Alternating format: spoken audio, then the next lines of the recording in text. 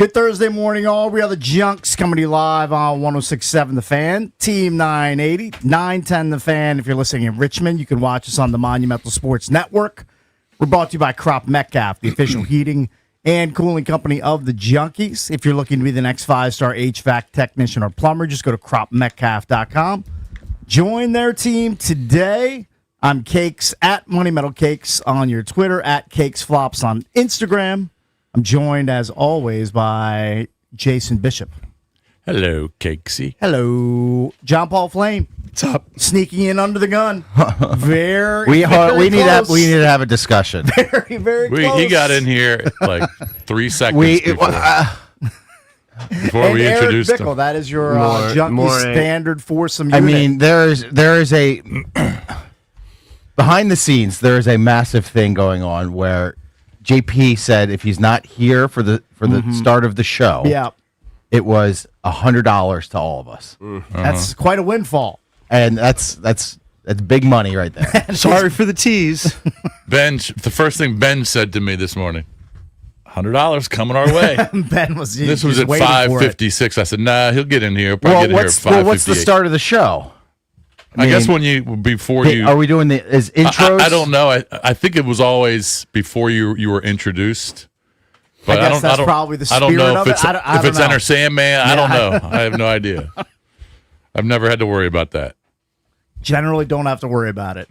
I thought you were doing a 3 o'clock workouts. I knew that one going to last. Did that for about a week. If there's anyone who values his sleep more on this show, it's JP. I give him props for doing it for a week. But I just knew it wasn't going to last. Right. Maybe 3 weeks. Okay. I give you props for doing that, but it's hard. It wasn't long-term sustainable. No, I mean, no. waking up an extra hour early to get in here, I mean, eventually. It seems like a lot. Eventually he'll be late, but. I don't know what it is. It may be government shutdown, but the Beltway, you guys don't go the Beltway to American Legion Bridge. Do not. They've been doing cones. I guess they do their work at night, and they are picking them up later and later. The cones are getting. I would guess you're just not leaving early enough. That would be my guess. No, I'm leaving earlier than usual. All right. But I had to take 7 Locks Road today to avoid everything. Well, the only thing in the middle of the road this morning for me was a deer. Well, you got to avoid them. And he wasn't alive. Oh, it was already pummeled. Oh yeah, right there in the middle, big too. I mean, and if you're not paying attention, I mean it's dark on the toll road. You're not paying attention, you're going to hit that son of a bitch. Definitely. I didn't. I was luckily yesterday. I was in a different lane, but someone's going to pummel it. I made that mistake 2 weeks ago. Oh yeah, you did. Yep. You hit a dead deer. No, I hit a live deer. Oh, you did. Yep. A couple weeks ago on the way here. Any damage to the car? Yeah, I had to replace the bumper. Yeah. It wasn't significant, but it was tough. I was not happy about it. I mean, they're out and about now, man. So they're all over the place. You had to use your insurance or whatever. What do they call that? Your first $500 or whatever. Deductible. You had to use your deductible. No, I just paid out of pocket. Oh, you did? Yeah. Yeah. That's probably smart.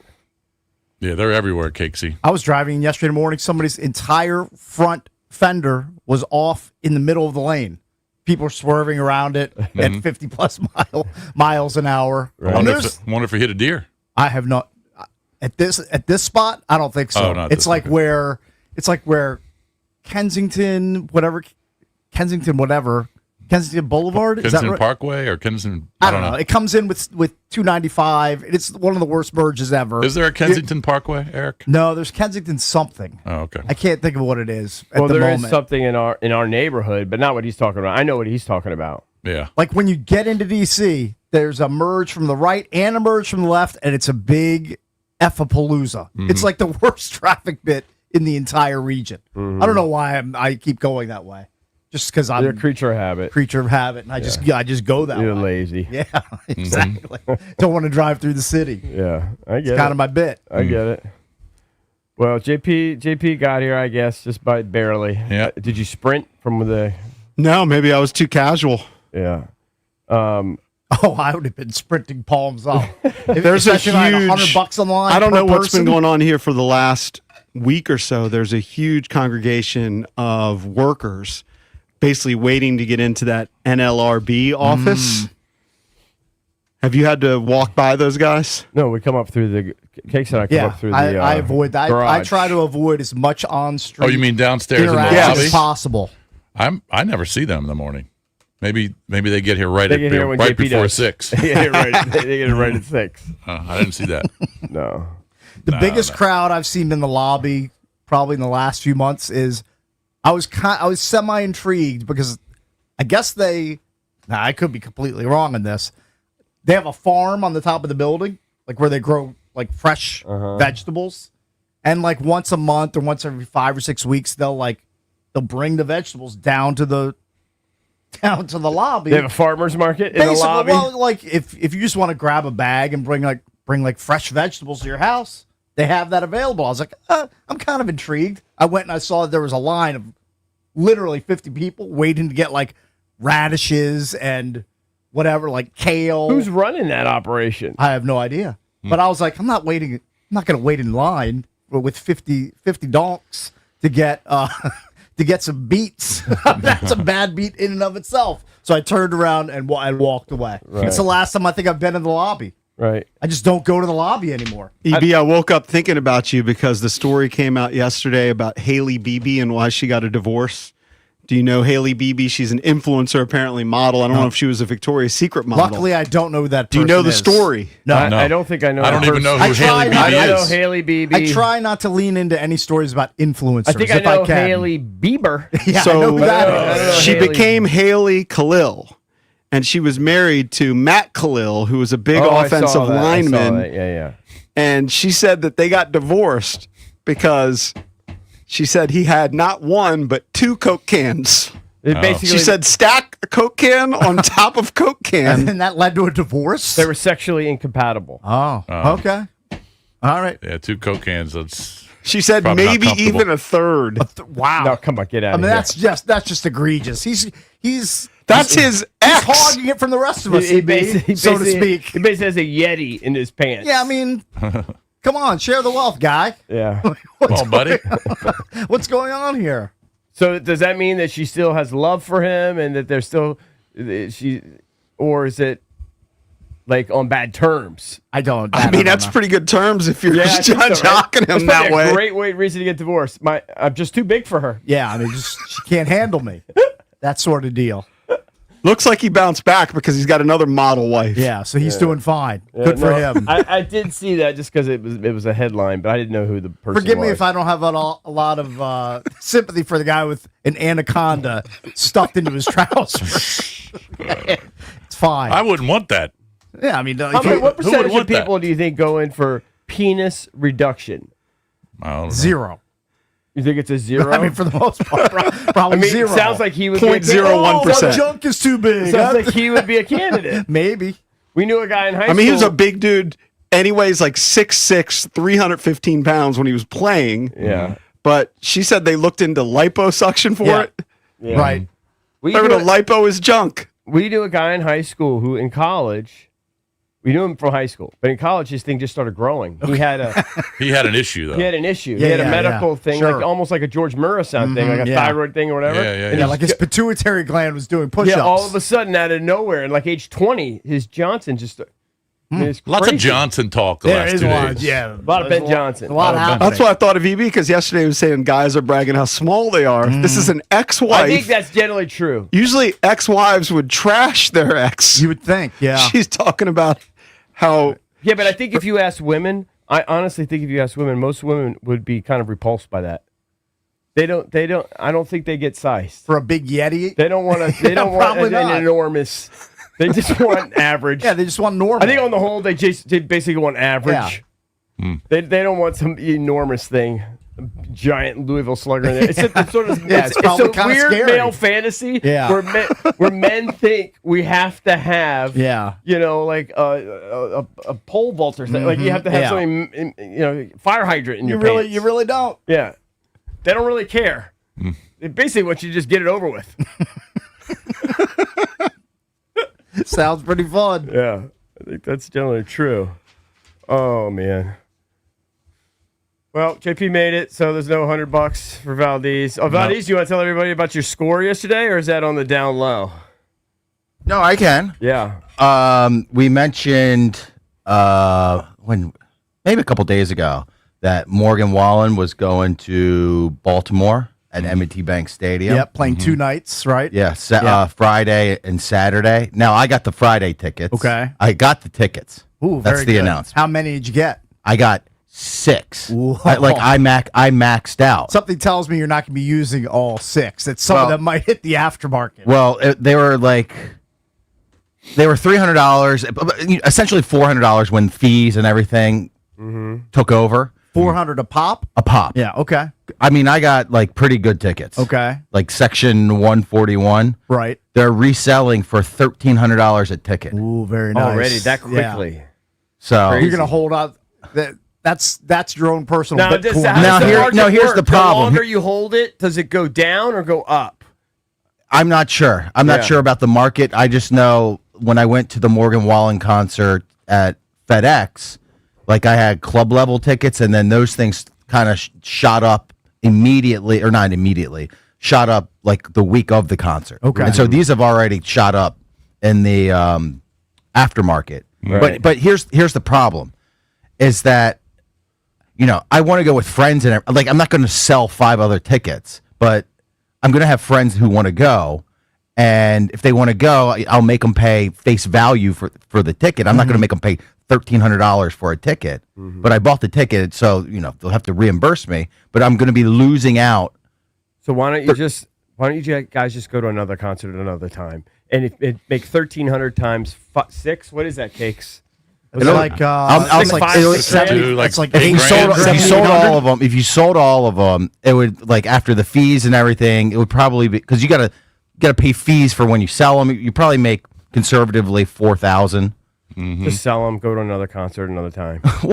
I mean, honestly, go put on his greatest hits or Just whatever. sell them. Go to the tailgate. Crank up Morgan Wallen on your It's a free speaker. It's a free $4,000. I know, and $4,000's a lot to me. And then pull a cakes and stand outside the stadium and listen. That's actually the Maury. That's right. A1's Adam's dad. Yeah, just pull that move. Well, hang out outside the stadium. Well, and I listen like. for free. I mean, I like the experience of it, and I like hanging out with my friends and going to it. Out what it's worth. I guess it's worth $4,000 to you. I mean, I would like the 4K. Well, what are you leaning towards doing? It sounds like he's leaning towards just going with his boys. Yeah. Yeah. I know. Maybe sell one of them and sell one and have some derelict that we don't know sitting with us. I know. Initially, in the Euphoria, he texted me, and the insinuation was you were going to sell. Like in the Euphoria, I felt. Well, I didn't. Well, I didn't. What hoarded me is I checked the going rate on SeatGeek. Yeah. And then I shouldn't have done that because that made you want to sell. Yeah, of course. Yeah, but then you've had a change of mind though overnight. It sounds like. I mean, I want to go with my. It's a fun time. When's the concert? Sorry, July 17th. Find another country hillbilly to go see. And believe me, I love Morgan Wallen, but Brooks and Dunn. Yeah. Sell it. I would sell the tickets. Look at that double bill. I would sell the tickets. Well, anyways, good scam. Good for you, man. Thank you. Good score. Very lucky in that queue. You seem to be in tune with lining up to get tickets to like the Masters or concerts. Somehow you're in that world. He loves to go to events. He's an event guy. Not events, but he's also aware of all of these ticket lotteries. He knows about when. Yeah. Well, I know when the pre-sale is and everything. Like you get notified for the pre-sale. And you know what concerts are hot. Are you getting emails or something because you bought tickets before? Is that what the deal is? Well, Morgan announced his tour. Yeah, I guess I just don't pay attention to that. I follow Morgan probably Wallen, but I don't pay attention. Pre-sale notifications. Yeah, I did. When they come up, he just takes advantage of it. He put out like a teaser video with like his tour dates and tour cities. So then you put in your phone, hey, make sure you check. Yeah, and I knew yesterday. I signed up for the pre-sale, and then yesterday at 10 o'clock, you went. You clicked the link and you stood in line and you waited for the tickets to come in. Mm-hmm. And I got in the queue and bought 6 tickets. Very good. Smart move by you. I'd say sell. Keep us posted. Sell. It's a great Jim Cramer line. Great Cramer. Eric, if your family wanted to go and you got the tickets. I'm sure they would outvote me, Yeah. They would outvote me. Yeah, there's no way my daughters paid would. Something like that to go see Zach Bryan. Yeah. The girls. And you know what? Life's about experiences. Well, I Val. wouldn't. Battle is Yeah, about I mean, I money. wouldn't pay that much, but like, Yeah. I wouldn't go to this concert if I didn't get into the queue line. No, I understand. I'm not accusing you of No. anything. I'm No, just no. thinking you have an opportunity to make 4K. I get size for That's- money. I know right I now. like money too, but Yeah. But it's experience, and you're gonna be dead soon. What do you care? Yeah, you're probably halfway through life. He's like 30. Well, how old are you? I know. he's not- 38. Yeah. 38 is halfway through life. On the average, like I was giving you the expectancy. benefit of the doubt, Valdez. Yeah. I was trying to hook you. Go for the Rounding experience. down. Yeah, I was Go- definitely rounding down. Go for the experience.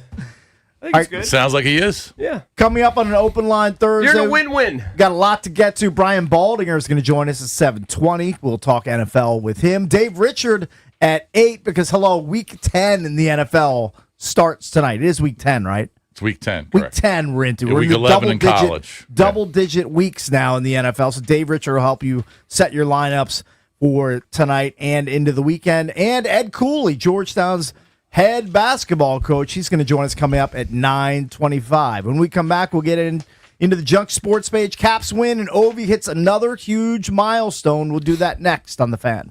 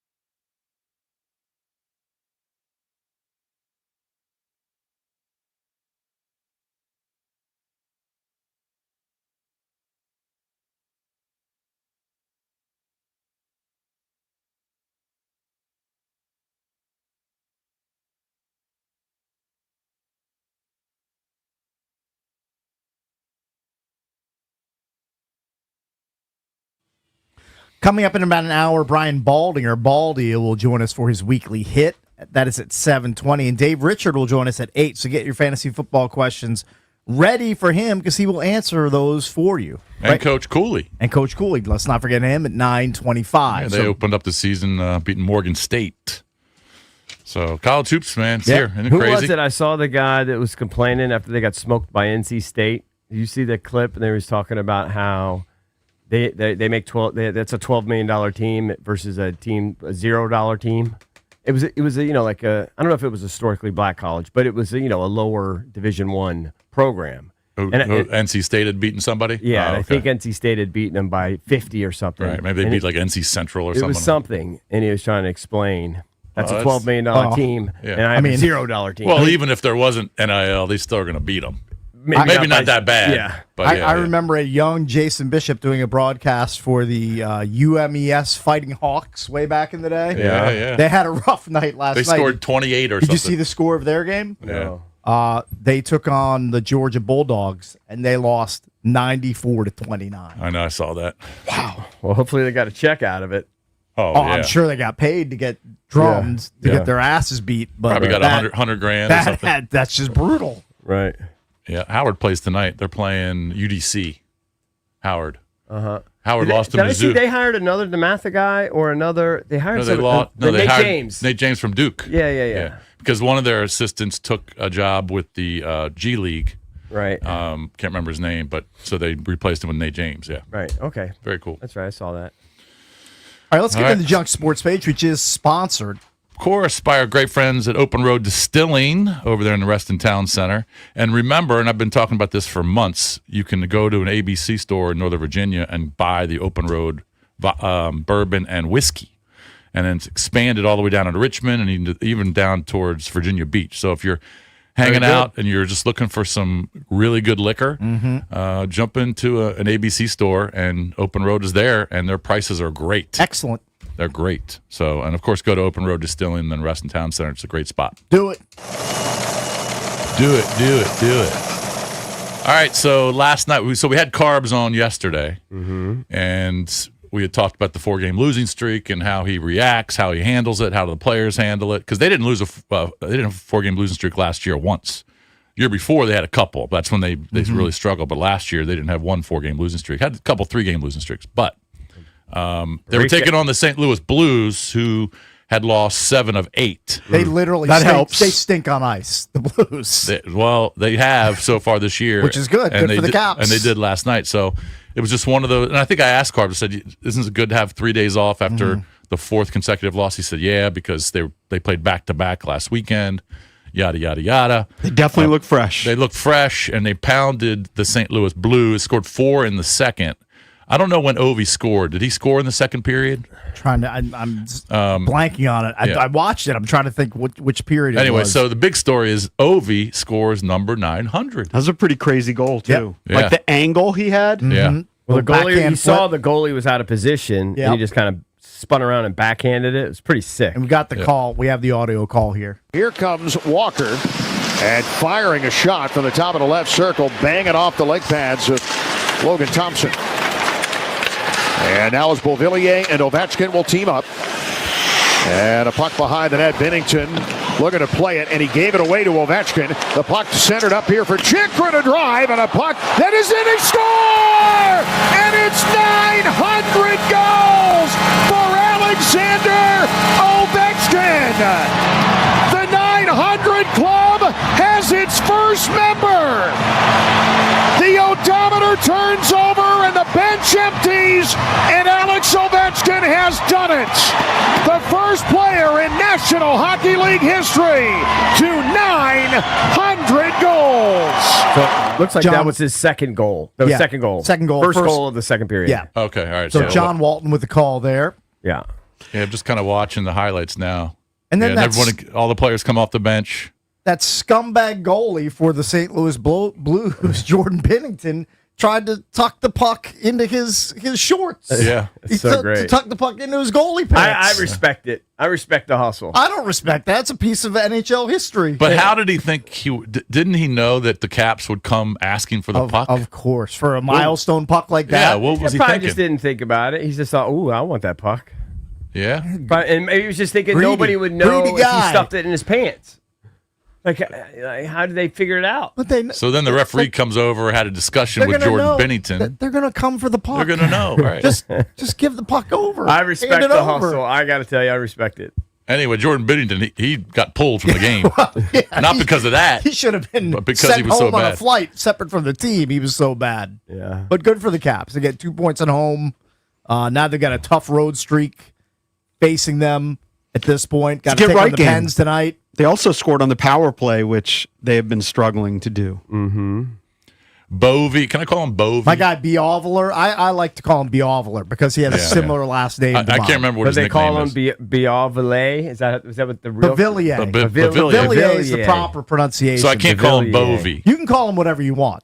because it looks He's like a hockey player. These guys Bovey. all have nicknames. You can call him whatever you want. All right. Well, he scored twice. It's my guy. So did Willie, right? Willie scored Willie twice. scored. He led off the scoring. Willie's having a great year. Having a so really far. good year. I think he's got. Does he have 8 goals already? They were talking a lot about him making Team Canada Right, because he was left off, right? The last go around. correct for the Four Nations. It's Yeah. called Four Nations? Yep. Yeah.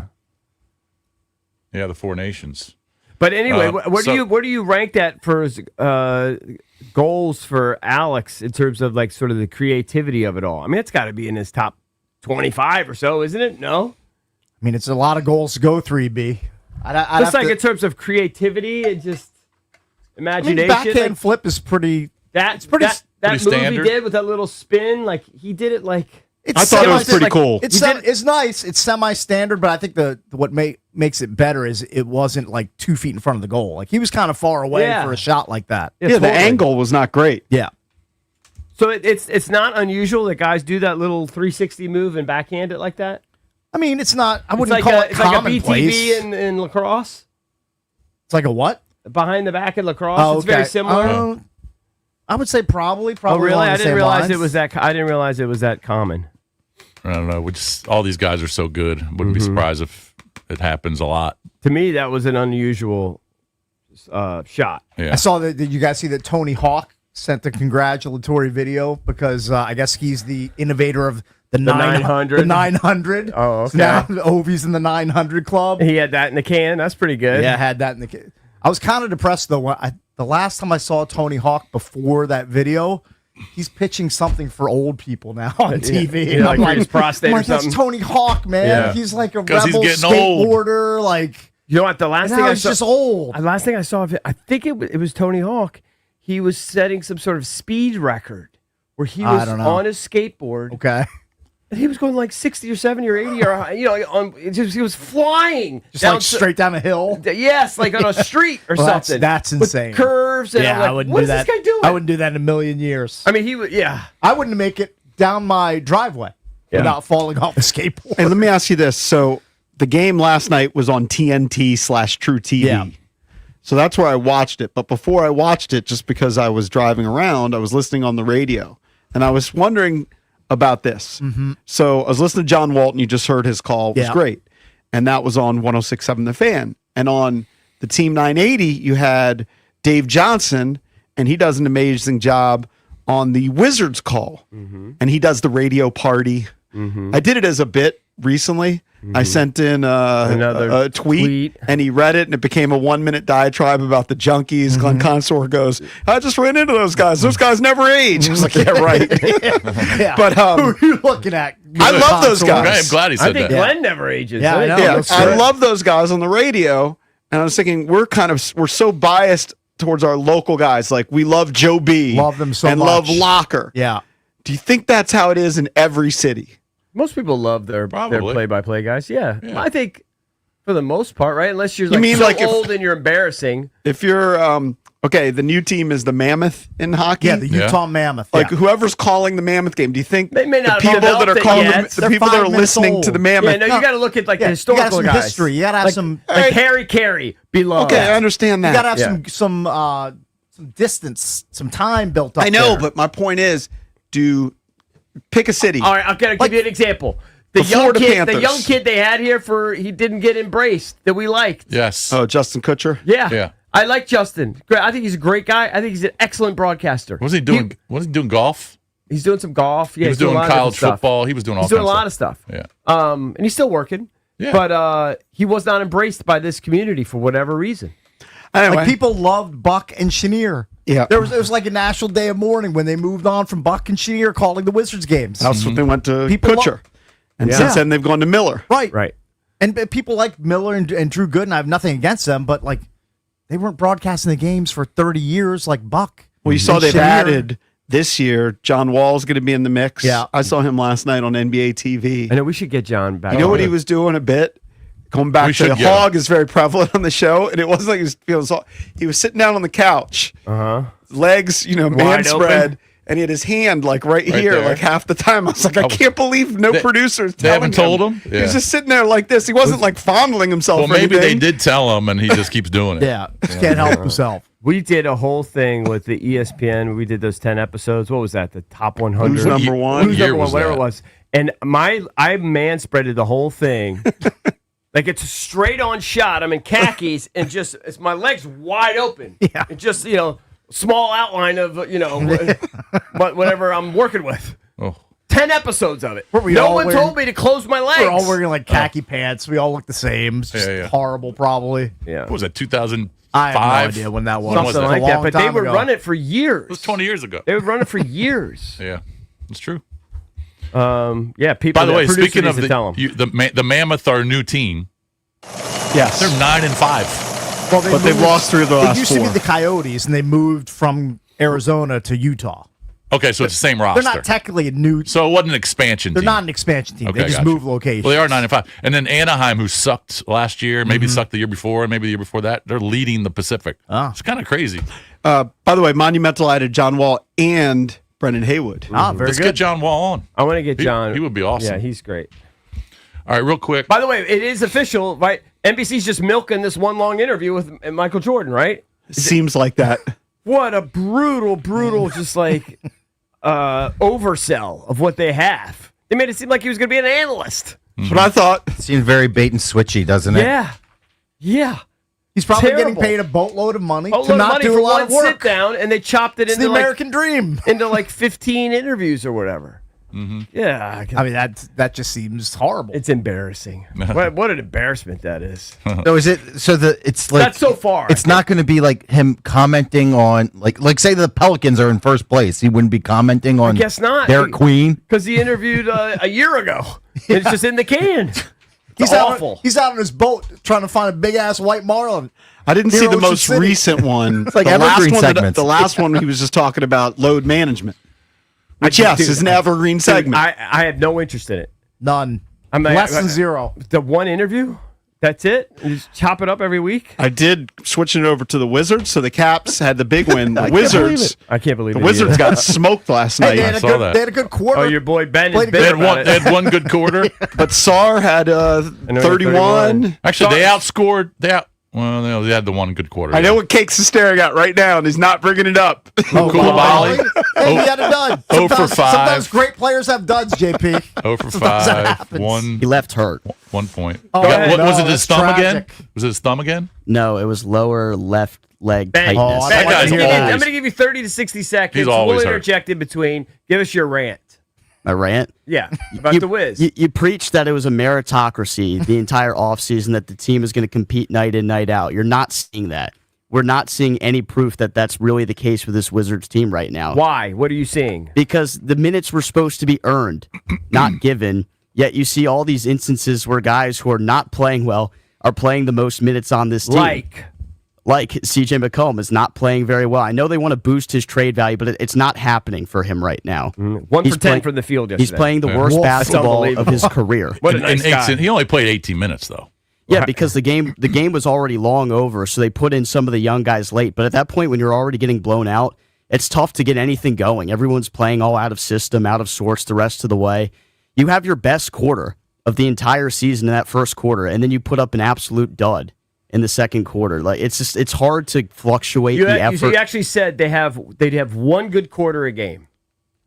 They have one usually really good quarter. They usually have one awful one, which was the second yesterday. But second through the fourth quarter was terrible all around. Right. They're going to have games like that this year. I understand it, and I'm not going to get super worked up and frustrated over every single loss that they have because they're going to lose plenty of games. But you don't like losing by 30. I just don't like to see non-competitiveness and effort dwindle. So over the course of the game. they were outscored. So they outscored the Celtics by 11 in the first quarter. Then they got smoked. Then they lost by 29. So they were outscored by 40 in the second through fourth. And the Celtics are not very good.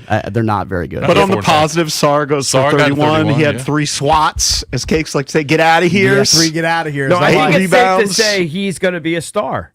I think Alex Sarr is on the trajectory. He's making that leap that he's going to be a star. I would agree. Yeah. His numbers are really good. 31 points in 29 minutes. That's pretty good. I was watching pregame and just watching him warm up.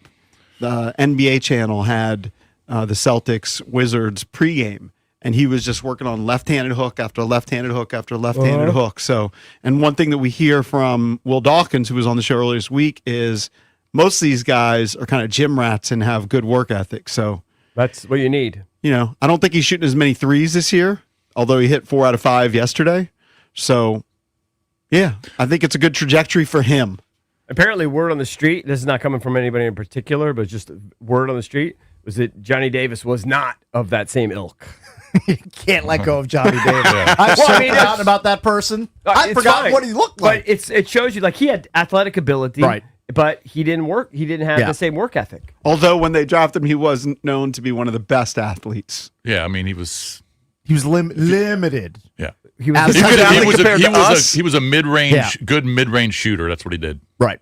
No, they said he was going to be a dog on defense, all that, whatever, but he didn't have the grind in him. Yeah, true. But he also was playing against players that were 1,000 times better than what he faced in college. He was way overdrafted. If he had, fair. Okay, I guess you guys disagree. If he had grinded, I would argue he would still have a better outcome. Yeah, maybe. He was just limited in terms of skill level. All right, don't forget, coming up, Brian Baldinger joins the show at 7:20. Dave Richard at 8 to talk fantasy football. And Ed Cooley, the Hoyas head basketball coach, he's on the show later at 9:25 here on the Junks.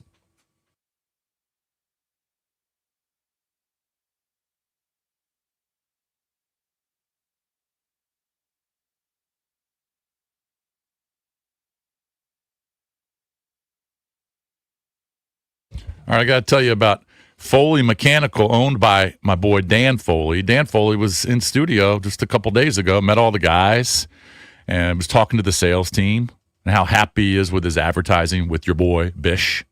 By the way, when Bish's AC went out in June, who did I call?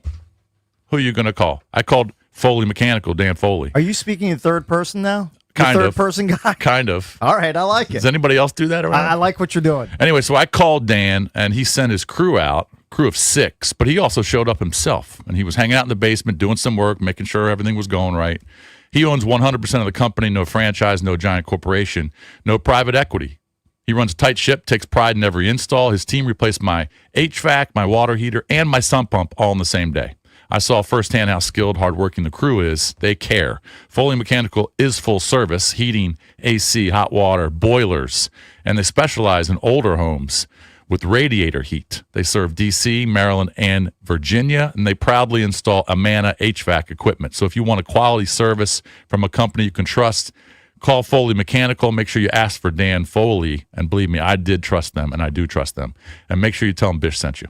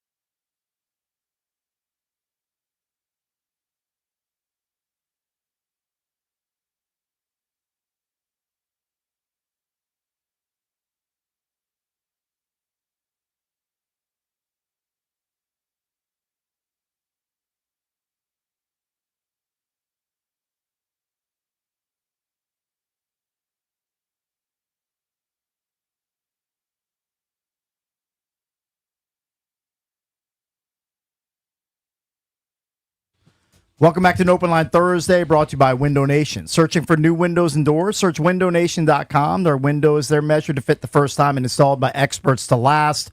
Window Nation for your home, because it's where you live. And in the place where I live, in my home, I am always the first person out the door in the morning because of this godforsaken job that we have where we have to be here on the air at 6 a.m. You don't take your dog for a walk before, do you? No chance. Now, if she needs to go like pee sometimes at like 1 in the morning, I'll take her out on the leash so she doesn't bark like a maniac, do her business, come back in the house. But I don't take her for a full-blown walk. So this morning, I'm brushing my teeth, and I hear the front door open and close. I'm like, well, that's weird. Like, who's leaving the house at like 4:20 in the morning? 10 minutes later, my wife and my daughter come back in through the door. They went to Starbucks, which is like a mile from my house, because there's this new like Tumbler. teddy bear shaped glass tumbler, like for like cold coffee, like this part of their holiday merchandise line. That apparently my daughter, like, she had to have one, so she's like, I have to be there at 4:30 in the morning when they're being made available. I'm like, Wow. I'm like, Starbucks, okay. they're geniuses. I'm like, okay, sure, that's fine. You'll get one. I mean, who's going to show up at 4:30 for a teddy bear tumbler cup, a barista cup? Well, Tons of apparently people. multiple people, and you know how many they had to sell? How many? One. Oh. They had one teddy bear barista cup to sell. So did they get it?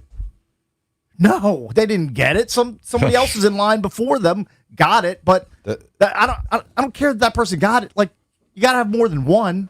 You can't just have one. Well, that's why everyone One wants them tumbler. is scarcity. Exactly. Drives Supply and demand. You got to have like a dozen at least. I saw that. They'll bring that back later. I saw they were going That's for. crazy. Your kid's still going to want that cup. I saw they were She going for still wants it. $400. Yeah. Yeah, they're going on eBay for like crazy amounts of money. Online. Yeah. I just found it crazy that she had to be there at 4:30 and didn't get one. But if you only have one, I guess it makes sense you don't get one. Does she want to sell it or does she want to use it? No, she wants to use it. She doesn't want. She's not the Valdez that wants to flip something immediately. Though you're not flipping your Morgan Wallen tickets. Oh, this is something I'd flip That you would because flip, right. I don't No, find it she's like her necessary. dad. She's a coffee fiend. She's a caffeine addict. So she just wanted it, but she. It's just Didn't a way. get It's just a brilliant marketing. It's great marketing. Yeah, scarcity. Scarce, definitely scarce. They're butt scarce. There was one at that location. Right. And it's I'm sure all because other- it looks like a teddy bear. I guess. I don't know. I'm now looking at the picture. Looks just like a teddy Yeah. bear. Okay, You it's know, fine. like the honey bottles that are shaped like a bear. Yes. It kind of looks like that. Yeah, it's kind You of a guys- bigger Cute. version of that. You know, with all of these various water bottles Yeah. and Yetis and coffee things or whatever that have overwhelmed us, I'd say over the last decade, right? I'd say maybe over the last decade or so, Yeah.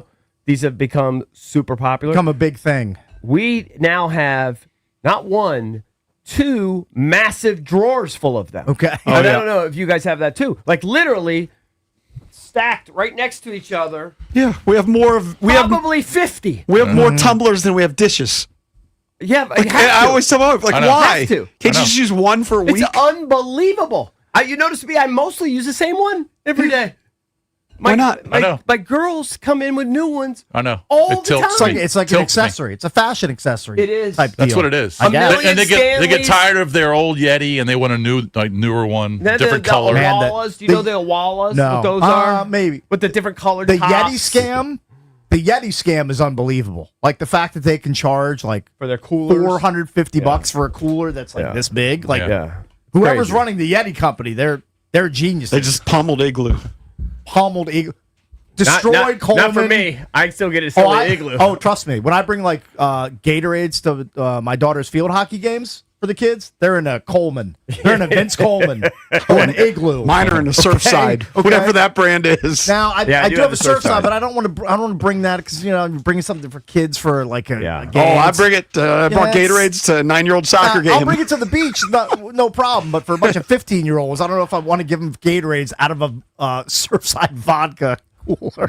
Might be sending the wrong message. Anyway, yeah, I was shocked that somebody was out the door before I was this morning, and then they came back empty-handed. Nothing. With nothing. It's this. What are those things that all the kids are going crazy for? Labubus.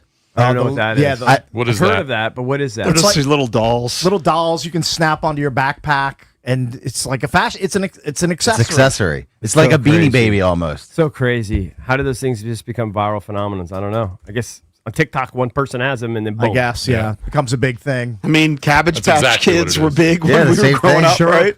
Cabbage Patch yeah, Kids, I Teddy understand. Ruxpins, I Tickle Me Elmos, Power Rangers. Cakes knows them all. It's just Yeah, bizarre. that was my hell. That was my personal hell. It's bizarre what hits and what doesn't. You know, that's crazy. All right, let's make a couple of these calls. It is Open Line Thursday. Your chance to steal the show. Let's go to Nick in Annapolis. He wants to talk. We're always talking about sleep issues. I'd been bragging about my sleep. Last couple of days, I haven't slept that great.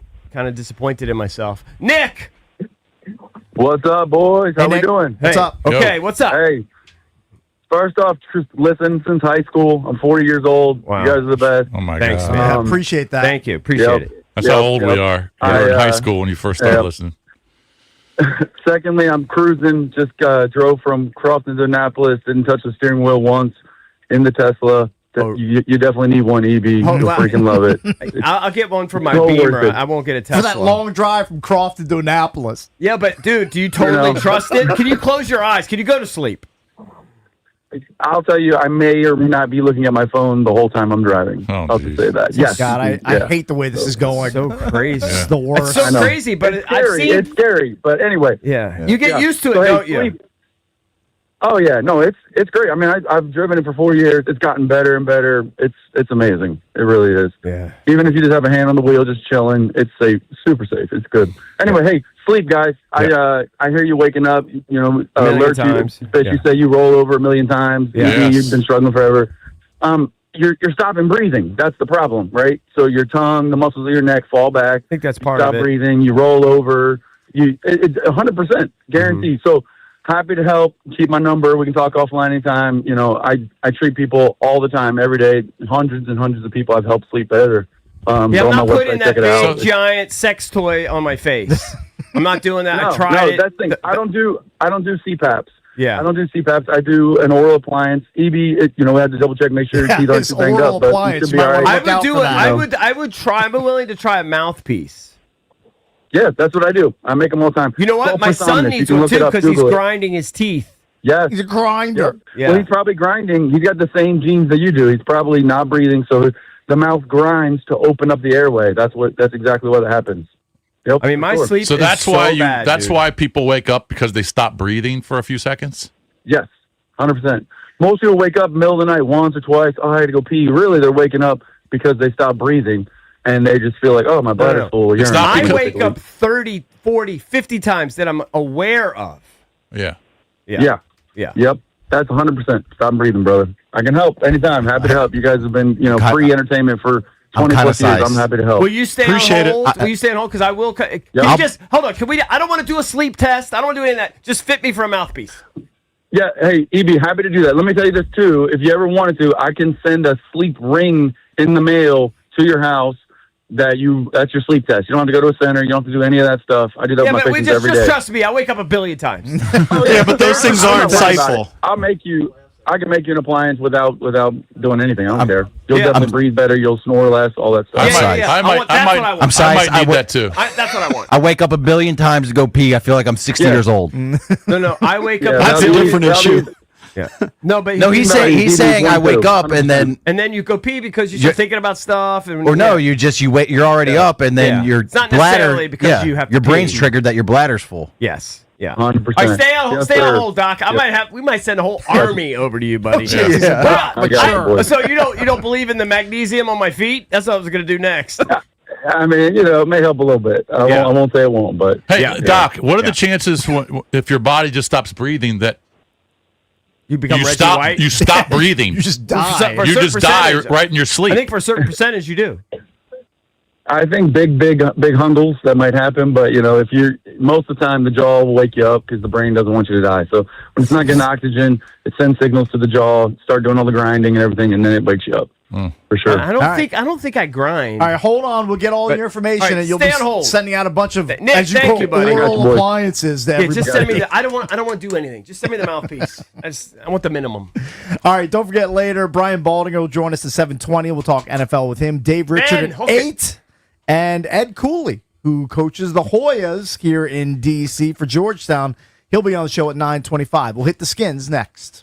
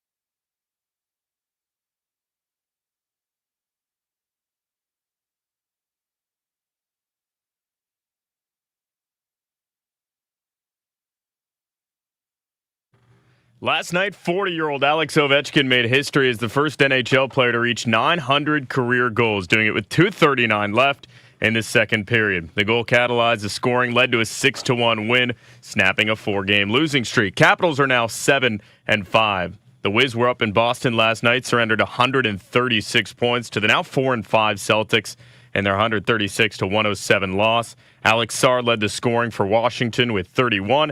Jaylen Brown led Boston to the win with 35 points. Stick with the Junks. Brian Baldinger will come hang out with the guys at 7:20. Dave Richards later in the show, and Ed Cooley a bit later as well. From the Crop Metcalf 5-Star Sports Desk, Kevin DiDomenico on the Fan.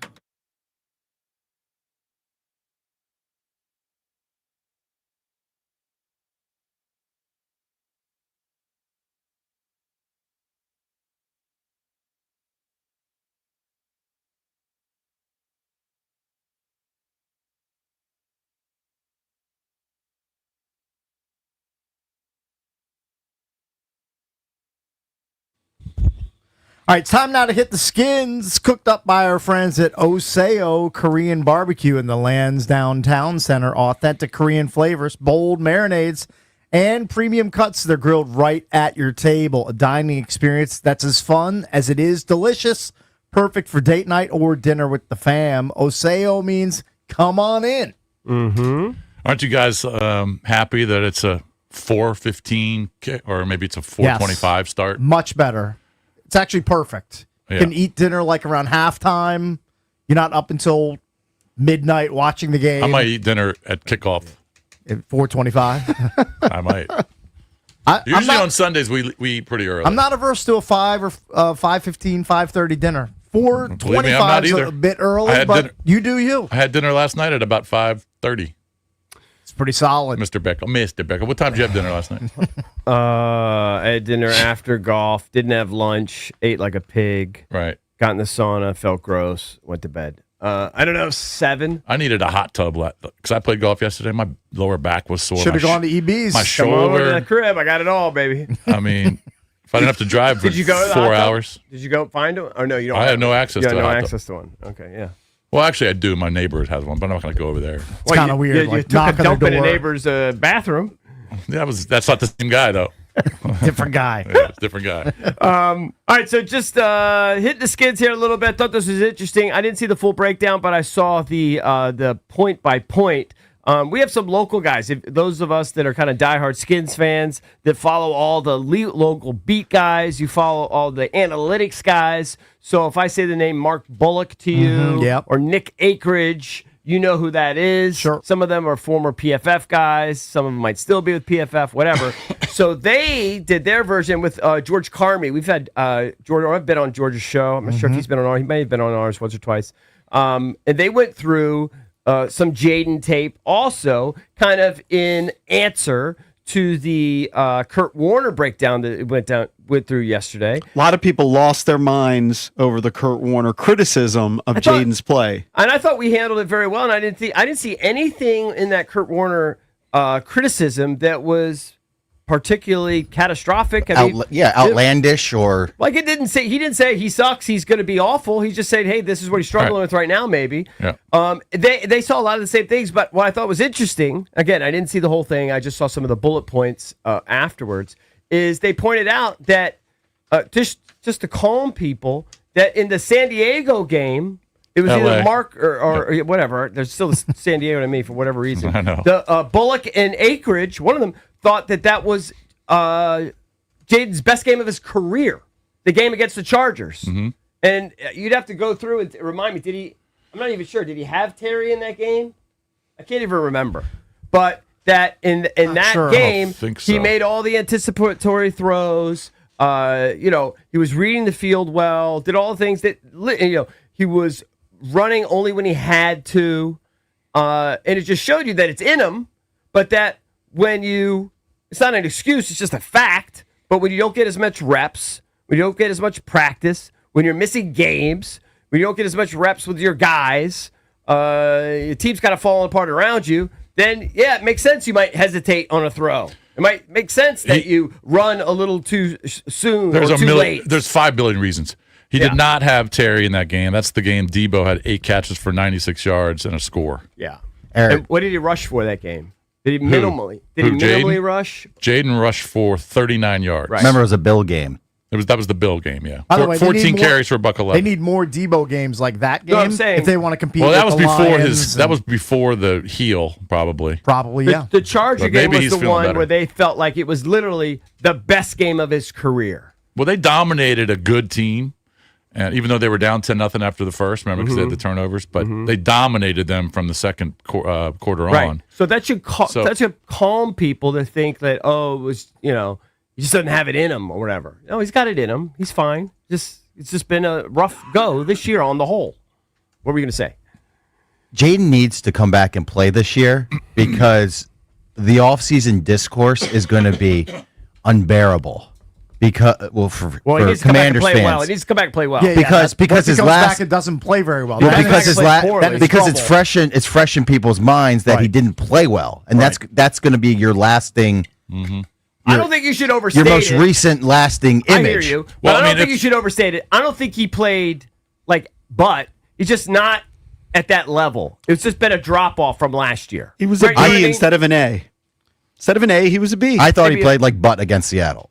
That's maybe. one particular Maybe game, but that's I the know, thing. but On the I'm saying that's the most recent memory. yeah, people will forget Yeah. that I think after you an just look at it on offseason. the whole. I'd say it's been off, but I don't think If the doctors clear him, unless it's the very last game of the year, but there's 3 or 4 games left, he's got to play. He can't he's go. gonna play. He can't go week 10 and not play until the following so year. DQ, I think, is going to update today. That was just can't part of do the that. deal. At his presser yesterday, said after his presser yesterday, they were going to sit down with another medical meeting. They're going to go through all the second opinions.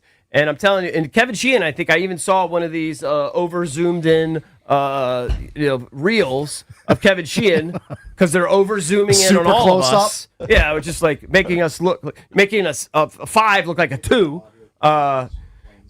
Where Kevin Sheehan talked about it, what he's hearing is that it's like a 3 to 4 week. He's guessing, but kind of if he's putting little pieces of information together, that it's not season ending. It's actually a month. quite miraculous that it's not that bad. Yeah. So we'll see. We'll see. That's his instinct. That's what he's hearing. That's my instinct from no breaks. So we'll find out more today. We should find out more today. I don't think there's any chance he comes back before the bye. No. After that, I think before all the bets, bye, impossible. all bets are off. It could come back at any point. We'll see. Yeah. See what they say. Would you I wonder- agree you don't want that to be your lasting image for the rest of the season, though? Oh, I Oh, definitely yeah. want him to play more. So maybe to that extent. Yeah, I'm not. I actually thought prior to him getting hurt that he was doing a good job. Actually, so I didn't think that was his worst game. But I they're actually not going to didn't. rush him back. Like they're not going No, to they're not gonna expedite rush him him back. back. Like if they feel like He's gotta feel good. He's if gotta he feel good. needs the entire rest of the season off, they're going to give him the rest of the season. If the off. doctors say, That's he what they needs think. it. But I'm if that's telling what you, they think, right? Because I'm telling you, he might have got off with a miracle where it's just dislocated and they popped it back in. could be. He I could be don't back think- after the Madrid trip. I don't think people will reflect back on the season and remember that particular game's details. They'll just remember a season that is injury They'll remember riddled. the arm. They'll remember Right, the arm. they'll remember a game, a The guy injury. that was injured several times. Because it was gross. Yeah. It was gross to look at. Like, that'll It was be uncomfortable. kind of the context if he doesn't come back to play. But is Context, it- and even if it comes back to play, it's going to be like this guy was missing games throughout the year. Yeah. No, Yeah. totally. Even if he comes back, let's say he comes back and plays the last 5 and he plays a total of, 10 games 11. or so. Yeah, it'd be like 11. That's I think. still, you need him more than 10 games. So you hope that that's an outlier, that it's not the norm. And he did play all 17 last year, Yeah. despite the rib injury. Now, he came out very early in the Carolina game, and then he only played a half against Dallas. But you got to give him credit for playing 17 Well, the last Dallas, year. they took Started him out all to 17. He protect didn't him. play all 17. He started all Yeah. 17. I don't even consider Well, no, he the played in them. You don't Okay. consider I- playing? I don't count the Carolina game because he was in that game for less than 5 minutes. Yeah. He started that game. He didn't play that game in its entirety. That's fine. It's semantics. He started it. I kind of, whatever. It is what it is. It is what it is. I do need, All I'm saying is- need to see him play more, not because of that particular game, because I think I disagree with Valdez. Maybe I'm just forgetting. That wasn't his worst game to me. So, but I think the year has been just a downer for me. So I need to see him play more just based on the year. Not but the game that infuriated me was the turnover game with the Bears. I mean, the scary part about him, if he comes back after the Madrid trip and the bye, that would be a home game against the Broncos who have a pretty fearsome defense. So maybe they wait a week after that. Then they would have to go to the Vikings, who have a pretty tough defense as well. Yeah. Well, I think they're not going to hold him out forever because of that. They might Probably hold him not. out 1 week. Maybe they just bring him back for the division games. The games that start in mid-December. So and then 4 go to the games end. left, right? At the Giants, home to the Eagles, Cowboys, at the Eagles to close out. Right. I don't know. It's a possibility.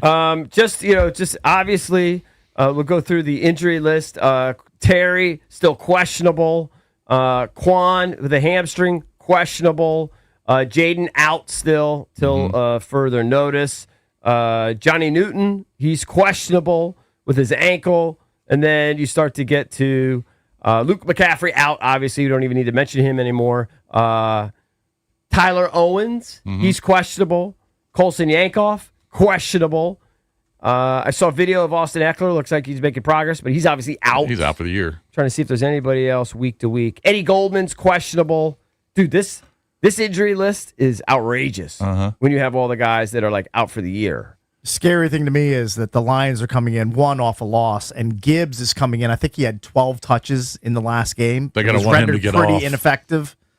I think his touches are going to close to double in this game against the Commanders. So it looks like the current line is somewhere about 8.5, Yeah. 8, something like that. I saw 9 this morning. If you go to the usatoday.com, of course, all of their writers that I see are picking Detroit. It's not a 1 o'clock kick though, correct? It's 4:25. We have another 4:25er. It's fine. Next 1 p.m. kick is against the Vikings, December 7th. Right. Do we know what network this one's on? I would assume it's a Fox game, but Okay. yeah, it's on Fox. It's on Fox. Yep. Okay. Let's bang out a couple of these real quick. Let's go to Jeff in Woodbridge. Jeff, what's up, buddy? Good morning, guys. It's nice to finally talk to you. So I hope you guys enjoyed tonight's game. I'm hoping Denver pulls it out. So to go along with that, my question to you guys is, you kind of answered already, but I want to see if I can get a little more take on it from you. Do you throw him out there against Denver's defense, who's gotten after the quarterback more than anybody else in the league this season, or would it be more prudent to hold him back the extra week? Yeah, I'd be reluctant to play him against Denver. I mean, they may hold him out unless he's 100%, and then you shouldn't live in fear of your opponents. But Yeah. I mean, do you want him getting sacked 4 or 5 times against a Denver defense? That's what they do. I don't know. It might be a tough one to come back from. I agree with Cakes, though. You don't want to make those kinds of decisions. You want to make it based on his health. Yeah. But the reality is they might hold him back a week. If you want to get him to play, don't cherry pick the opponent. You get him to play. Right. Because ultimately he's going to have to play any team, against all the top teams. Any team can hurt you. They're all going to try to kill him. Right. Any team, even if they're a bad defensive team, they can still tackle you and That's hurt my you. instinct, but the reality kicks in, and there might be some truth to what Cakes is saying, though. Well, we'll see. All right, don't forget, coming up at 7:20, Brian Baldy will join us. We'll talk Commanders, go around the NFL with him. That's coming up next on The Fan. You've seen it before, the underdog down at halftime, written off by all the critics, but then something changes, a strategy, a spark, a comeback. Your finances can be the exact same way. Maybe you've made some mistakes along the way. Maybe your investments aren't where you want them to be at this point, but it's not too late for you to turn it around. You need to start right now. Call Trajan Wealth. Here's the number, 202-929-6600. Trajan Wealth's fiduciary advisors are here to help you. TRAJAN Wealth.com. They'll analyze your portfolio, optimize your retirement strategy, and make sure your money is working for you, not against you. Make your financial comeback today. Call Trajan Wealth at 202-929-6600, 202-929-6600, or visit TRAJANWealth.com. Because winning in the fourth quarter starts with planning in the first. Advisory services through Trajan Wealth, LLC, SEC registered investment advisor, client paid advertisement. Additional disclosures at TrajanWealth.com.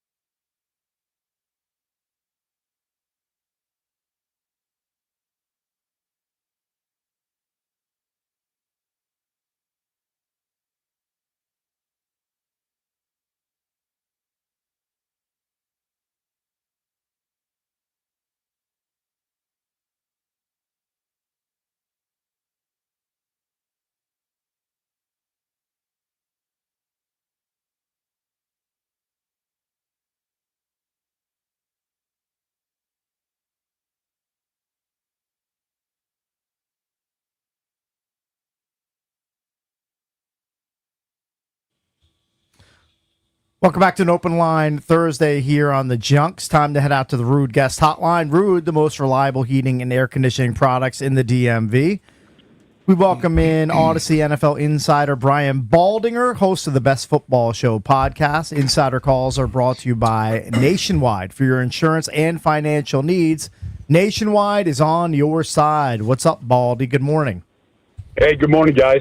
Just a beautiful fall day here in South Jersey and heading into NFL Films to go kind of get some studying done for this college game we got to do this weekend and this NFL game. So, yeah, just another good day at work. Did you have a good Halloween? Yeah, I did. I went to a party in Miami. It was very memorable. It was a good time. Was it a dress-up party? Yes, it was. I went as a pirate. He's a pirate. That's why I asked him. Yeah, we went as pirates, man. It was good. Well, that's it was awesome. Good. It was a lot of good costumes. I went to a party. No, it wasn't Halloween night. It was the night after. But I was pre-gaming. Yeah. I was a zombie, like someone that you'd seen in the movie or in the video of Thriller. Yeah, I looked like that. Right. Yeah. And the governor of Virginia came in. The new governor. one? The old. Did you try to eat his brain? And he came up to me, and I shook his hand. I took a picture with the governor of Glenn Youngkin, the governor of Virginia, in my zombie outfit. Yeah. Wow. Okay. Was he dressed up too? No, he was He was just dressed up as the governor. He was dressed up. Yeah. Dressed up as a governor. Okay. Yeah, he was gotcha. he was just doing a rally, political rally, but he came in and I don't know. I had to take a picture with him, but yeah, sure. I felt kind of weird. I don't know how your party ended. Mine ended up in a vicious ping pong match. Oh, really? With about some survivors after many drinks. Uh-huh. So I didn't quite have the eye-hand coordination that I normally have. Understood. But I still talked a lot of smack though. Very good. Hey, right. Baldy, I'm guessing your head is probably still spinning from the NFL trade deadline. It was just a few years ago that the trade deadline in the NFL was kind of sleepy. Not a lot Maybe of moves 3 or were being 4 made. players. But Yeah. man, like this year and the last few years have been some big names being traded. This year, you see Sauce Gardner going to the Colts, Quinnen Williams. I mean, the Jets are conducting a huge fire sale, just loading up on picks. What did you think of the trade deadline that just passed? Well, I mean, it's we have such a disparity between good teams and really bad teams in this league. And so, if you're 8 or 9 games into the season and you're a really bad team, like New Orleans, like the Jets, like a few teams in this league, you're already looking to the future. You're like, okay, we need a quarterback, we need this, we got a new GM, we have a new coach. Let's get as many chips as we possibly can. The Jets loaded up. Seattle got themselves a good player. Indianapolis got themselves a good player. The Cowboys are just weird because they're trying to rebuild their defensive line during the season when they should have, like most teams do team building in the offseason. The Cowboys figured out their season is slipping away, and it might already be gone, and they're trying to rebuild their defense during the season, which is just, I just don't understand it. But the Jets, more power to the Jets. They weren't winning with these players, and they're good players, but Quinnen Williams was frustrated. All he ever did was lose with the Jets and lose big. And so if you can get a good player from a bad team and help your team in the arms race, getting ready for the postseason, then Indianapolis and, some of these other teams, they did good. It seems like the Commanders stayed pat. I mean, obviously they stayed pat at deadline. What does that tell you? A lot of people thought that they might as well just be sellers, get rid of some of these guys because they're going to have to go younger next year anyway. What does that tell you that they kept the team intact? Well, it's not, you don't really know exactly what kind of phone calls were made. Yeah. Sometimes there's a lot of work being done, and then the compensation is wrong, or just doesn't work. The contract's too big, or right. Things like that happen. So, I mean, Zach Ertz, Von Miller, I mean, you can kind of guess where they might go with some of these guys. But, look, you can't, like, just because things aren't going well right now, you can't fault the Commanders for what they did a year ago and then try to come back and add Debo and add, Laramie and, add some really good players to try and get over the top, and then things – the injuries, the holdouts, all the things that have occurred, that can happen during any season. But, they tried to add to what they accomplished last year, and it just hasn't worked, and the injuries have caught up to them a little bit. and now they're in a bad way, at the quarterback position. So, it doesn't look real bright for the rest of the season. But that doesn't mean that you just have a complete fire sale. They added all those veterans last year, and it was the right chemistry. They just have lost so many guys to injuries already. I saw one report, and I don't know. I can't even distinguish because I can't pull it up right now. I don't remember which one it was. Can't even distinguish a bot, from like a real account. But that Sauce Gardner, they were actually in talks potentially with the Jets about acquiring. And that would actually make some sense, right? They lost Lattimore. Sauce Gardner, elite. I don't know. The Commanders were talking to the Jets about allegedly, Sauce? and I don't know if it was a real account or a fake one. I can't remember. But I doubt they were going to give up 2 first-rounders for him. Well, maybe that's why it fell apart. Yeah. Well, I mean, like I said, you can have those discussions. But Adam Peters could have been on the phone with the Jets. But you start hearing about what the compensation is, and the fact that Indianapolis, was willing to give up not just 2 first-rounders, but a pretty good player in A.D. Mitchell as well. I mean, they could not turn that down. Now, the Commanders. I mean, Marshawn wasn't playing well even when he was healthy. Mm-hmm. It's unfortunate, but the injuries, have caught up to him as a player, and they were going after him pretty good in the first half of the season. After watching, I don't know how much of that game you watched, I assume you did, but after watching the Seahawks dismantle Washington in the NFC West, how do you kind of stack those teams with the Rams, Niners, and Seahawks? Well, the Rams play the 49ers this week, this Sunday. Yep, big one. Yep. Big one. They played on a Thursday night a few weeks ago, and a young rookie, Alfred Collins, got the ball out of Kyron Williams' hands as he was going into the end zone. Right. To take the lead in that game. I mean, that game went to overtime, and Mac Jones did a great job coming down the field and putting them in position to kick a game-winning field goal. They were very close, but it looked but they had Fred Warner back then. They were a little bit better defensively. They've lost a number of players along with Michael Williams done for the year. The Rams look like a better team right now. Seattle looks loaded, and honestly, like Arizona goes to Seattle this week, and if you watched Arizona dismantle Dallas the other night, they didn't collapse. They got their number 1 pick, Walter Nolan, on the field. They're going to be a handful for anybody. I don't care who it is, because defensively they're very good. They're very young, they're very talented, and they got a good defensive coordinator. Like that division, every one of those games is going to be fun to watch, including Arizona and Seattle. They got all 4 teams playing the division this week. I think Seattle's the best team right now because defensively nobody can run the ball against them. And Sam Darnold's played lights out good. But that's not to say that any of those teams can't beat Seattle. They've lost 2 games. Both those games that they've lost, I think, have been in Seattle. Mm-hmm. Joined by Brian Baldinger. Insider calls are brought to you by Nationwide for your insurance and financial needs. Nationwide is on your side. So it should be a fun one tonight. AFC West matchup as the Raiders take on the Broncos. Raiders showed signs of life offensively this past week as Brock Bowers came back healthy, but Geno's going to have a rough time going to Denver. They average 4.5 sacks per game. He should be under duress throughout Denver this game. hasn't lost at home yet. How do you see this game playing out tonight, Baldy? Man, if any of y'all watch that Denver-Houston game last week, if you like good defense, great defense, that was the game to watch last weekend. Both those teams are absolute, they do everything right defensively. They defeat blocks. They don't stay blocked. They have pass rushers. They are sticky in coverage. They don't commit penalties. I mean, it was just vicious. Denver's defense, Brock Bowers is unique in that he's always open and he's great after the catch. If I was the Raiders, I would just throw every single pass to him, including the 2-point conversion where they could have won the game last week. I like Denver a lot in this game. It's a short week. They're a great defense. Then they play Kansas City at home next week. Now, maybe they get caught looking ahead to Kansas City next week. I would never do that in a division game. But I think Denver's defense is absolutely loaded. And even without Patrick Surtain in there, they're loaded right now. So, Baldy, I love looking at your stuff on Twitter and Instagram, Baldy NFL. I saw you looking at some J.J. McCarthy. What have you seen from J.J. McCarthy? It's unbelievable. He was out for, I think, 6 or 7 weeks. And the first pass he throws to Jordan Addison, it's an absolute dime in the corner of the end zone, and he drops it. Now, it's good coverage, all that kind of stuff. The throw is amazing.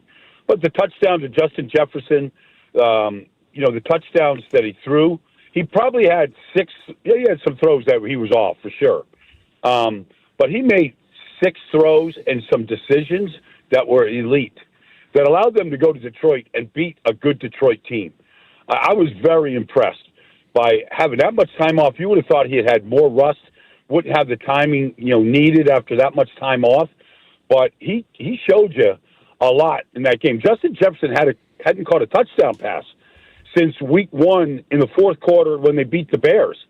And so, the quarterbacks that, Carson, God bless him, a bunch of other guys, he couldn't find the end zone he did with J.J. McCarthy for the opening touchdown of the game. I was impressed.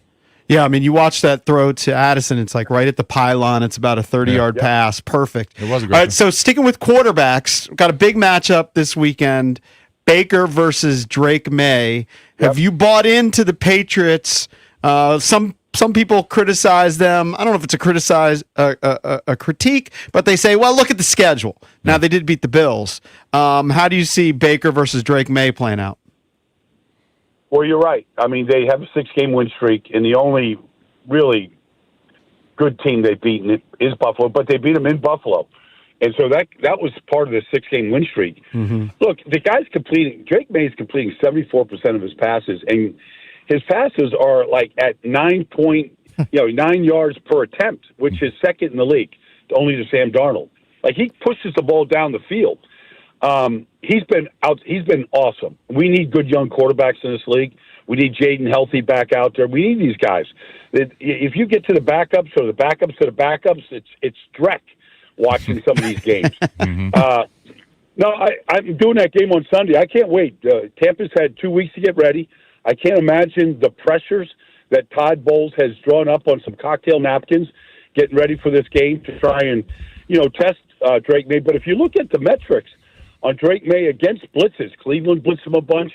Some of those games he won, he's been very good. Like Josh McDaniels, he's got answers to the test. He's got outlets to go to when he's under pressure. But New England's defense is really good too. So I want to see what their defense does and what Vrabel puts out there against Baker and that offense, which has been outstanding despite all the injuries they've had. So I think it's going to be a classic game this weekend. We're going to find out an awful lot about both teams. Again, back to Jaden and Washington. Dan Quinn's just getting killed here by a lot of people because of obviously the decision to leave. I don't agree with this. Yeah, I wanted to get your take on that. Go ahead. Well, I mean, first of all, there is a 100% injury rate for anybody that plays football. I don't care if it's preseason. You play football, there's everybody who's going to get hurt at some point. But these quarterbacks, they don't want to come out of a game. Tom Brady never came out of a game, no matter what the score was. Maybe, you saw Mac Jones allowed Adrian Martinez go out there and take a victory snap last week just to get on the field. I mean, that's about all that backup quarterbacks do when you've got a frontline starter and, a great player out there. They don't want to come out of a game. And you can't say, okay, well, we got we're getting blown out here against Seattle. Let's take our quarterback out. Well, you're going to take Laramie Tunsil out. You're going to take Bobby Wagner out. You're going to take all your veterans out because they don't want to come out either. And so I don't know. Like you can't legislate against injuries, and you can't look backwards and say I should have done this. I mean, I know Dan is just reacting by saying, I made a huge mistake. I can't believe I did that. But that's not how he was thinking during the game. Mm-hmm. Like, you don't think that your players are going to get injured. And so I feel bad that he's taking the backlash because that's all. Most coaches are leaving their starting quarterbacks in there. Yeah. One more question? Go ahead. All right, one more. Monday night, Eagles, Packers. This is a big one, obviously, possibly for home field down the road. This is in Green Bay. Talk to me about this matchup. Well, Green Bay has lost 2 games at home this year. Yep. They lost to Cleveland. They lost to Carolina. They lost their best offensive player outside their quarterback in Tucker Kraft. That's a big loss. He was their leading receiver. He's a big play receiver. He's a red zone threat. He's done. That hurts him. Now, you can overcome injuries. The defensively, they're still pretty good. But, Micah Parsons, as good as he has not had great success against Lane Johnson and Jordan Mailata. The Eagles have had 2 weeks to get ready. They've loaded up. They've added players. I feel like the Eagles are just a better team. They beat the Packers in Brazil last year. They beat them in the playoffs last year. And not that they have their number, but I feel like the Eagles are back. The last game that they played against the Giants, you saw Saquon, really have his best game. And I feel like a lot of the things they've done, whether it's play action passing or whether it's pin and pull type runs, different types of runs, they've now kind of opened up the playbook. And I feel like they're ready for a really, big run here. And I feel like the Eagles are just a better team right now. Mm-hmm. Baldy, thanks as always. Have a great weekend. We'll talk to you next week, my friend.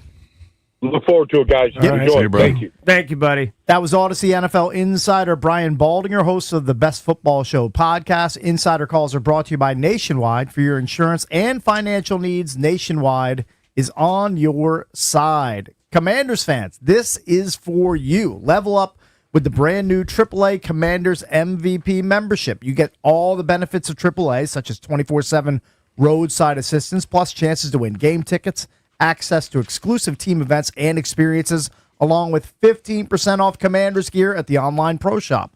Already a AAA member? Add the Commanders MVP membership for free. Head to AAA.com/Commanders to upgrade or join the squad and put your fandom in drive.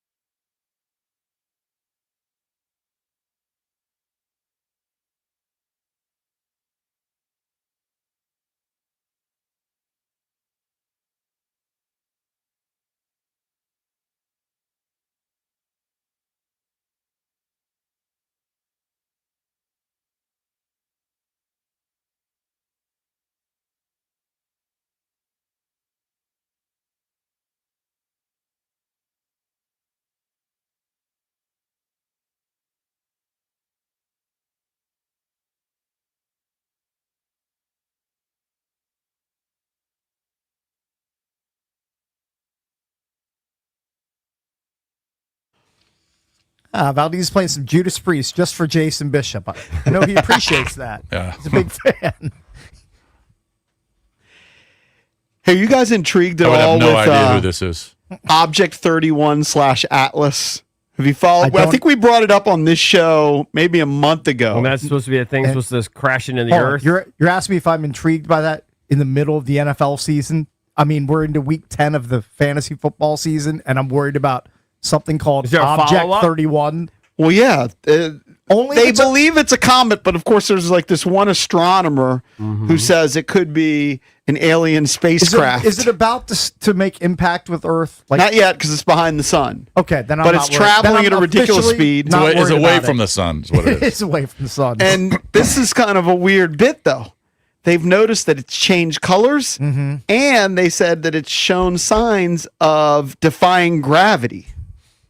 like so a normal like a song comet from Wicked would move That song's kind of a banger. I'll be honest. a certain speed and Yeah. accelerate a certain speed based on gravitational pull, but it's actually acting differently.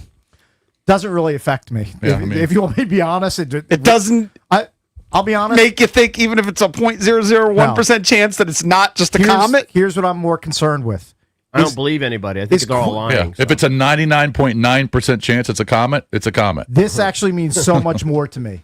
Is Quinshon Judkins going to be 100% against the Jets Is this Rico weekend? Dowdle going to be 100%? He's got a quad injury. Right. Well, we've That's- got Dave Richard joining us at 8 o'clock. But those Yeah, but are- his point is he thinks about that a those lot are more the than the things that- Atlas. that No, but- pervade my thoughts. If it got more attention and they just played it up, even for fake news, it would get. It would, I'll tell you what got my it's just attention. not on your radar. But No. it's not getting that much attention. I'll tell you what got my attention. I can't believe this hasn't been brought up yet. The UPS plane. flight Yeah. Well, it's was horrible. Horrible. I mean, I couldn't believe it. And new videos are coming out every day. Yeah. And I different don't watch angles them and- anymore because they're literally saying this is nightmare fuel, so you might Yeah. not want to watch it. It's I only saw one. I saw one angle of it. That's enough for me. I don't need Yeah. to see 10 different I know. angles. I of just people's Because all, I that, saw all you're them gonna on do is crash. think about it when you're on a plane next time. Yeah. I think about it every time I fly. Yeah, but it's just more. I don't fuel. think about an engine just falling off the plane because that's basically what happened. That's what happened in Chicago. That's what But happened but here. Louisville is the biggest UPS hub in the country, and the flights are going in and out every day. I flew into that terrifying. airport multiple times. When Stevie committed to Bellarmine, that's where I was flying Louisville. into. Yeah. So you know exactly where that was. It's a small airport. Man, it was just horrible. And obviously the 3 crew members, they had no chance. But Yeah. 9 people on the ground, including a little girl. Ugh. Well, Terrifying. You saw the video where the guy was in a truck and he had like his dash cam footage of the and whole thing. He couldn't believe what I he know. just saw. I know. I mean, it's just like the world exploding right in front of you. Yeah. I know. It's just horrible, man. Yeah, but I've specifically avoided the videos because Well, I mean, I don't watch need- the national news and they're releasing new videos all the time. So I just Yeah, I mean, if you have like a perverse thing for it, you go for it. But I just don't want that in my head when I'm on a plane. yeah. No. It's the last thing you want to think about. Yeah, but I agree with you. That is something I did want to talk about. Well, I didn't even know what the cause was. They said an engine fell off.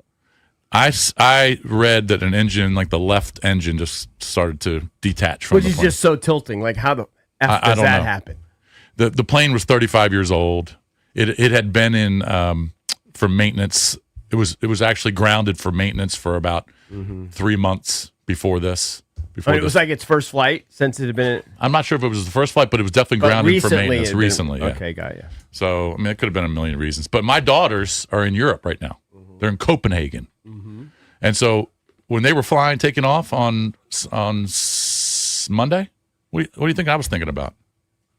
Well, I mean, Don't And you what do you think I'm going to think about when they're flying back? Well, you always worry about your family if they're flying. They're not Yes, flying with you. I know, if but they're after flying. crashes, I mean, Oh, it's it's top of but mind. after crashes, this is a perverse thing to say. this you know is what going to I'm be gonna say. this is going to be Free perverse. roll. You're kind of free rolling because unfortunately they got the raw deal. Playing the odds.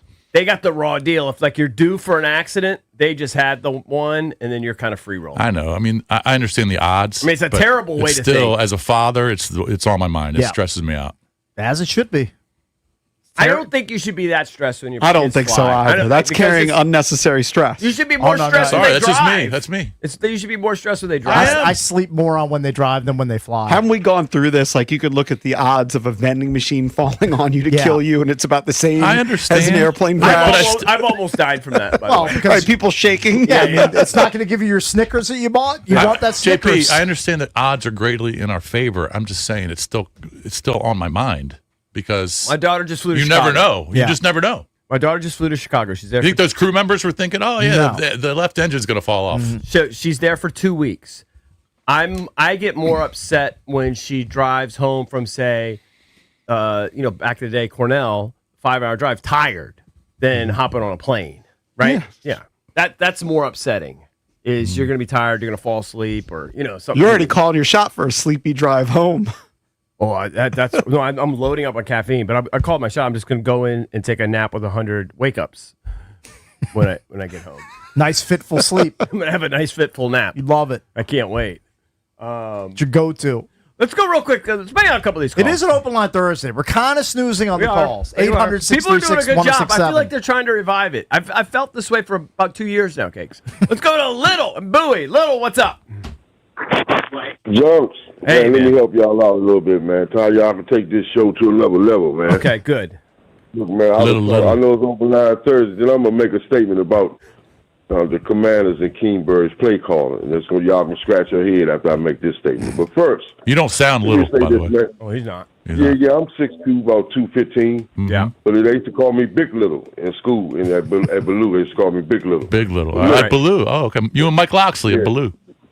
Yeah, I went to Ballou. Mike, I'm way older than Mike. I'm 64, man. I graduated. Hey, look, I played in the Turkey Bowl game 1980, though. We lost to Coolidge, 22-12. Oh, 22-12. At least you're not carrying that around with you after He had all these years. He had 2 picks. We got to let him get to his point. Everybody remember that game because it was the 23rd annual Turkey Bowl game. I talked to the legend about that a lot. But let me say this, though, man. Mm-hmm. Y'all can take this show to another level, man, because I got some people that can get y'all on Adult Swim, man. Just imagine y'all recording your show and then have that show play the Adult Swim. Y'all have a live animation show of y'all. All right, I need Valdez, you need to translate. I know what Adult Swim Adult is, Swim. kind of, but I don't know much about I've heard of it. I don't know what it is. It's like it used to be on like Cartoon Network, but it's animated. I got the people that can call y'all. But look, let me say this. Can you imagine Lurch, my man? I know you don't like that name, Lurch. That's all right. But Lurch always talking about his daughters and his family. Right. When you start talking about that, you hit the Adams family back on soundbite. So Lurch, real smooth. Not too loud. Producer. This is how he's blowing our mind. Yeah, get to your point about blowing our mind. Is that what you're doing right now? Yeah, hold on. Yeah, because that's going to take y'all to another level to come blowing your mind when you see them checks coming in. All right, but hold on. I'm sorry. I apologize. I still don't understand what he's suggesting. What is Adult It's like Swim? late night cartoons. Yeah. It'd be like animated junkies. An animated He's saying version animated of us on the Hold show. on, when I get to Kingsbury, hold on. But look, there were 2 people in America that has cake skills. Cakes and Eddie Murphy, the only 2 people that can talk and laugh at the same time, man. It is quite a You know skill. the kind of money animation pay for that cakes, but you can talk and laugh at the same time. You know what? It's my money Hold on. maker. Does Cakes do that? You'll be a millionaire. Yeah. You'll be a millionaire. I'd love to be a millionaire. He's already a millionaire. He is already. Maybe on paper. Look, he'll be a billionaire. Oh, Yeah, a billionaire. okay. Then, if I were a billionaire, you'd never see me again. Mm-hmm. I consider myself got a little bit of change in the bank because I'm a pre-owner of Smash Burger. Look, but let me say this. Oh, nice. Yeah. Let me say this about let me say This is the about weirdest our call of the day. Kingsbury. I know, but I love it. Let me Go say ahead about Kingsbury. man. Yep. Yeah. Look, man, go back and look at every tape that the Commanders did well running the ball. Mm-hmm. I'm going to use one situation as a parable. Now, Kingsbury, every time a running back gets some yards, he don't go back to that play for some reason. Go back and look at the tape. Now, the Chargers game, we came out with the counter tray, and we sprang Bill twice, and he scored. You know, he haven't called a counter tray play since the Chargers game. Are you sure about that? I don't know if that's true, but I'll take your word for it. Sure. It's true. Look at the tape. Look at the tape. Oh my God. He's been running Bill. He's been running Bill in the A gap instead of trying to run him in the B and the C gap. I don't care what gap he's running him in against the Seahawks. He wasn't I find getting it any hard yardage. to believe that they would have success running a. Hold on. I find it hard to believe that. Twice on the counter tray in the Chargers. All right, hold on. I find it hard to believe. He's not going to let me talk. I find it hard to believe that they would run a play, be successful And not multiple run it times, again. and then just stop running Hey, it. man, look, it's got me scratching my head. You think this is you think we're talking to Little Look, I'm Orlovsky bald-headed. on the phone here? I'm scratching my head. I'm bald headed. I'm looking at the tape. Man. Little, how do you watch the tape? I'm curious. How do you watch it? I play back the game. I play it back, and I say, I know, but just the TV He's watching version, the or broadcast. are you watching the all 22? man, I got the DVR while I watch the whole game. He's Play watching by the play. game. Yeah. He watches the standard I mean, broadcast. he does have experience look, in the Turkey Bowl. I only play high school football, and I play safety. But man, I say it's got me scratching my damn head. Why this man don't go? Even he pulled tussle one time, and guess what? Bill falling right up the middle for about 15, 20 yards. He haven't even pulled tussle. I love Big Little. All right, I Big do Little. too. We got to run. Big Run, Little, we we, gotta- we love Thank you, you. Big Little. We got to go, man. I hope Commercial. they run counter Trey like the first 5 plays, and then we hear from Lil again. All right, coming up next, get your fantasy lineup questions ready for Dave Richard because he's going to join us next from CBSSports.com. It's Week 10 in the NFL. You need to get those lineups straight. Dave Richard joins us next.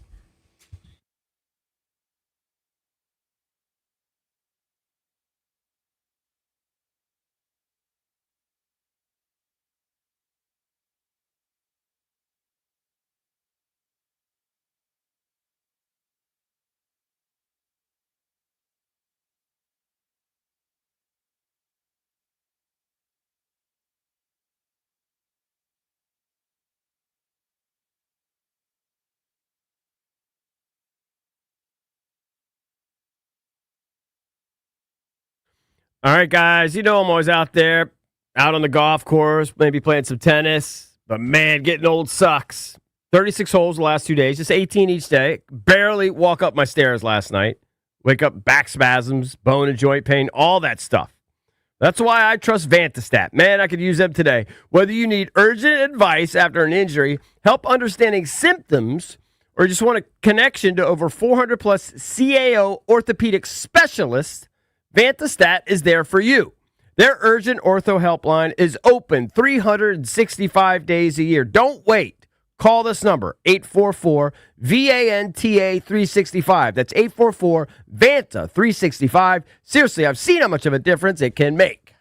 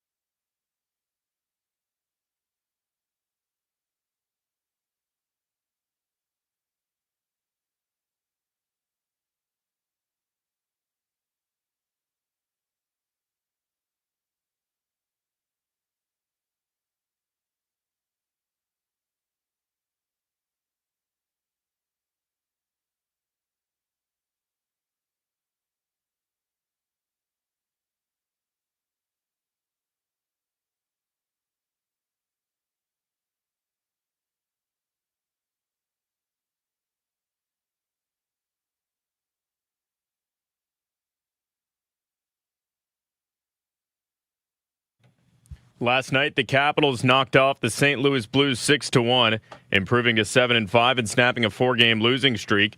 However, it was Alex Ovechkin stealing the show. The puck centered up here for Chikrin to drive, and a puck that is in, he score! And it's 900 goals for Alexander Ovechkin! The 900 Club has its first member! The odometer turns over and the bench empties, and Alex Ovechkin has done it! The 40-year-old now stands alone as the only NHL player to reach that milestone. The Wizards were up in Boston last night, surrendered 136 points to the now 4-5 Celtics in their loss, 136-107. Alex Sarr led the scoring for Washington, had 31. Jaylen Brown led Boston to the win with 35 points. And coming up on the Junkies, Ed Cooley joins the show later. From the Crop Metcalf 5-Star Sports Desk, Kevin DiDomenico on the Fan.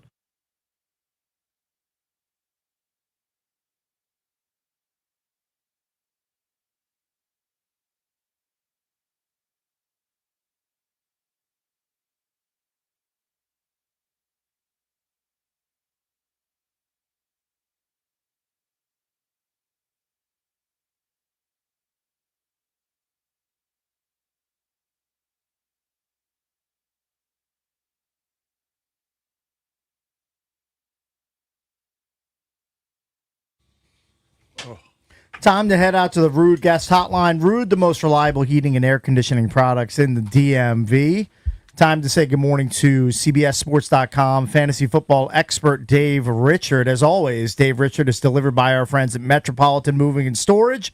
Fantasy moves? Ask Dave. For all of your other moves, let Metropolitan Moving and Storage do the heavy lifting and take it to the house. Check them out at DCMetropolitanMoving.com. Hello, Dave. Quick question for everybody. Yep. What's the first thing you do when you wake up in the morning? Well, what time? Take a 'Cause shower. I wake up about 18 times. I go pee. I do too. That's Look first at thing us being old. That's the first thing I do. Make First thing you do coffee, when you're man. up for the day. Yeah, get up, go downstairs and make coffee. I go warm my car up. Okay, I go and see how many people roster Jawan Johnson in their fantasy. I can see football Cakes league. That doing is kind of funny. Like when waivers runs, Dave, I think just something in my primordial brain, because the waivers in my leagues run at like 3:05 a.m. Wednesday Yeah. morning. Like, Yeah. I wake up at like 3:20, and And then you I check it check to see if I got the guys I wanted.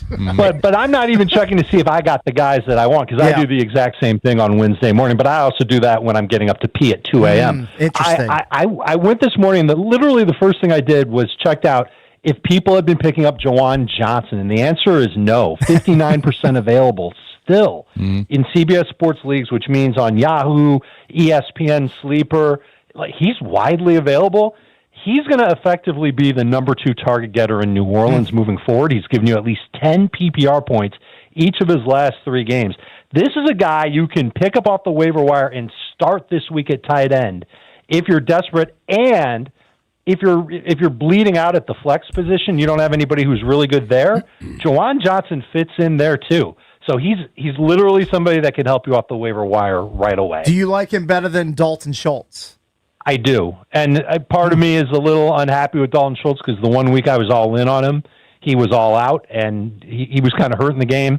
But now he's got Jacksonville, and Davis Mills is, he's got a little pea shooter for an arm, so he's not going to throw downfield that much. Yeah. Schultz is probably ranked too low in my rankings for this week. He should be higher, but he's not a top 12-ish guy. That's what Jawan Johnson is. Okay. Dave, I only care about one league out of my 5 now because it's just been an awful year and there's other teams. Oh. And one of the teams I had Neighbors out for the year, Scattaboo out for the year, and Tucker Kraft out for the year. That's the kind of luck I'm having.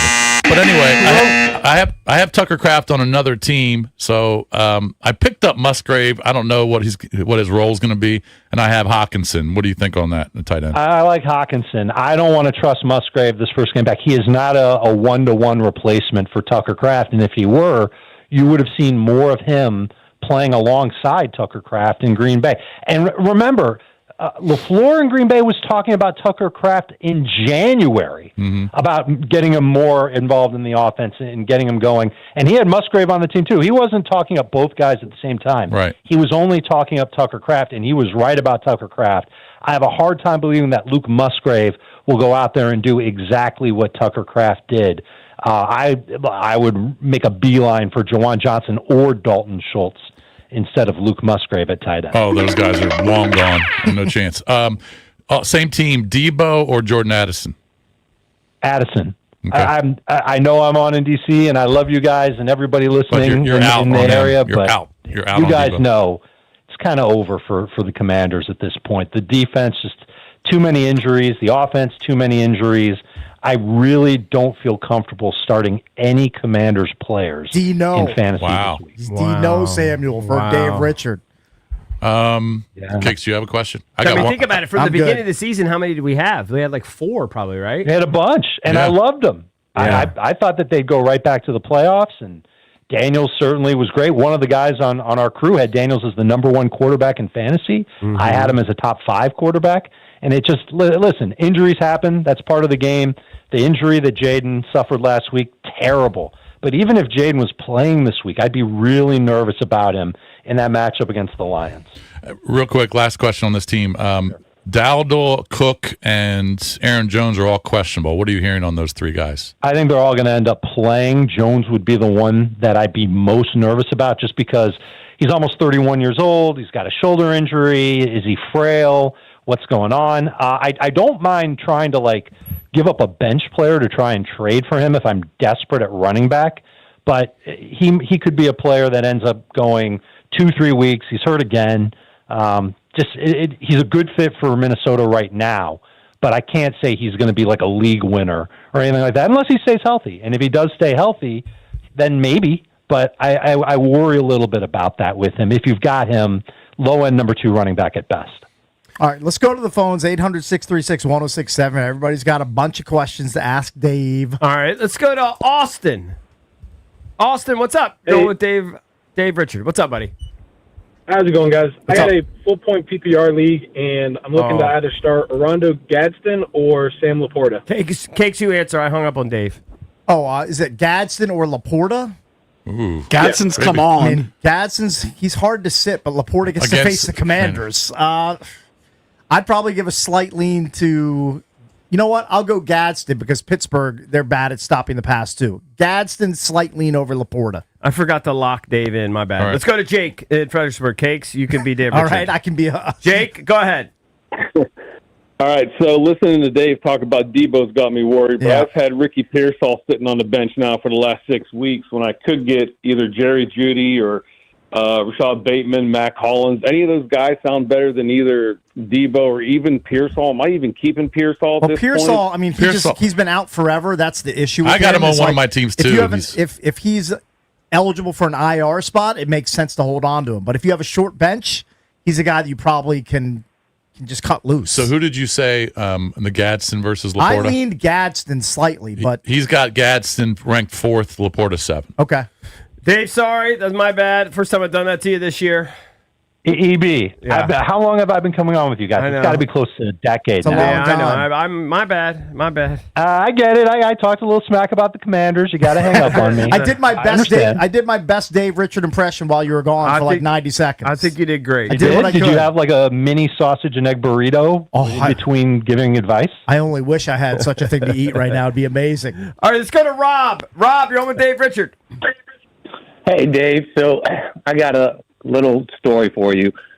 In the league I'm in, the highest scoring team in the league just added Justin Jefferson, Ashton Genty, and Gadsden in a trade with one of the worst teams in the league for Bijan and Devontae Smith.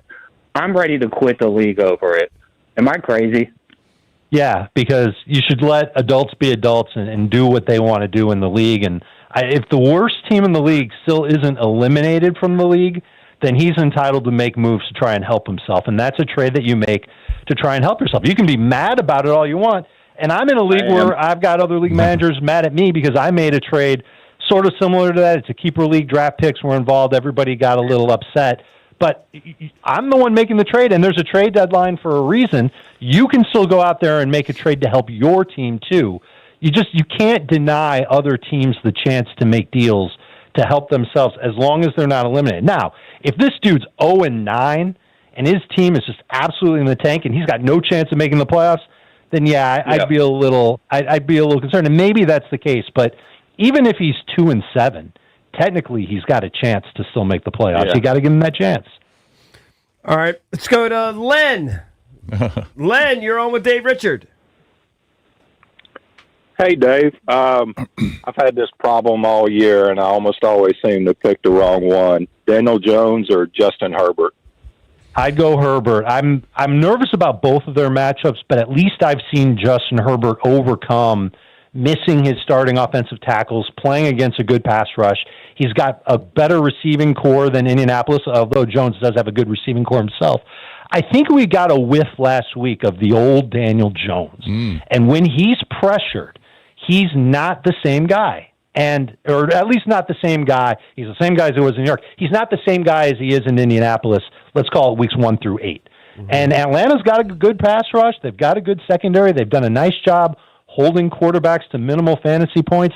He's outside of my top 12 for the first time in a while. I like him. I don't love him. I think Justin Herbert's got more upside, and that's who I would start. And Herbert has a tasty matchup with Pittsburgh, too, which you love. I don't know how tasty it is, though, just because of the offensive line in L.A. Okay, I think he'll be good. Okay, that makes sense. He'll be good, but you've got to think that the Steelers are going to build off of what they did last week. They kind of simplified things on defense, and their front really got to Daniel Jones quickly, and that's a good offensive line. Now they're taking on an offensive line with a second stringer at right tackle, a third stringer at left tackle. They just traded for one of the worst tackles statistically in the National Football League in Trevor Penning, and the interior of that offensive line isn't great either. Herbert's going to have to get the ball out quick. That's going to be good for Ladd McConkey and Keenan Allen and Oronde Gadsden.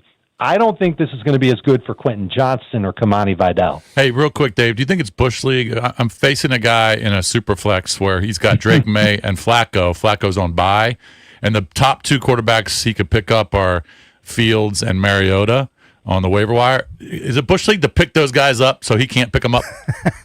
Are you picking them up and then holding them through the weekend? Or are you picking them up and then dropping them on Sunday morning so they can't get them? I'm dropping them. So he can't. Yeah. He can't have them. Bush League. Bush League. Big time Bush League. By the way, you might want him to start Mariota or Justin Fields against you this week. Those are not exactly beacons of fantasy delights. He doesn't have anybody else really to start there. So all right. Oh, he could start a running back. He's got Saquon who was on bye, so maybe he'll start Saquon at okay, great. So the whole question was usually when there's a question that starts, is this Bush League? You don't even have to say anything after that. The answer is yeah. Usually is. All right. All right, we're short on time. It's speed round time. No small talk from the callers. No dumb questions allowed. No trade questions. You're limited to just one question. No Bluetooth or speakerphones, and don't argue with Dave. Those are the rules.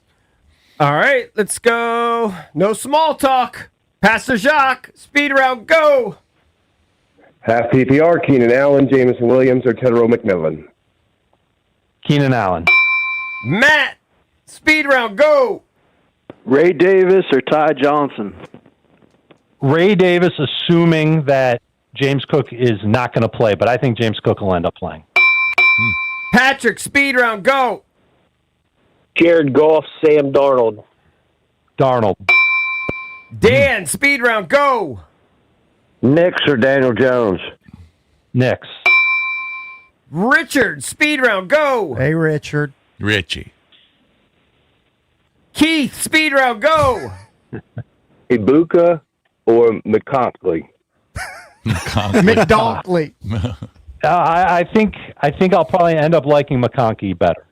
Pat, speed round, go. Need one, Trey Tucker or Troy Franklin? I like Franklin a little more, to be honest. Jacob, speed round, go. Neither one was redundant.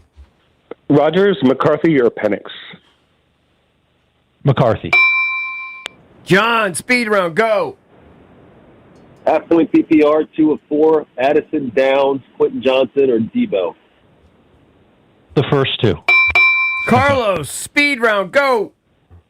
Harvey, Char. Harvey who? Harvey or who? RJ Harvey or Zach Charbonnet is where. Charbonnet. Charbonnet. Okay. What do you think? Yeah, I think I'd probably lean towards Charbonnet, but it's close between those two. Donnie, speed round, go. Dalton Kincaid or Rondé Gasaden. Rondé Gasaden. That's my favorite of the day. Gasaden. Who are you going with, Gasaden? I don't even know who he was trying to tell me about for Kincaid or Rondé Gadsden. Dalton Kincaid or Gadsden? I believe I have Gadsden higher. Yeah, you have him fourth. Yeah. Chad, speed round, go. Troy Franklin or Zay Flowers. Flowers. Michael, speed round, go. Christian. Did he breathe? Just breathing. Chris, iPhone, and whatever that is, Bluetooth. John, speed round, Let's go. finish strong. Let's go. You know you're going to get it there. I think we're going to get 4 in a row here to end it. Come on, Jeff. Jeff, speed round, go. Jamison Williams or Khalil Shakir. Shakir. Mini stumble, but we'll accept it because the 3 prior to that were nubs. Really bad. Oh, okay. Dave, thank you as always. Happy week 10. Hopefully you rack up some wins this weekend. We'll talk to you next week. Hopefully we all rack up some wins and some Z's, get through our nights without having to get up in the middle. That would be nice. That would be fantastic, All right, buddy. but See it's you, man. highly unlikely. I'll text you. That was Dave Richard from All right. CBSSports.com on the Rude Guest Hotline. When we come back, we'll do EB's entertainment page. We'll do that next on The Fan.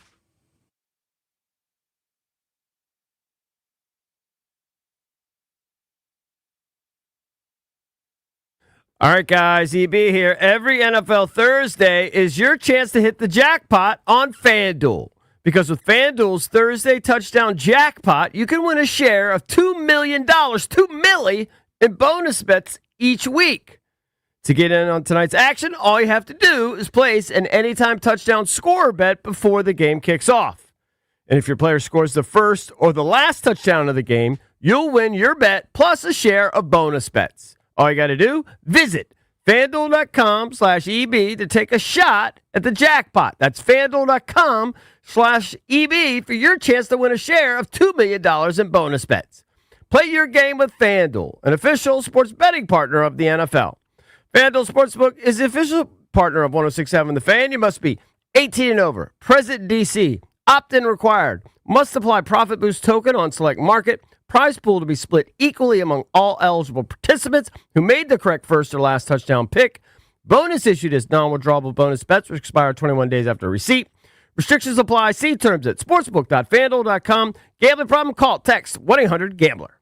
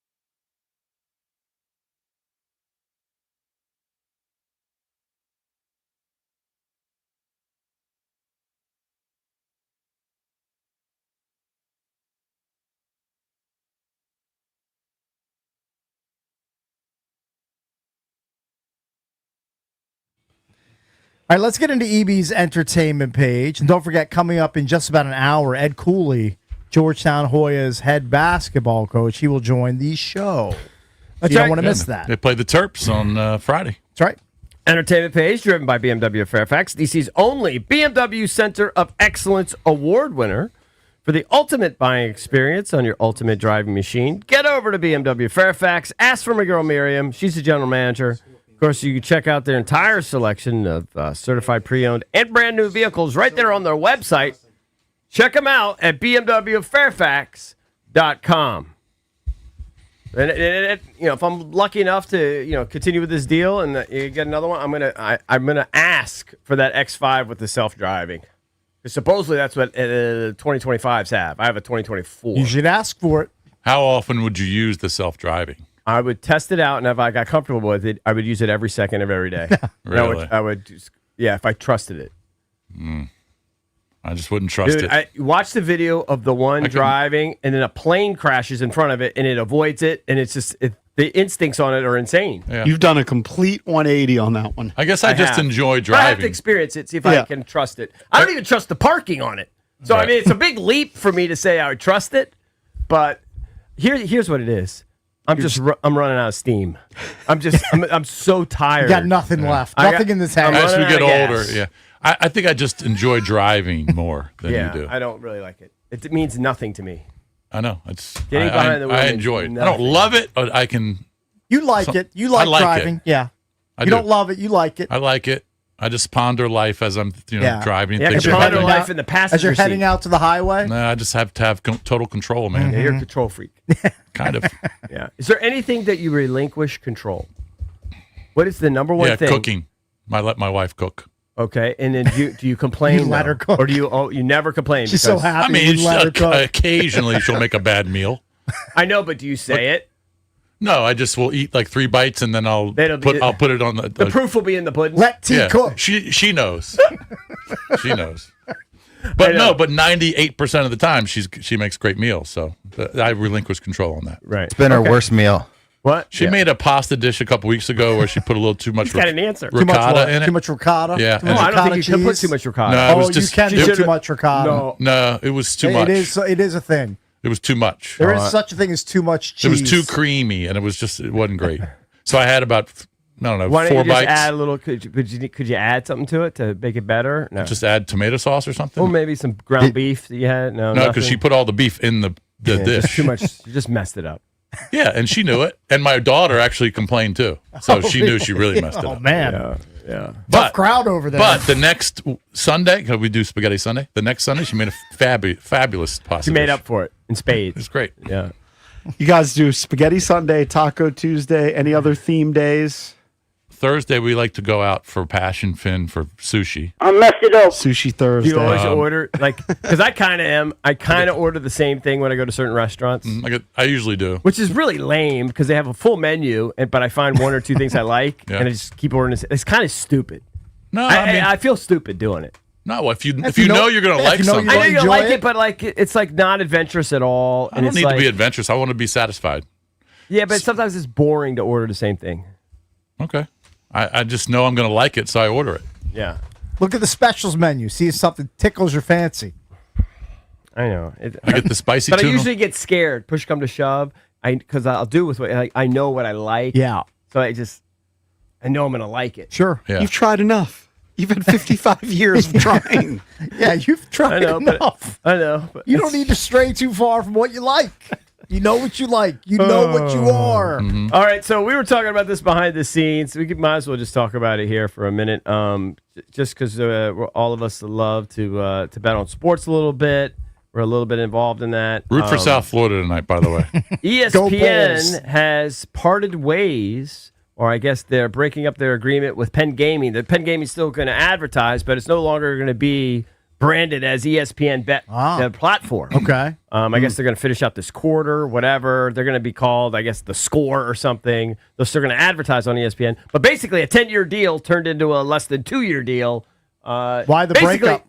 I don't know. I think if you're not one of the biggies, if you're not a FanDuel, Yeah. it's hard to keep Or like up. a draft. There's also a lot of criticism when the whole betting scandal happened. And then, like, even I think Mike Greenberg, his show Get Up, got criticism that they were breaking the news about the betting scandal, and then on the bottom of the screen they had an advertisement about ESPN Bet. Yeah, well, that's. And a lot of people are questioning the relationship of the news. Even though Get Up, do you really call it news? But they do break news.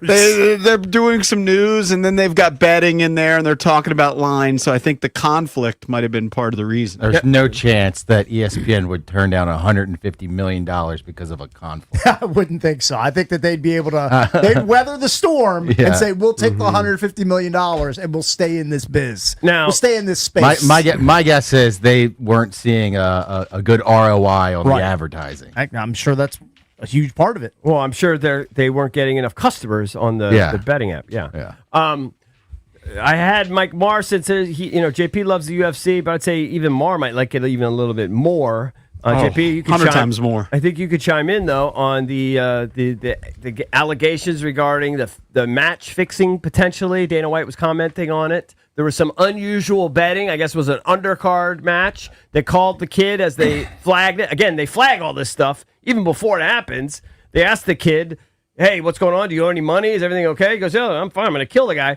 And then he gets rear naked choked in the first round. And immediately Dana White calls the FBI and says, "Yeah, you better investigate this." Combat sports, whether it's UFC or boxing, you're always going to have allegations of fight fixing.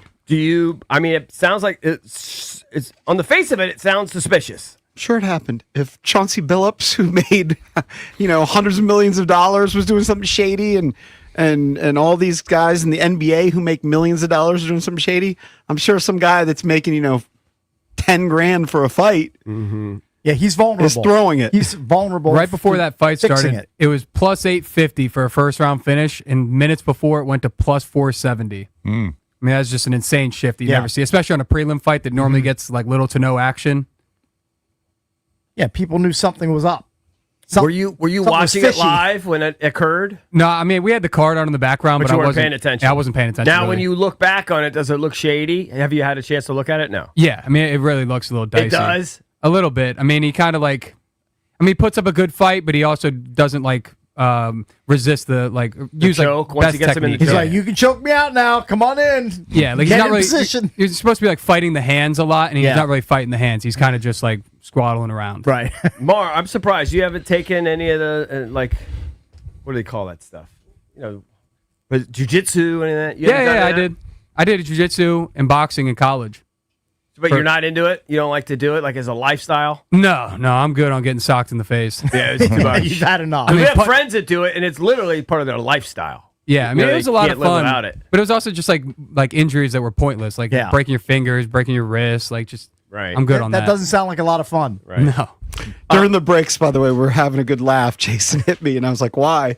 Because we're watching the replay of John Wall on NBA TV last night. Yeah. It's pretty funny, actually. He's got his hand on his junk nonstop the whole time. Well, it's because those couches are not conducive to TV. They're not. But he can put his hands you have on to his knees. sit forward. Otherwise, you're man spreading. It tells me that's his default setting. Yeah. It tells me wherever he sits, it doesn't matter if the couch is bad or if it's in an office chair. That's a given. Yeah, that's just his move. But the only way it's hard for you to sit there and look good unless you sit forward. Well, he's got to maybe go to the cross leg. Cross the leg, yeah. But or you just got to train yourself, or you got to train. So just put your Right. hands on your knees. But That's Eric, what I'm just saying. but It's Eric- not conducive to regular folks. But we're just kind of surprised that the producer didn't say, bro. I know you're Because it's not just one shot; it's for hours. But you kind of have to take your hand off your junk. All right, I'm asking. We have guys like the Blake Giffins and these guys that listen to everything. Put a side by side.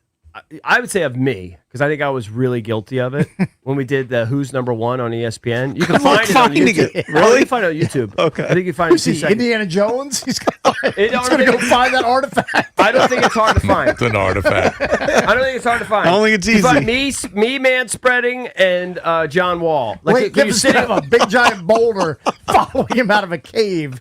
I don't think it's that hard to find Next because 10 I've minutes. seen clips before. Okay. So it's definitely out there. Anyway, it was called Who's Number One. We did that. I don't know. Anyway, I just thought it was funny. Well, Jason find Sasquatch. How much you want to bet that they find it before 11 o'clock? He's a genius, so I'm sure he'll find it. He'll find it. Yeah, I don't think it's hard. So Valdez and I, Whoever he is. Yeah, I don't know who Blake Giffen / just called him a Giffen is. genius. By the way, I do like some of his I memes. call them GIFs, but I call him Blake Giffen because it makes sense for Blake Griffin. That makes sense. You don't want to call him Blake Giffen? You can't call him Blake Giffen. That makes no sense. Right. Real quick, let's go to Steve in Beltsville. This is interesting to me. Steve, what's up, buddy? Good morning, guys. How are you, man? So last night, I'm good, thanks. I believe for the first time, the remake of Roadhouse was on TV. Oh, okay. Yeah, because it was so exclusive. By the way, they had to keep it off TV for so long. I have to say, I thoroughly enjoyed it. These guys all mocked it. I enjoyed it because it was free. I mean, obviously, it was stupid. It was but fun. I thought it was very entertaining. Being free was a big thing, but it was a fun movie. It was probably better the first time than last night, but I just had to mention it because I've been looking for it, and I couldn't believe us. They did a double feature with the original. But, yeah, I sat next to JP that day in the big reclining chairs. Okay. Yeah, good times, man. I appreciate it. Hold on. Share popcorn? Yeah, what is I thought. Hold on. Did you Why have the did you popcorn call? bit with JP? Just to say he watched it last night, I guess. No, he says there's a connection to the show. Well, his connection that is was the he connection. came He was out and there. saw it, and he came out and sat next to Hold on. JP. He put the popcorn on his lap and Here we opened go. the flap, And and there's a connection. Yeah, free you're right. popcorn. Thank you very much. Free popcorn. Hold on. What's the connection? He Just that you buttered watched JP's it with popcorn. JP? He was watching. You guys put on the private Yeah. screening He for that came to our movie. screening. And then he watched it last night. And That's the last connection. night That's was the the connection. first You're time it's thinking been broadcast. the way this There's nothing the more way to this it, is EB. phrased on the call screening is it's making you think that the movie has a connection to the Yes. show, which it doesn't. Other than we had a screening. That's of only it. what it says. Well, Roadhouse well, that remake Just has a listen connection. to him. I'm listening, and it doesn't jive with that. It's unfunny Ben's brain that you have an issue with. Benj. It's not Ben. All It's right, Ben Benj. didn't do wrong. That's on me, if anybody. But it was a connection. What's the connection? That you watched it with JP? Yes. And you, and Cakes, and Bish. You all were there. The I whole know. I crew was remember there. it. I liked it. Why are you attacking What people? other, what other movies have you guys put a private screening Oh, on? we've done Just a 4 or couple. 5. We've done a few. Right. We did And the I Tom was at Cruise that movie, one, whatever so, that was. hey, it's all about me, as Eric would say, I guess. Okay. All right. Thank you. buddy. God bless you. Whatever. All right. So Valdez and I. You don't remember what Jake Gyllenhaal said before his first beatdown of it was like the one guy. Right, and how then am I He gonna said, remember that? he said, do you have good health insurance? Yes, he asked him if he had health insurance. That's a good line. And then the guy's like, That's "What?" the guy goes, no, I work for Odyssey. Of course I don't have good health insurance. Of course it stinks. Oh, I got to do that You today. have a good movie memory. That is good I memory. like that movie. I got to do that today. I gotta, See, he liked it too. I told you I liked it. Yeah, I thought it was very very was entertaining. I mean, fine. it might be like a 2.5 out of 5, but it was very entertaining. It's nice to see Connor's butt all over the place. Connor was hilarious in that thing. I thought he was really good. And apparently, spoiler alert, I didn't watch the end of credit. I Yeah. left. Oh, when he I thought came he was back? dead. Oh, No, he came back. They're going to make a sequel to that terrible Are you movie. okay? You're starting to Fine. tear. Fine. Eyes tearing. I'm tired. My eyes are tearing up. I'm falling apart over here. So I don't think we've talked about this much, maybe just for a second, but Portnoy put all the YouTube golf people together, and he put up $1 million, and they got a bunch of sponsors. Turns out they got $1.7 million in prize money. That's pretty crazy. And all of these YouTube golfers, influencers or whatever in the golf space are competing for $1.7 million, including Paige Spiranac. It's taken over the golf scene. There's articles about how it's like tripling what a PGA Tour event would I couldn't do care less about in golf, views. but it did make me laugh that I guess a guy that I've never heard of before this Yeah. event, Luke Kwan, Yes. was a douche to PFT commenter while they were playing together, basically saying, we're not going to use any of your shots. You might as well not even be here. Yeah, like, he was- why are you here? He was doing a cocky bit. Yeah, he's being a douche. Well, his big douche move was he didn't wake up. Right, he like He missed was his too tee time. hungover, and he missed the tee time, and it cost the team a bunch of points because they're doing Ryder Cup style. Yeah, it sounds like a formats. good teammate. Fun guy. They all actually said he's a good guy, but whatever. Yeah, he sucks. Not a fan. I'll tell you what he is. You won't care. great ball striker. Well, I'm He's sure. selling. I mean, he played like on the Corn Ferry Tour. He should be a good ball striker. See, you found it. It took him 2 seconds. Mike Mars already got a photo. But I think you could do even better. But it's very similar, right? My hand on the junk. Yeah, it's definitely there. They're saying, Valdez, I think the last PGA Tour event, now again, this is in the off season. Yeah. What did like 2 million views or Yeah, something? Rory's in Abu Dhabi right now. Yeah. They this last I saw, like 2 days ago, they had over 14 million views. So it's like tripling, quadrupling. I mean, they said what Live is doing on TV because it's on, what is Live on now? FS1? Ask Valdez. FS1. I think the last Live event, the number I saw for the FS1, like Barstool laughed at Subterranean. it. It was like 27,000 or something. Like nobody's watching it on TV. What do you say? You could fart into a microphone and get more listeners? Yes. But it's just taking over the internet. It's been a huge win. It's been super entertaining for those of us that like golf to watch. And it's just showing that it's entertainment related. YouTube golf, not to Jason, but is more popular than PGA Tour golf to the average sports fan. It's crazy. It is crazy. People like seeing regular folks and people that are good at it. And somewhat of people a that are person and a mediocre, personality. and personalities more than just boring pros. Just hit strike 400-yard it. draw. Yeah, all the time. I'd rather watch Mikey Brennan in Mexico today, 140. Yeah, that's cool. By the way, Mike, you know what? Shout out to Mikey Brennan playing his next PGA Tour event that he won a couple weeks ago. He's playing in Mexico starting at 138 today. Very good. One of the stories is Paige, who's been on the show, former Junkies guest, Paige Spearneck. She was sitting right there. She went on and she was boohooing. It was a big mistake. She said she won't do it again. But she was boohooing about all the hate that she's getting online. And it just, I guess, it does wear on you. Right. But she thought she came off pretty well. She thought she had a good event. And then everybody did just beat her down in the comments. By the way, And, getting back to the Live, do you think my boys Scotty O'Neill and Chris Heck, who are running Live, are happy about the Live ratings? Oh, I'm sure they're going to. They're probably not happy. Yeah. It's doing so well, they added another round. I know, they added Well, another they round. had to do that to get the ranking. I don't understand that at They're all. doing that. But That's bizarre. Anyway. Are you have more EP? They're doing All their right, best. We can do more EP next. And don't forget Ed Cooley, Georgetown head coach. He'll join the show coming up at 9:25 here on the Junks.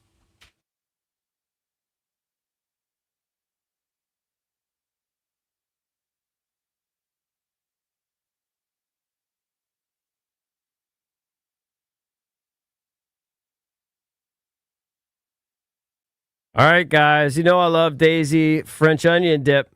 You guys love it too. You keep sending me the pictures. Keep them coming. EB Junkies on Twitter. One of my guilty pleasures year-round, really, especially on weekends, is eating dips with chips, wings, and veggies, all watching football, golf, just having family and friends over. And now Daisy's come out with their delicious Daisy French onion dip and their Daisy Ranch dip, and they're absolute game changers. They're as delicious as a homemade dip. They're made with real herbs and spices and other ingredients you'd find in your very own kitchen. So do me a favor. Next time you go out to the grocery store, just drag your cart over to the dip section, grab some Daisy French onion dip and some Daisy Ranch dip. I promise you're going to love it.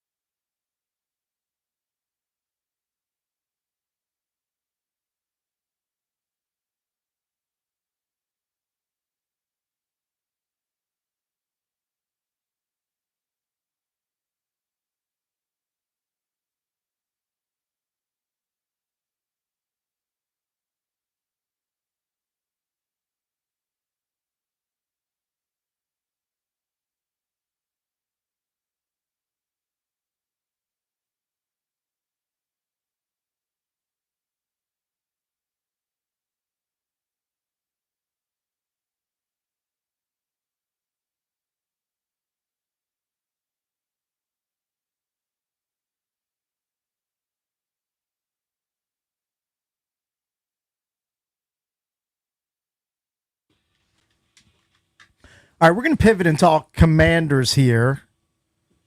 Colin Cowherd had some interesting comments about who he would favor between Caleb Williams and Jaden Daniels. Here's Colin Cowherd. If you asked me a year ago this question, I'd have a totally different answer. But if you told me today, I have got to ride or die for the next 4 to 5 years with Caleb Williams of the Bears or Jaden Daniels, I would take Caleb Williams. Well, how? Jaden's been hurt 4 times. Jaden's not available. Caleb is a bigger, stronger, more physical, trunkier athlete. And so, by the way, Jaden Daniels' NFL career, 33 touchdowns, 11 picks. You want to know what Caleb's NFL career is? 32 touchdowns, 10 picks. And the difference is, Jaden Daniels walked into this league and it was a do-over. There was all this newness in D.C., and he was part of it. It was fresh, it was new, it was ascending. Caleb did not start nearly as many games as Jaden Daniels. So Caleb Williams came in he had 22 fewer starts than Jaden Daniels. So Jaden comes in with a lot more starts. He's in the SEC, has more NFL bodies, and then he gets this Cliff Kingsbury and Dan Quinn and the newness and Terry McLaurin. But now you look today, and you got to ride or die, and you're like, Caleb doesn't throw any picks. Caleb's always healthy. He's a bigger, thicker, stronger athlete.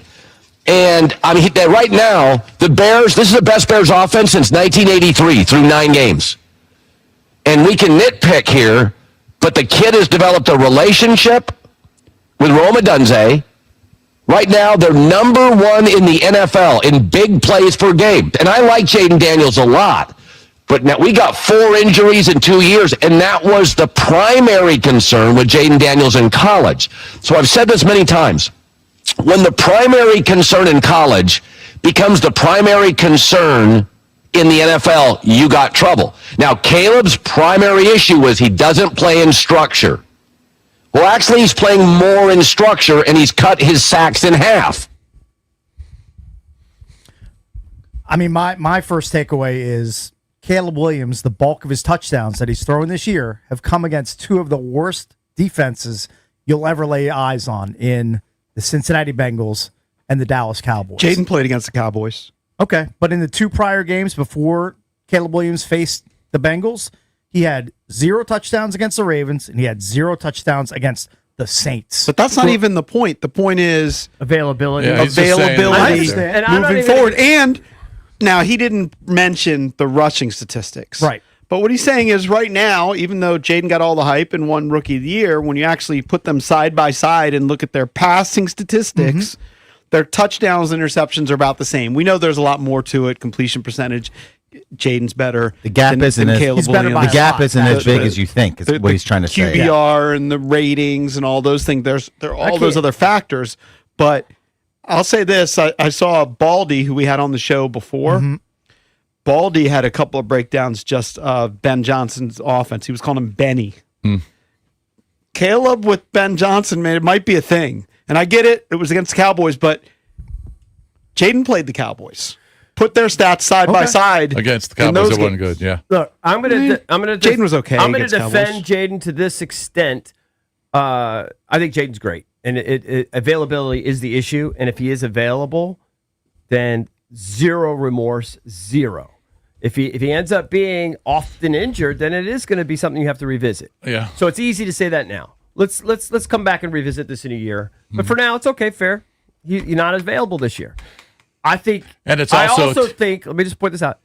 Again, I said all these guys are going to be good, and they're all pretty good. They're all pretty good. Still early on some guys. It may go south, but the early returns on all 6 of these guys, including Penix, and JJ's showing flashes. This is a pretty good group. So I don't think it's some shot to say, oh, Caleb's close to Jaden, or one's better than the other, or they're right there, or Drake May. Like, it's a good group. I think we're in a very rarefied air with this group. And so I'm not going to take it personally, even though I'm a Jaden guy, that you might think Drake's better or you might think Caleb's better.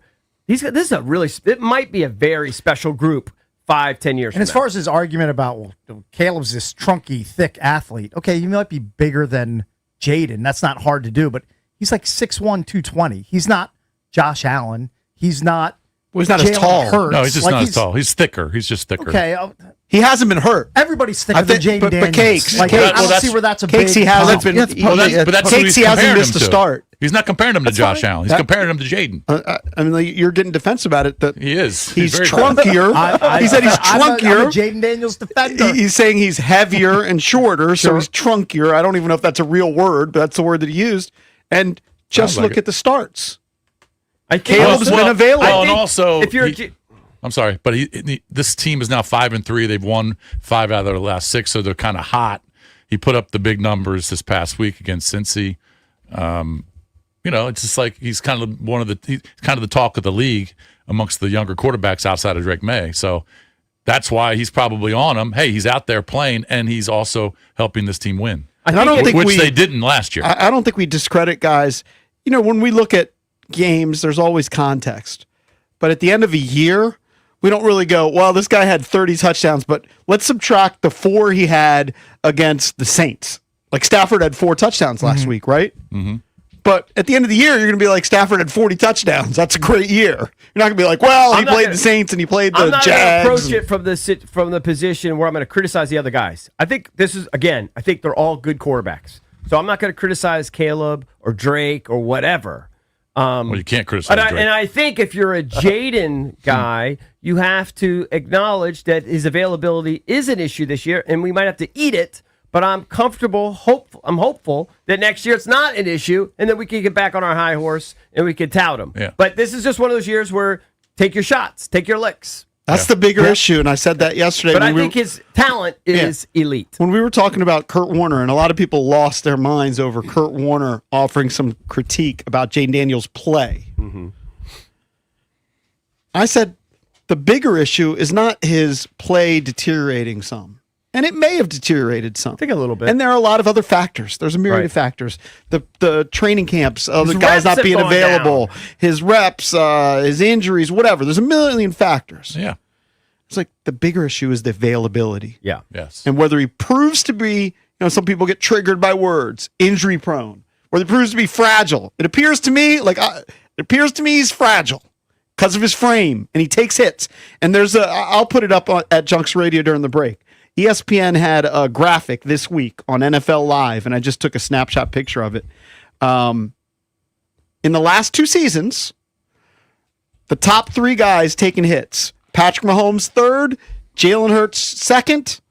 The number 1 guy taking hits, including runs, is Jaden Daniels. Right. So he's going to have to. So there's going to have to be a learning curve, get down quicker. But he has to use his legs. It's part of his game. I will say real quick that Caleb Williams, the one thing he's really been better at this year is avoiding the sacks and getting rid of the ball. Mm-hmm. Maybe Ben Johnson has something to do with that. Maybe they added parts on the offensive line because he's only been sacked, I think, I want to say it's maybe 10 or 12 times through 8 games. Last year through 8 games, I think it was 29. That's growth, certainly. Yeah. 800-636-1067. What is your reaction to Colin Cowherd's comments about Caleb Williams and Jaden Daniels? He basically said a year ago he would have taken Jaden Daniels, but now he favors Caleb Williams because he's more available at this point in his NFL career. We'll take your calls on that next. 800-636-1067.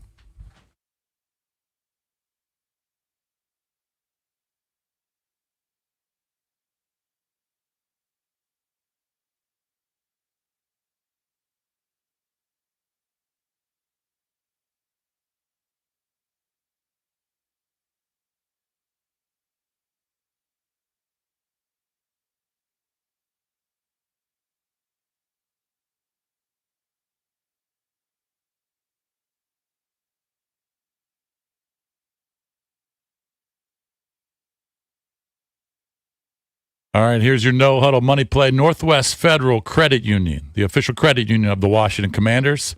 They're going to put $200 in your pocket when you open your first checking account with them and meet a few easy qualifications. No trick plays, no fourth downs, just a fast drive to free cash. So get in the game at nwfcu.org/score200.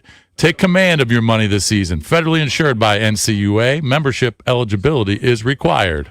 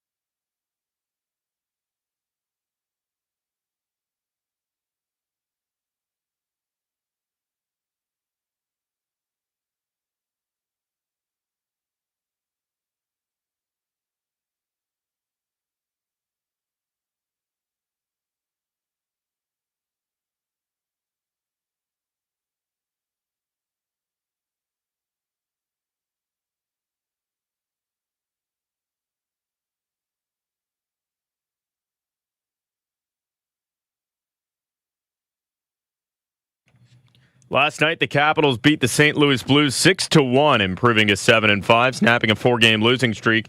And Alex Ovechkin stole the show in the second period. Centered up here for Chikrin, a drive and a puck that is in. He score! And it's 900 goals for Alexander Ovechkin. The 900 Club has its first member. The odometer turns over and the bench empties, and Alex Ovechkin has done it.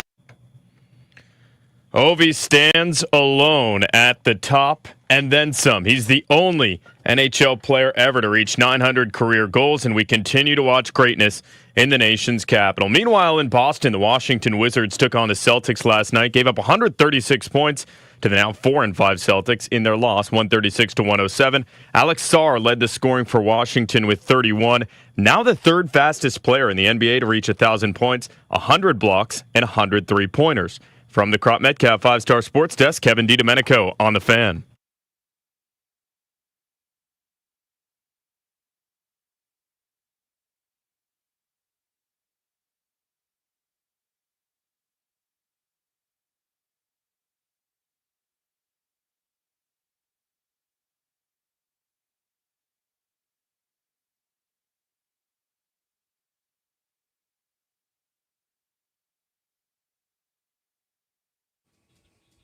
The Junks are presented by Crop Metcalf, the official heating and cooling company of the Junkies. If you're looking to be the next 5-star HVAC technician or plumber, just go to cropmetcalf.com. Join their team today. You can join us on the phone lines at 800-636-1067. Taking your calls on the comments from Colin Cowherd. He basically said, quote, "If you told me today I've got to ride or die for the next 4 to 5 years with Caleb Williams of the Bears or Jaden Daniels, I would take Caleb Williams." His reasoning, Jaden's been hurt 4 times, Jaden's not available. Caleb is a bigger, stronger, more physical, trunkier athlete. And then he goes on and on with the comparison. And he favors Caleb Williams primarily because of his availability. I don't necessarily buy the newness argument that Jaden joined a new organization with Dan Quinn and Adam Peters and all that stuff that he threw in. But Caleb did have an awful situation last year. Well, it wasn't great. Well, I mean, Jaden's it's very got an awful dysfunctional situation this year. He's got a pretty awful situation. Well, I mean the coaching. His coaching is fine, but his players around him. Eberflus was such a donk after they lose that Hail Mary game that he said he didn't care about the play leading up to the Hail Mary. Yeah. I was like, are you kidding me? Well, Quinn came on and was like, every play mattered. And I would say the same thing about Drake May last year. He had a terrible situation. Got a better support staff. Caleb has a better support staff now. And Caleb wasn't awful last year. That said, he took a lot of sacks. Jaden has been a better quarterback when he's been on the field. He's been a better quarterback. At his peak, if you told me they're not going to miss any games for the next 3 years, well, then I would take Jaden Daniels. The problem is there's a big question mark over that. I don't want to I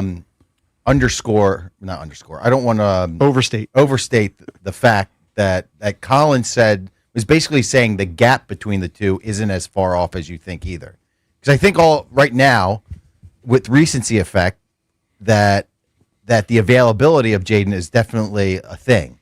But Colin's definitely saying that the gap between the two isn't as far as you think either. I don't think it is because I think they're all good. I know. But when Cakes was introducing the topic, he's highlighting the availability. I think there is a gap between them rushing wise. Now Caleb can use his legs, but he's never going to be Jaden Daniels at his peak. He's never going to rush for 900 or 1,000 yards in an NFL season.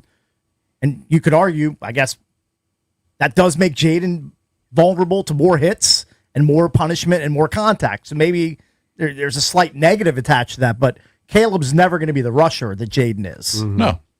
So that I think is a huge gap. Player. It's never going to be he's a different player. The referendum on Jaden Daniels being a hit or not with his team will always lie in his availability. Yep. I don't think it'll have to do with ability. You can't count on much, but you can always count on Sundays with the NFL on CBS and Paramount Plus. Stream your local NFL game live every Sunday, all season long, starting at just $30. for your first year. That's like $250 a month. Visit ParamountPlus.com/NFL to get started today. All right, let's bang out these calls. A lot of people want to chime in. It triggers Skins fans. Don't fall for the bait, Commanders fans. Hang in there. It's all good. They're all good quarterbacks. We got a great one. He just needs to be healthy. Let's go to CJ. CJ, what's up? Siege. Hey, what's up, guys? What's Good up? morning. Hey, man. How are you? Man, I'm good. It's just laughable at this point, man, to really try to compare, Caleb Williams and his performance with his roster against Jaden and his.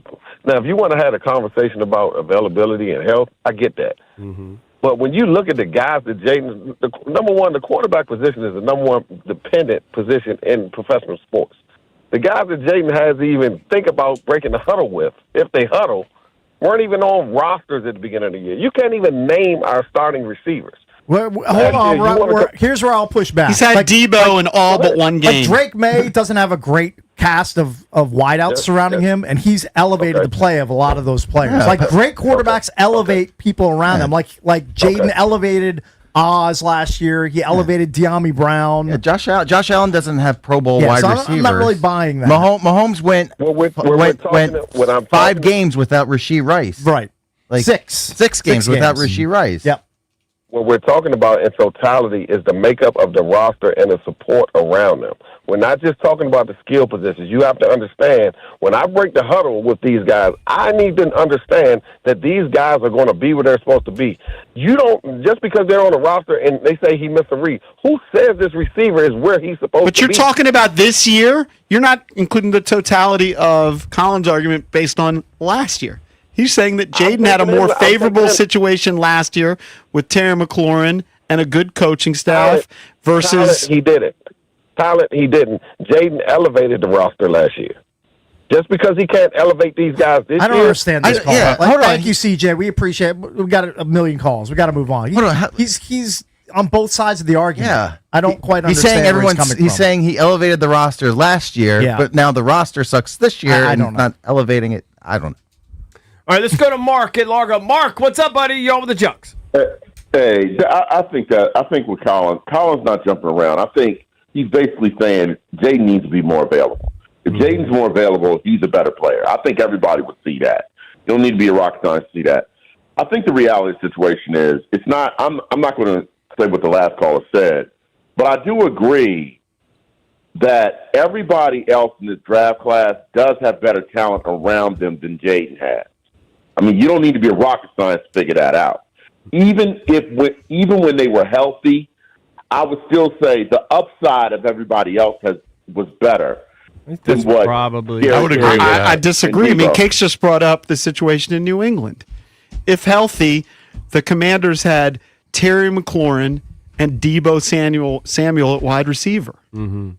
Yeah, but he's saying pretty good offensive line. But he's saying Terry's not there, so you can't really count him. Chicago loaded up.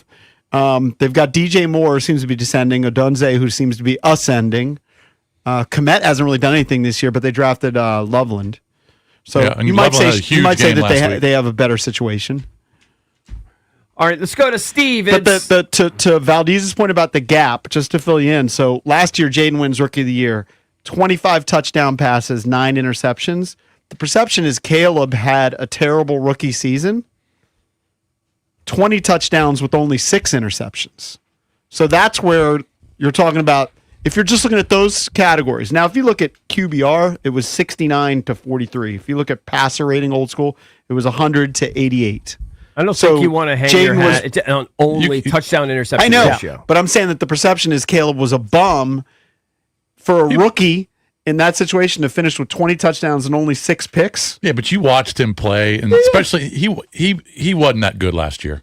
Now, he didn't have a great supporting cast and a terrible coach, but he missed a lot of throws. He had a disappointing rookie campaign. I mean, come on, you watched him in the Commander game. He was terrible for 3.5 quarters. 75% of that game. Yep. He was If not terrible. more. He's much better. He's learning. These quarterbacks are learning. Although and his getting better. completion percentage is down this year.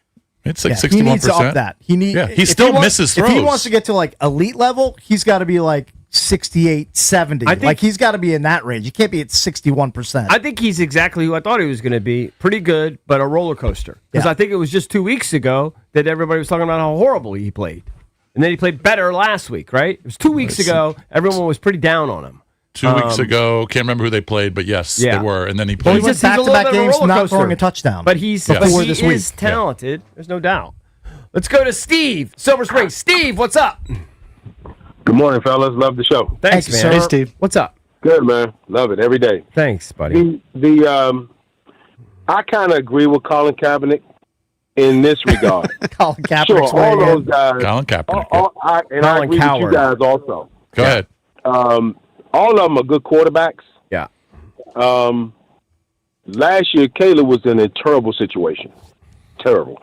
If I don't know, I don't have Google or anything in front of me, but I think in 2 years he's had 3 coaches and 3 offense coordinators. He did have and he had a better talented receiver group than we had here last year. He does. But putting it all together, this all comes back to coaching, because coaching matters in the NFL more than probably any other sport, because we wanted Ben Johnson and we didn't get him. He was out of our price range. We also wanted the guy in Seattle. Mm-hmm. He didn't come either. But our first choice was Ben Johnson. And we all know why, and we can see it now. And I think Jaden is a tremendous talent. I saw Jaden at a Wizards game last year. Mm-hmm. Man, he is small. I mean, the TV is supposed to give you 10 pounds. Jaden is thin, man. You know, I saw him in the we knew that going in. I mean, Yep. Adam Pearce knew he was thin and wiry when he drafted him. But that's really the crux of the argument. When you seem defensive as to what you get triggered by Colin Cowherd because of the John Wall bit. I mean, you hate him. He's just all over the place, I feel like. Is he really?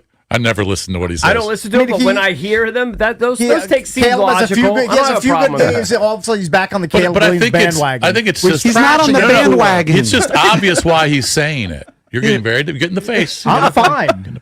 How's he on the bandwagon? I don't think he's on the bandwagon. He's just saying. He just said he said he would ago, take he him. was on Jaden Daniels' side. In the, Yeah. if You he had can't to pick hold on. You between can't the two. change your opinion. Sure, you can. You've changed your opinion on Bill.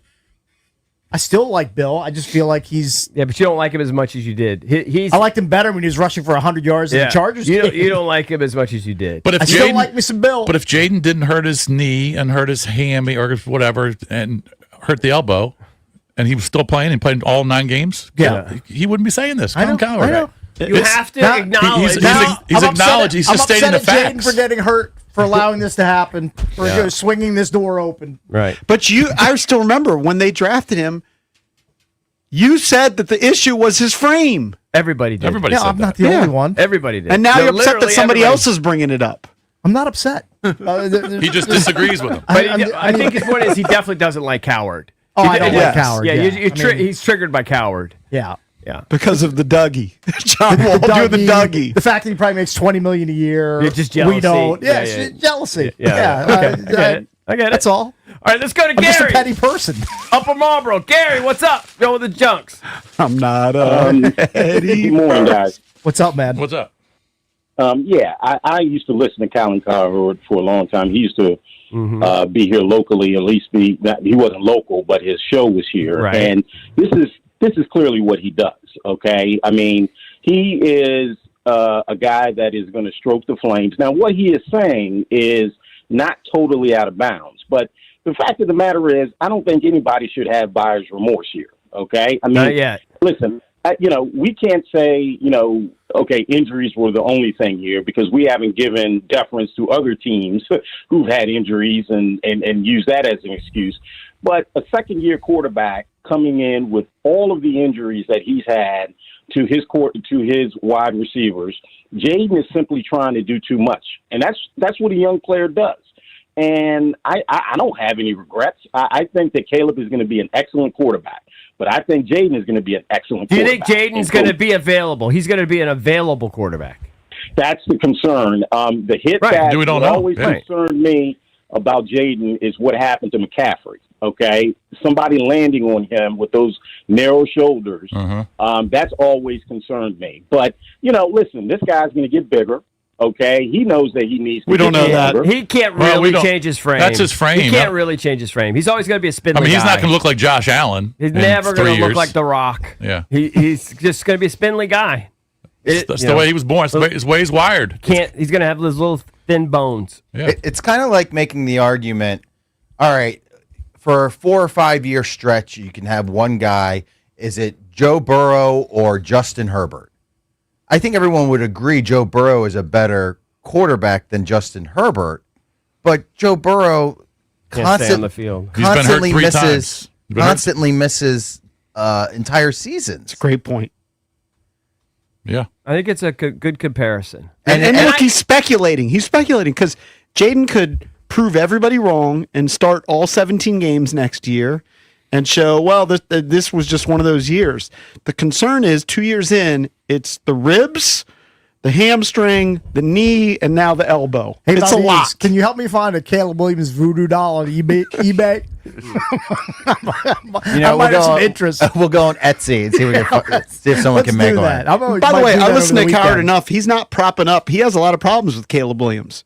He's not on a Caleb Williams It's fine. bandwagon. You would have to inform me as Or to a Caleb most of his agenda. takes. Well, you just said he's on the Caleb Williams bandwagon. His take was really about Jaden. It wasn't so much like, hey, Caleb's the number much one better quarterback in the NFL. Yeah. Look, we have to eat it in the terms of the availability issue. Yeah, I don't can't- want to eat it. We just have I don't to eat feel it. like now, eating it. Now I'm trying to fight back on it because I want, as soon as he's cleared, I want him back. Yeah. I'd take him this week if they I would pop agree him with back that. in. Just put. What are we waiting for? I would agree with that. He doesn't need the dumb arm. Yeah, shoot him up. Shoot him up. Let's go. I mean, side by side this year, their numbers were pretty comparable. Like passer rating, QBR, slight nod to Caleb, and he hasn't missed any games, but they're pretty comparable. Last year, Jaden blew him away. Yeah. So if you just had that and you didn't have the injury issue, everybody would take Jaden Daniels. Yeah, the injury thing is Well, what's the scary thing. What Coward has for him, for his argument, for his take, is he's got a 5-3 quarterback versus Right. a 3-6 quarterback. He's got one that's healthy, one that's not, and he's got one that beat the other guy head to head. Yep. He's got all that. Not really 3-6 because he didn't play in a lot of those games. Yeah, you know what I mean. Jaden backers like, they only You know want to what I count the ones he appeared in. It's like 2 and 4. Okay, whatever it is. Yeah, exactly. All right, maybe we'll get to some of these calls a bit later. Chris Cooley. Ed Cooley. It's definitely not Chris Definitely Cooley. not Chris Cooley, former tight end. Ed Cooley, the head Hoyas basketball coach for Georgetown. He's going to join the show next.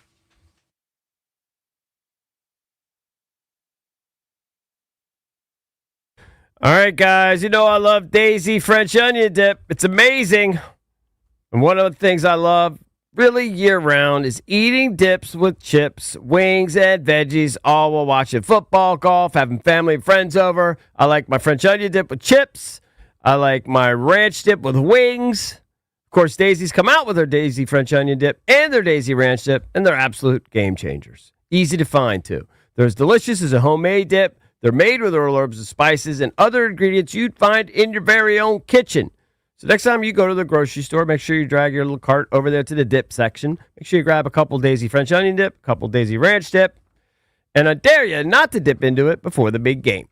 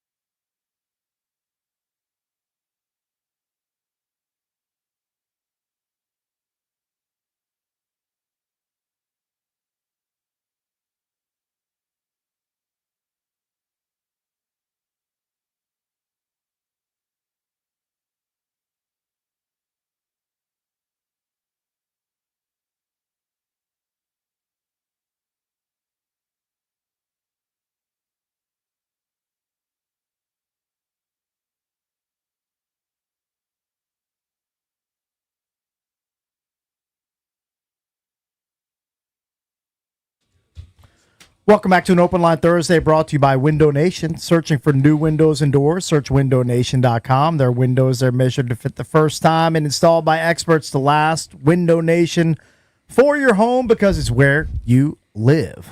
Let's head out to the Rude Guest Hotline. We're joined by Ed Cooley, Georgetown basketball head coach. They're 1-0 on the season, coming off a win against Morgan State. Their next opponent, they travel to College Park to take on the Terps. Good morning, Coach Cooley. How are you? Good morning, gentlemen. How you doing? Coach, doing well. Coach. Season is here. One thing that is just fascinating to me, Coach, just as a basketball fan, is, and Chris Caputo is a good friend of mine, and we talk all the time about just having to overturn the roster year to year with the portal. You went out to Rutgers and plucked a kid. You went to St. John's and plucked one. He's got a former Terp. Got a former Terp. You went to Arizona and got the KJ Lewis kid, I think. You went to UConn. I mean, I just can't imagine all the work that has to be done once the season ends last year on kind of overhauling your roster and just filling holes and putting together what you think is a good team. Yeah, it's always with the new landscape in intercollegiate athletics, it's a 365 job. It really is. I mean, there's never a day off. There's a portion of the portal that has to, there's a time period, a 30-day time period where you have to try to attract all these student athletes. And then, what we tried to do was go out and get NCAA experienced guys that had length, size, and toughness. Mm-hmm. So, I thought our staff did an amazing job identifying not people who can just come to Georgetown, but who can play for our style, who can play for me, and so far so good. We're healthy. I think we're improving by the day. So it's definitely challenging and it's exhausting. Oh, I bet. It's exhausting. Yeah, and Coach Cooley, you also have some international flavor on that roster, too. You've got a kid from the Netherlands, Kuwait, New Zealand, and Nigeria. So, I mean, it's like the UN over there at Georgetown, where you're getting kids from, like, all corners of the globe to play for your squad. I'll tell you what, that's par for the course here in D.C., isn't it? Mm-hmm, yep, definitely. You get a lot of international love, and obviously Georgetown is one of the best, universities in America with international students. So it's just something that it just happened to fall that way. It really did. Again, recruiting is about relationships. It's about being direct, open, and honest about where these young men fit.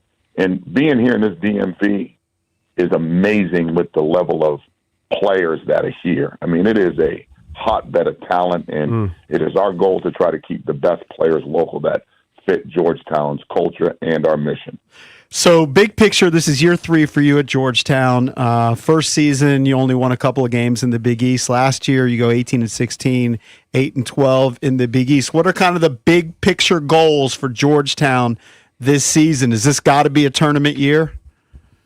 I never put that amount of pressure on me. You guys will do that yourselves, right? Right. You guys would do that. The public could do that. My mission right now is to win tomorrow. Take care of the present, right? Stay healthy. We feel we've done a good thing. We feel we've built a tournament team. We feel we can be as competitive as anybody in the country. We have to stay healthy. What we did this summer was go to Canada and play some really hard games. We purposely scheduled at GW, purposely scheduled at Kentucky to try to put us in some hostile environments to prepare us to go to Maryland, to go to North Carolina, 2 really hard road games to prepare us for Clemson, to prepare us for BYU, Miami, and Dayton. So we've upgraded our schedule to prepare us for Big East play. So we feel we've done a good job, but I'm never going to say I have to be a tournament team because anything is possible. We thought we had a tournament team last year. Little did we know we were going to miss 78 to 84 games of individuals and injuries that just, depleted our roster. That'll kill you. I mean, just look at the Commanders this year. I mean, the injuries will kill you. What was the one thing that you felt as a team you needed to get better at in the offseason? Just get better scorers, be more efficient offensively? I thought we needed a little bit more length on the wings and on the perimeter, knowing we were losing certain players. We had to get front court depth. And I wanted to get a little bit more athletic for the way we wanted to defend. Mm-hmm. And I thought our staff did that. You know, Jeff Battle, Brian Blaney, LaDonta Hinton. We added Jason Williford, who was at Virginia for 15 or 16 years. He comes in with a championship pedigree. He's a DMV person. I wanted to make sure we had carryover with that when losing Kenny. But I think the staff did a really good job, and now we got to put those pieces together. We have to make sure that players, know what their role is and how they're going to contribute to winning, right? The bottom line is, are you getting your teammates better? Are you thinking of the group? If it's always me, never me, and what are you doing to the bottom line of production? Those are the people that are going to play the most. So you're going to play Maryland, and this is something that fans want to happen every year. How important is it for Georgetown as a program to play the University of Maryland? It's been some time since you guys matched up. Yeah, I think the last time was in a Big Ten Big East matchup when we had we had an alliance with the Big Ten. Prior to that, I think Moses was parting the Red Sea. I think that's the last time, But in doing so, I don't know if it's so much important to Georgetown as it is for college basketball. It's important to this community to have not so much a game, but an event that you can have people come root for either team. You'll play in front of a sellout crowd at both home games. I think there'll be a lot of energy and enthusiasm around, the buildup of the game as it is tomorrow. And I think, Buzz is going to do an amazing job there. Just look at his track record. Wherever he's been, he's had tournament teams. So, I just think it's a great college basketball game, especially this early in the season. Oh, yeah. The first weekend of college basketball, you have Georgetown, Maryland. We're on the road. I'm pretty sure they'll be fired up, those students. That's a really hard place to play, really hard place to win at. So our hands will be full tomorrow night. Yeah, how do you scout? Kind of getting back to Jason's original question, how do you scout for a team that's got 15 all-new kids, right? They played a couple. I mean, I know you're throwing in whatever you can see of this year, but it's got to make it more difficult, doesn't it, to prepare? It does. Well, you go back, and our video staff does a really good job. You go back to each and every school where those individuals played, and you get all of their individual clips. So you look at the individual strength of each player, put those on a clip, show those to your players, right? And then you go back to where Coach was at Texas A&M and look at some of the system and structure of which he played and try to come up with a game plan to try to scout the best you can in a short period of time. Wow. Yeah. Well, when you're looking for other players in the portal, are you because there's so many. I mean, there's thousands. There's no way your staff can know all the players, but are you looking for certain players that are coming from certain programs? Is that how you kind of start the list? Fair question. Some agents and representatives will reach out to our staff and reach out to me.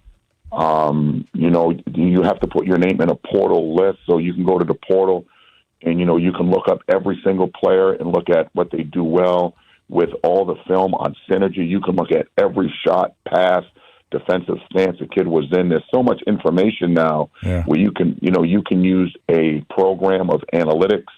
There's a lot of different jobs that have been generated from this portal that allow you to really systematically look at each kid. What I'm disappointed in this new era is the free agency that's out there. And I believe in paying these players. No problem. This should have been done 50 years ago.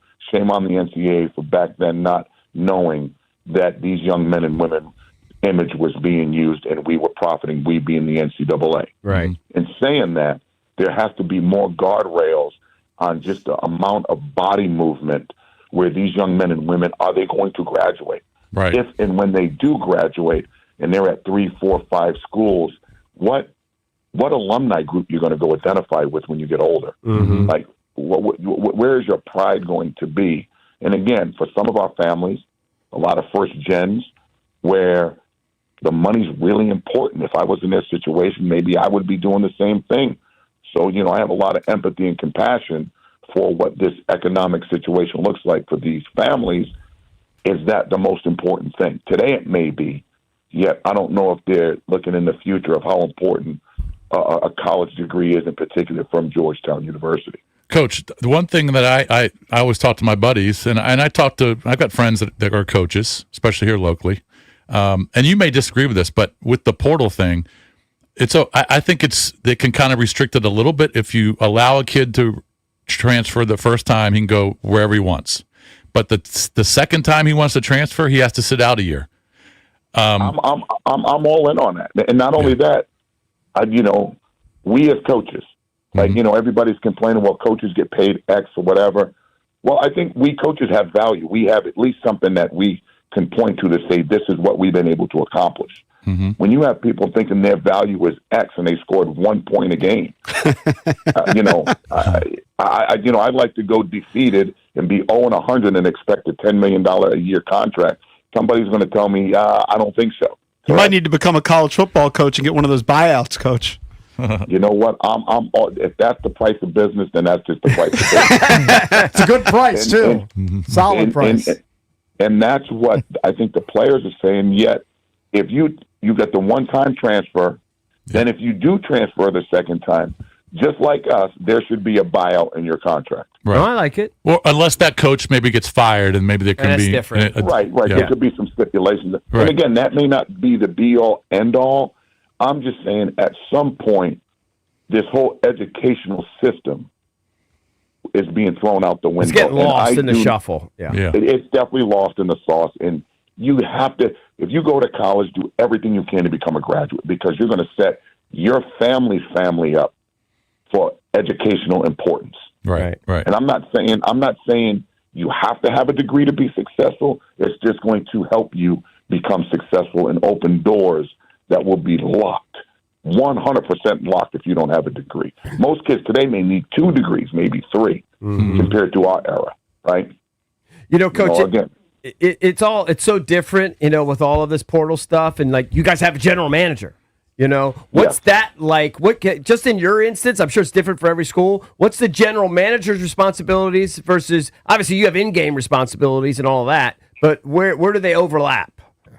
Well, Greg Colucci, who's joining us, he's coming from the NBA Academy, George Washington graduate, DMV person. He's definitely somebody who has given us value with respect to, I can concentrate on coaching the team, and he can deal with the economics of dealing with our lawyers, dealing with agents, dealing with our lawyers on campus.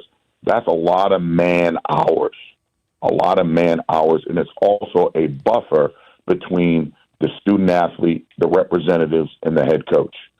Again, roster management, we're actually meeting this morning to talk about, okay, if we get X, then we can't take Y. If we take A, then B may be this much.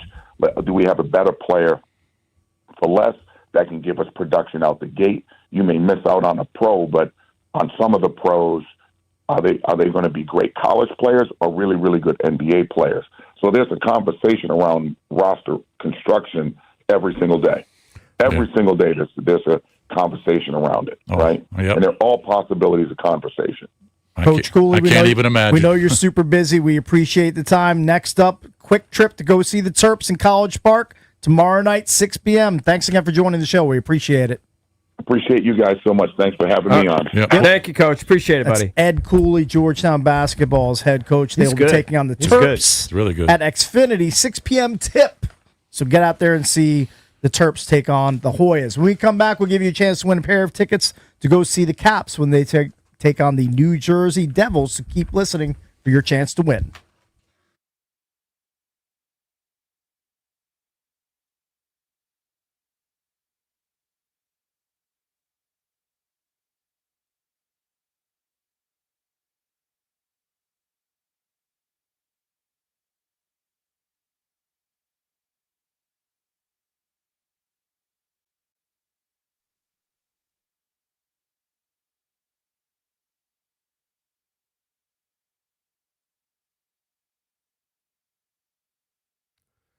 All right, guys. EB here from my friends at Offenbachers.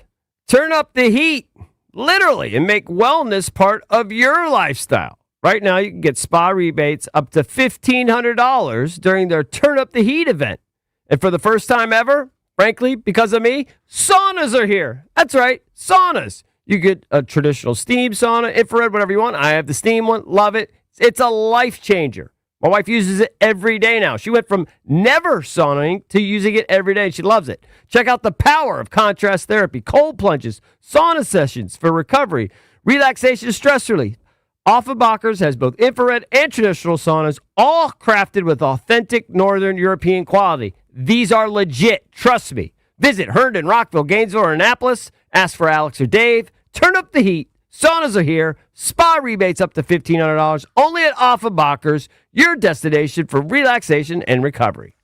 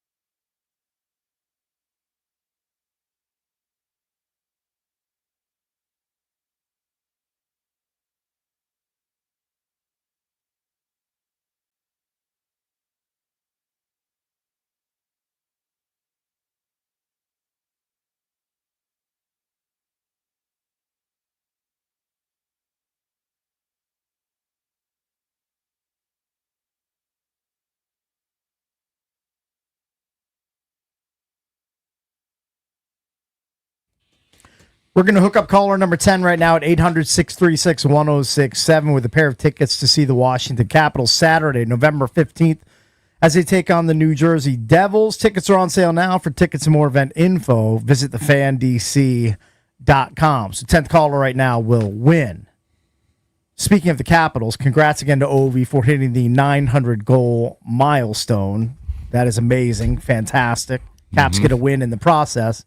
Pretty cool. And that weasel, Jordan Binnington, should be called out at every turn for stuffing the puck, the number 900 puck, in his back into his pocket. goalie pants, thinking he was just going to skate off the ice without the Caps coming to grab a huge milestone puck that is probably going to go to the Hockey Hall of Fame, or it's going to be at Ovi's house. One of the two. You know what? Zippy common sense on that guy. I mean, what is that guy doing?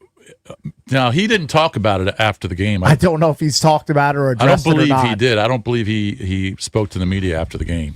He's a weaselly little weasel, is what he is. But that guy. Weaselly weasel. Common sense That's what he gonna is. Common sense is going to say, hey, this is the 900th goal. Yeah. Of course the Caps and Ovi are going to want the puck. I mean, it's the You're it's just the going to biggest no-brainer ever. You're going to look stupid when they find out that you put it in your back pocket. Yeah, and then he sheepishly stuffed his hand down his pants, found the puck, and gave it to the ref. Oh, sorry, I forgot I put it here. What is that guy doing? I don't hate the hustle. I just Hustle, think the it's guy's just going to make him look bad. He's making $4.5 Makes him look million bad. this year. The guy's made $35 million. I don't think he in his wanted to NHL sell career. it. I think he wanted to put it on his mantle. Stolen valor is what he was doing. I just think he would say, hey, Ovi scored his 900th goal against me. It's coming from a guy who has a Counting Crows record. With Bob Waugh's name on it. Yeah. Okay. Well, by the way, they were getting rid of everything. That's like double stolen valor that's because he didn't make the record. He's just stealing the award that was given to Bob Waugh. Well, So hold it's on. like third. It's not even stolen stealing. valor. I mean, it's not like I'm hiding it. It says go the County Crows, whatever, double platinum. Yeah, but you're stealing. And It's it like, says to Bob it's like Waugh. it's like AD robbery is kind of what it is. No, Attention it's not. dollar robbery. It's just memorabilia. Yeah. It's Doesn't- weird. it doesn't It can belong to only you. be. I can only put it memorabilia up if it's to me. How's it different than just like buying it at a memorabilia Why shop? don't you take the Bone Thugs and Harmony platinum discs that are in the break room? Because I'm not a Bone Thugs and Harmony fan. By the way, I couldn't believe. Like I go in there, get my coffee every day, so I see it every day. Those platinum discs. This tells you how different the music industry is. Those for like 4 million units sold. I was unaware that Bone Thugs and Harmony were that popular. They had a few back hits. in the day. Well, back in the day, people actually used to pay for music. I know. Yeah, now everything's just They Spotify. moved Nobody 4 cares. million units. That's impressive. Yeah. By the way, did we mention our friends OAR? They announced their tour. Very nice. Good Yeah, for them. I think Cakes and I both retweeted that. 30 Make sure- years and counting. 30 years and counting. They're Those guys- lockstep with us. That's pretty much. really are. We're still Yeah. technically 29. We did our 20th anniversary with them, right? Yes. And my wife Yes. said, "Why don't you do your 30th?" I said, "Trust me, they don't want to do their 30. They did that. That was charity for them to do that with Yeah. us. They don't want to do that." Timed up with a Christmas show they did. Yeah, here you go. Look You at can bring that. You can bring that home with you. You can throw that up on your wall. Who's that one to? Is it? What's it say on the little? It's to PGC. Yeah. Bone Thugs It and actually is Harmony. a cassette tape on it. This is That's so how old much it is. like just uglier than mine is classier. This is just like a cheesy poster. Yeah. Mine's Okay. way classier. I don't think this is. So you don't think that someone like what if what's the guy Shaq in the Pack decided he wanted to put this in his basement? You would have a problem with that? At least he works for PGC. He wouldn't have a I problem work for with it. HFS. It's true. You do have a connection. Yeah. It's just that it says to Bob Waugh. I know they were going to Gets throw us. it. Hold on, they were going to throw it away. It was my favorite band in college. No, what you should have done So is I you wasn't should have gonna let him had. throw it away. You should just go to Michael's and have them engrave it and say to Eric Bickle. Well, that's stolen valor. Thanks for your hard work. Yeah. That is Sure. That is Spin- stolen Thanks for the valor. spins, Yeah.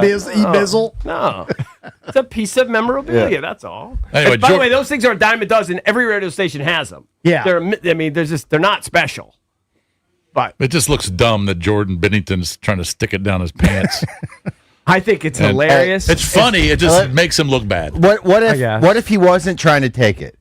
What if, else He was was he trying to doing? save it for Ovi. No. Well, there's part of it of saving it, but also you're the goalie that let up Ovi's 900th goal. Yeah. Maybe you just kind of want put your butt stink on it so that Oh, he was mad about it. Yeah, he's mad about it. So he's he had it down that's his crack. something from the Dina would do. I could see that. He's going to take it to a butt stink level. So he's gonna put his butt sweat all over the puck and hand it back to Ovi because he's bitter. No. That's a Dina move. What do you mean Dina move? That's a Pasadena move. What do you mean Dina? No, I think it's weird. It's a perverse pleasure that like pitchers have and giving up like Barry Bonds' 600th home run or something. Like they're okay with it. It's like I don't think so. It's a pride thing. I would think he wouldn't want anything to do with it. Like, why would you want a reminder you gave up the because 9 they respect goal to Ovi? because they respect the game. They respect the legends. Yeah. It's probably going to be the calling card to his career. So when he's a grandpa, and his grandkids don't believe that he was a professional athlete because he's become some slob like we all become, he's going to go, in fact, I played in the NHL, and you ever heard of Alex Ovechkin? Yeah. He scored his 900th goal against me. We had a guy. And here it is. We had a guy that was on a club volleyball team years ago. He pitched in the majors for 4 or 5 years, right? He was more of a role player or whatever, but he would always tell these stories about, like, he told a story about when he brushed off Barry Bonds, and Barry Bonds was about to kill him. Like, it was pride. Of course. You know, they love that stuff. So if Ovi scores his 900th goal. We had a caller talk about the Blue Turkey Bowl from 1980 Yeah, he was today. bragging about his own. Yes, of course That was he's bragging. different. You mean Big Little? Yeah. His grandkids will know he's a hockey player when he signs over the trust to him after making $35 million a year. Yeah, of all that money he's got in the bank. I can't believe he's got that He's made much. $35 million in his career. That's how good he is. I didn't even know who he was. He's played a long time. That makes me think butt sweat. No. Yeah. He just wanted. He knew that was a moment, and dude, he probably idolizes Ovi, right? Ovi's an icon in the hockey world. He fears him. He's terrified of him. No, but he's I'm a sure he hockey does. guy. Yeah. I'm sure he does. He idolizes like Gretzky, Ovi. Any chance he was Lemieux? keeping it and he wanted to walk into the locker room and just hand it to him? No, I don't know. Probably not. No. I was kidding. No, I know, but Valdez isn't kidding. Valdez thinks he really wanted to put butt stank on it. Some crotch sweat. Oh, perish the thought. All right, we're going to hook up caller number 10 right now at 800-636-1067. You're going to score a pair of tickets to see Iron Maiden with special guest Megadeth Friday, September 11th at Jiffy Lube Live. For tickets and more event info, go to thefandc.com/events. 800-636-1067 is the number. Win them so that you don't have to buy them, because winning them is always better. Free is better. We've learned that over the years. As I'm broadcasting in a free sweatshirt from the Wizards. The Wizards gear is very comfortable. It's very good. If they want to send more over, I'll accept We're always welcome to it. It is. It's actually very. I'm Yeah, sure there's we a love lot of plastic in there, but it's very comfortable. All right, we got to get out of here. BMitch and Finlay, they're coming up next.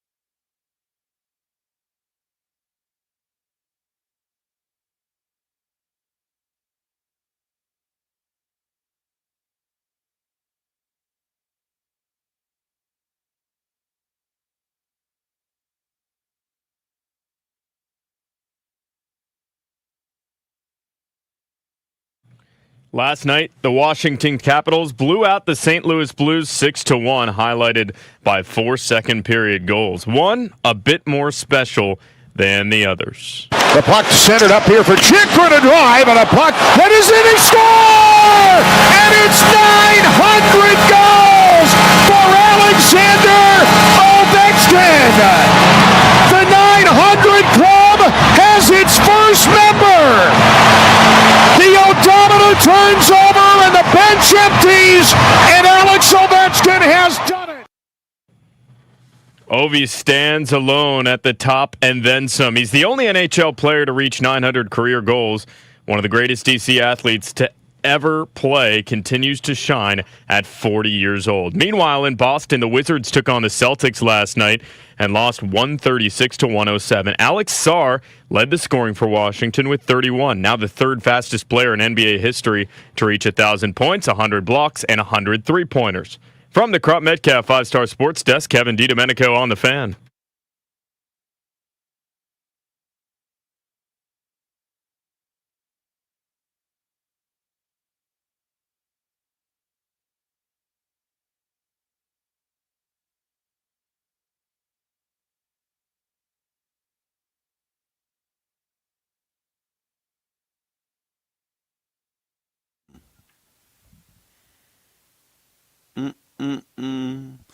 What up, everybody? It is 10 a.m. in the District of Columbia. You're listening to BMitch and Finlay. You can watch us on Monumental Sportsnet or the 106.7 The Fan YouTube page. You can listen to us like you are right now, right here on 106.7 The Fan, or you can watch us on TV on Monumental Sports Network. We are broadcasting live from the BigBear.ai Performance Center, Ashburn, Virginia, out here for Commanders practice as they get ready for Week 10 against the Detroit Lions. Good morning, Brian. How do you do? I am good, man. I think I need to turn this up a little bit.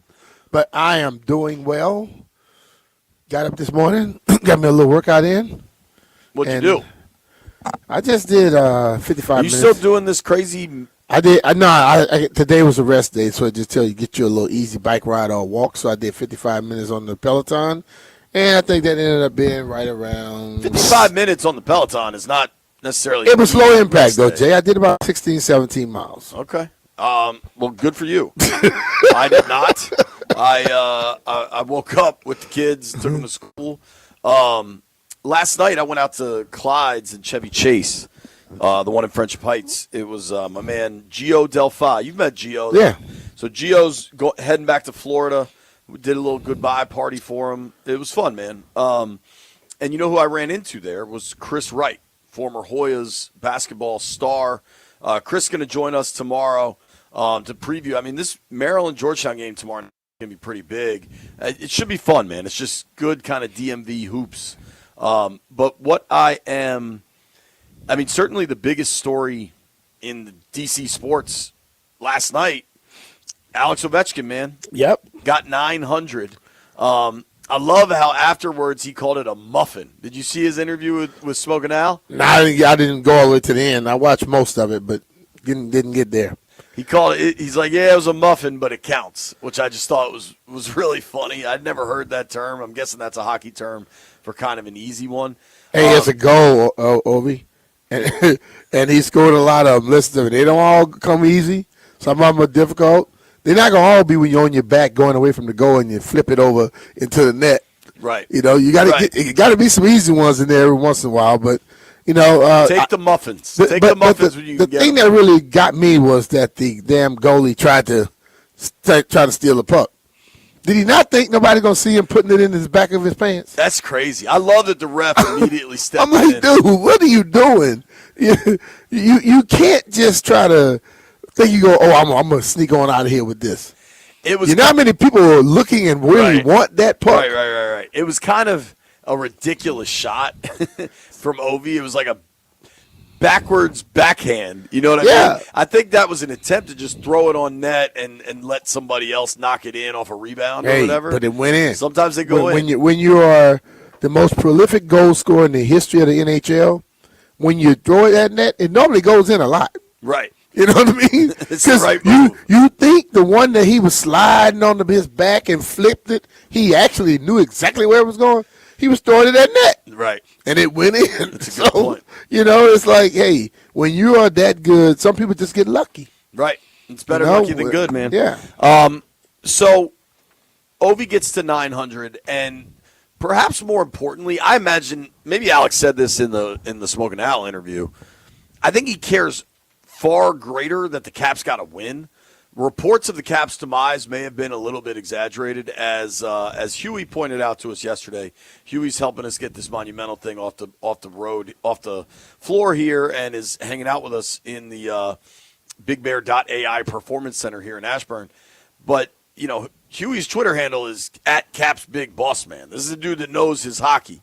And what he said yesterday, they're tied for last place in the Metro, but if they get a win, they can jump up almost into second place. And then they win. How many points? How many goals they put up? They should have saved some of them for later. They scored a touchdown but missed the extra point. Caps win 6-1 last night, and now with the win are in fourth place in the Metro. All right. It's very early in the season for hockey. They've only played 13 games.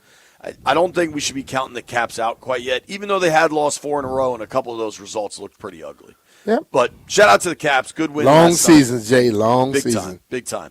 Caps have a back-to-back. They played a night in Pittsburgh. Remember when the Caps-Penguins series used to be like dude, it was a huge deal for a while there. Uh-huh. Yeah. And obviously you've got aging stars in Crosby and Ovi, and kind of the rest of the NHL has moved forward. What? Did you see the little thing they showed last night? Ovi and the dude from the Penguins. Crosby. And how they showed they're amazing. Crosby using some dye or something in his hair. You think? His hair didn't change colors at all. He's got that Coach K. They look. show Ovi, and you can see how Ovi is. Let it go. He goes with it. Crosby seemed like everything stayed exactly the same as they show the year, like the pictures from year to year to year. Yeah. What do you think about men who dye their hair? Man, just let it go, bro. So, I have always been steadfast in the let it go. Mm-hmm. I'm starting to get can you see I got a little bit of grays here now? Mm-hmm.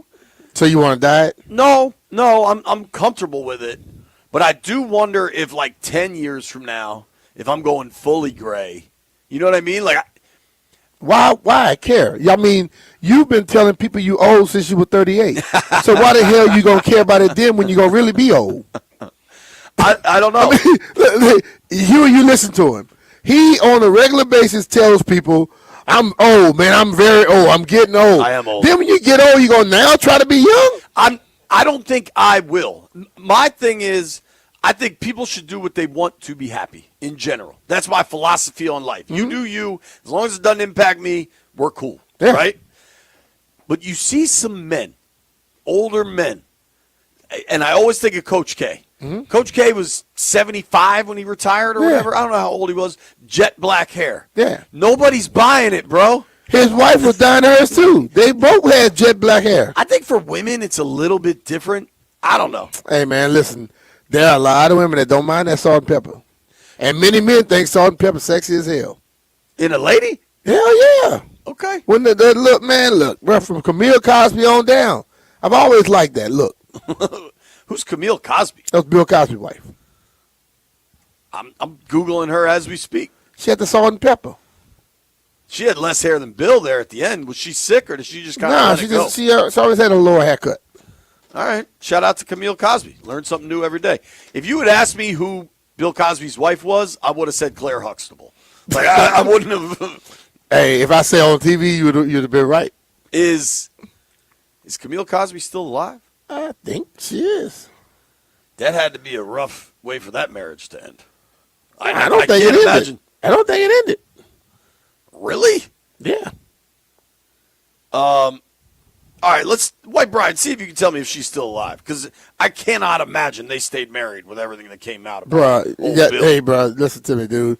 Old marriages is not like these new age marriages. New age marriage end if somebody sneezes too loud. Sure, but what happened there is Yeah, but far Jay, more than some sneezing. people believe everything. Some people believe everything was a different thing. Why, Brian? You never got, know. You got a ruling if Camille Cosby's still alive?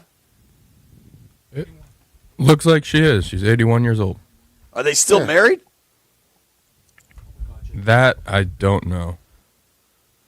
All right. Well, we're working on It that. We says got our they're best still guys married. on. Wow. All right. Bro, hey man, thin. Bill and Hillary still married. That's true. I mean, let's be real. I mean, Bill and Hillary are still married. The quick thing for new age people is just to separate. Old school, they always fought through it. That's wild. It's life. That is life. Hell of a couple detours to start the program this morning. Congrats to Alex Ovechkin scoring 9. Yeah, you go down the street the wrong way, you get divorced these days. You know what? I was happy for Ovi and Caps fans last night. So many of his major records happened on the road. Like when he broke Gretzky's record, we were in New York for that, right? Yeah. I was happy that he got it at home. And I imagine that arena went freaking crazy. Yeah, and I was happy that Joe B got to call it. Me too. You know, And because Walt, normally some of the things happen when it's the national call. It's still great, but hearing Joe B and Locker go through it, it's much better. That's the way it should be. Dude, Yeah, for yeah. sure. Who is the leading? Like, who has the most active goals after Ovi in the NHL? Like, so he's now at 900. Is there anybody that could touch this thing? So Crosby is next at 634. And He's not playing that much Crosby's longer. not playing long enough to do that. Stamkos has 584. I mean, How old is he?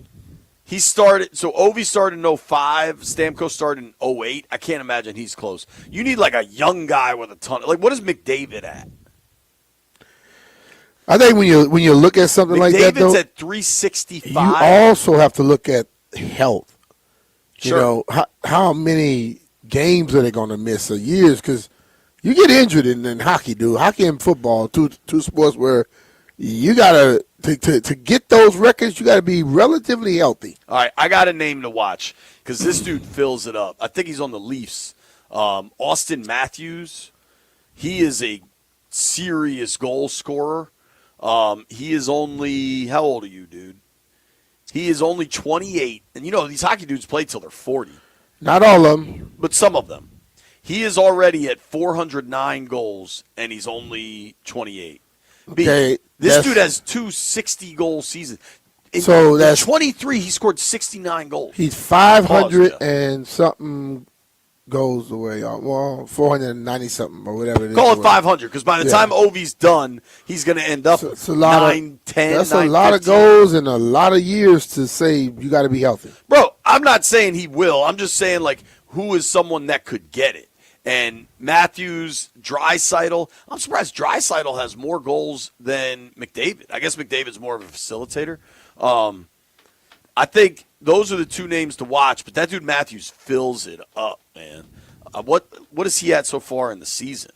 So through 14 games, he has 8 already. Mm-hmm. So he's going to finish. Now, you're right. Health is always a concern. And as you get older, health is really a concern. Well, and last year his Well, numbers you should know that because you're already getting gray. I'm old as hell. God. What would your hair be gray if you let it grow? I don't know. Let's find out. No, Maybe you'd look like Camille Cosby. I'm not letting my hair grow. Well, I don't want to look like Camille Cosby. That's something I like. Why would I want to look like something I like? As we turn our attention to the Commanders, obviously there is a lot to try to figure out. This team yesterday in the locker room afterwards was steadfast in they still believe they've got a chance. Mm-hmm. And, I mean, how else can you operate, right? I mean, but that's the way athletes think. Athletes are not the average person who, soon as something goes slightly wrong, they just quit. That's society. Athletes seem to think out of this world in a sense, and that's why they accomplish things that they accomplish most times. Obviously, we're going to dive deep into this Commanders-Lions game. But there's sad news out of Dallas, man. This a dude that, made a big play last week, 2 weeks ago. Not just last week. Yeah, Marshawn Nealon is Cowboys D lineman, passed away, and this is a young man, prime of his career, right? I think he's 24 years old. Yeah, and they said it was tragic, right? That's the only. They say tragically passed away, and I just have issues with a lot of headline people. Tragically passed away. Now you got people speculating. Say why. Say how. If you're going to put tragically, you may as well just spell it out. Because now, I guarantee you can just get people to guess and you come up with 100 damn different ways they think.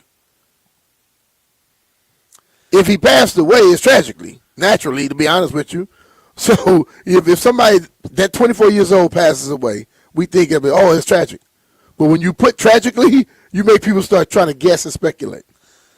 If I hear a 24-year-old tragically passed away, I'm thinking car accident or something. I You don't think know. car accident, you could think suicide, you could think murder, you could think anything can possibly happen. But if you're going to Second round put pick it out. last year. Yeah. Western Michigan. And the guy was a good player. So Certainly condolences to everybody involved there. That's just the last thing you ever want to see, hear, anything. Yeah. Thoughts and prayers go out to the Cowboys as well. Sure. Because those dudes in that locker room that are practicing with him, and we're practicing with him every day, that's not – you're going to have to move on, but it's not always very easy for everybody. Who could have been his best friend? You know what I mean? Those type of things. You got to be concerned about those guys as well. Dallas is on a bye this week, so those players are not in that locker room. It might be, honestly, a little easier to not have to roll into the locker room and see the locker and deal with all that. You got to come back and see it. Well, I imagine by the time they're back next week, if you come back, clean that out. You right? come back and you see that locker gone. That still makes it. Yeah. You understand he's not there, so you can't run from it. You have to deal with it eventually. Yeah, absolutely. Yeah. They're going to have a conversation, and Brian Schottenheimer will have to address the team. Just really sad stuff. When you hear of things like that, a lot of people get super caught up in the how. I'm not one of those, but I'm sure people will be digging into exactly what happened, and you hope he's okay. Well, when you put a word tragically, you're gonna make people start looking for it naturally. That's what that happens when you have those headlines like that. Certain headlines make people look for more, and that's damn sure one that will make people look for more.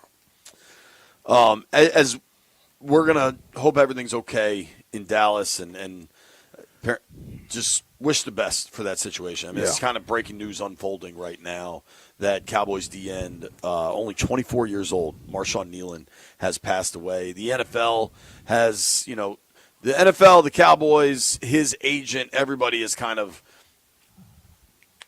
put a statement out. So this is obviously an event that occurred, and everybody's kind of waiting to see what happens next. For us, we just hope everybody's okay. And try to move forward as best you can. That's obviously just a debilitating thing, and just really, really sad for somebody that young with such a bright future. The guy, he just block a punt in that? I know he fell on the punt. I don't know if he was the one that actually blocked it. Just crazy. But I know he fell on it. It's just terrible, sad stuff there. I want to get into when we return this Commanders-Lions game, and kind of, I'm not sure Vegas has a read on this thing, and I always find that interesting because this line has had a ton of movement. We're just getting warmed up from BigBear.ai Performance Center in Ashburn. Nobody go anywhere.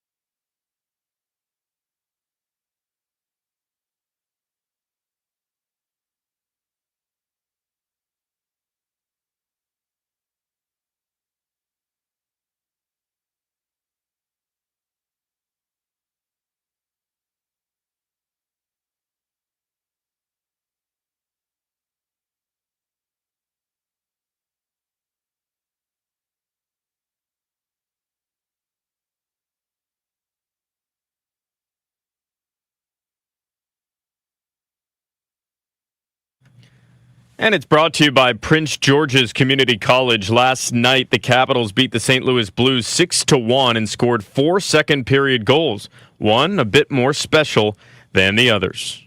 The puck centered up here for Chikrin to drive, and a puck that is in, he score! And it's 900 goals for Alexander Ovechkin! The 900 Club has its first member! The odometer turns over and the bench empties, and Alex Ovechkin has done it! Ovi is the only NHL player ever to reach 900 career goals, continuing to shine at 40 years old. Meanwhile, in Boston, the Wizards took on the Celtics last night, lost 136-107. Alex Sarr led the scoring for Washington, had 31 points. Now the third fastest player ever in NBA history to reach 1,000 points, 100 blocks, and 100 three-pointers. Education offers in-demand, fast-paced job training. Train for tomorrow's jobs today at pgcc.edu. Register now. From the Crop Metcalf 5-Star Sports Desk, Kevin DiDomenico on the Fan.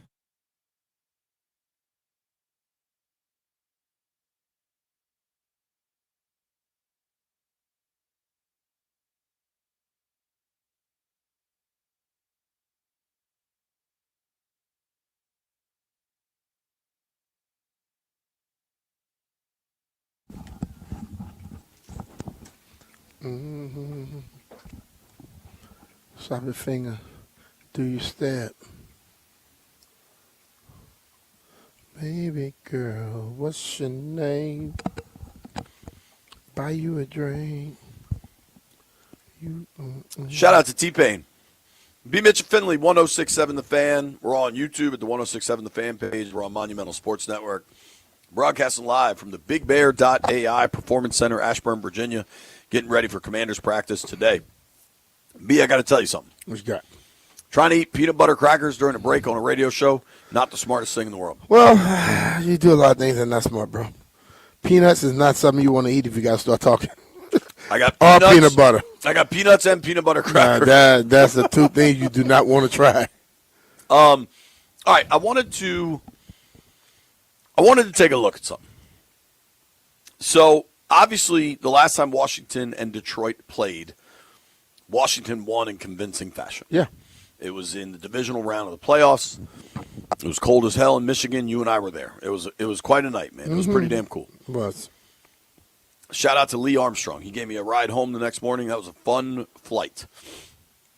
So the earliest line I can gather on this game is from May when they announced the schedule. And I think that's fairly irrelevant. But way back in May, when odds makers first started giving lines on this game, Commanders were favored by 1.5. Yeah. So if you figure 3 points for home field, they had Washington as a very, very, very narrow favorite.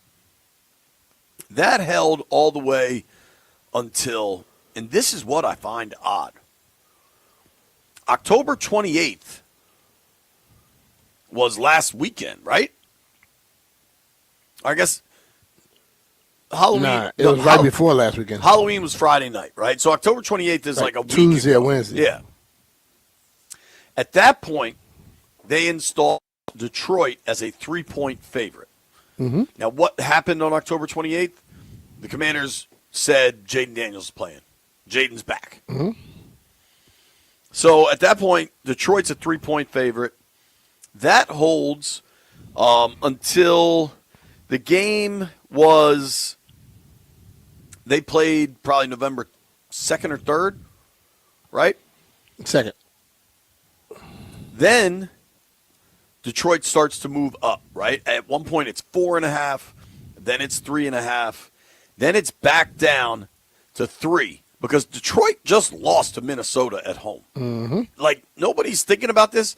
The Lions have lost 2 of their last 3, and their injury report is pretty significant too. It's not Washington's. They're not without their starting quarterback, but they could be missing as many as 3 of their starting offensive linemen. All right, so before Washington kicks off against Seattle, it was Detroit -3. Then Washington plays Seattle. Jaden gets hurt. That line jumps to 7.5. Yeah.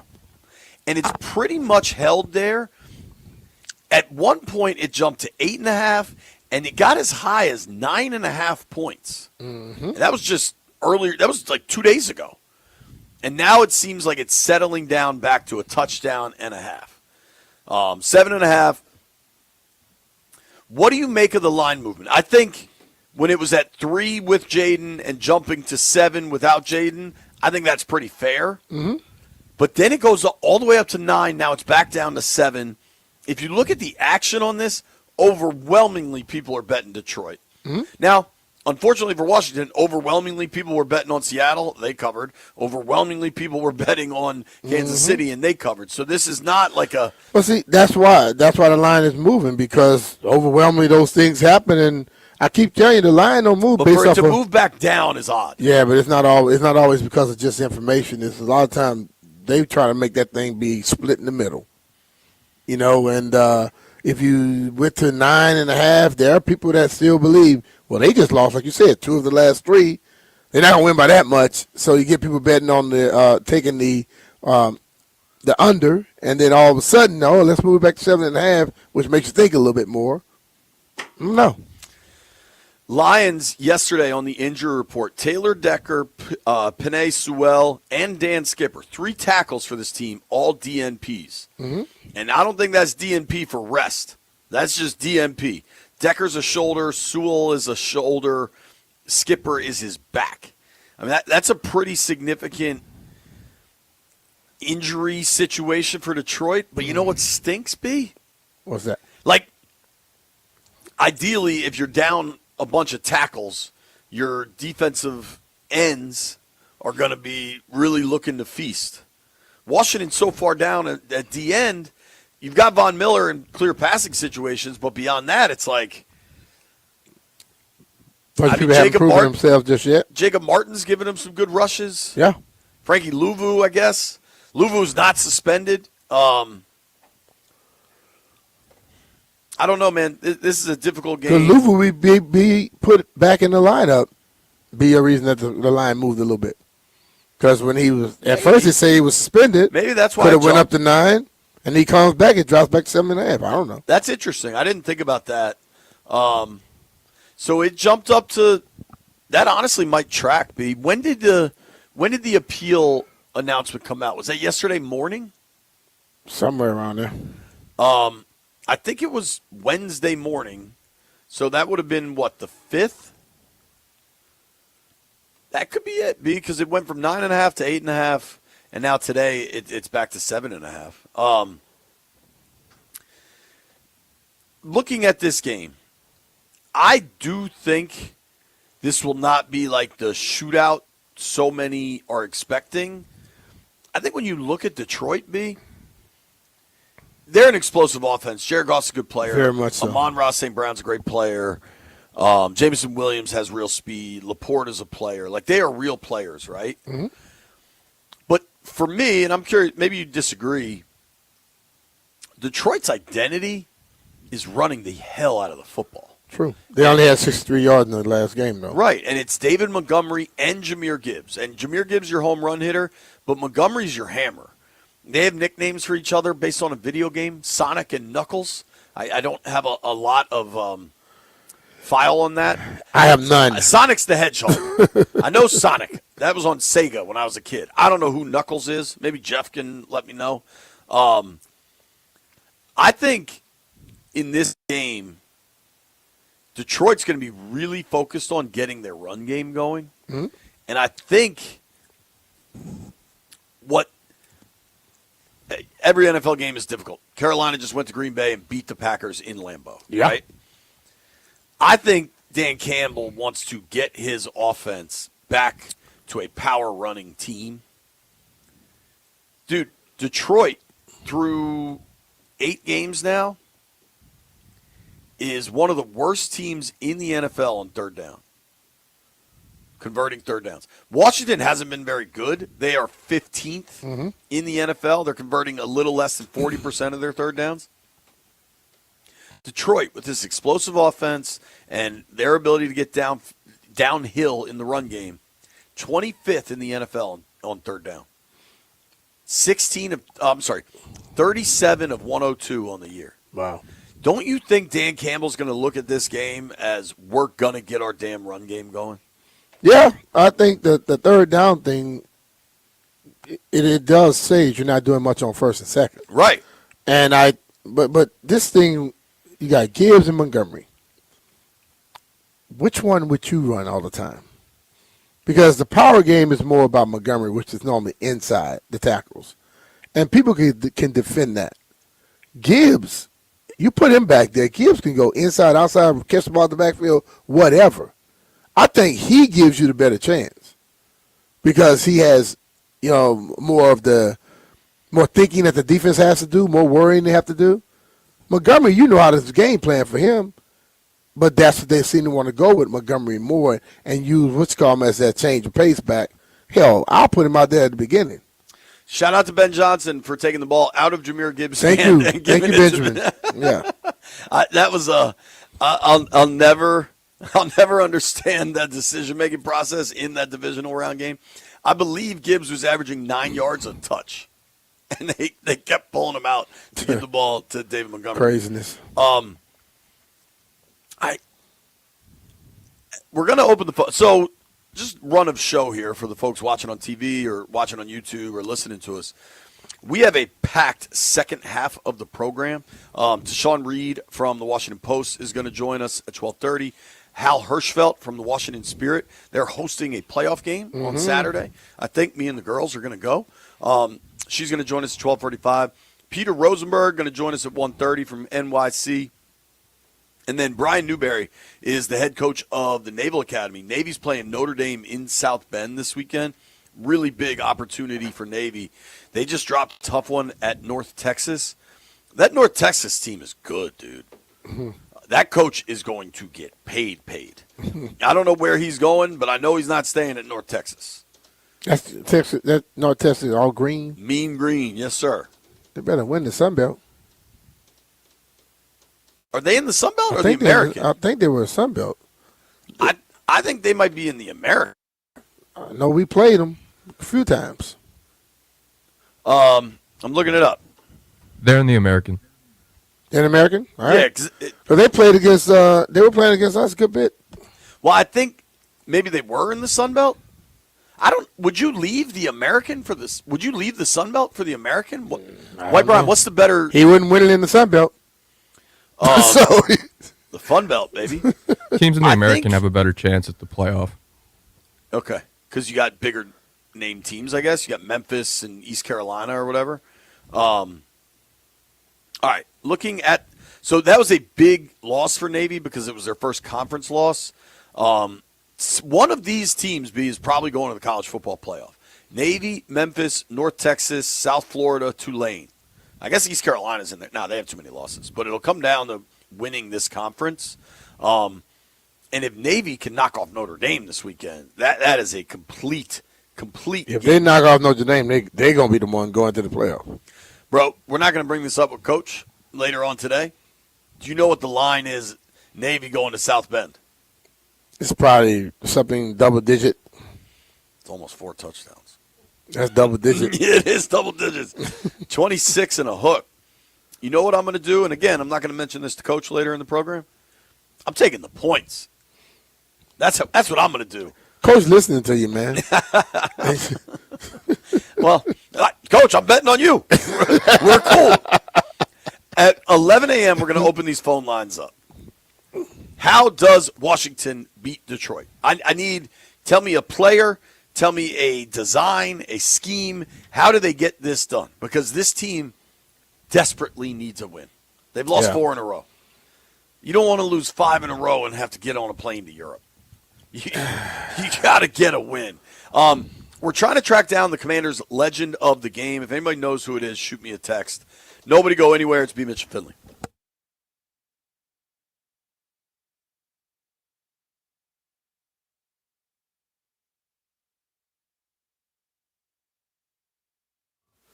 Hey, it's Brian Mitchell here. Every NFL Thursday is your chance to hit the jackpot on FanDuel. Because with FanDuel's Thursday's touchdown jackpot, you can win a share of $2 million in bonus bets each week. To get in on this Thursday's action, all you have to do is place an anytime touchdown score bet before the kickoff. And if your player scores the first or last touchdown of the game, you'll win. Your bet plus a share of bonus bets. Just visit FanDuel.com/Brian to take your shot at the jackpot. That's FanDuel.com/Brian, BRIAN, for your chance to win a share of $2 million in bonus bets. Play your game with FanDuel, an official sports betting partner of the NFL. FanDuel, official sportsbook of 106.7 The Fan. You have to be 21 years old and present in Virginia. Opt-in required. Must supply a profit boost token on select market. Prize pool to be split equally among all eligible participants who made the correct first or last touchdown pick. Bonus issued as a non-withdrawable bonus bet which expires 21 days after receipt. Restrictions apply. See terms at sportsbook.fanduel.com. Gambling problem? Call 1-800-GAMBLER.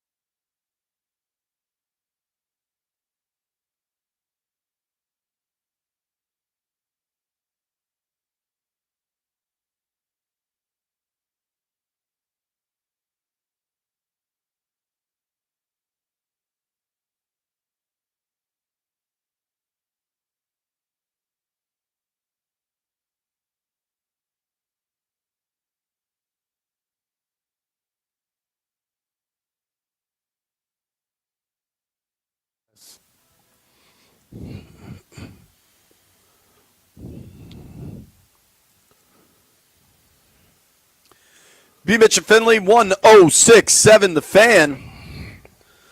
We're live, BigBear.ai Performance Center, Ashburn, Virginia, getting ready for Commanders Lions this weekend. B, I'm trying to figure this out. Landfill, as he always does, puts things on the show sheet. And he said, Commanders legend of the game joins the show. I don't see anybody on the call sheet. Do you have any information? I don't have anything yet. Really? Yeah. Who is the legend of the game? Don't know who that is yet. Landfill, do you have any information? I'm trying to find out. Hold on, give me a second. He was trying to supposed stick to the show sheet. He was supposed to be on the show. Let me call the guy. We'll see if we can get to the bottom of this. Okay, I appreciate that. I'll try to. White Brian, try to do your best research. Commanders legend of the game, week 10. I think it's a guy named Keith Mitchell. Landfill's trying to call him. Oh, Lord have mercy. Landfill, you called him? I called him. We'll see if it rings. Weirdly, it's ringing. Hello? You're a fool, bro.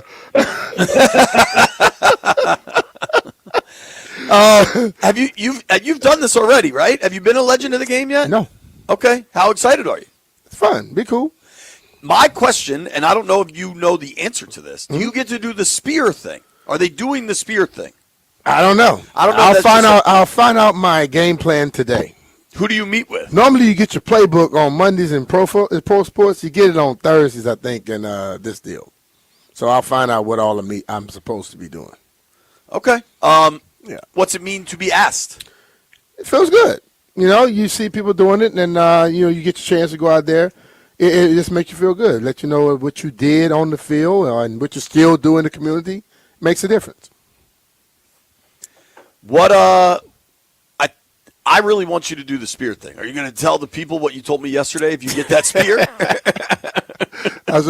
I told JP Landfill I was going to act like it was a javelin and see and throw it from the goal line and try to see if I could get it to land right on the 50. Did you ever do javelin in high school? Yes. How'd you do?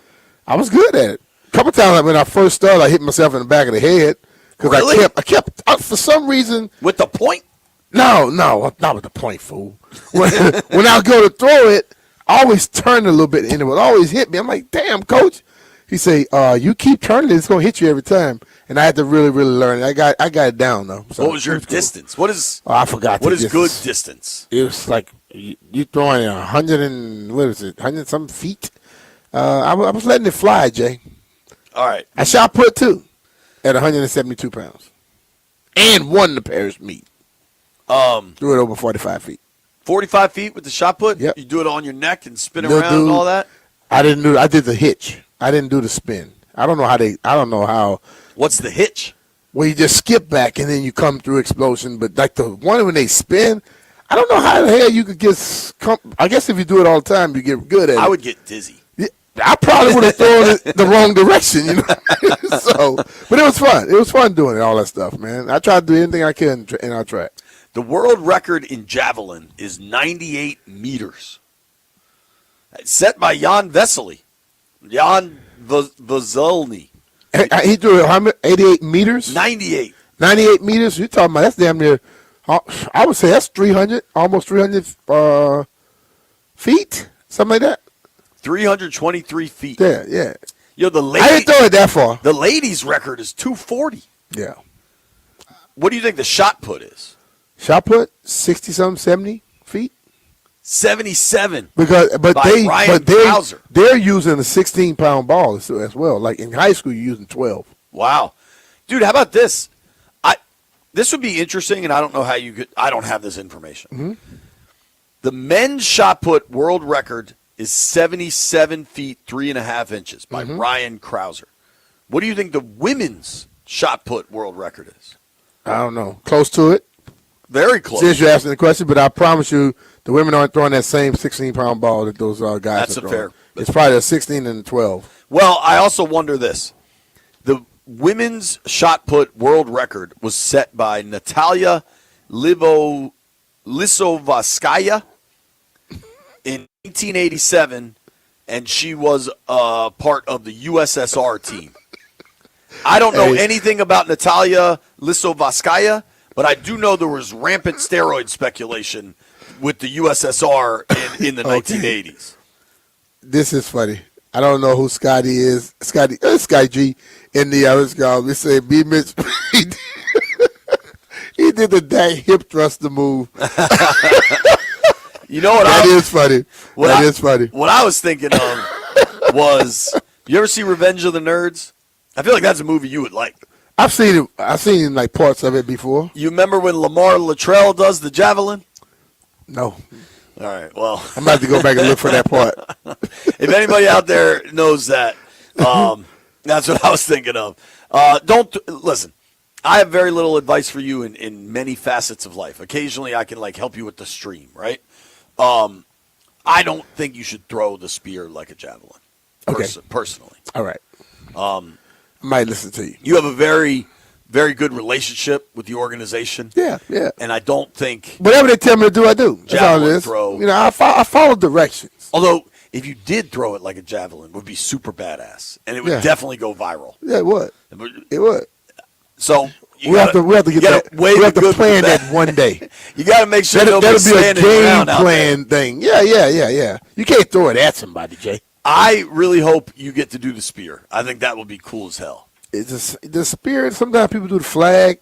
The interview big flag. You'll definitely. I have never watched everything somebody does doing that because, once I'm done with the show, I'm all over that damn stadium, bro. So I never know everything. So Carolina let me know what I'm supposed to be doing. All right, we're going to open these phone lines up. 800-636-1067. Going to ask the boys in the aquarium. Going to ask BMitch. I'll give you my thoughts. How does Washington beat Detroit? You can't lose 5 in a row, man. You can't lose 5 in a row before Thanksgiving.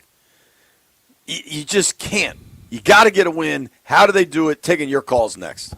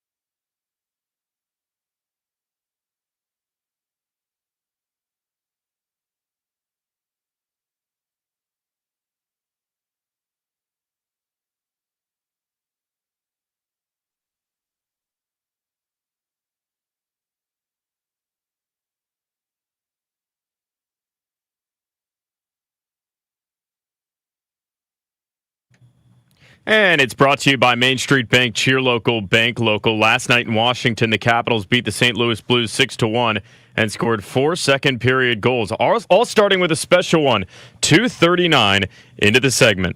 The puck centered up here for Chikrin, a drive, and a puck that is in, and score! And it's 900 goals for Alexander Ovechkin!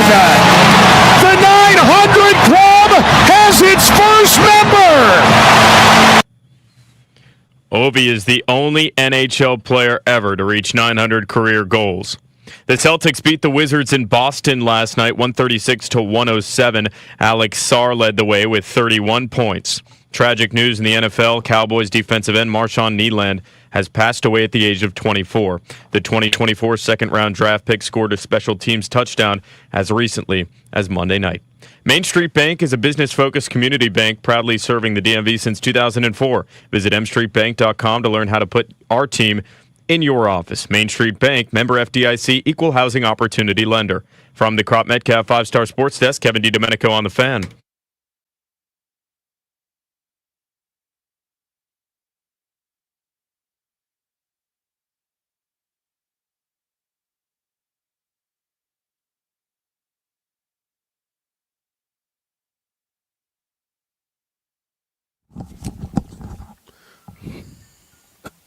Yeah, I'm different. Yeah, I'm different. Pull up to the scene.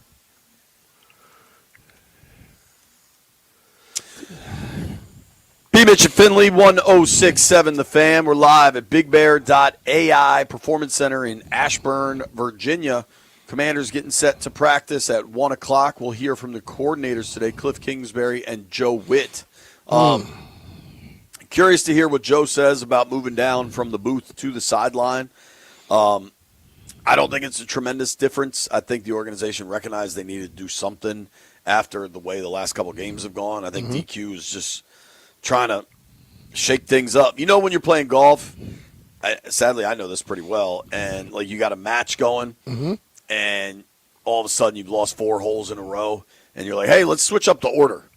Yeah. Like, it really makes a difference. That's all I think this is. They're switching up the order. Yeah, it's like, you know, there's a certain level of superstition that hangs in sports, no matter what type of sport it is. And you just want to adjust some things because you feel like the flow is going to be messed up, or the vibe or whatever has been messed up, so you try to change it up. Really, everybody just has to focus on what they need to do. Get back to playing some aggressive football and stop making mistakes. You know, one thing about this team, in situations where they've had something happen positive for them, they end up shooting themselves in the foot with a false start, some level of penalty. Think about the start in Kansas City. Yeah, you can't do those things, man. You have to capitalize off of opportunities because in professional sports, you don't get too many chances.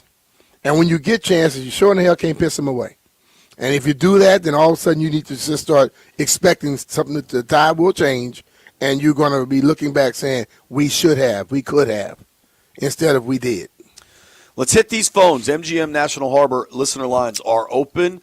How does Washington beat Detroit? Let's go to Brandon in Maryland. Brandon, how do they do it, dude? They do it with respect, and that starts with respecting your opponent and anybody who is a guest on your show. BMitch, the way you disrespected that gentleman yesterday was so unprofessional, my brother. You have got to do better than that. Just hey, bro, I don't listen. I'm gonna disrespect you right now because you don't tell me how to talk, and you don't understand how me and Nate operate. The problem with a lot of you that want to call in and try to tell me how to talk, you don't know how me and somebody else work. So when you don't know that, keep your damn mouth shut. So that's disrespect too. I'm always disrespect people that try to tell me how I'm supposed to say something when you don't know the whole story. Can I chime in? So check yourself. Yeah, I wasn't expecting that. I don't have phone control here in Ashburn. Yes, Jeffrey. Yeah, please do not call in here and, say you're going to say one thing and then go completely off the rail. That will get you blocked for a long duration of time. You don't have to block him, Jeff. I got him. I mean, my whole thing about it is I am a grown-ass man. I talk trash to you.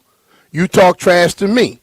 But when you talk trash to me and I respond, you all get sensitive. I don't get sensitive.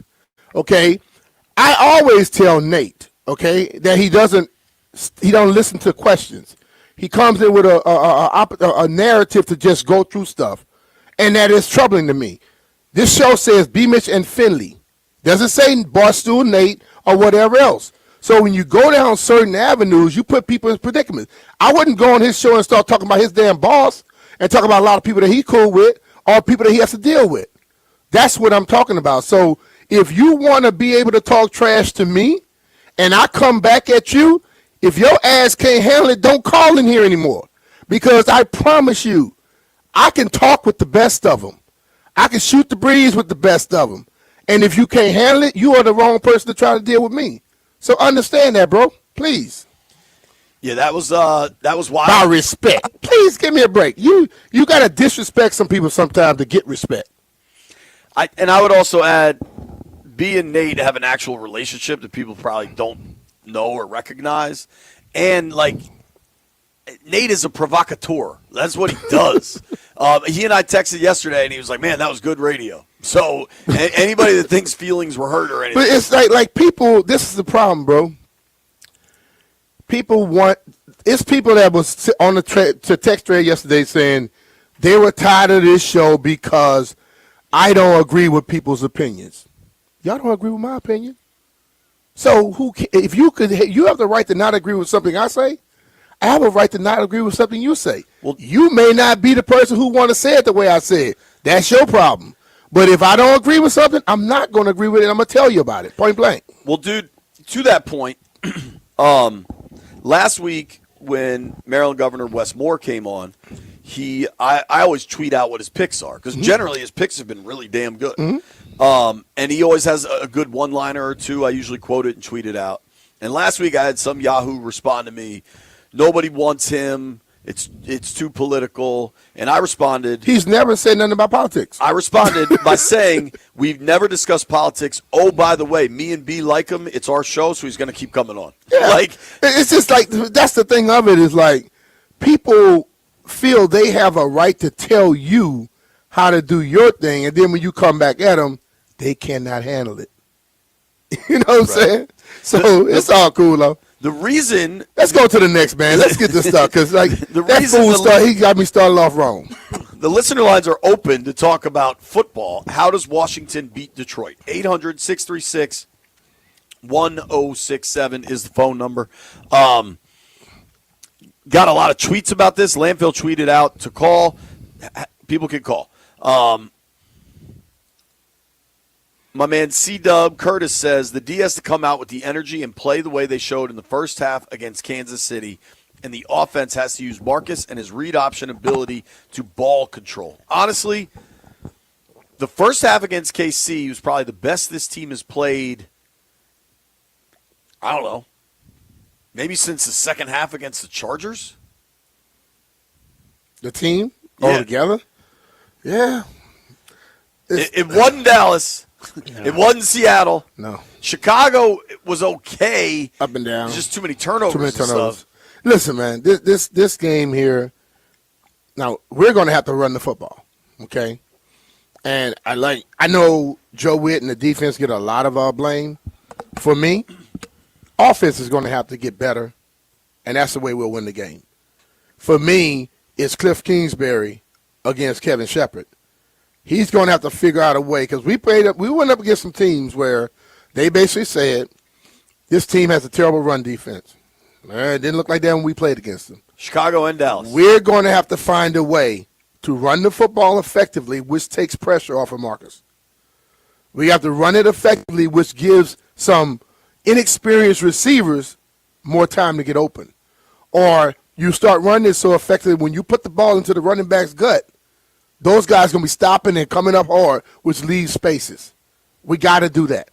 And that's going to come down to, yes, you got to have the players to get it done, but the scheme has to be something that's going to work against their scheme as well. For sure. If you look at this just strategically, Detroit is kind of middle of the pack defensively. They're 13th in points allowed, 8th in yards allowed. In the rush game, they're 10th in rush yards surrendered. Giving up 4.1 yards per carry. I asked you this, B.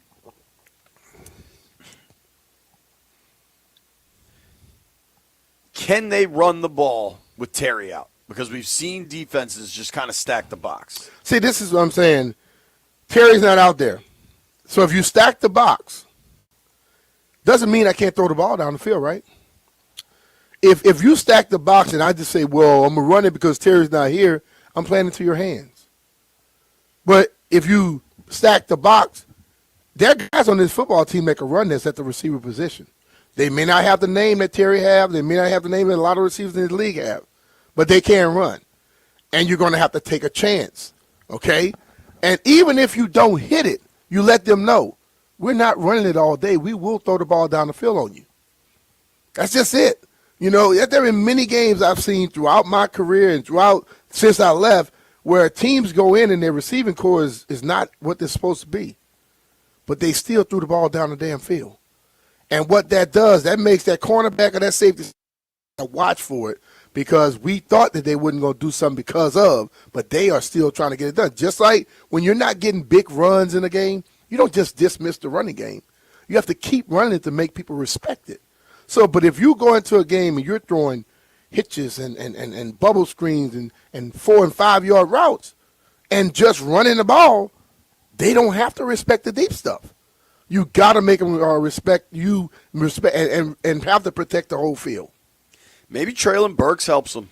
I mean, that guy was a first-round pick for a reason, athletically really gifted. Let's hit these phones. Let's go to Lewis in Winchester. Lou, how do they beat Detroit this weekend? Play hard. Just be yourself. Don't worry about what people say. Go out there and play hard. Be yourself. Don't worry about just play one play at a time. One play at a time. You have a bad play, get over it. Get over it. Respond to the next play. Play hard. Be a Redskin, a Washington Redskin, but known as a commander. Show respect to his name and play hard. Appreciate you, man. And that sounds simple, but he's exactly right. Guys got to go out there and not worry about who was here, who's not here. You're here. One thing Dan Quinn was your stressing best yesterday, foot forward. I think you heard DQ talk about this with Mikey Samerstill, and you heard him talk. He didn't name Bill, but specifically he talked about a 2nd and short where they had a first down as it was blocked, and Bill tried to bounce it outside for a big gain, got tackled in the backfield. 2nd and 1 became 3rd and 2. With Mikey, he said there's ups and downs. I love that he wants to be a playmaker, and he's made plays, but you can't always have that mindset. Sometimes DQ said we got to stop over-trying, and I understand when you've lost 4 in a row, the feeling that you've got to press and you've got to make a big play. Sometimes make the simple play. You know how you start a rally in baseball? With a single. It's not all home runs. Yep. You know what I'm saying? Let's go to Kurt in Ashburn. What's up, Kurt? Gents, I actually have a real specific recommendation, and it's not my idea.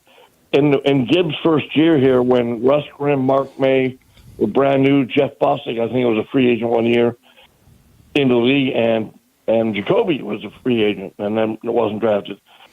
And when it became clear they weren't able to give Theismann good protection, Gibbs and his staff ran the dash. Theismann would take the ball and run at a 45-degree angle about 5 yards or 6 yards away, and that gave him quite a bit more time to throw. And if that's going to be a problem this week, then maybe they ought to go to that.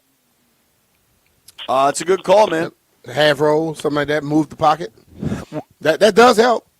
I mean, but we saw last week before the injury, Jaden was really effective on those boots. Yeah. Mariota can run the boot. Mariota, like this guy just said, Mariota still has gas. Yes, he does. But this is the thing.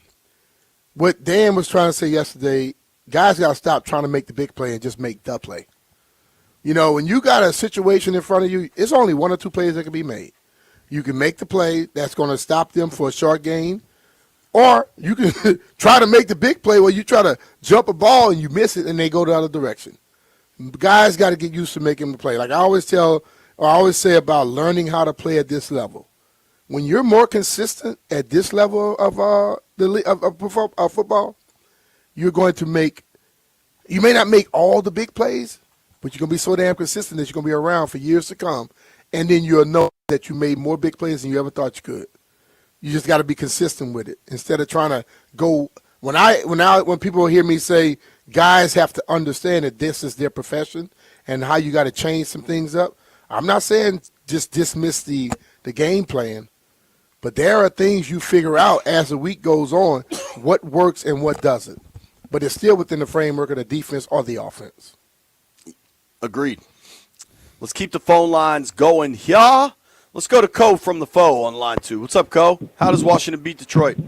Hey, what's going on, fellas, man? Good morning, man. Good morning, dude. The way we go out there and beat Detroit is simple, man. We go out there and we cannot play like that last caller talk about BMitch being disrespectful to boss dude. Man, we can't go out there soft, man. That was soft talk. We got to go out there and play hard, man. That guy right there, he reminds me of the same type of individual that tell you something, and then you retaliate with words back, and then you say, "Oh, I was just joking, man." Come on, man, cut that out, man. I don't think you was disrespectful, BMitch. Have a good day. All right, Co, thanks. Let's all just talk about football. Is that difficult? Let's try Peyton in Lynchburg. Peyton, how does Washington beat Detroit? I think we can beat Detroit by giving the ball to C-Rod. I think Bill's a great running back, but C-Rod, every time he gets the ball, he's getting yards because he's just a hard-nosed runner. I think Bill is a good running back. I think he can bounce it outside and hit a lot of nice jukes and get free when he needs to, but every time the ball's in C-Rod's hand, he just makes more, he's just more successful when the ball's in his hand. If you look at the carries that he's had in the previous games throughout the season, when he gets over 10 carries, he's getting more than 60 to 70 yards a game and getting a touchdown.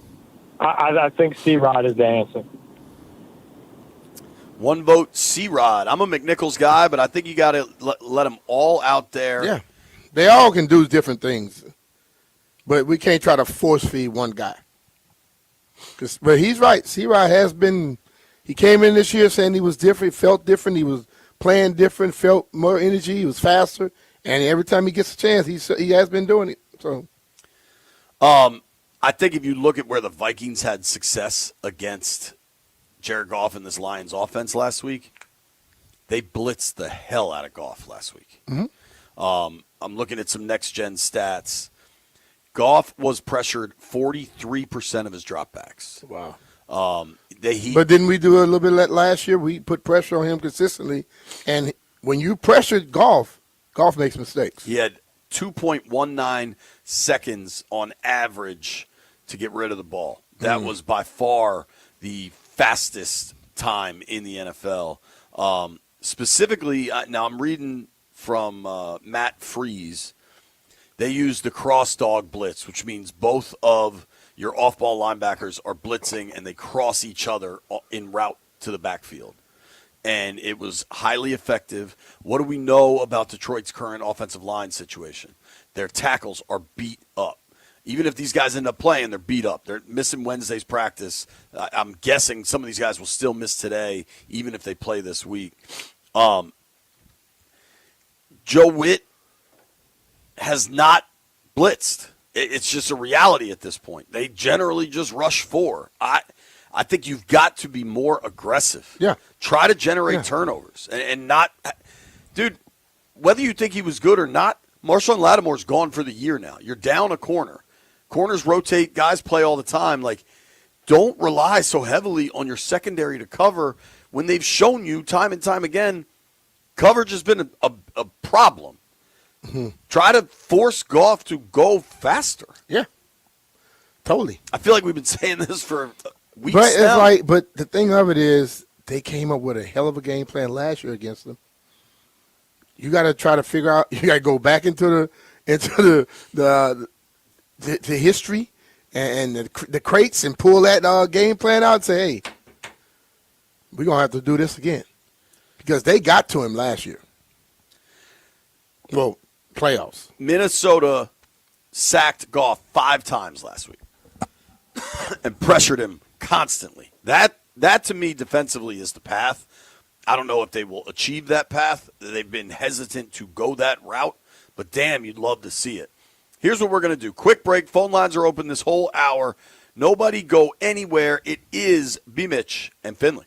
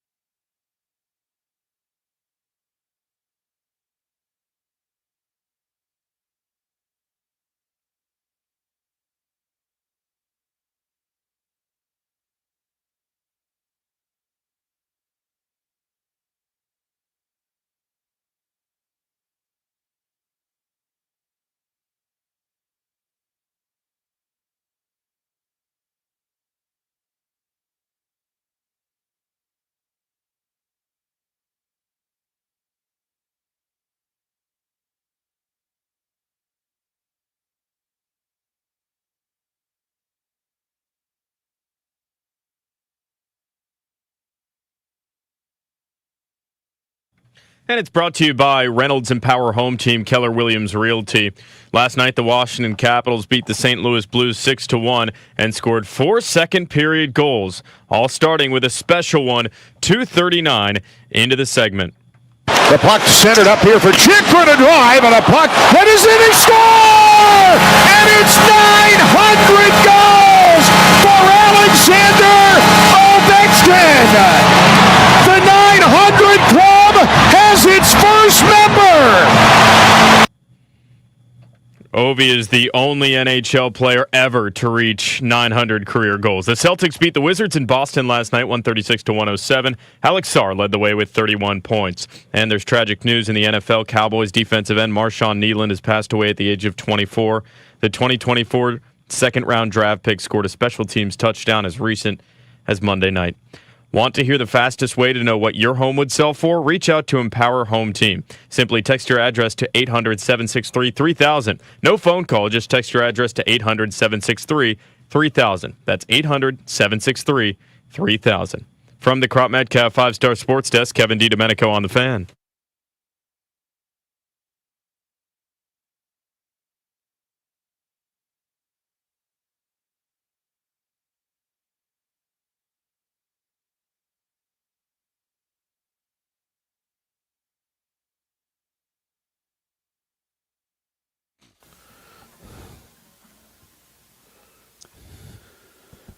BMitch Finlay 1067 The Fan.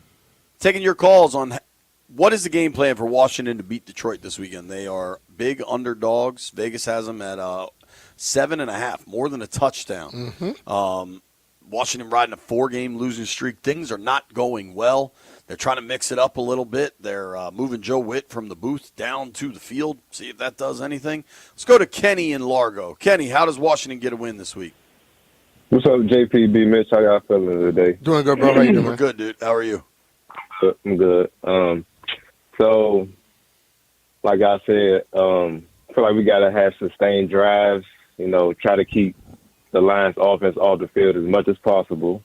And I agree with you, BMitch, when you said go back to that film from that divisional round, and Joe Witt better study hard, take out whatever you need to do to try to stop them. Bring whatever you can bring, and just believe in themselves, man. Just like how Josh Collins said in the locker room, how they don't believe the season over. Well, go out there and show us, prove it to us. You know what I'm saying? Show us that the season's not over. That we still got a chance. I like it, man. Good call right there. I think that's a fair place to land.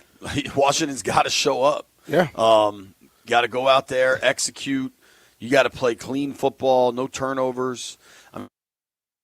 Start in Kansas City, where they're driving the ball, moving it well, and then Debo takes it off the face mask, interception. Yeah, interception. Even if you only get 3 on that drive. Yep. Dude, another thing, don't get caught up only chasing touchdowns. I think sometimes, whether it's the analytics or just the thought that you have to press the gas at all times, like if you go back Monday night, Dallas goes on that really good drive to open it. I think it was 4th and 8 at the 13. And they went for it. Yeah. You know what's not a bad thing? Getting points on your opening possession. Yeah. I think in the game against Kansas City, they were trying to be aggressive because they knew they were going to have to be in a scoring match. But if you score there, then you got another interception. What if you go and get 7 there? If you're up 10-0, believe me, it put pressure on the other team, no matter what. At that point now, you do what you want to do because that defense is not going to be taking too many more chances. Because they know now you're up 10-0. They can't take chances. That offense now will start throwing the football. And it plays into your hands. So moving forward, and we can't drop behind, bro. We've been behind 10, 14, 21 points quickly in the first half.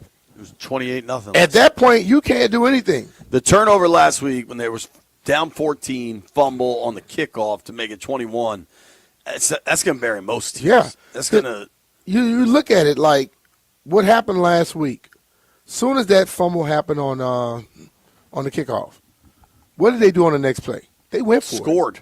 Because you at that point, you're now playing with house money. You take chances then. They were very aggressive with it because a lot of teams would get that ball and then they're going to run it, end up getting a damn field goal. No, they say, you know what? Let's try to get another touchdown. They were trying to bury us at that moment. Yeah. That's how you're supposed to play football. Yeah. That's how you play it. And that's something that gets coached on the high school level. Like when you have a turnover, when you have a quick change in a game, that's when you take a shot. Like that is not kickoff. If it's after the team scoring and they kick off the ball, beginning of the game, it's like when people are not expecting. Right. I told you about this play in college. They kick off. We got the ball on the 7-yard line. And I say, Coach, what's up, man? He said, what we put in all week. I'm like, we going to try that right here? He said we're going to be aggressive. We ran a play-action pass, roll it in, drop off, boom, 93-yard touchdown, first play of the game. That other team was chasing the rest of the day. You know, I don't know what would have happened if it hadn't happened, but when I went to throw the ball, the dude, Troy Toriak, was so wide open, I was like, don't miss him. So I just threw a ball on the line, hit him in stride, and that dude walked in the end zone. Because they were not expecting at that moment. We ran the ball a lot. And when I faked the run, they came flying up. He was wide open. That's the type of things you got to do sometimes, man. Just come out with the gusto. Because if you're a running team and you come out and you do that little easy run, they're like, okay, cool. They're doing their same thing. But if you come out and you try to go over the top on one of them, you change their mindset the rest of the game. Let's go to Franco in D.C. Frank, what's up, man? How does Washington beat Detroit? Hey, what's up, man? Look, it's simple, man. Look, we got the advantage. You know why? Because we in their head because we beat them last year. So use that to your advantage. Look, go out there. The man in front of you beat him.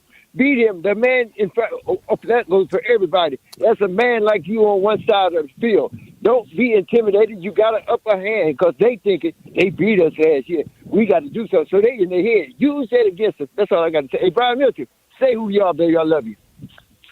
All right, brother. Appreciate you. Thanks, man. Right. What do you think? How does that weigh, knowing the last time these two played, Washington went into Detroit and beat them down? You know that they can beat you if you don't take it serious. It makes you understand that they're not going to be pushovers.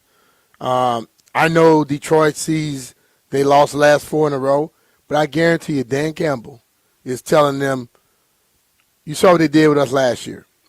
Do not look past them. They are still capable.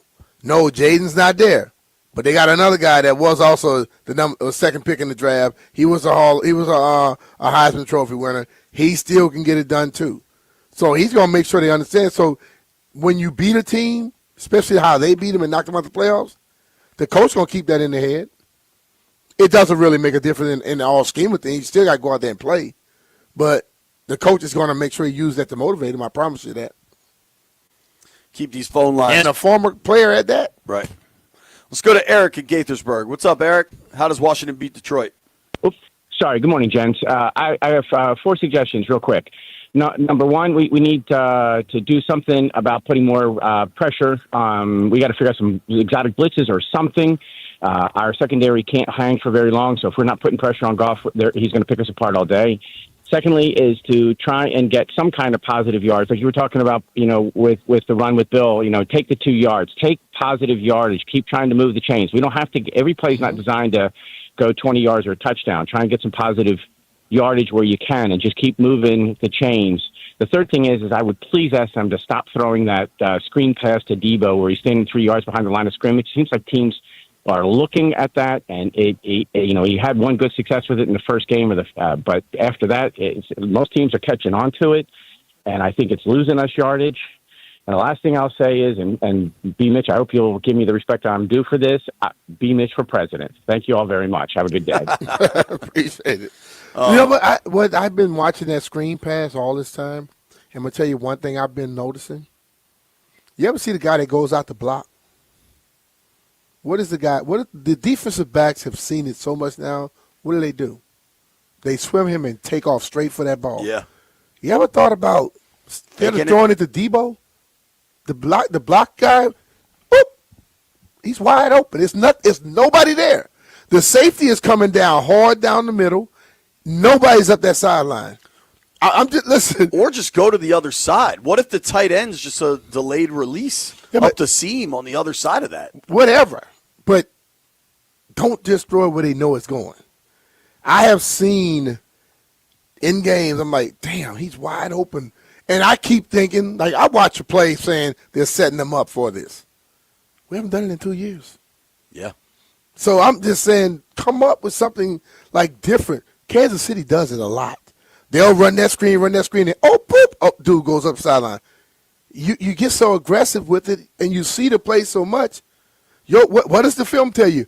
Oh, they're going to throw this little bubble. And you come flying up, and that guy come to block you and then trip you. Yeah. He open, dog. I like it. Let's get another call in here. Jay is in Laurel. What's up, Jay? How does Washington win? What's happening, sir? Doing good, man. How you feeling? Doing well. So I'm going to give you guys a little bit of history. BMitch, I know you from Club U. You take me and way I back, know huh? JP from his dad's bar when I used to sell beer to them. Let's do it. So I have a lot of history with you guys, but I'm going to say this. First of all, I'm happy that y'all are syndicated on MSG because you've changed the game. When I worked for PGC, we were just radio. So that's in the past. What I will say is we can beat Detroit if they let Luvu go and be the defender that he is. They're keeping him on the line. That does not help us. He should be a flex player that moves around and gravitate to what the offense is doing. So that's all I have to say.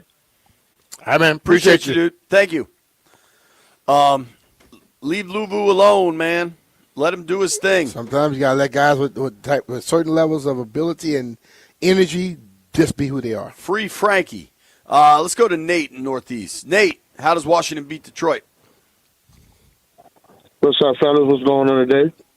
Chilling, bro. How you doing?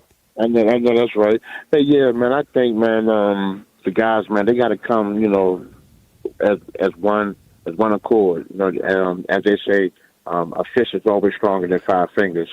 I think if everybody come the ball, offense and defense wise, take care of their business.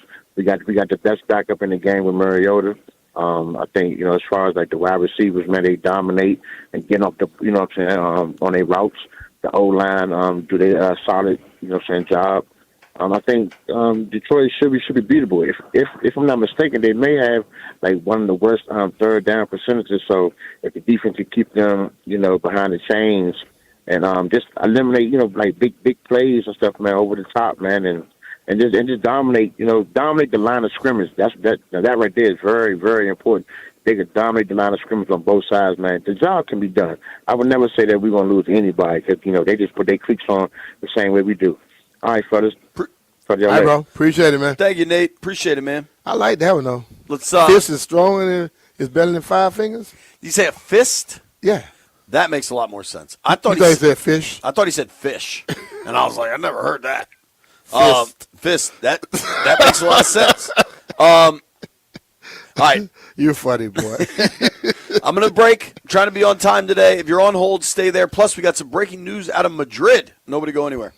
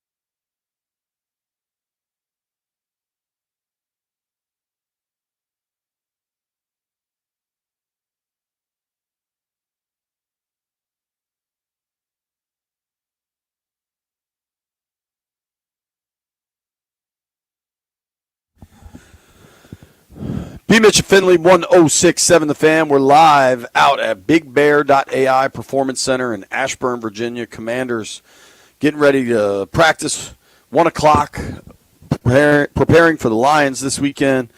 Big 4:30 matchup. It was supposed to be kind of the headliner for Fox, but they have since shifted. It was going to be Tom Brady and on the call, and now Brady's heading out west for the Niners-Rams game. I wonder if that means we get Greg Olsen. Greg Olsen's really good. I like Greg. I kind of think he's better than Brady. It just has a... Well, Brady has the name. Yeah. The cachet. I think we still have a dude on hold. Is Warren still there on line one? If Warren is there, Warren, I need you to tell me, sir, how does Washington beat Detroit this weekend? Hey, BMitch. Hey, Finlay. Thanks for taking my call. Yes, I need for them to resurrect some vitriol from last year. You know how Peters and Josh Harris had got snubbed on the plane, you know, when they was trying to get their new coach, and the coach decided the last minute he didn't want to be a part. And I could only imagine what Josh Harris and them had to say to the team before that game, because it seemed like they were ready.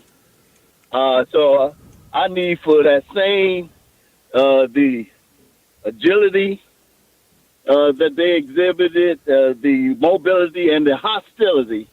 I need to resurrect that vitriol. I believe that's the keys to winning against Detroit.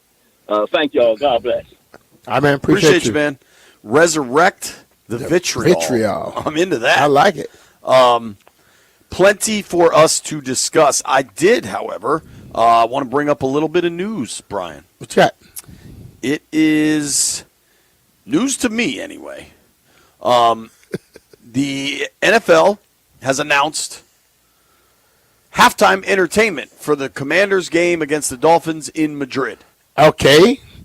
And who do we have, Mr. Finlay? We're probably going to have to lean on Jeff here for... I don't know if Jeff is really on top of the Spanish I've heard scene. I've heard of one of these dudes. Fact. All right. The National Football League today announced Argentine producer, DJ, and 4-time Latin Grammys winner Bizarrap, alongside Puerto Rican rapper, singer, and songwriter Daddy Yankee, will headline the halftime performance. Heard of Daddy Yankee? Me too. Gasolina. I think that's him. Will headline the halftime performance of the league's first ever game in Spain, where the Washington Commanders will take on the Miami Dolphins at the Bernabeu Stadium in Madrid. What's it called? The Bernabeu what? I think it's Bernabeu. Okay. You tell me. Bernabeu. The E has a accent on top of it. Bernabeu? Bow, maybe? Bernabeu. Or however you say it. We go with you. Let's go. Bernabeu. Jeff, I've heard of Daddy Yankee. Is he he's Gasolina, right? Man, Jeff's not here. Hassan said Daddy is cool. Yeah. Where the hell is Jeff? All right. So Bizarrap, I hope I'm saying that right, has gained extreme popularity and is among the top 10 most streamed artists globally. So this dude's a big deal. He has a YouTube series called Bernabeu. Somebody says pronounced Bernabeu. Okay. We'll take that. Listen to this. Most recently, the producer has collaborated with the king of reggaeton, Daddy Yankee, on an all-new track to be performed for the first time at the NFL game in Madrid. So this is a brand new song these dudes are rolling All right. out. There you go, man. This stuff is huge worldwide. And you know what's funny, B? I legitimately cannot count how many times I've seen Lee Greenwood perform. You know Lee Greenwood? Proud to be an American. Okay. Because they bring Lee Greenwood to seemingly every NFL stadium I work at. Like, I've seen Lee Greenwood probably 25 times just because I happen to be there. I've gotten to randomly see some pretty cool shows over the years. Like Dolly Parton played in Dallas a couple of years ago. Remember that? Yeah. I don't know that I ever would have seen Dolly if the situation hadn't unfolded. I didn't know she was so tiny. She's tiny. Not all parts, but she's short. Well, they are not as big as they were. She changed them up too. Yeah. Hey, man, back in the day, they were the first thing you saw. Now, she say, look, I'm teeny. I'm going to bring them with me. All right, Joey Sabat says Bernabéu is the stadium. Bio, okay. Yeah. I'm excited. I don't know much about these gentlemen that are set to perform. Well, I'm looking at a lot of people on the thread here, and it says that the catalog is huge, and Daddy Yankee music, women love it. If women love it, you're going to have dudes around, believe it. It's that simple. A lot of times you have somebody say, oh, man, women just like him, and who the hell you think they're going to attract because women like him? The dudes that trying to get to the women. That was my dad's philosophy hiring bartenders. He said, you always need good-looking, not always, right? Like, I don't want to get... Because he hired you, so we know that wasn't right. Well, also, my dad is passed, so I don't think he could really get in trouble for this theory, but here we go. He's like, you want guys to be your bartenders that girls want to come see, because then other guys follow the girls. True. If you have girl bartenders, then your bar is just packed with dudes. Yeah. And then eventually the dudes look around and they're like, this place sucks. But they may have good-looking friends that show up to come support their girlfriends, and the guys come. There's no wrong answer. Yeah. Here's what we're going to So why did he hire you? I'm a good talker, B. Okay.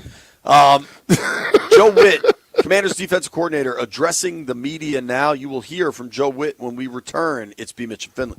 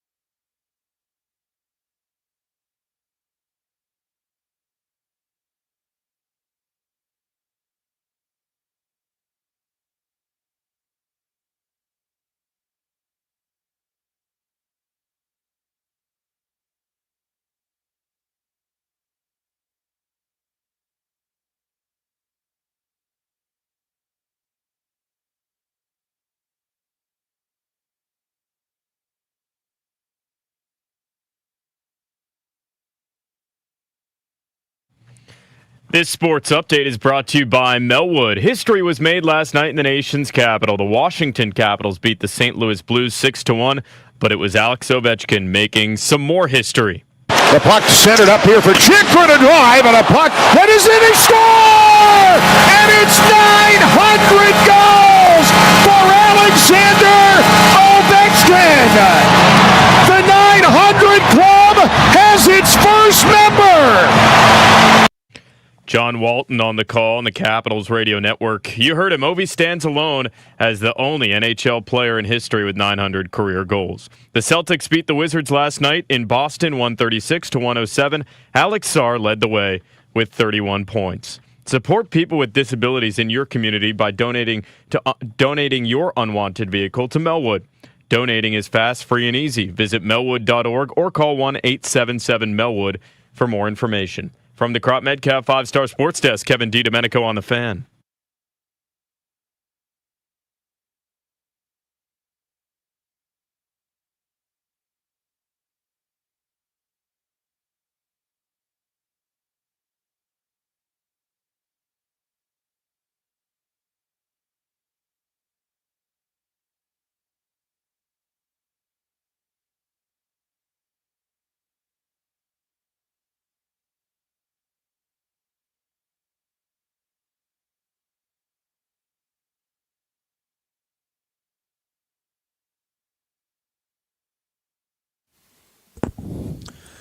BMitch and Finlay, 106.7 The Fan.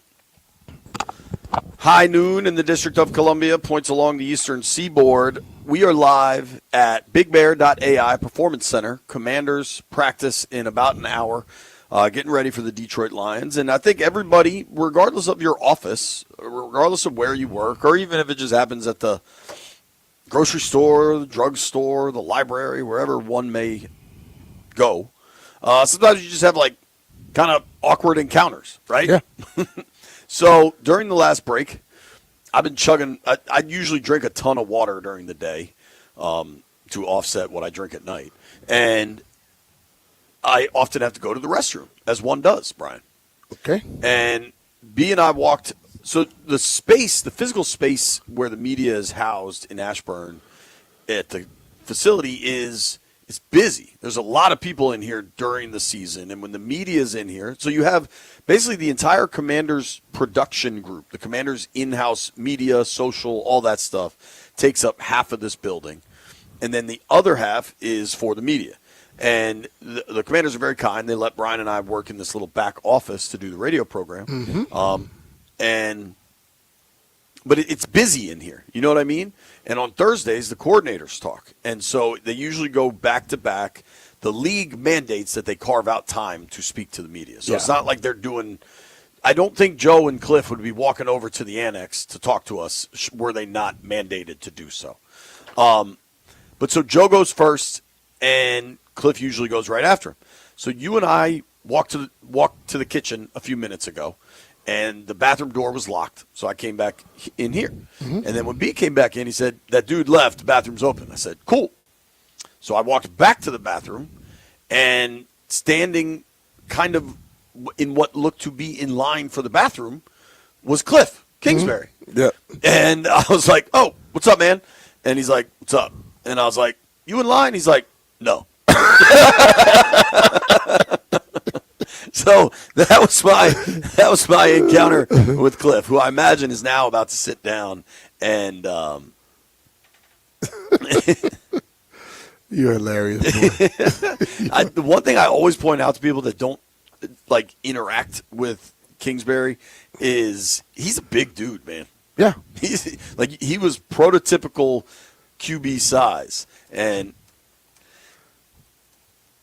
Cliff and Joe Witt, I think, understand the pressure that's on this weekend. Man, at least should. They should. Yeah. I mean, this is... But you know what? That's the nature of the beast, baby. Totally. That's the nature of the beast, and I think they understand that. They're not shocked, you know. They're not going to be fooled by it. They understand what's happening. For Cliff, you heard DQ say it. How hard? What was the longest losing streak you were ever on? Do you remember? John was on some losing streaks, man. Yeah. It probably about 4, 5, 6. I mean, we were 6-1, something like that, 6-2 one year, and lost out. I think. You know, we've had some bad years with Norv. With Norv, dude, I think you were 7-1, and then went 1-7 on the back half. We lost a lot. What is the feeling in a locker room when you start losing like that? It's despair, but you know what, though? There are people trying to make sure guys understand it's not over. Because not only are you trying to change it around that year, you're trying to keep a damn job. You're trying to keep a career going. You know, and I think that's what you have to show, because right now, fans may not want to hear it, but coaches are seeing who's checking in, who's checking out, who's going to keep fighting, who's going to quit. They're trying to figure that out, too. They want to know. Which guys can I count on? Which guys that I can't count on? Because moving forward, you got to make decisions. And some people you'll be cool with, some people you won't be. Totally. And one thing Dan Quinn said yesterday, Cliff Kingsbury mentioned today, is guys are pressing. How natural is it to press when you just feel desperate? You see, like how do you stop yourself from over trying to make a well, big the play? thing of it is, like, you have to get to the point where you understand over trying causes more problems than it helps. And when you just, you hear me most times when I discuss any of this stuff, I talk about knowing what you have to do so you can get on the football field and just react. So maybe instead of, like, you know, there are guys that get into the game and then all of a sudden they go, all right, I'm ready to go now. It's not game day that you get ready to go. It's off season, and then it's every day of the week leading up to the game. That makes your job a lot easier once you get to the game time on Sunday. If you're not doing it that type of way, then you got problems. You know, there are people who have been in college and they try to do all the studying late, and you flunked that damn exam, did you? Right. But then you wonder why the other kid who you know you're smarter than, he keeps passing the class because he pays attention every day. And he gets better and better every day. So when he gets into that thing now he just has to go back to everything he's retained. A lot of us know we're smart, but we wait till the last second to really get into it. And when you try to do it all the night before, after probably leaving the ball with one of your buddies, you don't stay up. You don't retain it. You flunk. Same thing happens on the football field. If you do it consistently, you have no problems. If you don't, you got problems. To that point, I got a story for you, Brian. Prior to my freshman year at the University of Maryland, you go overnight over the summer for, I guess it's some version of orientation, right? Mm-hmm. You go for a night, and my best friend, Brian, his older sister was like a sophomore or a junior at Maryland. And yeah, man, we've been friends a long time, haven't we?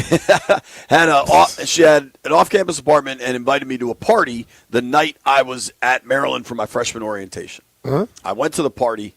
I partied pretty good. I know. I had no idea the next morning at 8 a.m. was your math placement test. I had no idea until everybody in the dorm started waking up. I had zero. Maybe I should have known, but I did not. I was not in great shape for this math placement test. Yeah. I did not place well. Mm-hmm. I placed into remedial math. It was called Math 001. But not even Math 110. Math 001. That's like remedial. Yeah, sure was. Yeah. But what I learned when I then entered University of Maryland as a freshman was that Math 001 doesn't count towards your GPA. Yeah. So I said, that's getting you ready for the math that you need. Right. But Brian, when I realized it didn't count, I didn't go. So I failed Math 001. So you couldn't get to the next math. And then I had to take it again, and I failed it again because it still didn't matter. But see, they tell you it don't count towards your GPA, But if you don't pass that, you can't start getting into the math that counts. Eventually, I realized that. and I realized that when I got put on academic probation. And this lady said, you're smart enough for real math.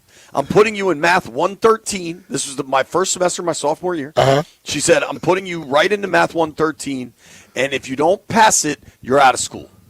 And then you pass it. You know what I did? Well, I went to class, and I got an A. Somebody said, JP, you would have failed it anyway based on the math skills you display daily. Some things you just got to do it. Math is like building blocks. You got to do it every day. You got to do it. If you skip a week, you're not going to know what next week's all about. And I think you got a point there, Jay. I think that's where this Washington team is.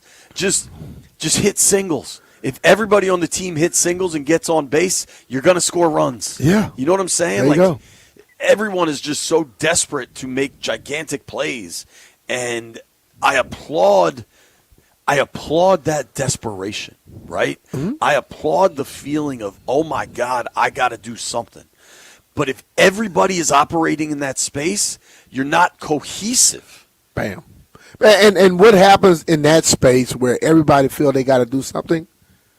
Everybody start taking care of themselves. They don't take care of the team. You get what I'm saying? And if you get 11 guys on offense, 11 guys on defense, basically going out there pulling each direction to make sure they look good, somebody else is going to look bad. You know what I mean? So, like I always talk about, when you when you're on the field, you want to the best feeling on the football field is when I used to step under at quarterback. If I knew my center was on point and my left tackle was on point, I didn't worry about anything else. The left tackle got to make sure that left guard is on point, okay? And he damn sure want to know the center gave him the right information, and vice versa. People are looking at the people that are right next to them and people they have to count on. And if you know it, then you just play. But if you don't know it, you start trying to watch them. Then you start trying to do your job, and it makes you late on your job. And if you're late on your job because you was worried about his job, now everything's screwed up, right? Yeah. And I think that is a point that they got to get away from. They got to get to the point where they hit the ground running. Detroit is beatable. This is the NFL. They lost last week to Minnesota and J.J. McCarthy in his, I think, 4th career start. Washington you cannot let Detroit set the tone early. You cannot have these giant coverage busts. You cannot let what is Amon Ra's numbers for this? What do you think Vegas has him set up at? Probably got him set up for about, I'm going to go plus 75. That sounds about right. Like probably plus 5-6 receptions. Amon Ra, 80.5. Damn. 7.5 catches. Whoa. That's a lot, man. But you don't think, but see, this is the thing I notice about that. Sam Laporta, 45.5. They Tight let ends the ball go to their top guys. Yeah. Whether you're checking them or not, they're going to find a way to get it to them. And I think the thing about the NFL now, when you go into a game, you have to have the mindset, I am going to throw it to my guy. Because your guy has more advantage than that defensive back. So you got to let it go to him. That the days of having to be wide ass open, that those days no longer exist. What do you think Jahmyr Gibbs' rushing total is? Well, I don't know if they're going to run the ball a lot to him, but I'm going to still say they're going to go probably plus 60. 71.5. Damn. Damn. Well, that would have been over. Defensively, Washington. They had 63 total last week against Minnesota. I know. And I know we're not Minnesota. I'm answering the question I saw on the thread earlier. Say, we're not Minnesota. I understand we're not. But Minnesota hadn't been stopping people like that up to that point either, but they sold out. And they sold out in the run game, and they on their way in the run game, guess what they kept doing? Going to the quarterback. Then, you know who saw ghosts last week against Minnesota? Jared Goff saw ghosts. So, we'll see. The Commanders' defense is 28th in the NFL in yards allowed. I mean, just abysmal. It is. 22nd in the NFL in rush yards allowed. 29th in the NFL in pass yards allowed. Okay. But I just want them to focus The on net this yards per pass on this attempt are one dead game. last. Let's just stop them from getting it done this one game. I think you got to be aggressive, man. Yeah. You got to try to blitz them. Well, if you do what you've been doing on average, you're going to give up a lot. So you got to do something a little different. That's natural. It's automatic. Certainly. I mean, they're trying. Joe Witt, do you believe this? Joe Witt says he asked to move down. Hey, that's what they said. I have to take what they say. All right, let's hear. I've gotten to the point where I don't question every time somebody say something. I mean, because I know when I say stuff sometimes, and if people don't believe me, I get pissed because I know what I'm telling you the truth. But I had to get to the point where I don't care if you believe me or not. I know what the truth is. Here's Joe Witt talking about moving from the booth to the sideline. Like that happen, you have to adjust and make some changes. So, I know DQ talked about earlier in the week that I will be coming down to the field. I went and asked him to do that for a number of reasons. The first reason I've been in the box, Q, most of the coordinators that I've been around called it from the box. Q, Capers, Mike Pettin. Even when I was in college, the guys, the coordinators always called it from the box. You have a good view. You can see. You don't really have to have as much help with personnel, people coming in and out. So that's why the advantage of being in the box. Moving to the field, I think the energy that I have in practice that can be probably positive within the game for the players. A couple of the guys have been asking for me to come down as well, and so I think it's time for that to happen. We got to do whatever we have to do to get a win, and so the play has not been, especially this last week, to the standard at all, and like I said, that starts with me. I got to do a better job getting the coaches to get the players to understand how we're going to do it, and we got to get this thing turned. We got to get it turned right now. So, with that, any questions? That's Commanders defense coordinator Joe Witt. Says players were asking him to come down to the field, and he asked DQ, and DQ said yes. The move from the booth to the field feels desperate, and I'm okay with desperation on a 4-game losing streak with one of the worst defenses in the NFL. I know we live in a pound of flesh society where something goes wrong, you need somebody to blame, that person has to be reprimanded, right? Like that's how we live. I don't believe that Joe Witt is the sole problem for this defense. You have guys just missing assignments and not making plays and missing tackles. Now, I do think if they're really looking at everything like we've been told and they know they've got to turn it around, send the blitz. Like people think because they're losing, like these dudes, this is their life. Joe Witt's probably in this building 16 hours a day or something. You know what I mean? Like they're here at 5. They leave at 7. Like they're putting the time in. But if you watched what Minnesota did last week, implement some of it. Blitz this dude. Goff is a really good passer. He can kill you from the pocket. He doesn't move well. That's what separates him from the truly elite. Like, I'm not talking about Lamar or Jaden running ability. Tom Brady couldn't run, but he can move around in the pocket. Matt Stafford can move around in the pocket. Goff doesn't have that. Go get him. Yeah, because the thing about it, you don't have to worry about playing man. Because he's not going to break the pocket a lot. The BMitch and Finlay. He may, but it ain't going to hurt you like the other ones do. Totally. We have a very relevant poll question today. The BMitch and Finlay AAA poll question of the day. Do you think Joe Witt moving to the sideline will help this defense? Yes or no? Or maybe. Landfill gave you a maybe. I'm going to say maybe. The AAA poll of the day is brought to you by AAA. Level up with the new AAA Commanders MVP membership. Get all the benefits of AAA, plus exclusive experiences, discounts, and tickets. If you're already a AAA member, upgrade for free or join today at AAA.com/Commanders. I don't know that it's going to help, but I know it can't hurt. Nope. I know they got to do something different. I was on last night with Yang, and she was asking me, do you think this is going to work? And I said, what they're doing right now isn't working. So anything else, try something different. Yeah, totally. We'll see.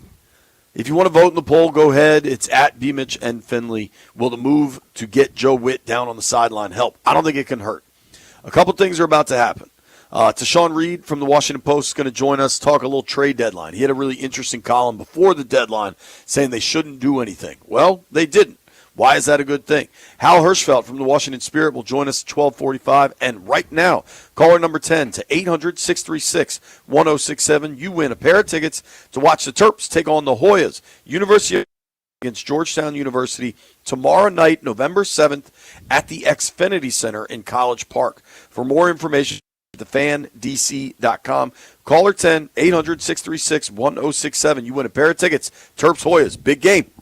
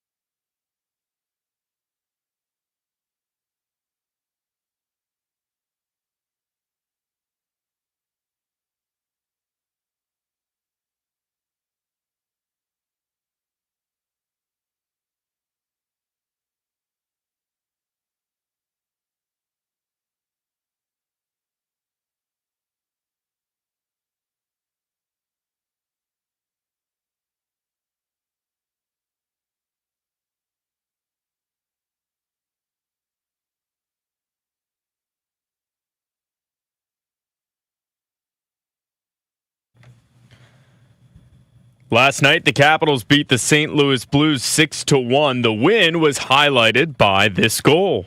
The puck centered up here for Chikrin to drive, and a puck that is in, he score! And it's 900 goals for Alexander Ovechkin! The 900 Club has its first member! John Walton on the call on the Capitals radio network. You heard him. Ovi stands alone as the only NHL player with 900 career goals. Last night, the Celtics beat the Wizards in Boston, 136-107. Alex Sarr leading the way with 31 points. And in college basketball, Maryland hosts Georgetown tomorrow night at 6 p.m. It can be heard on the Team 980. Howard basketball in action tonight at 7 p.m. at home in Burr Gymnasium, and it's also on ESPN+. From the Crop Metcalf 5-Star Sports Desk, Kevin DiDomenico on the Fan.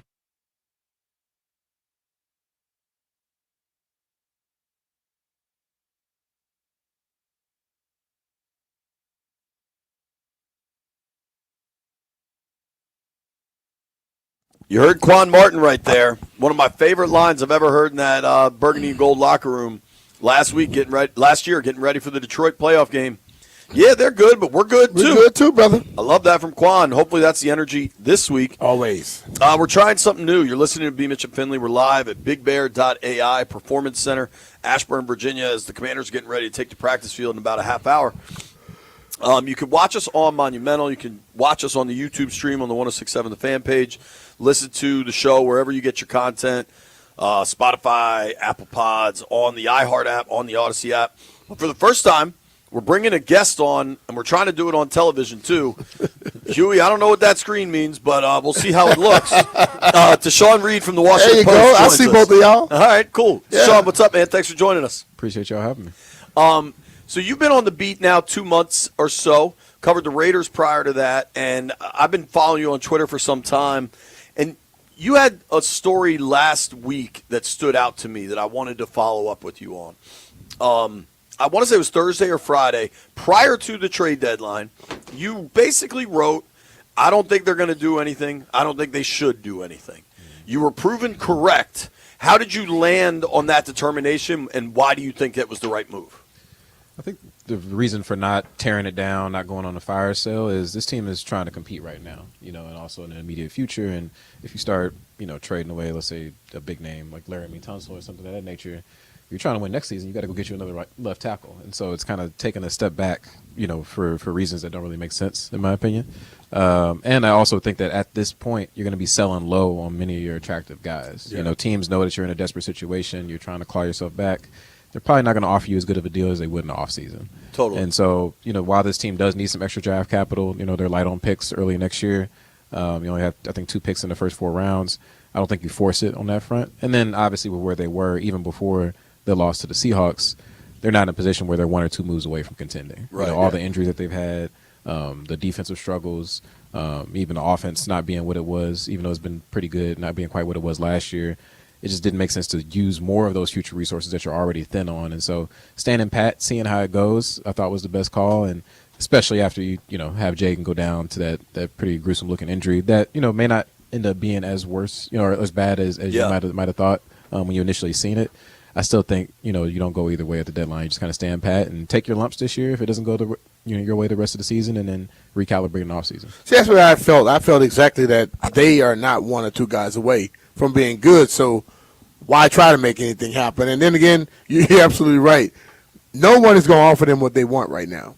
And I know everyone feel you got to have draft picks, but you can deal with that stuff next year in the offseason and make sure that you choose the free agents that you bring in, whether they are guys in their 2nd, 3rd, 4th year or guys you bring undrafted. You got to hit on those instead of trying to go do all that right now, because draft picks aren't guaranteed anyway.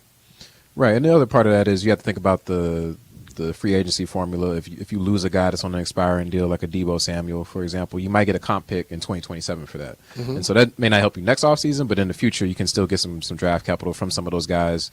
Some people have asked, a guy that's on an expiring deal, why don't you trade him now and get something out of him instead of, him leaving in free agency? You still could get something out of him, just not necessarily next year. Well, dude, I think of the guys that you maybe could have gotten, I just don't think – they just traded for Tunsil, right?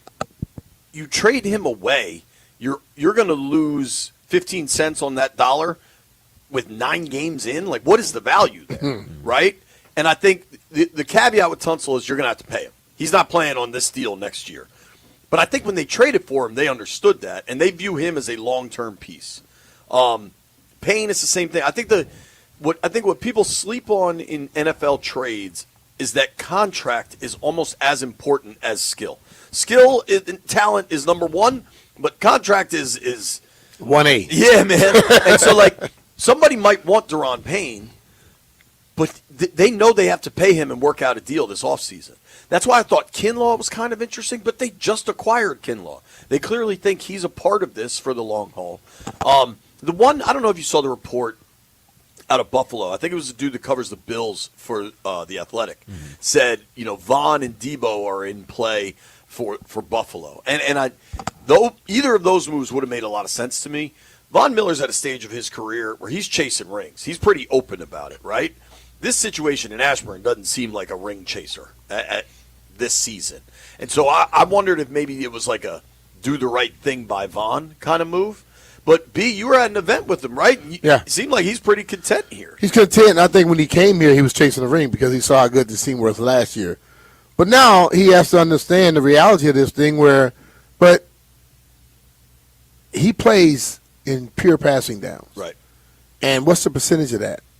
How many people out there are willing to pay that just for that? We felt it was going to be a bonus coming here, but hell, there's not a lot of third and longs happening. Right. I think the guys that would have made sense for them to trade are going to net you conditional 6th and 7th. And at some point, what I applaud for you is you called your shot and were proven correct. And I think you approached it just from a place of logic, not kind of reacting to how bad things have gone. Yeah, front office can't be emotional. That's how you get yourself in the hot water. And sure. Even where this team is with all the injuries, like the top 3 edge rushers are out right now. Like if you trade Von Miller, I mean, unless you're just giving up on the season, which I don't think they are, you need some edge rushers. You give him away, then who do you have left? And then with Debo, like I said earlier, he's been playing well this season. I think they could have interest in bringing him back. But even if you don't, you're probably going to get a comp pick in the formula for him, if he signs with another team. And so, and he's also a guy that, like you mentioned, earlier, that he's going to be a free agent next year. So if you trade for him, you're going to have to pay him. Right. Otherwise, you're going to lose him after the season. Right. And also, he's had some injuries this season dealing with that heel injury. Yep. So a team probably wasn't offering. I don't think the Bills are offering a 2nd round pick for Debo Samuel or anything like that. The craziest part, you love, what's your line about? Fans always want Peter John Ramos for Shaq. Yeah, that might be too deep of a cut for a young man like Tashawn Reed. We have Tashawn Reed from the Washington Post joining us here. You can give him a follow at Tashawn Reed, TASHANREED, joining us via the Rude Guest Hotline. Trade deadline's over. Let's look at what's coming. Detroit is beatable. They've lost 2 of their last 3. They just lost at home to Minnesota, and yet they come into this game as more than a touchdown favorites. Washington is reeling. They've lost 4 in a row. Defense can't stop anything. How do you think the Commanders get on track this weekend? I think it's going to be tough. That's for a them deep to breath, do that. right? Yeah, I mean, the defense is just difficult, especially against this Lions offense. I know that they haven't been quite as good this season as they've had been in the past, but that offense is still deadly. And all the weapons that they have on that side of the ball, I mean, Amon and Ra, Sam Laporta, the running backs, Jared Goff is playing well. Even with them losing Ben Johnson, that's still one of the better offenses in the league. And it's I don't know. Anything's possible, but it's tough to see that defense slowing them down. And so if the Commanders are going to win this one, it's going to have to be a shootout. And losing Jaden Daniels, having Terry McLaurin, Dan Quinn already said he's not going to play this week most likely. Again, are they really going to be able to put up points in bunches? And so it just feels like one of those where it's going to be tough sledding for them this week. And, every game, you're never going to mail it in. They're going to obviously try to win out there, but going to have some crazy turnovers on defense, and I think the run game is going to have to spring back to life. I think it'd be a little bit optimistic to expect the pass game to carry in this one with Marcus Mariota starting, McLaurin's not out there, McCaffrey's not out there, Noah Brown's still out. If the Commanders' offense is really going to run it up, you got to run the ball. That's pretty much the only option. So let's just run through your active receivers on Sunday: Debo, Traylon, is Moore, Chosen, yeah, Lane. Yeah, you can call up Chosen. And Chosen will probably be in. Listen. I actually like Robbie. I just think Robbie is one type of guy where he's got a loose cannon, and he will probably. He just like you take people are just young enough and crazy enough to not care. That's how he plays for me. I would like to see him out there. Tashawn, I'm curious if you have ever noticed this or anything. Being in NFL locker rooms for a lot of years, I have noticed over the years, some guys you can see, you got to be crazy to play the sport professionally. You risk life and limb at all times on that field. Some guys you can see the crazy in their eyes. BMitch is one of them. Like if you look in those eyes, you can see it, right? Yo, Adrian Peterson, when you looked into his eyes, you saw it in there. Like, okay, there's some madness in there. Robbie Chosen's got those eyes. It's called touch. Yeah. Robbie Chosen's got those eyes, man. Yeah, you can see it. Yeah, a little touch. Yeah. I think you need that, though. Totally. It's a crazy sport. It's a violent sport, man. Yeah. When you look at this season, it sure looks like it's a lost year. Jaden's injury doesn't appear to be as bad. Certainly when we all saw it live sitting there in the press box, and anybody in the stadium, anybody watching it at home, it was an oh my God moment, and probably a different word, right? Mm-hmm. It looks to not be as bad as we all feared in the immediate time frame. What would your path be with Jaden? I definitely think there's a need to lessen the burden that he carries. This season, I would say injuries was really the reason why he had to kind of shoulder that, whether it was McLaurin not being in there, Austin Eckler, some of the offensive line injuries with Sam Cosmi coming back from that torn ACL. It seemed like he had to be Superman in order to kind of carry things every week. And I think pressing in that way leads a guy to scramble maybe a little bit more than he otherwise would. Yeah. Be a little bit more reckless with the football, maybe not see the field as well because he's pressing. I think that's something that Dan Quinn has talked about on both sides of the ball. He sees guys pressing out there. And I can tell that's a talking point this week. Yeah. They're all talking about it. I think you saw that from Jaden in a lot of ways as well. I think it's, part of that is getting better injury luck, but, I think they need another weapon or two on offense, maybe tight end, receiver. Always continue investing in the offensive line. And then also part of it, even though he's not playing, with the guys on defense, you gotta improve on defense. It can't be what it is because you're just going to constantly be playing from behind, having to, have these shootouts every week to win games, and it basically asks your quarterback to be perfect. And as great as he was as a rookie, nobody's ever going to be perfect. And you have to have him create a bigger margin of error for him. And I think that's done by really heavily invested in the defense this offseason and making sure that, because even last year, the defense wasn't good. They didn't give up as many big plays as they did this year, but they were lagging. That's part of the reason why they went out and traded for Marshawn Lattimore at the deadline. And so I think you have to find a way to make the defense no longer be an issue and lessen some of that burden on Jaden. Yeah, totally. The way this is tracking, we're probably talking the 8th overall pick, the 11th overall pick, somewhere in there. I understand best player available. To me, it is D end or wide receiver. Does that track to you? B's going to yell at us about talking about the draft in November, but this defense needs someone on the edge that strikes fear into offensive coordinators, and they don't have it. I might go defensive end secondary, whoever's the best between those two. I think receiver, if they're healthy, not to say they don't need another complementary piece, but I think if Terry's out there, McCaffrey continues to develop Lane, maybe you could pick up another guy in free agency. Yeah, maybe you resign Debo. Yeah, something of that nature. I think receiver could be fine, but I think it'd be tough for me to go anywhere but defense, unless there is just some overwhelming offensive player that's staring you at the face at 11. Sure, go with the best player available, but it'd be hard pressed for me to go anywhere but defense. With every number that JP had put up here to Sean, he said we were 28th in this, 32nd in this, 31st in that other thing. You need to go defense. They've invested a lot. I mean, the last 3 seasons, they drafted a defensive they back in need the a second legitimate pass rusher. I'm with you on they need pass somebody rush. else in that secondary. Pass rush for sure. Sean, thank you for joining us, man. We'll have to do it again. Appreciate you, brother. All right, that's Deshaun Reed. When we come back, Hal Hirschfeld from the Washington Spirit will join the show.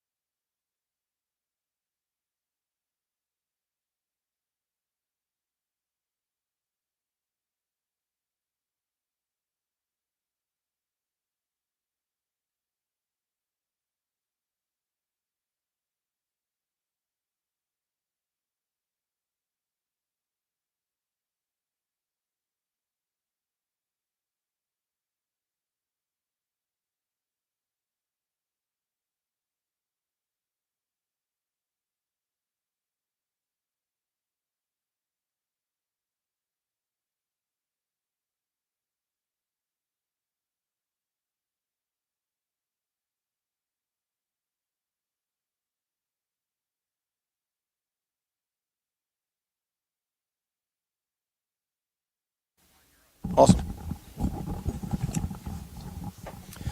BMitch and Finlay, 1067 The Fan, live. Ashburn, Virginia, Big Bear Performance, BigBear.ai Performance Center. Commanders getting set to take the practice field in about 15 minutes, getting ready for the Lions on Sunday. But right now, we're getting ready for the Spirit, the Washington Spirit, hosting a playoff game against Racing Louisville tomorrow noon at Rowdy Audi Field. Helping us get ready is Hal Hirschfeld. Hal is, how fired up are you? Number 2 seed, playoffs begin tomorrow.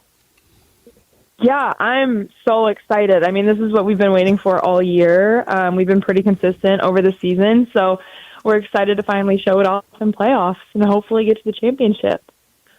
Yeah, I was reading and you described your job as having to do the dirty work. You ready for that dirty work this weekend?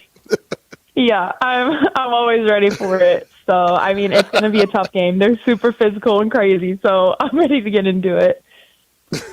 Like, if you know, all right, the intensity is going to ramp up because it's the playoffs, and if Louisville's a super physical team, what does that mean for you tomorrow? You got to sharpen the elbows? Like, how do you approach the game? Yeah, I do. Exactly. I can't tell anyone about it beforehand, though, so maybe we shouldn't talk about it on the radio. But, yeah, I mean, I guess my job is just they're super physical, and I feel like we just got to, like, maintain our control over the game and not let it go into their hands, which is going to be easy because we're at Audi, our home field. I feel like that's a huge advantage, so I'm super excited. I think I'm coming with my daughters. They're going to be really excited, so we'll be doing our best to get rowdy. Oh, my gosh. Awesome. What is the home field? What is the home field advantage like there? Because it's such a dope stadium, and it feels so intimate, but you can still get really good crowds. Yeah, I mean, it's insane, honestly. Last year was my rookie year, and I didn't have crazy expectations as to how it would be, but the growth and how many people we get day in and day out at our stadium is insane, and they react to everything, not just goals. I mean, tackles, like good plays. Like, I feel like they actually know the game, and it's just amazing to be a part of because, I mean, it seriously pumps you up when you get into hard games like during playoffs. You all have a few of your better players out, and but you know what? You still have a very good team. Where's the confidence level? The confidence level's high. I mean, we've been through a lot as a team together, like having injuries and rotating starting 11s and stuff like that. So I feel like everyone has that experience that you need, like that game play time coming into playoffs. So, yeah, I mean, it's tough that we don't have some of our best players, but I think we're confident considering everyone has that experience.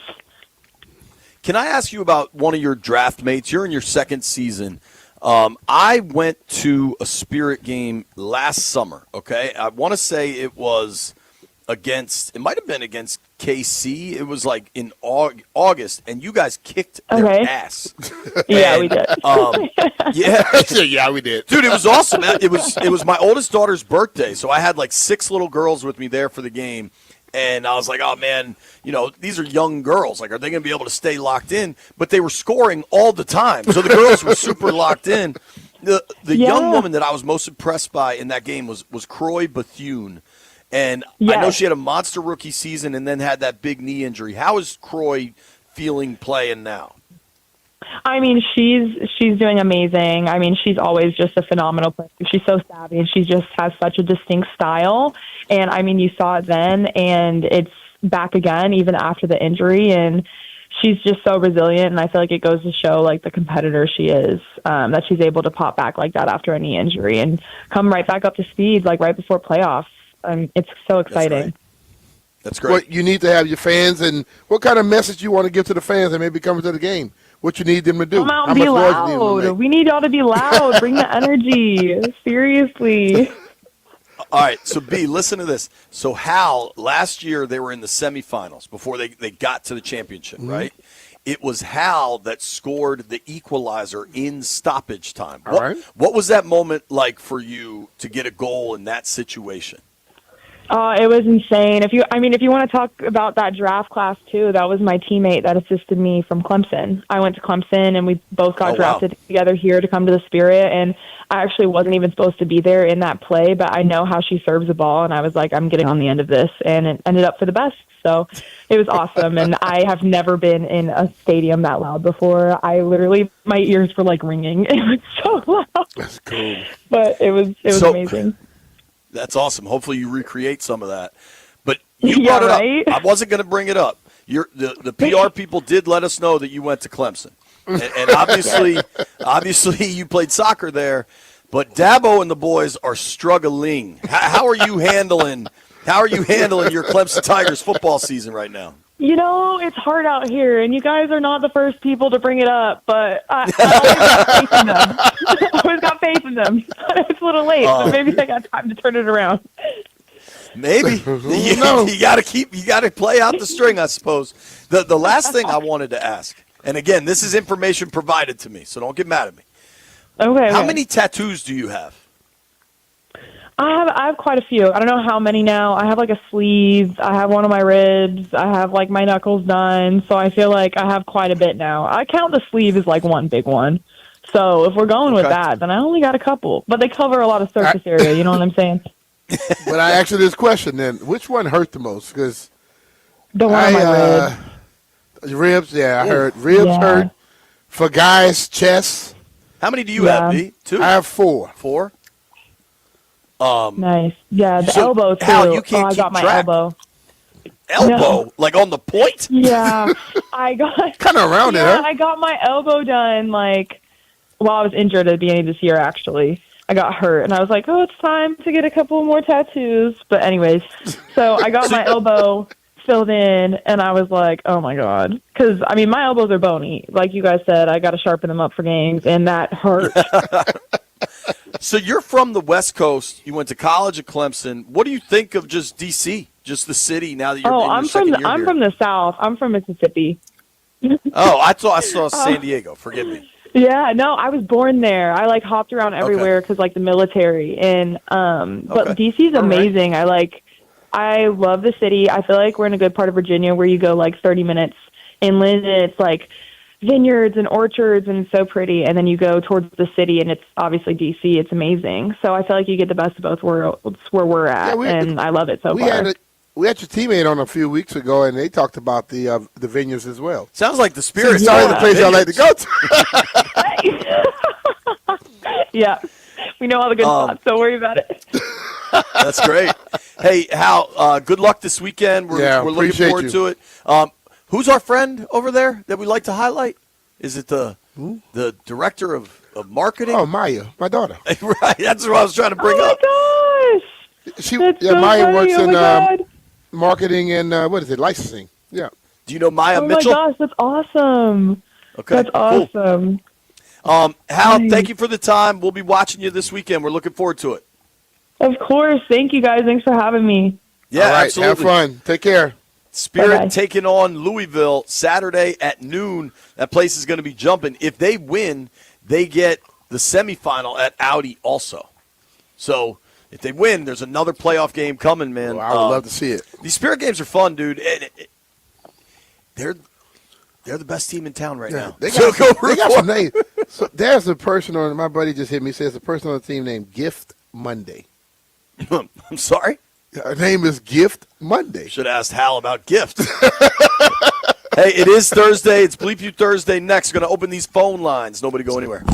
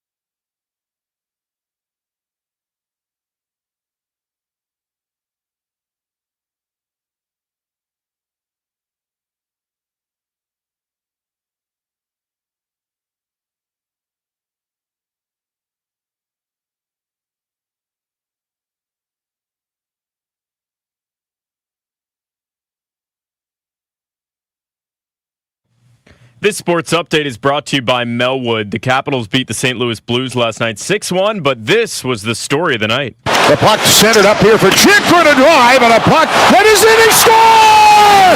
And it's 900 goals for Alexander Ovechkin! The 900 Club has its first member! John Walton on the call on the Capitals radio network. Alex Ovechkin now stands alone as the only player with 900 NHL goals. The Capitals can be heard tonight on 106.7 The Fan when they take on the Pittsburgh Penguins at 7:30. The Celtics beat the Wizards last night in Boston 136-107. Alex Sarr led the way for the Wizards with 31 points. Washington visits Cleveland on Friday. Support people with disabilities in your community by donating your unwanted vehicle to Melwood. Donating is fast, free, and easy. Visit melwood.org or call 1-877-MELWOOD for more information. From the Crop Metcalf 5-Star Sports Desk, Kevin DiDomenico on The Fan.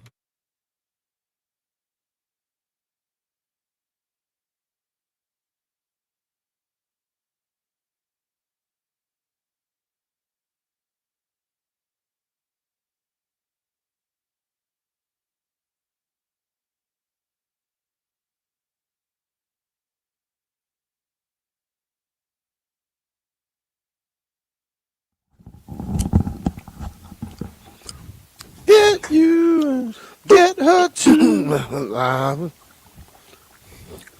right. Once a week we come together in fellowship. We come together to complain about stuff. We come together for Bleep You Thursday. That's right. Whoever you're mad at, whatever has wronged you, maybe your phone doesn't work, you get bad service. I get bad service every time I pass the Lincoln Memorial. It drives me crazy.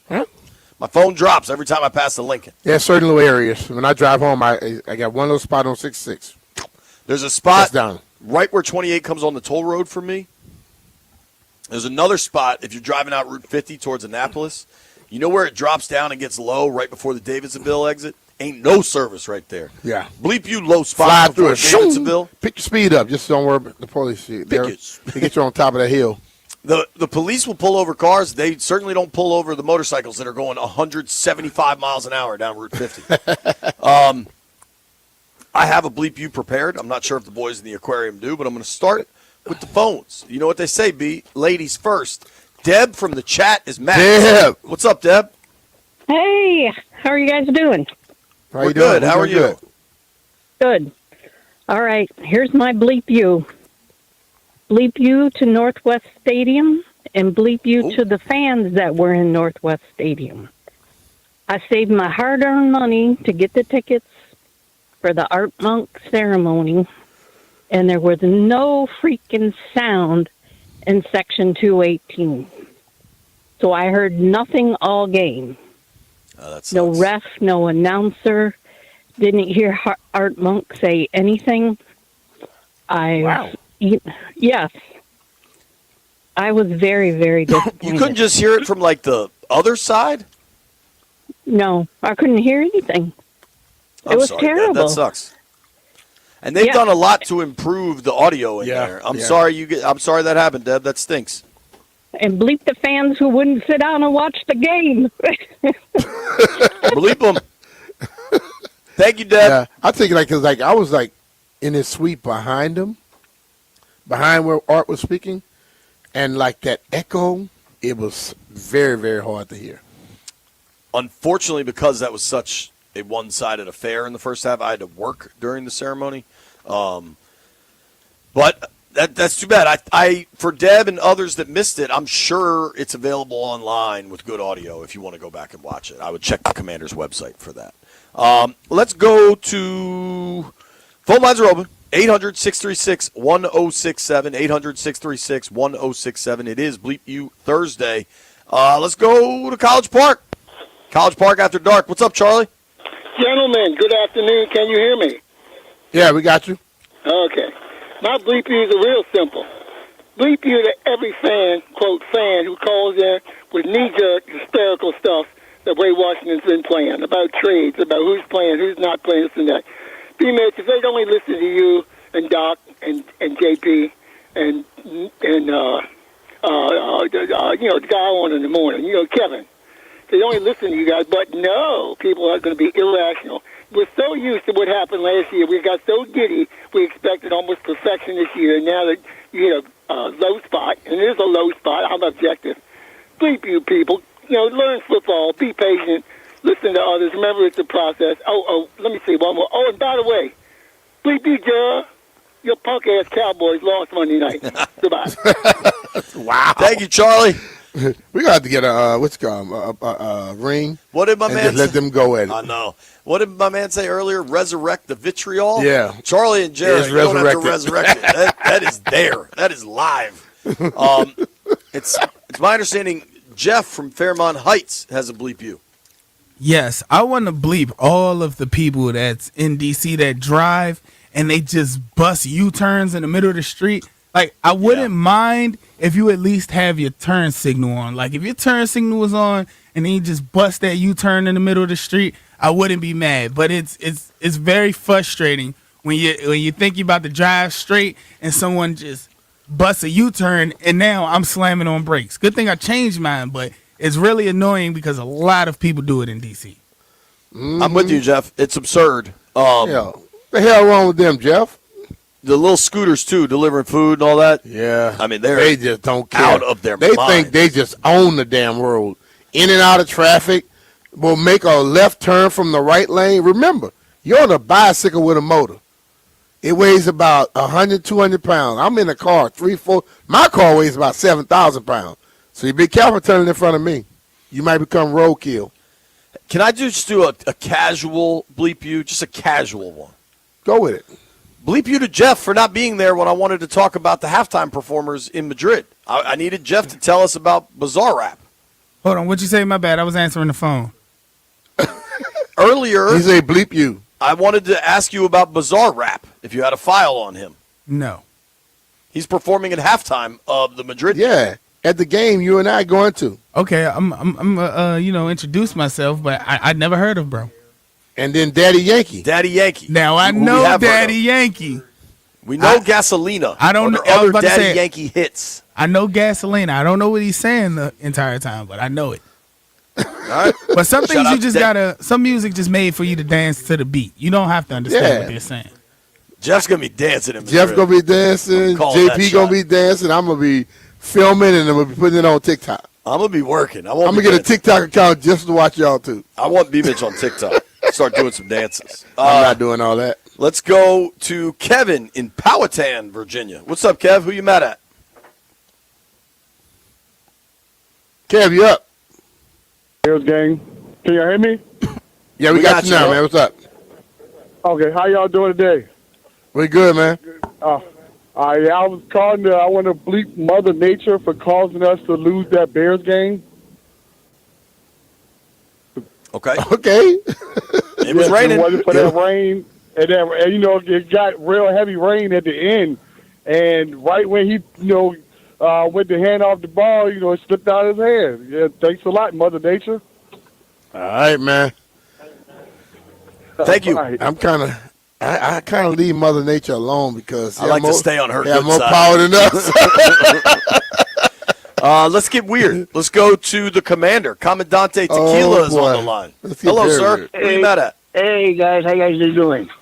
I want good. to have a big bleep you to all the Commander fans wannabes that like to complain about our managers, like our coaches and our management and our officials and our players.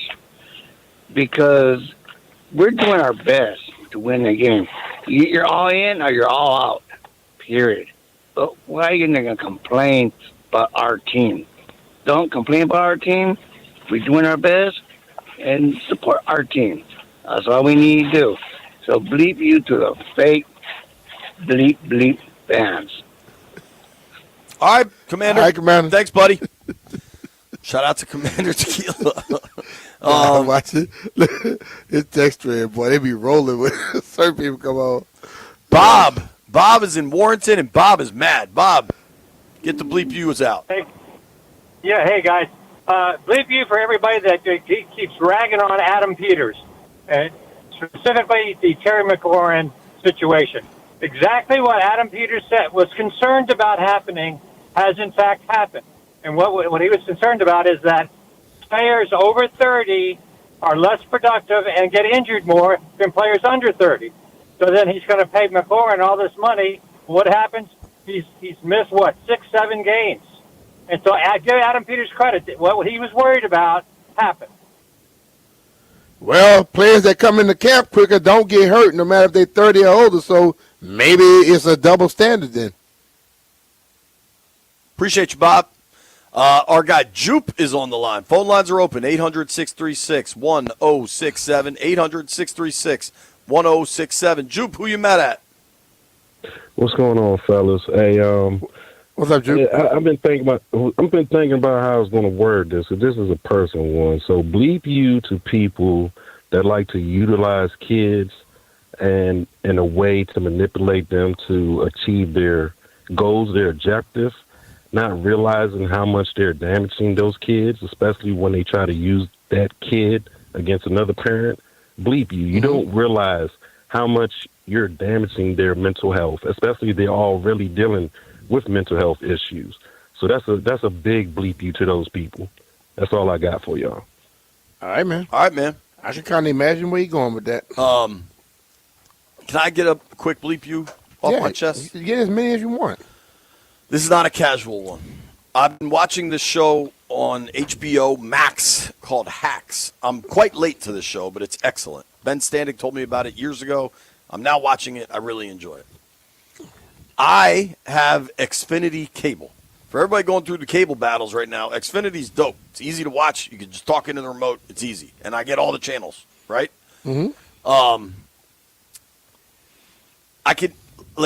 You can watch this just on demand via Xfinity. But because all these streaming services are constantly trying to hype their streaming services, when I go on demand, it makes me launch the streaming service rather than just watch it on demand within the cable service, and it drives me nuts. Mm-hmm. Stop force-feeding me to your app when I can just watch it this way. It drives me crazy. Well, they're probably telling you it's not gonna be offered to you that way later on, so you might want to just get hooked up right now. Bleep that. They're making it shouldn't be this complicated to watch television. Television is the land for mind numbing, not having to be alert into how to access it. Stop making things so hard. Oh boy. We have an NFL owner on the line. I'm guessing ready to rebuke earlier claims from our friend in College Park. Hello, Jera. How do you do?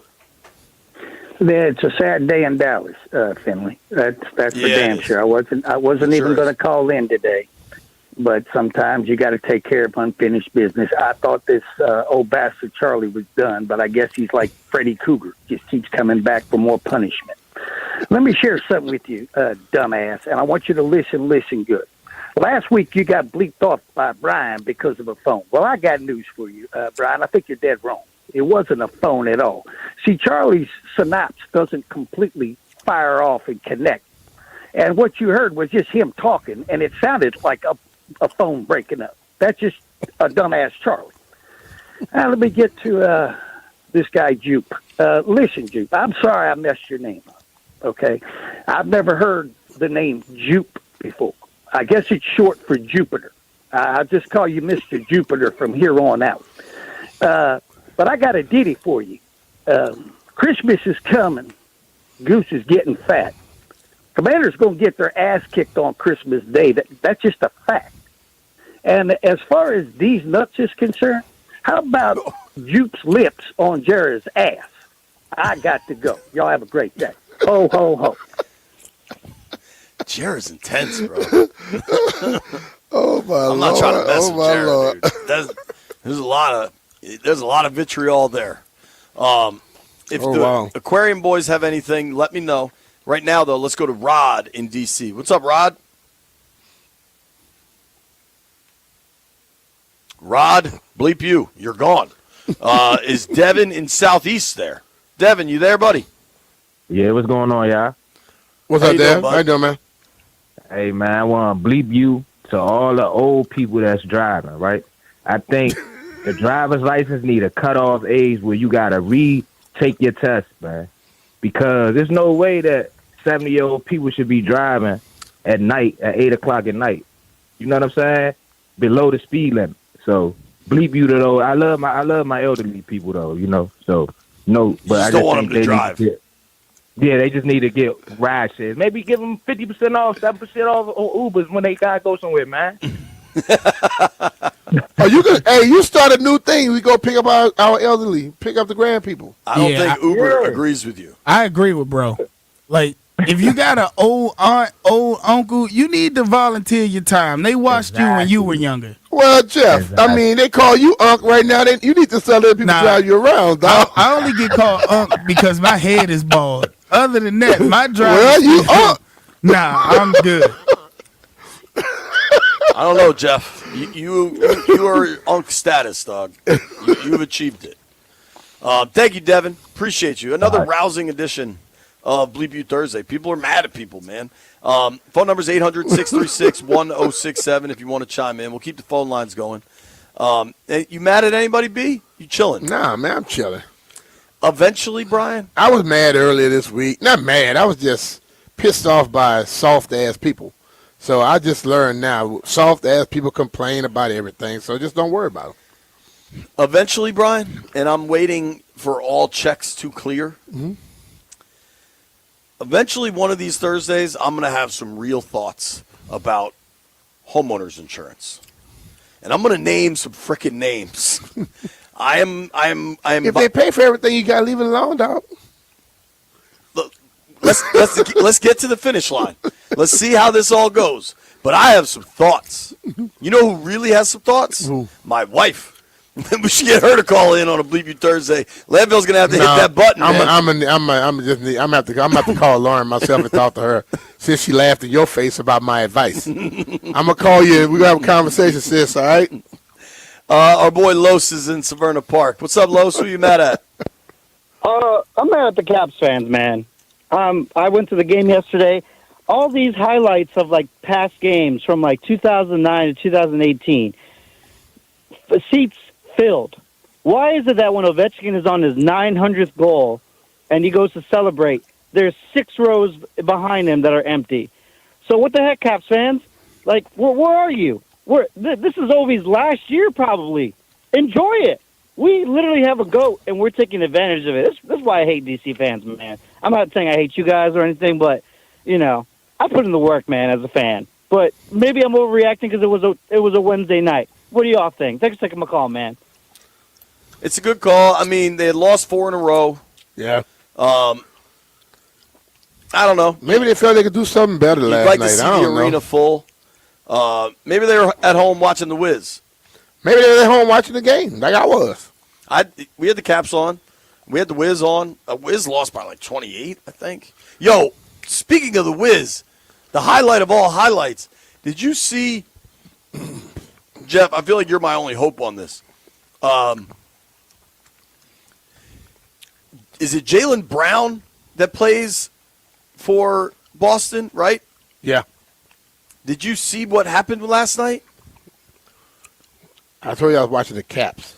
Doug, he's got, I don't know the right way to describe this. He's got fake hair. His wig came off? Like he sprays it on. And wait. Oh, he got the paint? According to him, he has the RL. According to him, it's the Ray Lou hair product.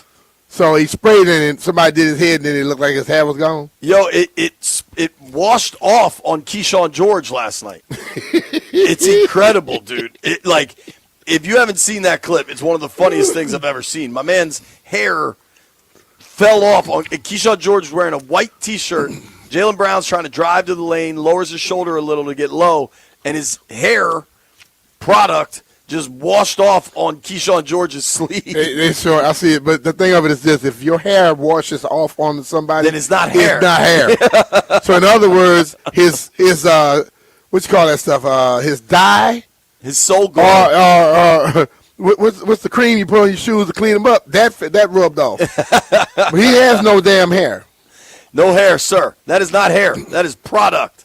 Nobody go anywhere. It's BMitch and Finlay. If you're on hold, stay there. We'll keep the phone lines going. I also want to look at tonight's football game. It is BMitch and Finlay.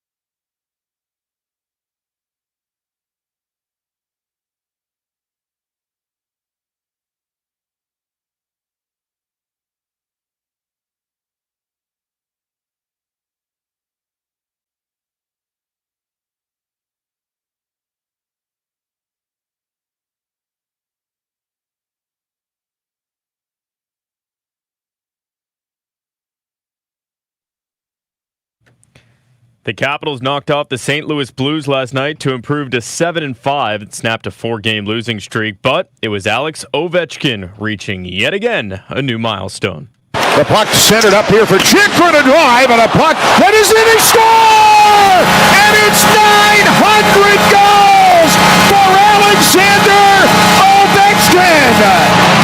The 900 Club has its first member! John Walton on the call on the Capitals radio network. Alex Ovechkin stands alone as the only player with 900 career NHL goals. The Capitals can be heard tonight on 106.7 The Fan when they take on the Pittsburgh Penguins at 7:30. In baseball, the Padres are naming former Washington Nationals reliever Craig Stammen their new manager. He'll now manage in the same state as former Nationals catcher Kurt Suzuki, who's the new skipper for the Los Angeles Angels. In college basketball, Maryland hosts the Georgetown Hoyas tomorrow night at 6 p.m. That can be heard on the Team 980. From the Crop Metcalf 5-Star Sports Desk, Kevin DiDomenico on The Fan.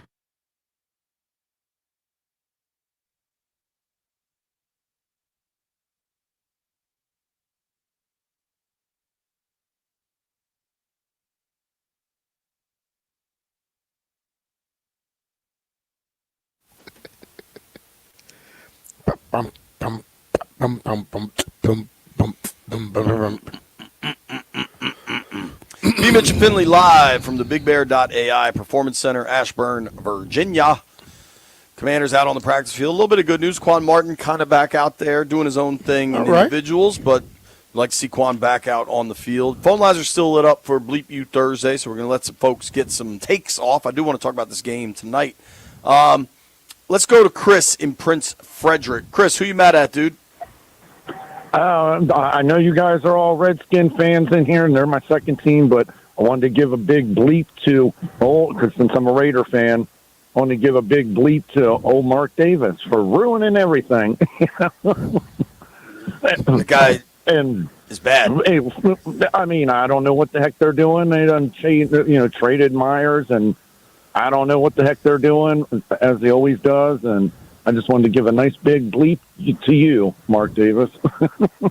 I like it. All right, brother. Get your bleeps off, dog. That's what this is for. Let him have it. Thanks, dude. Alrighty, well, thanks. All right, man.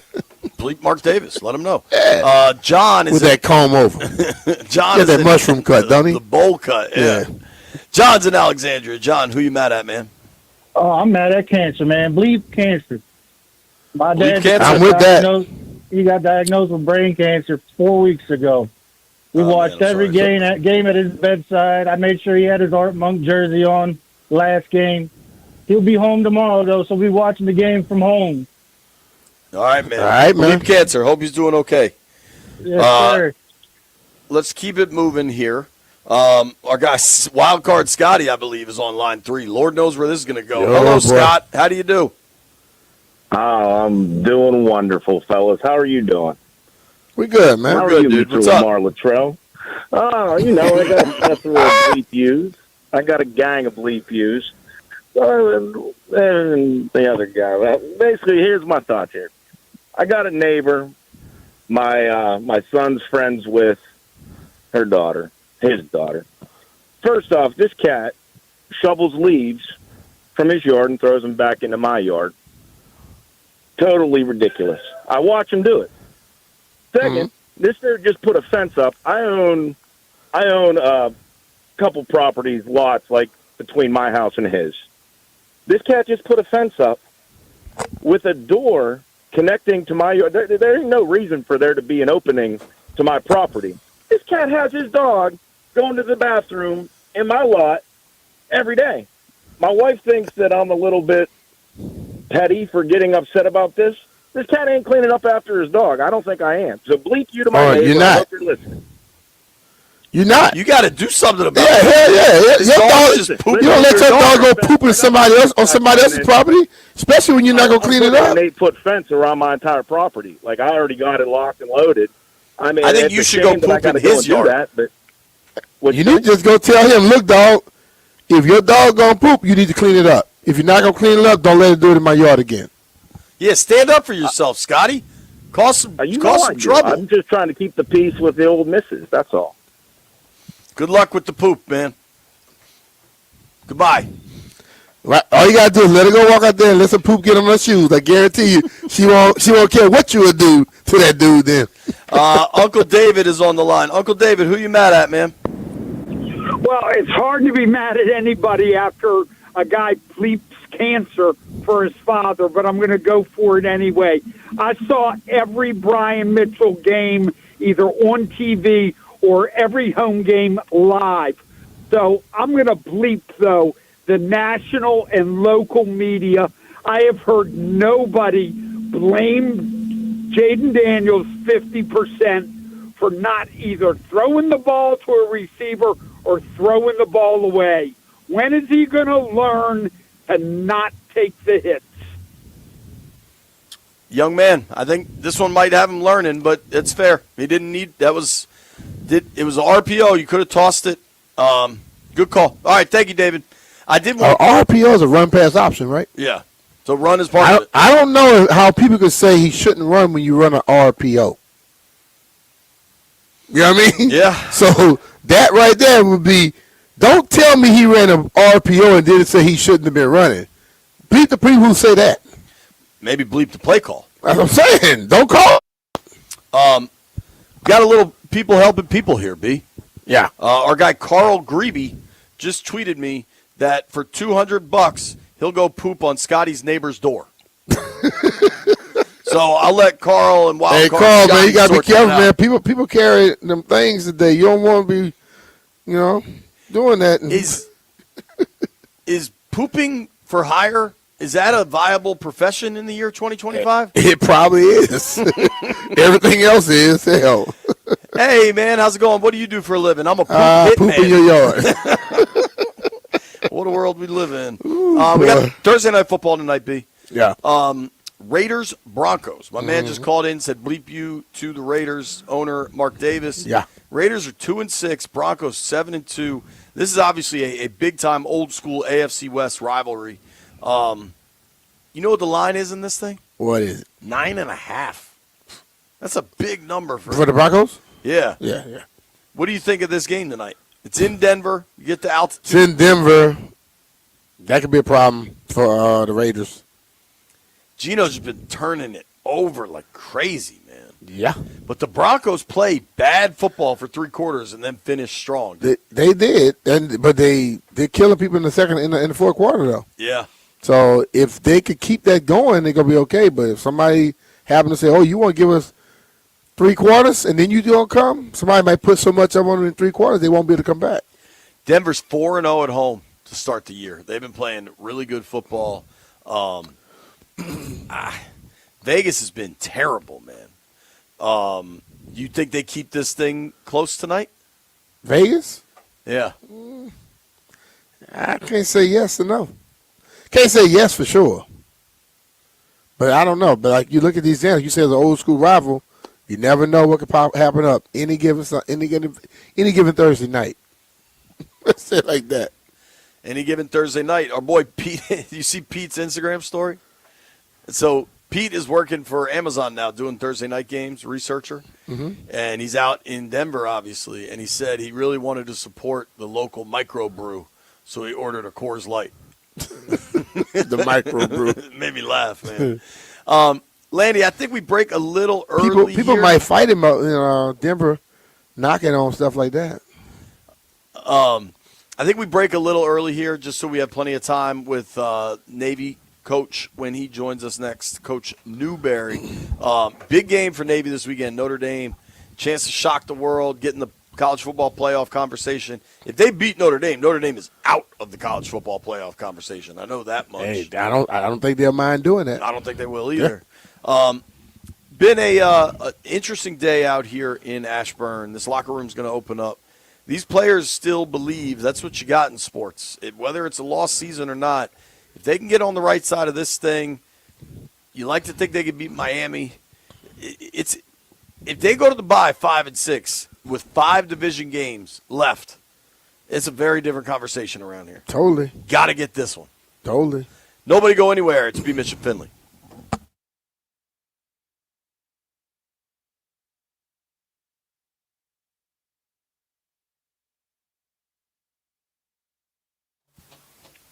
Hey, it's Brian Mitchell here. Every NFL Thursday is your chance to hit the jackpot on FanDuel. Because with FanDuel's Thursday touchdown jackpot, you can win a share of $2 million in bonus bets each week. To get on this Thursday's action, all you have to do is place an anytime touchdown score bet before the game kicks off. And if your player scores the first or last touchdown of the game, you'll win your bet plus a share of bonus bets. Just visit FanDuel.com/Brian to take a shot at the jackpot. That's FanDuel.com/Brian for your chance to win a share of $2 million in bonus bets. Play your game with FanDuel, an official sports betting partner of the NFL. FanDuel's official sportsbook of 106.7 The Fan. You have to be 21 years old and present in Virginia. Opt-in required. Must apply a profit boost token on select market. Prize pool to be split equally among all eligible participants who made the correct first or last touchdown pick. Bonus issued as a non-withdrawable bonus bet, which expires 21 days after receipt. Restrictions apply. See terms at sportsbook.fanduel.com. Gambling problem? Call 1-800-GAMBLER.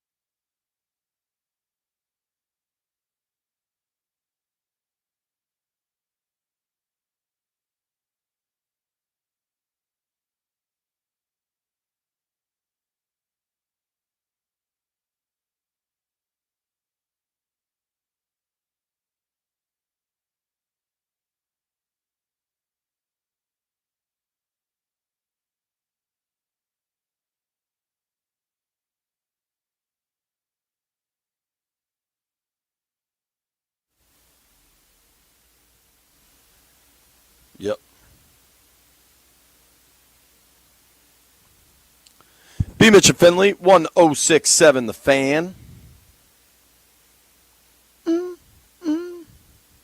Listen, we've been talking football for 4 hours, minus a little wacky bleep you segment. Football Talk on 1067 The Fan is presented by Paramount Plus. You can't count on much these days, but you can always count on Sundays with the NFL on CBS and Paramount Plus. Watch your local NFL game every Sunday on CBS and Paramount Plus all season long. B, you ready to watch some football this weekend? Yes. Can't wait. Watching all kind of football this weekend. Flag football, real football. Oh, yeah, you're going up to M&T? I'm going up to M&T Friday, and I may have to go back Saturday. That's a lot of flag. Yeah, man. If some of the teams from the local area make it to the championship, I have to be back there Saturday. It's a lot of Baltimore. You should go to. Never. All right, landfill. I'm dropping the number in. I should go for to a you restaurant, right now. and you're going to pay for it. Good, I got you. Not the last part, but they have really good crab cakes. It's Pappas, Pappas, I think. Okay. All right, we're trying to get Coach on the line here. Navy's got a big game this weekend against Notre Dame. Washington's got a big game this weekend against the Detroit Lions. For all the parties, man, there is a lot to happen this weekend, man. You get into November, the leaves are falling. I got leaves all over my driveway. I got better services at my house right now, installing new appliances, which, I mean, should be very exciting. It's going to be a fun one, man. Getting appliances back, getting my house back operational. All right, we are very excited now to welcome to the program a return visitor, Navy head football coach, Mr. Brian Newberry. Coach, how are you, sir? What's going on? I'm doing great. Getting ready for the Irish. Appreciate you having me on. Yeah, man. All right. Yeah, thanks for making time for us. What is it like this week gearing up for an opponent like Notre Dame? Yeah, it's a challenge, that's for sure, but it's exciting. You know, it's a great opportunity for us. It's a game we always look forward to playing. Excited to go to Notre Dame, and they've got an excellent football team, and we understand we're gonna have to be at our very best just to have a chance in this one. So, but it's exciting. We're excited about the opportunity. Coach, when you go into this game, do you naturally see like a little rise in your guys, or is that game you don't have to sit up there and try to motivate them, try to get something out of them? Yeah, there's a couple of games on the calendar where you never have to worry about getting these guys up, and Notre Dame is certainly one, and partly because they know they're going to have to be at their best, and if we're not, we get embarrassed. And so yeah, it's one that, you know, it's a game that's always on our schedule, and it's great for recruiting. You know, recruits love the fact that they're going to get to go play against a program like Notre Dame every year and have that opportunity on that stage, but our players are fired up about it, and you know, we're not going out there to get a pat on the back or to have a respectable performance. You know, we're going out there to try to win the game, and again, we're just real fired up about the opportunity. Coach, obviously last week in Texas didn't go the way you wanted it to. How do you get your guys to move on? I mean, you're now 7-1. You're still having a hell of a season, but you're coming off your first loss, and now you're going on the road to Notre Dame. How do you get your guys in the right headspace to wash away the North Texas loss and focus on the Irish? Yeah, certainly we got to learn from that one and move on. And it's been a good season, but it's been frustrating at times. Even, you know, you're 7-0, and you know and understand there's some things that you've got to get fixed and things you've got to do much better moving forward to continue to have success. And I think we found that out, you know, against North Texas. We weren't able to get away with some of the things that we were able to get away with earlier in the year, and they came back to bite us. And, you know, sometimes a loss like that is the best thing that can happen, you know, for your program, and that's the way we're kind of looking at it. And certainly a little bit of a wake-up call for us. And our guys know moving forward, right, not just Notre Dame, but the following weeks. I mean, the schedule's difficult, and we're going to have to be at our very best, and we need to be peaking right now. But you got to learn from those type of games and get better moving forward. So, Coach, I know obviously the Army game at the end of the year, the whole country watches, and that's always going to be locked in on your calendar. The Commanders in Chief Trophy is of vital importance to you and your players. But the American Conference is pretty loaded this year, and you guys are currently at the top of it, a 5-1 conference record. Notre Dame, if you look at the projections, we got the first college football playoff rankings came out, and they project Memphis in there. But you guys have a real shot at this thing. And Notre Dame, if they get a third loss, they're probably out of the running for the college football playoff. In some ways, do you allow the team to think about this is almost a de facto college football playoff game? Like, if you guys can win this thing, you guys are in, and Notre Dame's probably out. Yeah, that's a good point that you make. But no, we don't really talk about it. At the beginning of the year, we talk about what our tangible goals are, and after that, there's not much of a discussion really. It's about want to know every week, and things will take care of themselves if we take care of things the right way. But certainly, our focus is on getting this one, and if we're able to, like you mentioned, the conference. I mean, it's a really, really good conference, and it's wide open at this point. And it's one of those conferences like any given Saturday, and you've seen that with some upsets in our league. And so we're excited to be where we're at. I understand that we control our destiny from here on out. And I think if you're able to win out in your conference and you're able to beat a team like Notre Dame, that would certainly make a case for you in the playoff. But it's not something that we talk about a lot. Gotcha. Well, Coach, we'll be rooting for you this weekend, man. Can't wait to watch Navy Notre Dame from South Bend. Good luck, and maybe we'll catch up with you a little later in the year. Sounds good. Thanks for having me on. All right, Coach. Take care, man. Thanks, Coach. Naval Academy head football coach of the midshipmen, Brian Newberry. Really, really good dude. They got a tough contest on their hands this weekend going to Notre Dame. We end the show as we do every week. Let's make a couple bets here, boys. Let's get it.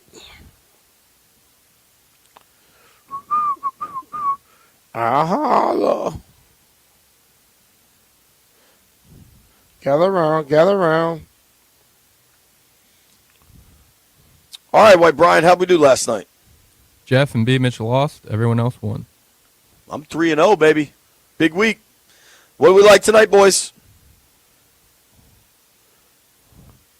I should have known with Jeff bet I was going to lose.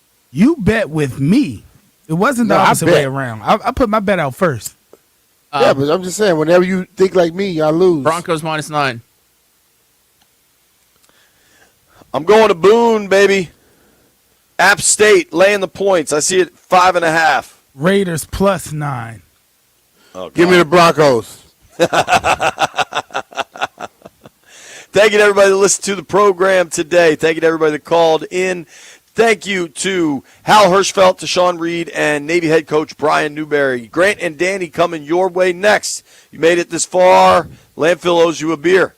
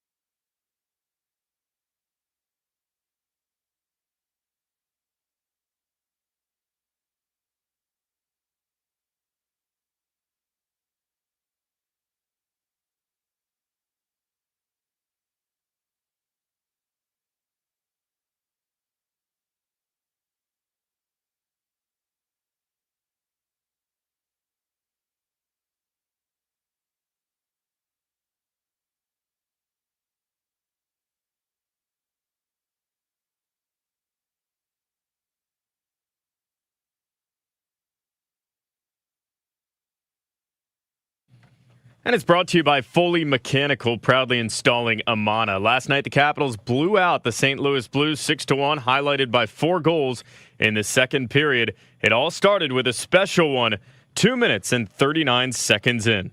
The puck centered up here for Chikrin to drive, and a puck that is in, he score! And it's 900 goals for Alexander Ovechkin! The 900 Club has its first member! And the Capitals are in Pittsburgh tonight, 7:30 on The Fan. In baseball, the Padres are naming former Washington Nationals reliever Craig Stammen as their new manager. He'll now manage in the same state as former Nationals catcher Kurt Suzuki, who is now the new skipper for the Los Angeles Angels. When your HVAC's breaking down like a struggling defense, call Foley Mechanical, the go-to heating, cooling, and radiator repair in D.C., Maryland, and Virginia. Locally owned and never franchised. Foley Mechanical, proudly installing Amana systems. From the Crop Metcalf 5-Star Sports Desk, Kevin DiDomenico on The Fan.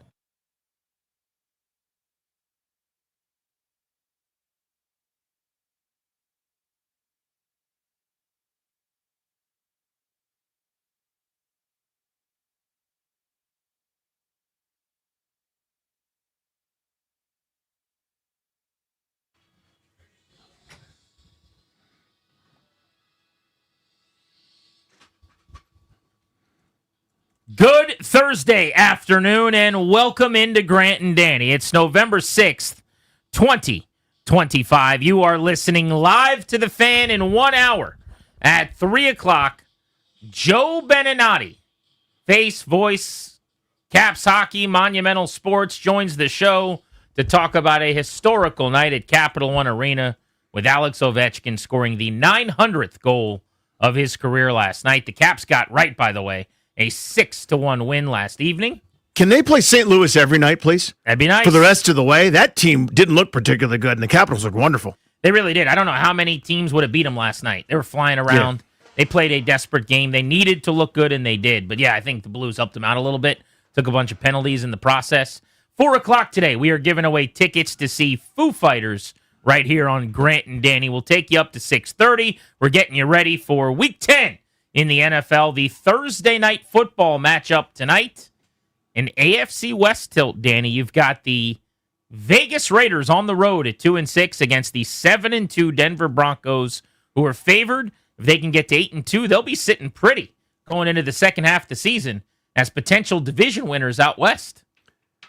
What a great opportunity for them. It's one of the reasons, going back beginning of the season, right, before everybody kind of got started and got underway, there were a few sexy picks to either, jump up, maybe dethrone Kansas City in that division that they've won for a million straight years, or a team that could go from bad to good. Think of New England, right, where you go, the schedule lines up pretty favorably for them.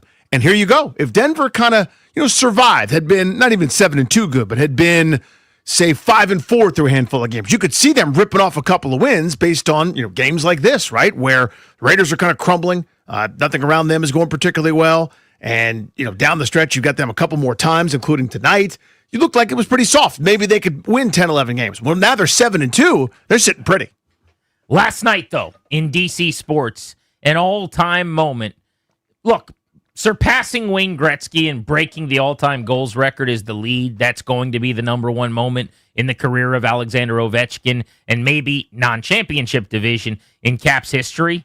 But when you form a club at a big round number like 900 and you're the only guy in the club, everybody else gets stopped at the velvet rope but you.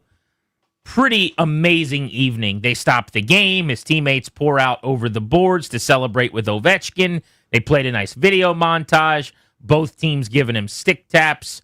One more celebratory night for the Great Eight.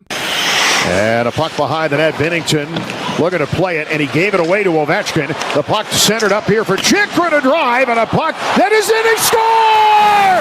And it's 900 goals for Alexander Ovechkin! The 900 Club has its first member! The odometer turns over and the bench empties, and Alex Ovechkin has done it.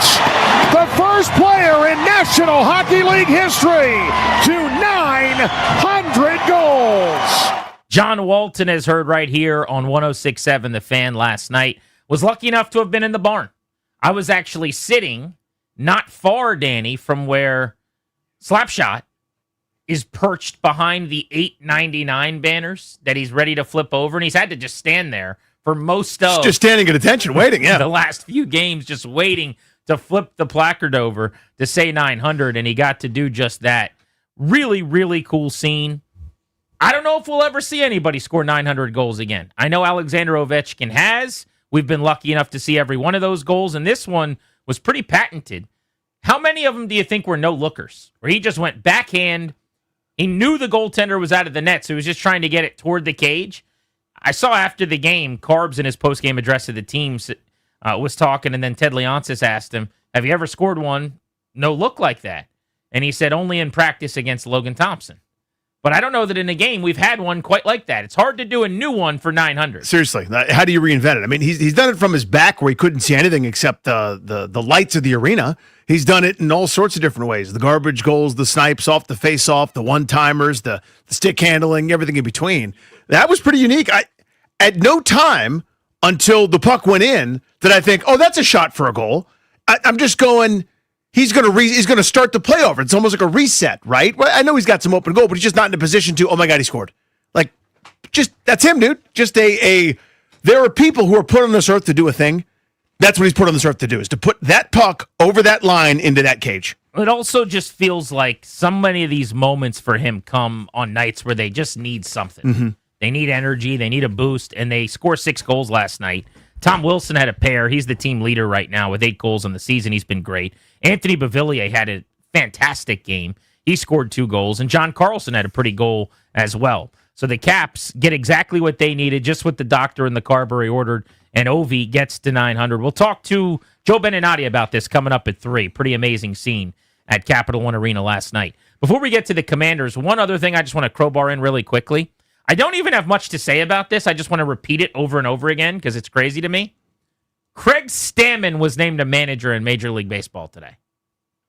The former Nationals reliever, the middling, non-closing, 7th inning, really smart, very nice reliever that you and I talked to on the show a couple of times after he would have like a good 7th inning or whatever.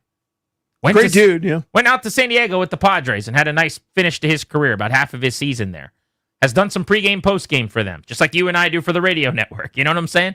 He was named the manager of the Padres today in what has been one of the wildest managerial hiring cycles I've ever seen. Tony Vitello comes from Tennessee to the big leagues, a hiring the likes of which hasn't happened in decades. That does not happen. This is not college football. No. It's two different That sports. jump isn't, that's not a thing. You've got Kurt Suzuki, a former National, who's going to now manage his teammate Anthony Rendon out in Anaheim. He gets hired a couple weeks back. The Nats just hired a guy who I think is in my daughter's first grade class in Blake Butera. I'm excited about the hire, but he's 33 years old. And Craig Stammen got hired to manage a big league team today. Yeah, I missed playing against him in college by a year when he was at the University of Dayton in our conference.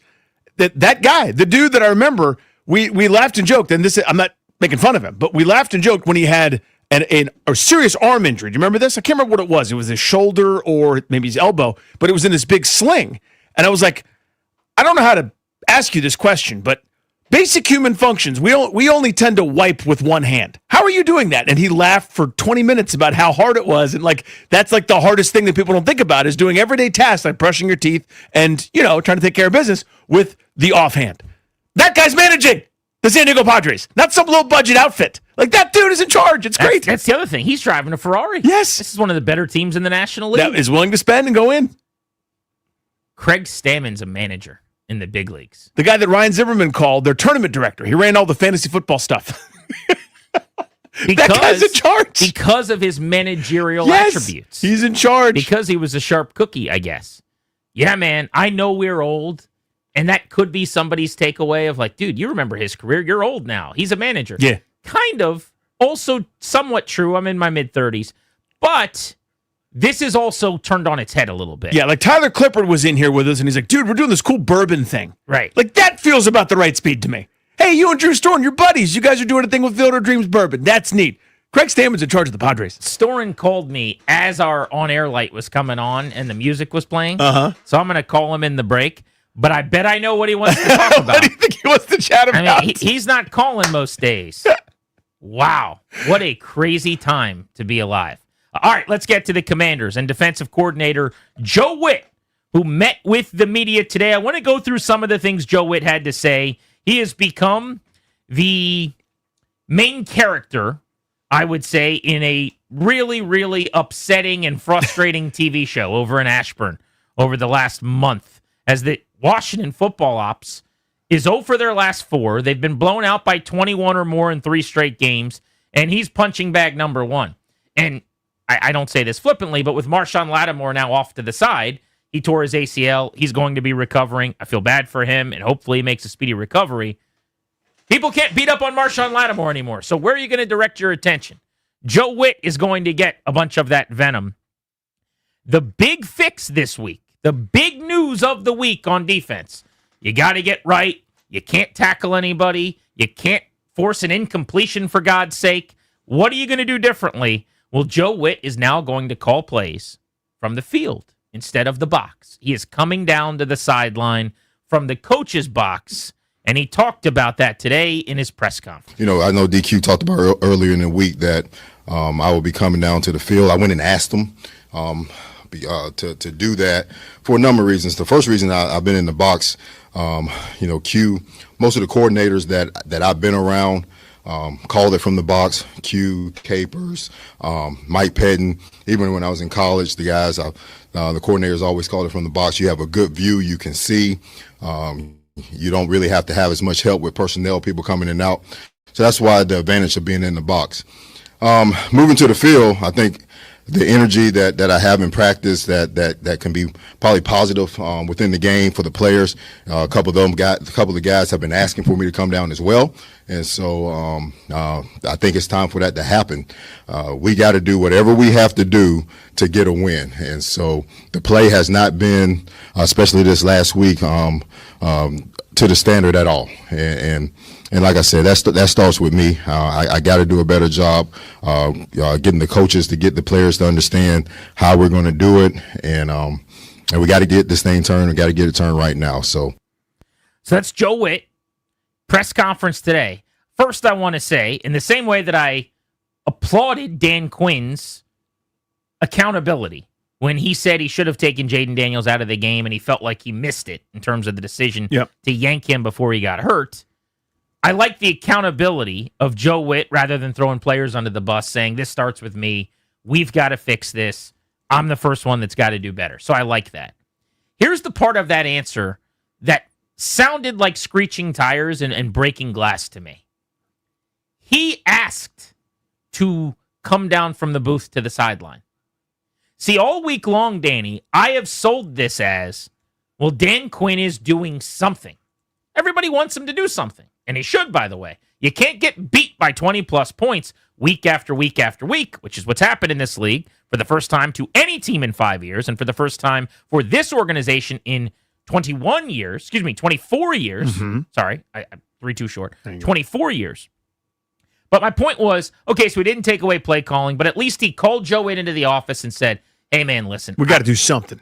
I know you're trying, and I know we got injuries, but I'm not demoting you. But I got to do something to send a little message here. Here's what I'm thinking. That's not what happened. This was not a Dan Quinn idea. This was not a Dan Quinn punishment. This was not a slap on the wrist. This was not an acknowledgement from the head coach that the status quo is unacceptable. This was, according to Joe Witt going to Dan Quinn and saying, hey, would you mind if ... So still we sit here and technically Dan Quinn has not done anything. That's an interesting development. Right? Yep. Nobody has done anything. Joe Witt did. Joe Witt asked if he could go down to the field. Joe Witt asked if he could say, hey, I've got 6, but can I have half a dozen? Again, everyone should be saying 2 things. 1, everything Danny said yesterday was correct. 2, I can't believe this. I can't believe that nothing is going to change at all. That no one has any urgency. That we're just, again, everyone's just driving into work, parking, and going about it. And Joe Witt, through his own keen initiative, is going to Dan Quinn's office. Go, Dan, I've got an idea. I'm going to stand in a different place. So, problem solved, right? And everyone's going, oh, that's a great, brilliant idea. Yeah, it sounds good. I'll announce it today. Hell, it'll be perfect. What I'll do is I'll stand in front of people and announce that. And that'll solve it. Oh, my God. Oh, my God. He was just going to Dan Quinn was just going to stand there and not do anything. And it took Joe Witt asking hey, you should call the plays. Because what I'm doing sucks. I'm going to stand somewhere else. We'll do it that way. So I'm not on the phone with guys. I can talk to guys. I guess, whatever you were doing is always bad. When everybody starts to do one on the sideline, then they want to go up to the booth or a better vantage point. Changing is fine. I'm all for that. That's a 5 weeks ago move, in my opinion. This is not the plane has crashed into the mountain move, but God bless him. Yeah, so this was my annoyance when they originally said, Monday, I guess it was, that Joe Witt would be coming down to the field. If this is going to improve the communication, and if Dan Quinn's convinced and sold that this is an upgrade, why in the heck are you doing it now? It's over, Johnny. It's too late. You've lost 4 in a row, not 1 or 2 in a row. Yep. You've given up 4 straight touchdowns on 4 drives to Seattle already. You're already down 28-0 in that game. Now you're making the change? But I thought this was a Dan Quinn decision. See, I thought we had gotten to a point where Quinn had acknowledged this has now defensively risen to a level where something's got to be done.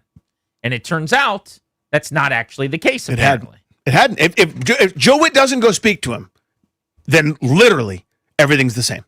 Right. Right? I guess it's possible that Dan Quinn would have gone and found him and moved him down on his own. Maybe they talked about it a month ago, and it was on both of their minds, and Joe Witt just opened his mouth before you open your mouth, and then I get the claim that I had the idea. It's so funny, but I was going to say that. Embarrassing. On what he'll lose by moving from the box, because you keep hearing what he's going to gain. You get to bring energy and be with the players and takes, a third person out of the communicational chain that has to get on the Motorola headset and tell you what the players are seeing. I get that. But if it was such a good idea, most DCs wouldn't be in the booth like they are. And Joe Witt wouldn't have wanted to be in the booth to begin with. I don't think he chose to be up there because it's the second best position to call plays from. So what is he going to lose by moving down to the sideline? You just can't see as well, and so, when I'm in the box, I don't have to, like I said, you always have a guy telling personnel, what I'm saying? So I can see, I did personnel years in Green Bay, so I can see guys running in and out so I can get a call in quicker. On the field, you can't see it as well. You can't see if the ball's on the hash or in the middle as well when you're on the field where you can see it. So if you have certain calls that are predicted by the hash or in the middle of the field, so things like that. But, we have guys we're going to adjust and we're going to work around it. Joe Witt from his press conference today. One more cut I want to play, Dad.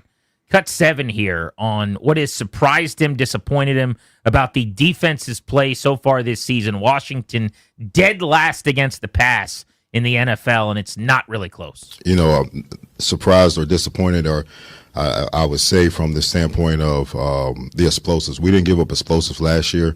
Hell, we were the best in the league in my time in Dallas and giving up the fewest explosives. I'm not used to it. So the amount of explosives that we're giving up in the pass game is really frustrating because they're coming from mistakes that really shouldn't happen, and I got to do a better job, or we got to do a better job of getting that communicated. And so that's probably the main thing.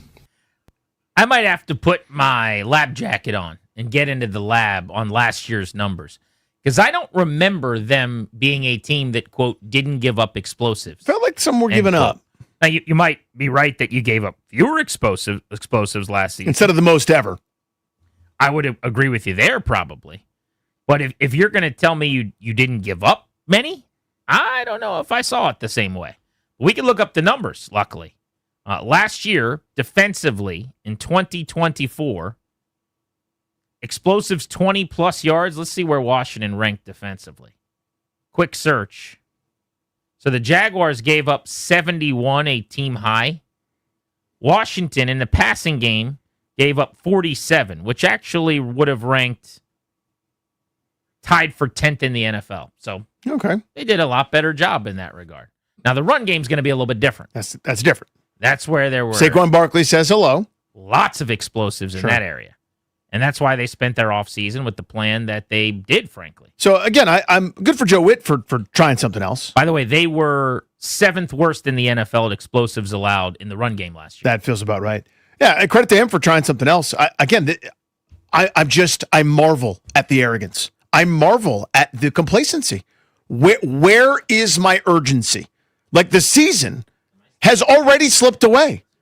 2 weeks ago, the season was slipping away. 3 weeks ago, you were headed in a bad place. After that Dallas loss, oh man, this is bad. We need to get right. Where was my urgency then? You're now hundreds of yards away from Wilson as he's out to sea because the currents are taking you elsewhere, and you got to go back to the raft. Like, it's over, Johnny. This is Rivera-esque. This is arms folded without the headset down on the sideline, standing there. This is when Rivera said, when it was asked, what'd you say to the team at halftime? And he said, nothing. I really didn't, okay? Nothing. You did nothing. You were a passenger while all this was going on. I understand the persona. I understand how you've sold yourself to the team, Dan Quinn. Right? That you're everybody's. We're the true north. We're going to keep fighting. I'm not giving up on anybody. I'm your guy. Rah rah. But at a certain point, you got to flip a table, dude. You know what I mean? Like we passed that point a month ago. Are you buying this change helping at all? Let's start with that at 800-636-1067. That sideline Joe Witt is going to have more success than Booth Joe Witt. 800-636-1067. And then also, how much a part of the problem is actually out of Witt's control? Whether that just be talent or injuries. Like, yes, it may not matter. Ultimately, if someone falls on the sword, it's the coordinator, and he'll pay the price because you can't fire all the players. He wouldn't be the first guy to lose his job at the end of this season if that happens because the unit was bad and he didn't do a terrible job, if that's the reality of it. That happens all the time in this league. So it may not even matter whose fault it is, but I do want to dissect that a little bit and have that conversation. Is it about personnel? Is it about injuries? To some extent, it surely is, but is that a bigger problem than Joe Witt and his coordinating and the coaching? How do you parse that up? 800-636-1067. We'll get to your thoughts next on Grant and Danny.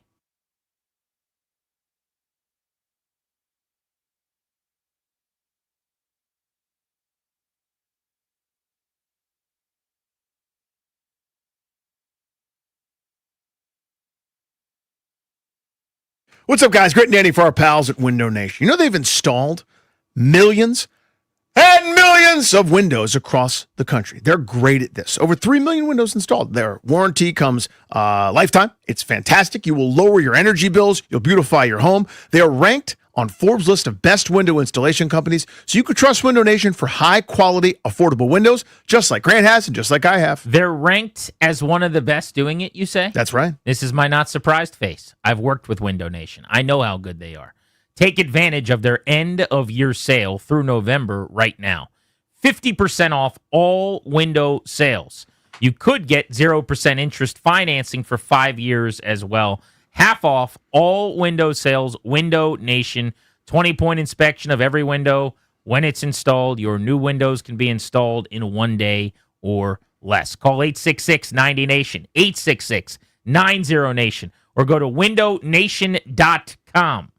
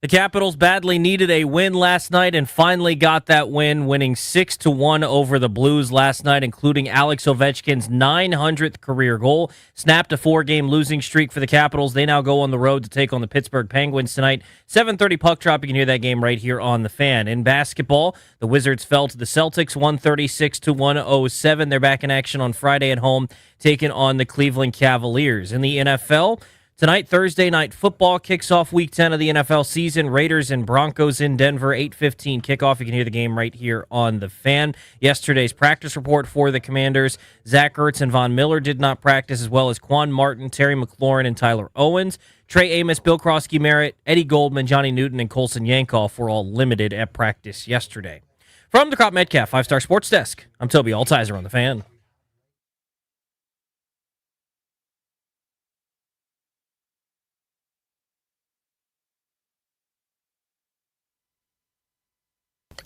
You just can't see as well, and so, when I'm in the box, I don't have to, like I said, you always have a guy telling personnel, what I'm saying? So I can see, I did personnel years in Green Bay, so I can see guys running in and out so I can get a call in quicker. On the field, you can't see it as well. You can't see if the ball's on the hash or in the middle as well when you're on the field, where you can see it. So if you have certain calls that are predicted by the hash or the middle of the field, so things like that. But, we have guys we're going to adjust and we're going to work around it. Will Joe Witt calling plays from the field help? What will this do for the defense? That's the question on Grant and Danny. You're listening to The Fan. I don't think it matters if he's in the box or on the sideline. He could walk out to midfield like a youth coach if he wants to, like Danny coaching flag football. He could stand right behind center, short of helping to tackle the quarterback unsuspecting, who's not looking because he's a coach with a headset on.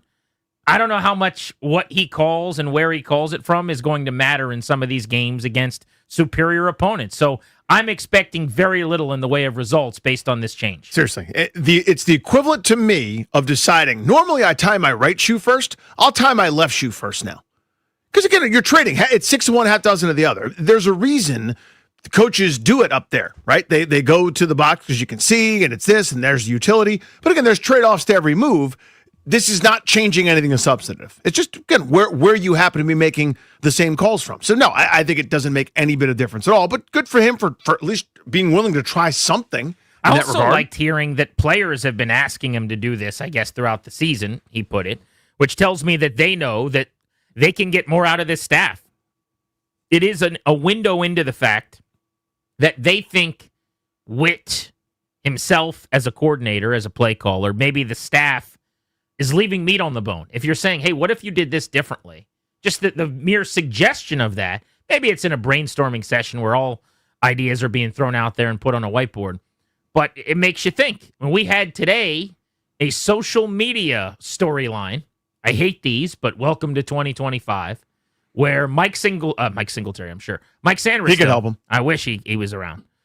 Mike Sanders liked a tweet, Instagram post, whatever the hell it was, of somebody who said that Mikey's not the problem. How he's playing is a reflection on the scheme. The coaching and the scheme are the problem. And he likes that. And still it is like to this moment. He's one of your team captains. He's got the commander's tag. This is one of your really high character guys who's one of the leaders in the locker room. That makes you go, a little bit, I would say, doesn't it? Has to. It's frustrating, you're right, because he liked the comment or whatever. It's just I hate going down that road. He could have just been scrolling and clicked the heart. Nobody knows. I also don't know if he's got like a social media manager or like his wife had his phone or something. I have no idea. So I hate doing anything other than that. But it is a small window into something. To me, this is I bet you that the calls aren't perfect. I bet you that the scheme isn't exactly right. I also know that they don't have great personnel. And where I always say this is if you had neutral personnel, if there was such a thing, this is the exercise we always try to do with quarterbacks, with offenses, with coaches, whatever. If you gave them exactly league average personnel, would this coach outperform or underperform his peers? And my view is underperform. Because my point is, I understand they don't have great defensive personnel at most spots. You can't be the worst. You can't be an embarrassment. You can't be up there with teams that have rolled over and died. You can't be up there with whatever it is, 8 yards per play with some of these teams that are the dregs that are picking first in this league. You are either 30th, 31st, or 32nd and stuff. I understand you not being 5th. I get that. I'm very aware. You're on your 10th defensive end or whatever the hell the number is. I understand you are limited by 1,000,001 factors. You can't be the worst. That's what I always kind of come back to is I get you not being great. I'd love improvement. We'll tweak it and we'll work at it. You can't be this bad where they know before you know. Talking about your opponents. Your opponents know where your weakness is. For multiple straight weeks, you could picture the route. Tucker Kraft did it. Trey Tucker did it. The Cowboys had a couple guys do it where it takes an extra second. One guy starts on one side, goes behind the linebackers in front of the safeties, just jogs to a free, wide open space, 20-some yards, whenever the hell they feel like it. They know it before you do. That's an issue. Here's the problem, is that Tucker Kraft did it and Trey Tucker did it. But right now, Chris Tucker could do it too. Yeah. You know, like, seriously. Are you Tucker? A guy that drives a truck could do it. You can also do it. They can't do anything right now. They can't rush the quarterback. They're not a good tackling team. They give up way too many yards after the catch. There's not enough people around pass catchers. They don't rally to the football, and they don't force incompletions. 0.5 of football for Sam Darnold. Yeah. 3 all game when he had 4 touchdowns, and I think one of those was on a drop. So what can you hang your hat on? I actually believe, if you want to go full blame pie on the defense, that the biggest piece of pie for why they're this bad is probably injuries to the edge position, why they're this bad. I think if everybody was healthy, they would just be regular bad. It'd be what you're asking for, essentially. Right. Like, just don't be last. Okay, well, now I'm 23rd. How do you feel about that? Now I'm 24th. Now everyone's okay? I don't think they should be. Is the personnel good enough to be top 10? Probably not. But there's no reason to feel like Joe Witt is special. There's no reason. He's never done this before. There's no track record you can point to and say, when he was a coordinator and called plays in this place, look how good they were. And that's what I always come back to. With inexperienced guys who are getting their first shot, if it looks really bad, I'm sorry, but I'm a track record guy. All I can go off of is your track record. And it's over. Because last year the defense was below average, and this year it's terrible. How many guys are getting better? How many young guys are developing? How many guys that you liked last year, see Mikey Sanders still, are better this year? He's certainly not. And so all of these things come back to coaching in some way. So I'm on a trajectory. Would I fire him right now? Absolutely not. I've already told you I would have taken away play calling duties this week because I'm Dan Quinn and I'm a defensive-minded head coach, and I've coordinated top 5 defenses in my entire career as a DC, so I'm getting more involved. But my current trajectory, even with the injuries and even with the personnel being what it is, would be to make a change at defensive coordinator this offseason. I don't think there's much reason to do it now in a lost year. What's the point of that? Blow him out to see if some young guy on your staff you're going to elevate and give a shot to? I guess you could do that. I'm going and getting probably somebody established outside the building who is a hot commodity around the league anyway, if things don't turn around. So that's kind of how I'd be feeling if I was Dan Quinn. But I don't think this is mainly on Joe Witt. I think this is mainly on a poor defense, is riddled by injuries, and is now historically terrible. And why we're poor, if we're answering that, is probably some Joe Witt and some players. And that's how I divvy up the pie. But we're on a trajectory where there's no way you can run this back next year. 0 way. No, without a doubt. So I look at it this way. Washington is quite literally the worst in the NFL in terms of adjusted yards per attempt, net yards per attempt, yards per attempt. When somebody passes, here's the bottom line. When someone drops back to pass, Washington is worse than Dallas, than Miami, than the Jets, than the Saints, than the Bengals, than the Titans. Teams that we are laughing at, that we consider punchlines, right? The Jets are having a fire sale. Washington, again, to remind everybody, did nothing at the trade deadline. The only thing that's done was Joe Witt asked to go to the field. That's it. They are the worst in this league when someone drops back to pass. Their pressure percentage is still okay. That's going to continue to go down because they've lost, as you mentioned, all their pass rushers. That's an important point, too, by the way. I think their pressure has gotten worse in recent weeks, but You could blame that on their 3 injuries on the edge and the fact that they're decimated at the position and say, well, of course they're terrible against the pass. They don't really get enough pressure. But they're actually a lot better at the pressure stuff than the coverage stuff, and they don't have that many injuries at the coverage stuff. When they were pressuring, they were still horrendous once the ball left the quarterback's hands. Correct. We have plenty of evidence of that. You don't get to be last in the league with a couple of bad weeks. They were one of the best sacking pressure-producing teams in the league, and their secondary was still giving up gaudy numbers to quarterbacks. They were still giving up explosives and big plays. Let's go to Josh listening on the Odyssey app in California. What's up, Josh? Hey, what's up, Grant? What's up, Danny? Hey, buddy. So, I'm one of those people that, subscribes to the fact that, or the idea that I think scheme plays a lot more. I think Sam Still's post says a lot.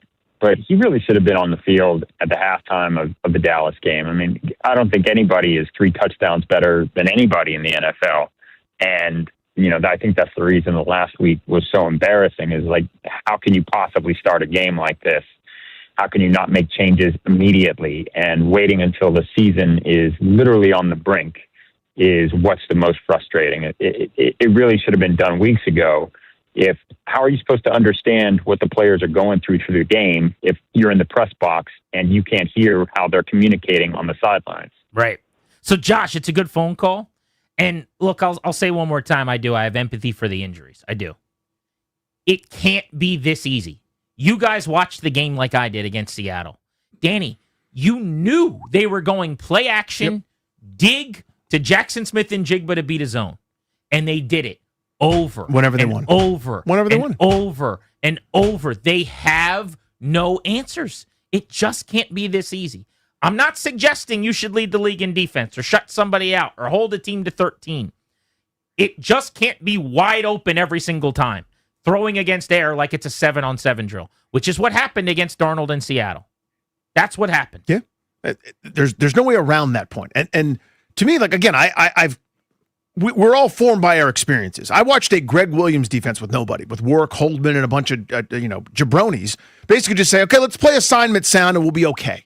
There was a year where they couldn't rush the quarterback at all, and Sean Springs led the team in sacks, blitzing from the corner spot, because they had to find some way to hit the guy every now and again.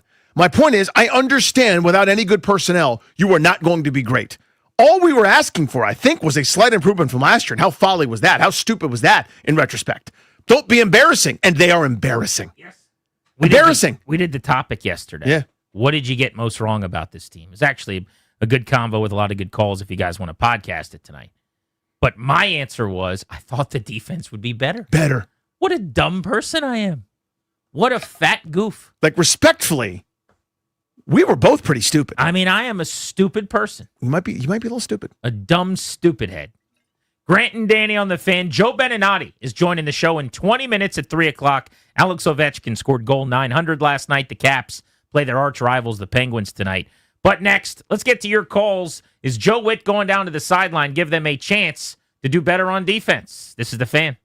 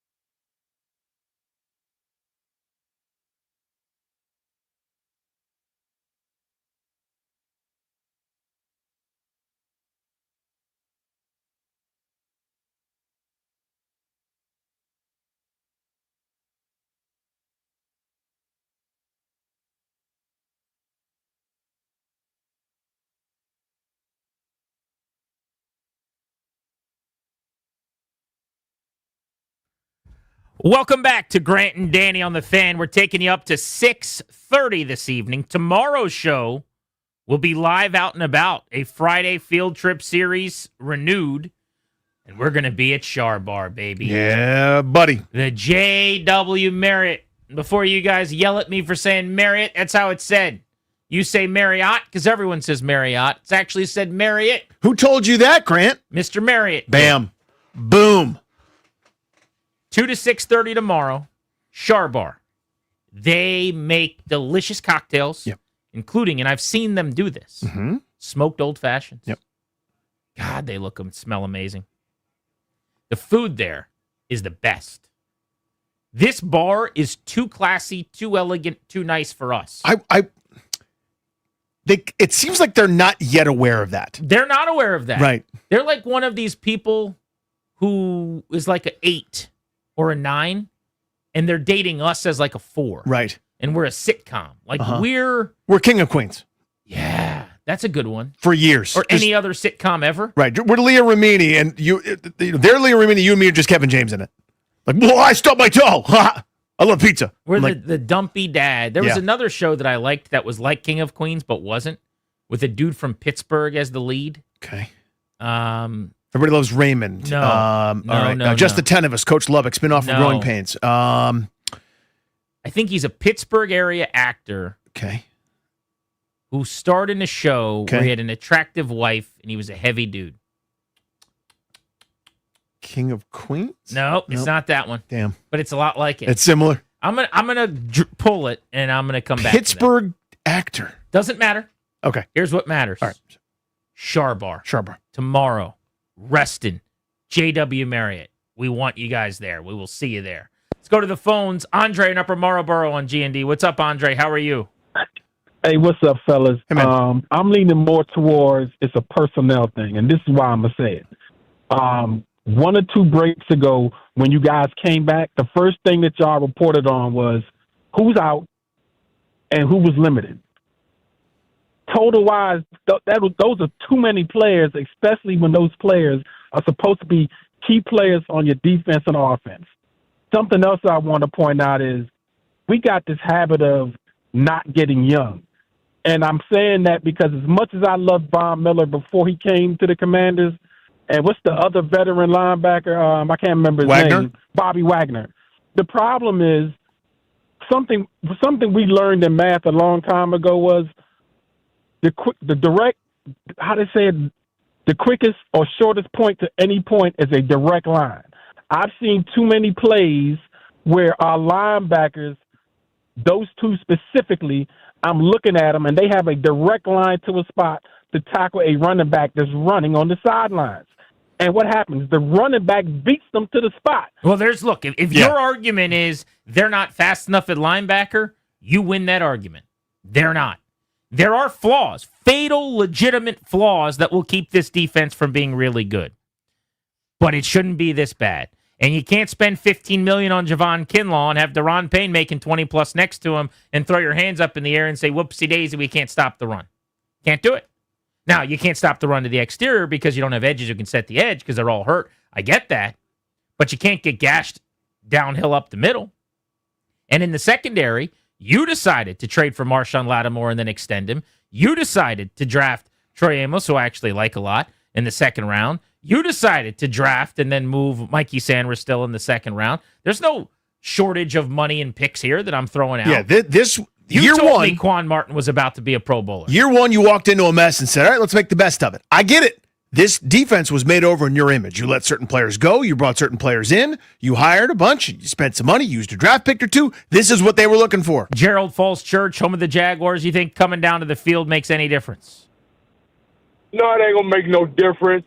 And what I think it is, Dan Quinn just trying to save somebody's job. That's all that's about. Thanks a lot, guys. Thanks, Gerald. Very succinct. I will remind everyone who wasn't in their car earlier that today Joe Witt said this was not Dan Quinn's idea. It was actually his idea to go down to the field. And I'm not sure what he was accomplishing with that, but it actually makes me like it less because I was at least giving Dan Quinn something for doing, credit rather, for doing something. I was acknowledging that something had to be done, and I said, this isn't enough, but Dan Quinn thinks this is a good idea. This was his, I'm looking at a messy room and I pick up a book and take it upstairs, and my wife's like, "Really? That's the thing in this room that you care about?" I'm like, Is it cleaner now, honey? but guess what? You're mad at my choice. I made a bad choice of what to pick up, but at least I picked something up. That's right. Turns out I didn't even pick up the book. She asked me to pick up the book. Joe Witt asked if he could go to the sideline. Garrett in Arlington, what's good? Hey, good afternoon, gentlemen. Both of you touched on my point, but let me say this to you. As far as I'm concerned, it doesn't make any sense. Whether he's, on the box, on our box, on the field, sideline, it don't matter. As far as I'm concerned, I think he want to show him the field before he show him the door. Because think about it. This is their 30th game coming up with Detroit. If you count the preseason, that's like 35 games. After 35 game, in each game, you have a miscommunication. So that said it the best, And also he told you, he said when he's up top, he can't see perfectly. But enough, like on the sideline, he can't see perfectly. So if he mess up when he see it perfectly, so you can imagine what's next. Well, he said he could see a lot better and you see a lot more, which makes sense from the booth. I mean, just talking to Logan Paulson, who's going to be on the show with us today in the 4 o'clock hour, my co-host on Take Command. He does this stuff from the sideline during the game. And he said during the broadcast occasionally, based on what he can see, it's just not enough. So he asks London, hey, what coverage were they in? Was that safety doing this? Because he said it's really hard to see. It's hard to tell, yeah. Which is actually why it's a lot harder to coordinate a defense from the field. What he's about to do, the big fix is to make it harder on Joe Witt. Yeah, you always hear about guys going up to the booth, right? Because the OC's on the sideline. Now he's going to go up because he has a better vantage point. It's just rearranging deck chairs. Joe Beninati, the face of Capitals coverage on Monumental, the voice of the team, is going to join us next. Want to talk to him about Ovi's 900th last night and a big meeting with the Penguins tonight on The Fan.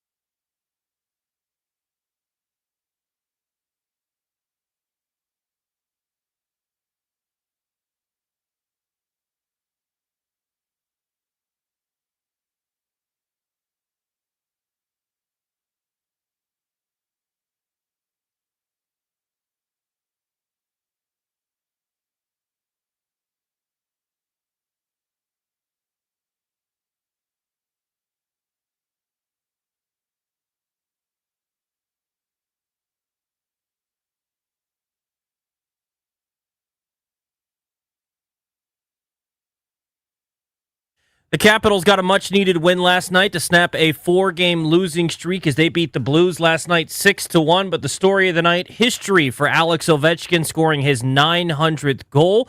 Tonight, the Capitals back in action in Pittsburgh as they take on the Penguins. 7:30 puck drop. You can hear the game right here on The Fan. In the NBA, Wizards fell to the Celtics last night, 136-107. Alex Sarr led the way for Washington with 31 points. The Wizards day off today. They'll be back in action tomorrow as they take on the Cavaliers as a part of the NBA Cup. In the NFL, taking a look at yesterday's injury report for Washington, Zach Ertz, Von Miller, and Laramie Tunsil didn't practice for veteran rest days. Tyler Owens, Terry McLaurin, and Quan Martin didn't practice. Players that were limited were Trey Amos, Bill Krosky-Merritt, Eddie Goldman, Johnny Newton, and Colson Yankoff tonight. Thursday Night Football, Raiders and Broncos at 8:15. From the Crop Metcalf 5-Star Sports Desk, I'm Toby Altizer on The Fan.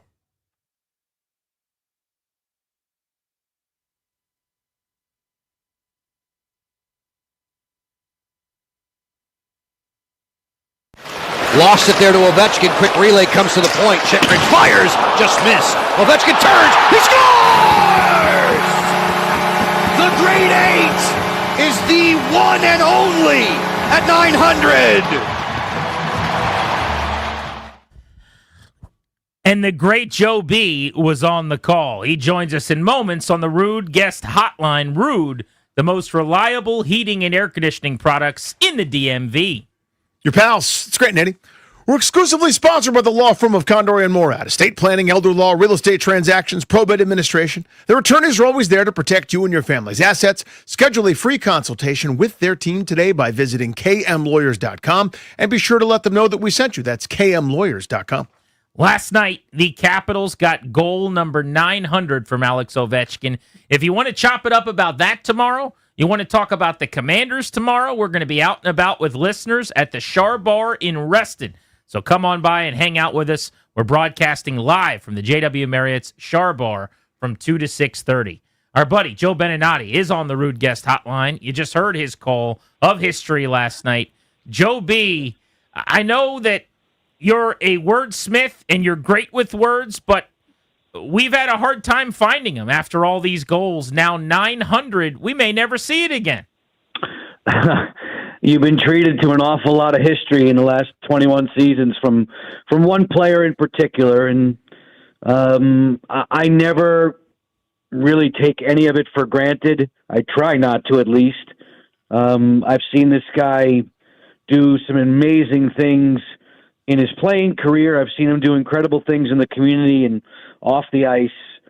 Just the more time you spend leafing through the history books, the record books, you keep seeing the names that he's overtaken and now standing atop everyone in the history. No greater goal scorer on the planet ever. And you just sit there as a hockey fan, and inside all of us, at least for me, I am genuinely a hockey fan. I remember all of these greats that he's passed, and I would think that those numbers, those achievements would be unattainable, and he's done it in spades, and he keeps doing it. So it's not a dream. I keep realizing that, yeah, not only has he passed so-and-so and so-and-so and so-and-so, he's number one, and you've been lucky enough to run your mouth on all of it. I am one really blessed cat. Joe, let me try to quantify something this way. This may be a bit convoluted, but that is my want. Absolutely. I think of the NFL in kind of two different ways. Modern era of the NFL with free agency, sort of that post Joe Gibbs era, 92 with player movement and everything else, and just the way the game changed after that with all the passing yards and different records of different things, or just obliterating what happened in the 70s and 80s and just the different sport. Similar phenomenon here to me in the NHL. Nobody else in the top 15 in goals scored played after 2006, except for Ovechkin. So Crosby's the second, the second leading active goal scorer with 634, only 270 or so behind grade 8 Steven Stamkos, about 300 some behind him. So my point is, the era that he's in has not produced anybody else that scored at near the pace. Everyone else up at the top of the list played in a different era and a different time. That's that much more magnificent to me. Now I tag you. Absolutely. It helps magnify what he's done when you sit there and think about these are the more difficult days to score goals. The goalies of this generation, of this era, are so much greater. I hesitate saying that because I have enormous respect for NHL goalies. I don't care when you played. But nowadays, today's goalies are so much more imposing in the cage, better trained, better athletes, bigger, stronger, faster, and yet Ovechkin racks up the numbers that he's racked up. It's extraordinary. It's the most difficult time you would think to score goals, and yet here's your record breaker. Here's the guy who's the ultimate number one doing it against the most difficult competition. It only multiplies. It magnifies what he's done. Joe Beninati on the call last night of number 900. The Caps are in Pittsburgh to take on the Penguins tonight. We'll preview that game with their arch rivals in just a few. He has not yet said this is going to be his final season. Why do you think that is? Great question. Can't tell you. I think time will tell. Alex will tell ultimately and eventually. I don't know that Alex ever really wanted or would have wanted a prolonged, year-long farewell tour. If you operate under the premise that this is the end, I don't think he wanted to tell everybody in advance so that he would be serenaded in every city that he was going to, that this is the last go-around for the grade 8 in your city. Come out and shower me with affection. I don't think he wanted that. Now, he may play another 3 years. I really, truly don't know. There are quiet times, private times. There are times when I'll see him in the plane or see him in the airport or see him in the hotels, and he'll shake his head and he'll go, I love doing this, but I'm getting old. And I sit there and look at him. No, you're not. You're not getting old. You're not slowing down. We chuckle about it, but real life, father time, all those good things. Yeah, sure, it's catching up to him. Do I think he wants to leave the game? No. Do I think he still has the energy of a 5-year-old when he shows up at the rink tonight at PPG Paints? Yes. He still loves the game to no end, and it energizes him. And all the times when maybe his body sits there and says, geez, Alex, it's time, he just shows up at the rink and he's rejuvenated. He's energized. He takes that amount of enthusiasm and love for the sport and brings it to the rink each and every day. When that doesn't happen, then he'll know. And maybe internally he does know, but he's not let on. And that's the underlying thought in your question is, when is he going to let you know? Is he going to let you know when he's 45, or is he going to let you know in March or April of this season? We don't know. And that's why people will sit there and go, wow, is 1,000 a possibility? Boy, I sure would hope so. But Alex is the only one, and his family members, closest family members, who will know, you know what, it's time. We've achieved all that we can achieve, and it's time to make way. I don't know that. I have not heard that from him. I've heard whispers from others, but not from him. And that's really what matters. You mentioned that he may not want the drawn-out city-by-city farewell tour. He dealt with that. Dealt is a funny word. But he dealt with that last year as he was chasing and surpassing Wayne Gretzky to an extent. And while he was a great showman and handled it well, he didn't necessarily want that. I mean, you could even see last night his teammates are egging him on again for a speech, and he just kept saying, let's go to Pittsburgh. It's not necessarily something he wanted last year. It might be all the more reason why he didn't want to say this is the end of the road before this year. A lot of people said the Capitals took a collective exhale after 895. And I understood that, and I could see that, and you could feel it from the team that it was weighing heavily upon them and weighing heavily upon Alex to achieve that mark. They did it. They gave that exhale. They went on with their business. 900 was not nearly as great the lead up to it as 895 was, with the quote-unquote great chase. And yet still we referred to it as the opportunity for him to be the only person to ever record that number. To be in the 800s with Wayne, to be in the 800s with Gordy, phenomenal. You're alone. It is all yours at 900. Now, I would say the one that matters next is the last one, and nobody knows when that last one's coming. Joe Beninati with us here on G&D. So, and we did this a bunch, Joe, when it came to, passing Gretzky at 894, then 895, and so on. Every new goal is the new record. The evolution of his game, he's clearly not the I hit everything that moves, fly around like the Tasmanian devil anymore. He sort of skates around like that bored shark, like the great white that doesn't really want to eat the surfer or whatever, and sort of waits for his opportunity to strike. It just sort of feels like he's, I don't say conserving a little bit, but maybe picking his spots more. He's a bit choosier, if that makes sense. Just kind of want to get your thoughts there. Yeah, you can see it. It's a great metaphor. I love the thought process behind the shark swimming, the shark relaxing, then the shark pouncing and biting through the competition. He does do that these days. It's a conservation of energy for sure.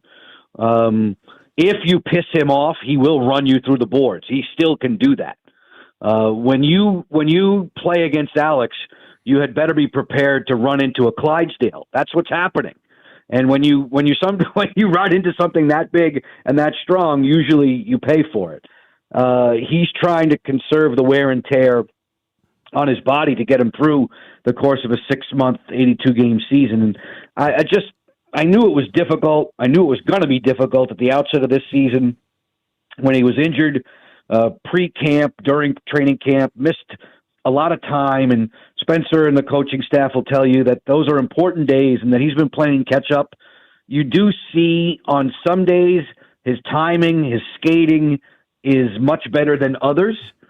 And again, that's just a product in the evolution of we keep calling him the Russian machine. He's a 40-year-old man who's an incredible athlete, still strong as an ox, but has those days where I'm sure he feels like he's 40. And playing up against 25-year-old Tigers who are just not as afraid as they used to be of him anymore. And the game has sped up. And there are times when the hands and feet don't look like they want to cooperate. Then there are other times where he makes beautiful moves and incredible plays. And you remember how just volatile and he was for so long and still is capable of. Now, it's a matter of maintaining it. Can he do that for long spells? Not nearly the way he used to. But he's still an incredibly effective player. And the more that power play comes around, eventually the puck comes through number 8, and that shot is never going to leave him. I've joked with you guys. This is a player who's going to be scoring in beer leagues when he's 85 if he wants to. That shot is never going away. We've learned that, I think, over the years, and a lot of goaltenders have, the hard way. So before we let you go, I wanted to look ahead to tonight and kind of extrapolate the conversation to the team. They had been scuffling with 4 straight losses. They go into last night's game needing a win in a big way, and they played a phenomenal second period. They win 6-1. Ovi in the center of things with goal 900, but Tom Wilson awesome again. Anthony Beauvillier was great. And now they're in Pittsburgh tonight, a Penguins team that's off to a fast start and surprised a lot of people. Second in the Metro behind New Jersey right now. What can you tell us about this game this evening? Really good matchup. Obviously, Pittsburgh comes in with rest, but with injury concerns. The Caps have their own injury concerns. Both of these teams are a little nicked. Pittsburgh's been terrific offensively. Washington really needed last night's explosion to make them feel good, to give them a little bit of a boost of confidence. That was very important. You used the expression needed the win. They did. They needed that win. They needed that second period, and I think that breathed some life into it. Whenever Washington plays Pittsburgh in the last 2 decades, it's a huge game on the calendar, so they tend to bring out the best in each other. Washington tends to play pretty well here at PPG Paints. I want to say they've won 6 of their last 8 visits. The Penguins are getting a rejuvenation, a renaissance again from their elder statesmen. You see Malkin performing extremely well. Sid never goes away. That power play is extremely effective. You need to stay 5-on-5 tonight if you're Washington. I would love for the team to play sound defensively. They lead the league in goals against average. Logan Thompson's been absolutely phenomenal. playing again at an MVP level in the first month, 5 weeks of the season. I would love to see the Caps dig in and hold Pittsburgh off the board and surround and protect Charlie Lindgren really well tonight and come away with another win. This is a brutal stretch. You're going Pittsburgh, Tampa, Carolina, Florida, Jersey when you come home. Really good teams, really good competition. I hope it brings the best out of them starting tonight with Pittsburgh. Joe Beam, you are the best. Thank you as always, my friend. Appreciate the time. My pleasure, guys. Let's do it again soon. What are we doing shirt and tie combo tonight in the Steel City? Dude, we're just sitting there watching. Tonight's ESPN Oh, that's Plus true. exclusive. 7:30. So sadly, I'm just twiddling my thumbs up in the press box. But do you still dress in an awesome suit, though? You're not just wearing a jumpsuit. No, I'm coming in strong, but nowhere near TV ready. No. So do you now you got me curious. Double click on it. Do you do like casual formal in that regard? Like, in other words, you go suit, no tie? No tie. You go no tie? There will be a jacket. There'll be a nice shirt. There'll be jeans, nice shoes. Pocket square? No tie. No, pocket square, yeah, sure. Yeah. Just little a little bit of sartorial color. flair. Yeah. A little bit of color. Jeans surprises me a little bit, Joe B. I bet you dark jeans. I bet they're nice. I want to dress it down tonight. I want to dress it down a little bit. I like We're that. not talking about ratty jeans that your dog is. Never mind. We're talking about good jeans. Joe, I got to get with you. And remember you had this great source for all your pocket squares, that lady with those incredible fabrics. I need to re-up a little bit. We need to connect. Oh, I love it. I'll be in touch very, very soon. Love it. Thank you, like Joe within B. minutes. Yeah, thank you. Enjoy your Take it game easy, tonight. guys. Appreciate you. Bye-bye. Let's go. Joe Beninati and the Capitals on the road. They are in Pittsburgh to take on the Penguins. Do you think this is it for Alex Ovechkin? You think this will be his final season? You know, I would have said 100% yeah. Not 100%, but you know what I mean? I would have been like, yeah, of course it is. Until the last couple of weeks. Until he didn't say that it's his last season? I keep going, it is, right? Right? But I don't have a good feel anymore. Here was my read, and I want to tag you back in. I thought it was exactly what Joe B said. Some guys want the attention. They want every time they go to the arena for the last time in Montreal, in Boston, in New York, wherever, they want the big pomp and circumstance. And I don't begrudge that, whatever you want. But he also just got that. Yes. And by the way, if you haven't been, so I was at like the game where he tied, the game where he passed was in New York. I was not there, but I was there when they came back and did the celebration. And then at each arena thereafter, teams wanted their piece of being able to say thank you. And this is like in some cases, 10, 15-minute ceremony right before the game. When he broke the record on Long Island, the Islanders, they stopped the game in-game, and Gretzky comes down. There were probably, I'd say, somewhere between 7 and 10 games last year directly affected by that stretch, by 10 or more minute ceremonies. Right. And it's got to be just taxing and exhausting, and you just want to play hockey. And some people want that, and I don't begrudge that. And some people don't. I think he's a don't guy. I don't think I think when he retires, it'll be like, we'll find out, and he's already in Russia with his feet up somewhere, like walking his Siberian Husky through a mountainside. That's it. He'll be at Glory Days eating wings and like resting or something. Yeah. You know what I'm saying? Seriously. Like, he's just at whatever bar you're at. He's just the most normal dude ever. But had he have gotten off to a start, here's what's interesting to me. They've played 13 games so far. He's got 3 goals counting last night. If he was doing Ovi things where he was at like 7 or 8 goals right now, and that might be coming. There might be a 10-goal and 9-game stretch looming. That's been his career. But assuming it's not 55 goals, like it would have been if he didn't break his leg, and it's, let's say, a nothing like Ovi, well, let's just take the pace he's at right now, right? He's basically on a pace, quick math, to score around 20. 19 goals, 18.9. If he scores 18 goals this season, I think it's definitely his last year, because at that point, 1,000 is so far away. The reason 1,000 felt a little bit doable is he was still being a 40-plus, 50. Oh, my God, you could score 55. So if he were to score 56 goals this year, and now you're only one more 48-goal season or whatever away from 1,000, I could see him saying, why would I not go for 1K? But if you play this year and you're sitting at 9-17 and it feels like it's 3 more years at now your new norm, no chance. So I think the slow start makes me think there's even more of a chance he doesn't come back. But I don't take him having not said anything to mean anything. I'm with you. I think the reason he did not say it yet, even though I thought he would, is in hindsight, I think everybody's right. He does not want to announce it, and he doesn't want to deal with all of the pomp and circumstance. He'll announce it with like a month left, and they'll do something amazing at Capital One Arena and deal with it at 3 or 4 places on the road, and that'll be that. That's how I see it going. I smell what you're cooking there. Yeah. By the way, just you said the number. Just minding your business, offering an example. 917 goals. Yeah. Like what? Now he's at 900 now. Obviously that happened last night. But if he's just a regular 40-something-year-old whose skill set is slightly diminished, forgivable by the way, after you put 900 goals up. But if you end around 920 goals, that's such a patently absurd number. He's been scoring goals since I was in high school. It's an absurd, no to that. That's not supposed to be able to happen. And of course it has, and we're a witness to it. More of my life has been spent watching him score goals and cheering him on at Capital One Arena than not. It's going to be so crazy when he's gone.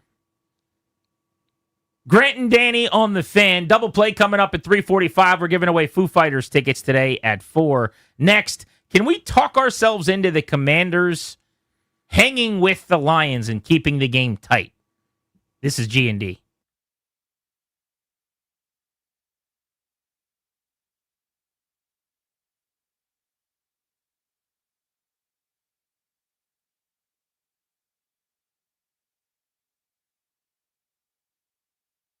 What's up, guys? Danny Rouillet here. Let's take a look at the latest pro football injury report presented by Fanatics Sportsbook. A little Thursday night foosball tonight for Denver. No Pat Surtain, right? He's out. That's going to impact, obviously, Las Vegas and their offense. You might think a little bit more in terms of some of the receivers, some of the wideouts, maybe some guys in the passing game, maybe a Brock Bowers over in your future. No Marvin Mims out with a concussion, and a part-time starter at offensive tackle, Matt Pert, is on IR. For the Raiders, no linebacker Brendan Jackson, no offensive tackle Colton Miller. Looks like no Lonnie Johnson. An already bad Las Vegas defense is missing a couple more pieces. So you start looking up and down the list at the Denver offense. Maybe it's a Bo Nix night. Maybe it is a Cortland Sutton evening. There's plenty of opportunities for an offense that's already decent, really in the fourth quarter of most games, maybe to get a faster start here against a defense that has really, really, really scuffled.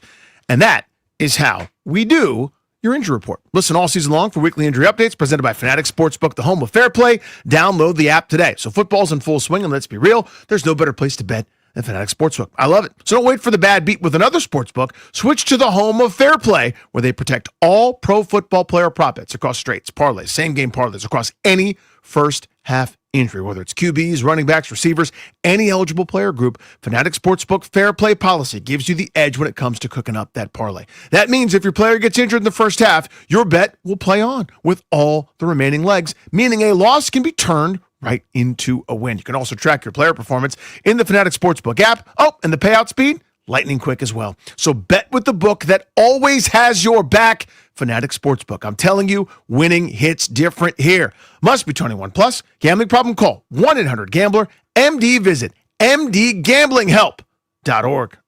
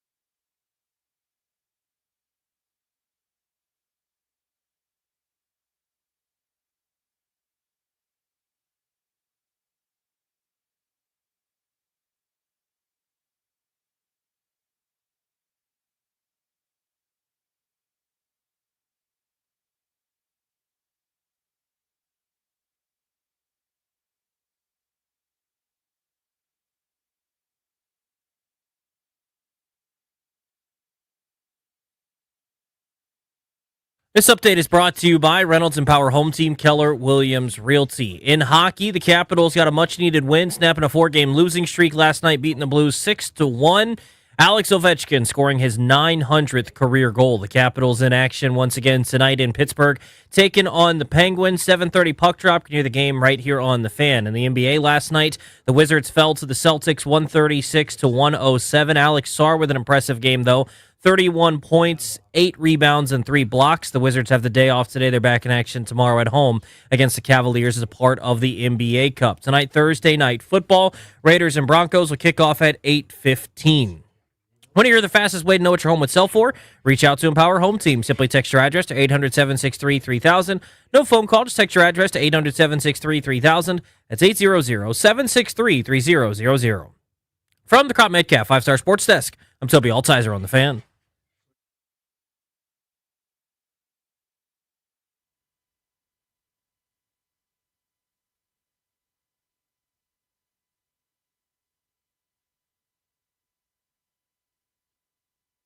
You know, it starts with the quarterback. He throws with anticipation. He's calm in the pocket. His eligibles, 14, 11, they had just won. They have just so much speed and versatility from that standpoint right there. And then the running backs, you have two different types of running backs. One that can get on the edge right now and go. And then you have a guy that runs a little bit more behind his pads. That's Joe Witt talking about the Detroit Lions who are coming to Northwest Stadium in Landover on Sunday. The line is still 8.5. It hasn't budged. I would have lost some money on that. By kickoff, I'm thinking it's going to grow closer to 9. Can we talk ourselves into this being a close game? Washington has not only lost 4 in a row, but it's been getting blown out. The Commanders lost by 22 to Dallas, 21 to Kansas City, and 24 to Seattle. And the Lions, unlike those 3 previous opponents, have some bad blood, some things to work through with Washington after they got eliminated from the playoffs by the Commanders last year at their home stadium as the 1 seed coming off of a bye. And Dan Campbell's one of those dudes that you'd imagine throws darts at pictures of people on the wall and holds grudges, and they don't mind running up the score. Just ask the Bears, who they hung 52 on in week 2 with their former coordinator, Ben Johnson, across the way, coaching up Chicago. So if they get a chance, they're going to keep ringing the bell as many times as possible. But, Danny, the more I look at the matchup, and while I'm going to pick the Lions, and I think they cover 8.5, and I do think they win this thing by 10 to 14 points or so, a lot of people have been kind of suggesting they're going to score 40, 45 points. They're going to win this thing by 20 to 30, and it's going to be another crazy blowout, and the streak will continue for what would be a full month of those. Their offensive line is so beleaguered and so banged up. I could see a path to Washington actually messing around and being in this game late. Taylor Decker, the left tackle, may not go. Penei Sewell, the right tackle, may not go. Their guard is not going to play. Tate Ratledge is hurt in this game. They may have as many as 4 linemen not participating. And Graham Glasgow, their center, who's replaced their good center from a year ago, hasn't played at the same level. So this is a line with a quarterback who's fairly immobile behind them that could be right for the pick in this week. I don't know that Washington can take advantage of that, but if somehow, some way, this is a Joe Witt game, scheme it up, buddy. Let's dial up blitzes. Let's send Bobby Wagner. Let's get Frankie Louvu back on the second level coming downhill rather than just lining up on the edge every down. Let's find a way to get Jordan McGee with speed, blitz in the A-gap. Last week, by the way, one more note, 7 pressures allowed by Jahmyr Gibbs in pass protection, the most by a running back all year long. He was only kept in on 16 plays, and he gave up 7 pressures. He can't pass protect. And he's going to be in there on a lot of passing downs. So I think this is a linebacker blitz game for Washington. I wouldn't have predicted this if not for the O-line, but instead of like a 44-17 game, which I was thinking it was going to be for 2 weeks, I'm now going to call this like a 30-20 game. I think it's going to be a lot more competitive. I hear you, and I appreciate it. The best argument I can come up with is a shoulder shrug and weird stuff happens in the league every week. That's as far as I'm willing to go. So you're not buying the offensive line being in shambles? Not even a little bit. I saw that in other weeks where maybe Washington had something that that they could have done about it. I think 5 weeks ago with Dorrance Armstrong and Wise and a bunch of other guys healthy, they might have been able to have some effect with that. You got Deron Payne. You got Javon Kinlaw. You've got Bobby Wagner and Frankie Louvu and Jordan McGee, and they got a weak interior. That is their underbelly. For a baseball team, it's the middle innings of relief in the bullpen. Get the starter out of the game and get to them. For this Lions team, it's interior pressure against Jared Goff. That is the one thing Washington should be able to excel at defensively still with its personnel. I think they should be. Again, I just don't see it. I understand. Again, I understand the point. On paper, that makes sense. I've got a group that's now underachieving to such a high degree that what should be happening isn't happening. What can't happen is happening. What's unfathomable is now routine. They are a disaster. I don't think anybody can do anything at this point. I don't care where Joe Witt stands. I don't care what he says into the headset. Nothing is going right, and they are worse now than they were at the beginning of this disastrous stretch. So my best argument is Carolina beat Green Bay last week. That's the best I can come up with. Green Bay, I don't know why I've been picking on Green Bay. They lost to Cleveland earlier this year. Or did anyone see the Steelers dominating the Colts the way they did for 3 quarters before the Colts kind of came back? To me, I don't think they're competitive at this point, and everybody seems complacent and content. That to me is the bigger story. Is if there was some sort of like we're gonna change this and we're gonna fix that and demote this and promote that. If there was a huge paradigm shift in some way, somehow, some form, I go okay. Maybe you'll be more competitive this week. They don't have competitive in them. Their most competitive was in the first half against Kansas City, where they were fortunate that it wasn't a blowout. That's as good as they've got. That was their best punch, and that was just a whimper. That was like yelling loudly at a whale, hoping to stop its progress. It is funny that we're not even having a conversation where I'm saying I think Washington's going to beat Detroit. The new conversation is, think about how sad this is. I think Washington's only going to lose by 10 or so. I mean, what a ridiculously bad year this is. Mm-hmm. What a joke this has become. Seriously, I'm debating with you. I'm going, I think they could maybe keep it close. And this is the NFL. This is not Grambling State taking on some, D1 school or whatever. Closest routine. I'm going, I think because the line has 4 guys missing, maybe Washington only loses by 10 or 12. And Danny's like, nah, I don't see it. They're going to give up 50. That's where we're at. Yeah. And I'm the crazy one, by the way, in the conversation. Like it's not like, oh, Danny's such a negative Ned. Here goes the hot taker again. It's like, Grant, what are you seeing? What do you mean they're only going to lose by 10? Yeah, to me, I understand your point, and you're making good ones. I don't dismiss any of those things. The betting line is 8.5. So and that speaks to what you're saying. My point is a lot closer to reality. But yes. Your point, anecdotally, is what's happened for a month. A month. Yeah. Here's the other thing. I don't know how they stopped Jahmyr Gibbs. So when you get to come downhill and Bobby Wagner blows him up or Jordan McGee runs through him on the way to the quarterback, that's great. But eventually, what do they call them, Sonic and Knuckles? He's Sonic, right? Eventually, he gets the edge. That's all I would do if I was Detroit for the first quarter of the game, is just stretch run left, stretch run right, stretch run left, play action shot deep. Stretch run left, stretch run right, play action shot middle of the field of Monroe St. Brown. Because they can't stop the run outside, and that's what he does. So he's going to go ham sandwich. And Jared Goff is automatic in the middle of the field. He's one of the most accurate, best throwers, and that, the digs, the crossers, the Kyle Shanahan kind of like play action, second level, the stuff that doesn't exist in Washington's offense at all for whatever reason, and it drives me crazy. But Washington can't defend that. That was the Sam Darnold, Jackson Smith, and Jigba thing last week. Yeah. So the matchup when they hold up in pro is terrible. I'm just saying, more often than not in this league, when offenses have uncharacteristically bad performances, it is because your offensive line is super banged up. And Detroit has lost 2 of 3, and they looked like crap on offense for a lot of that Vikings game. And I think their O-line health is a big reason why. I fully agree with you. Everything I co-sign what you just said.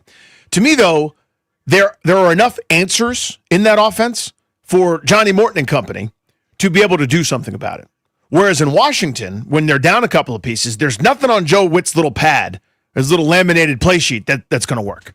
For Kingsbury, when they're missing everybody and everybody knows that they can't beat man coverage, I don't know what you call. I don't know what he's got there that'll go. Oh, this will solve it. This will fix it. You're just hoping for something that hasn't happened in a month. What is the over/under on the number of times we see Joe Witt on the telecast on Sunday on the sideline? Because the biggest story of the week is the embattled defense and the embattled coordinator. And the second biggest story of the week is the change in location. Yeah, the location change. And now he's calling plays from the side of the field. I mean, do we have to set it at 4.5? Normally we get one obligatory, poorly lit booth shot where Joe Witt is like... There's a glare. Very calmly talking behind a glare, looking down at a sheet. I think we're going to see him 7 times on Sunday. Like, get used to seeing Joe Witt pacing the sideline. Is he a guy that ties the sheet to his pants and it dangles from an extension cord? Is he, like, where is it? Does he hold it the whole time? I think he's a tie it guy. I think it, like, dangles on the side of him and he, like, grabs it and, looks at it and then drops it again. He's going to have problems with the Motorola headset because as he's, like, throwing tantrums and then trying to go talk to guys, it's going to, like, fall off him a couple times. Let's go to Mark in Largo. Mark, do you think this game is closer than the last 3? I think what Danny just said was funny as hell. Thank you. He's just going to have a tantrum, throwing tantrums about being on the sideline, stuff like that. That is kind of comical, even though it's pitiful right now. Yeah, a little gallows humor. I actually think they can win. And I'm going to tell you why I say that.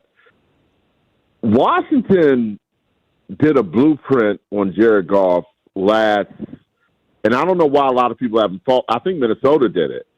But I think if you just blitz him up the middle, he's going to wind up throwing interceptions. You do have a chance, but here's the problem, guys. They don't have a snowball's chance of scoring more than 20 points. I mean, no offense to Marcus Mariota, but Debo's on one leg. You got Traylon Burks, we don't know. Maybe he gets better this week.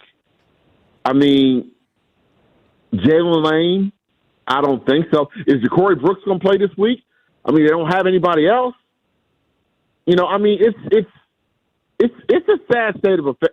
Their receiving core between wide receiver and tight end is bad. And here's another thing. And Grant, I'm surprised we haven't brought this up. I think Chris Rodriguez should start because it seems like when he runs better than Bill. I love Bill. I truly love Bill. But I think Rodriguez should really start because it seems like he gets more he's more of a runner out there than anything. So, yeah, I think they have a chance. He's the battering ram. Like, right now, there's not a lot of available when you're shifty and dancing. It's all getting swarmed. Rodriguez is like, this. I might get 2.5 or 3, but just by putting my head down and diving forward, basically. So Logan floated the idea this week on Take Command of having Chris Rodriguez start the game and basically soften things up. Like, yeah, he's not going to get the explosive big play or break the tackle or jump cut that Ja'Cory might.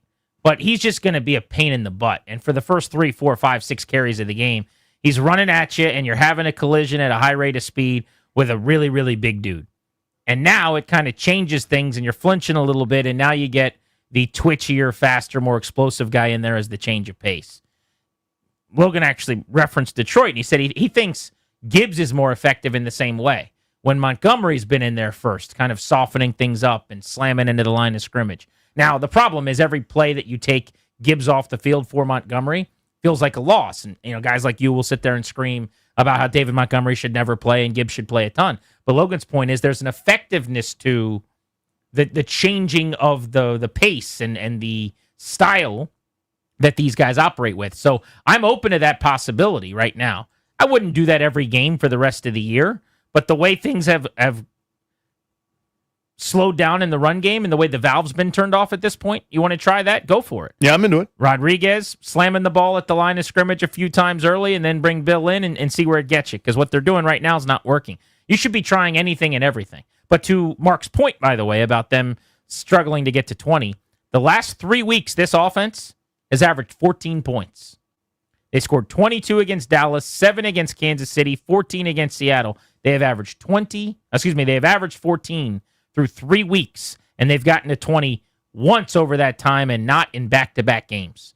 For the first time here with Cliff Kingsbury, they've been in this kind of rut scoring points. Double plays next. What's going on in our lives? Nothing to do with sports. We're giving away Foo Fighters tickets in 20 minutes. The question right now on Grant and Danny for you, can you talk yourself into this being a tight game with the Lions, or are you smelling the blowout that everybody seems to be predicting?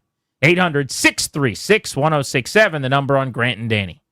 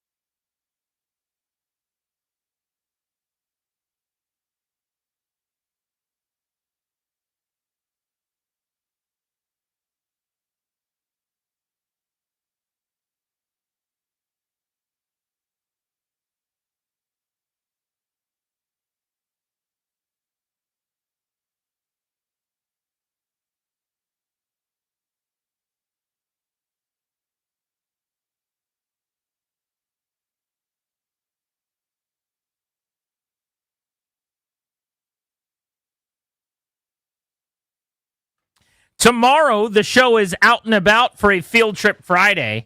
Cannot wait to get back out to Reston and Charbar. We're at the JW Marriott in Reston, 2 to 6:30 tomorrow. So make note if you are in that area anytime before the close of business tomorrow. We will be there kicking it all day long. We're previewing not only the Commanders and the Lions, Week 10 in the NFL, nice little weekend in college football, but we're also just having fun, little fellowship, some chopping lunch, it up, perhaps. Delicious food stuff there. Delicious. Really, really good menu. Awesome drinks. Happy hour spot. It's a brand new restaurant and bar at the JW Marriott out in Reston. So if you haven't been, nice maiden voyage for you tomorrow as we're doing the show until 6:30. It is time for our double play. What's going on in our lives? Nothing to do with sports.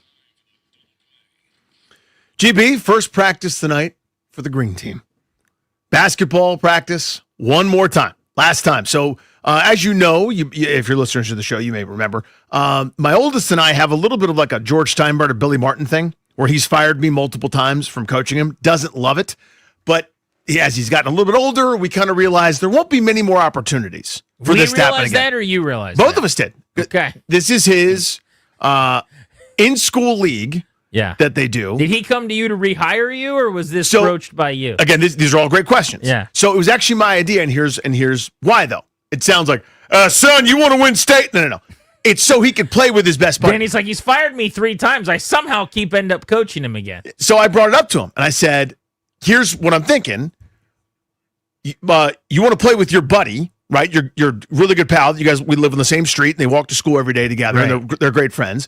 His dad and I play hoops together on Monday nights. He's a great dude. We all get along really well. If you'd like to play with your buddy, we'll volunteer to do it. If you want, we'll coach the team. And the boys talked it over. He said, I'd love to do that, but how do I do that without you coaching me? And at first he was like, no. And then I convinced him. No. And he was like, yeah, okay, that's fine. So again, this will be it. This is the last time I will ever be coaching him in anything, which is like a little bit. How do you know that? A, I know. But B, I'm not coaching his like travel soccer stuff. We have turned that over to professionals to do that. Okay. And I'm certainly not going to be his high school soccer coach in 3 years or whatever. So you think he's just going to go the soccer route, it sounds like. Well, yeah, but even if it is basketball, it's school stuff. It's like out of my hands. This is the last one last ride basketball thing. So I got a few years left with my 7-year-old, but he's now 12. So our first ride is tonight with the green team. I will give you a scouting report and let you know. There's a draft and there's a whole thing where we're all trying to put rosters together, do the best we can. It's a developmental league, so everybody wants to be competitive. Hopefully teams aren't too, teams. You hope teams are evenly matched. But I will give you a scouting report after tonight. So you don't know your team at all yet? We know a little bit, and just the kids that you've seen that from being around. And I was like, hey, to my son, like, hey, who's good? Who should we try to do? And then we do the best we can in terms of like trying to make the teams even, et cetera. But I had to draft 3 kids blind who I've never met, I've never seen before. Here is my sincerest hope for you is that you make it through the season without getting fired.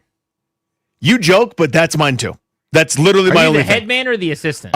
Technically the head coach, but that doesn't matter. It only matters like I have to send an email or something to the team. Right. And I guess I'm responsible for timeouts.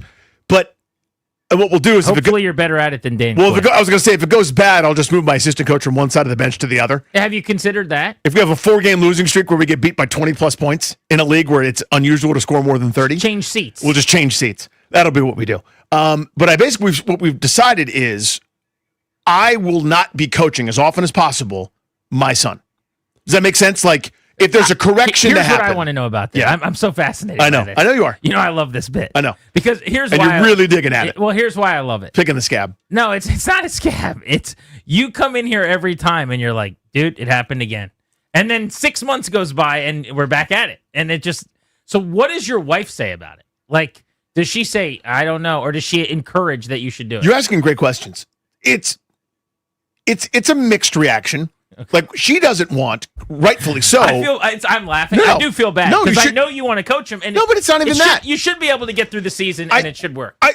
It's not like it's not necessarily you coach. You're not like being crazy. Right. I promise you, I'm not a tyrant. I know everyone would think I am. I promise you, I'm not. It's a good bit on the air, but Yes, you're really not. I'm not.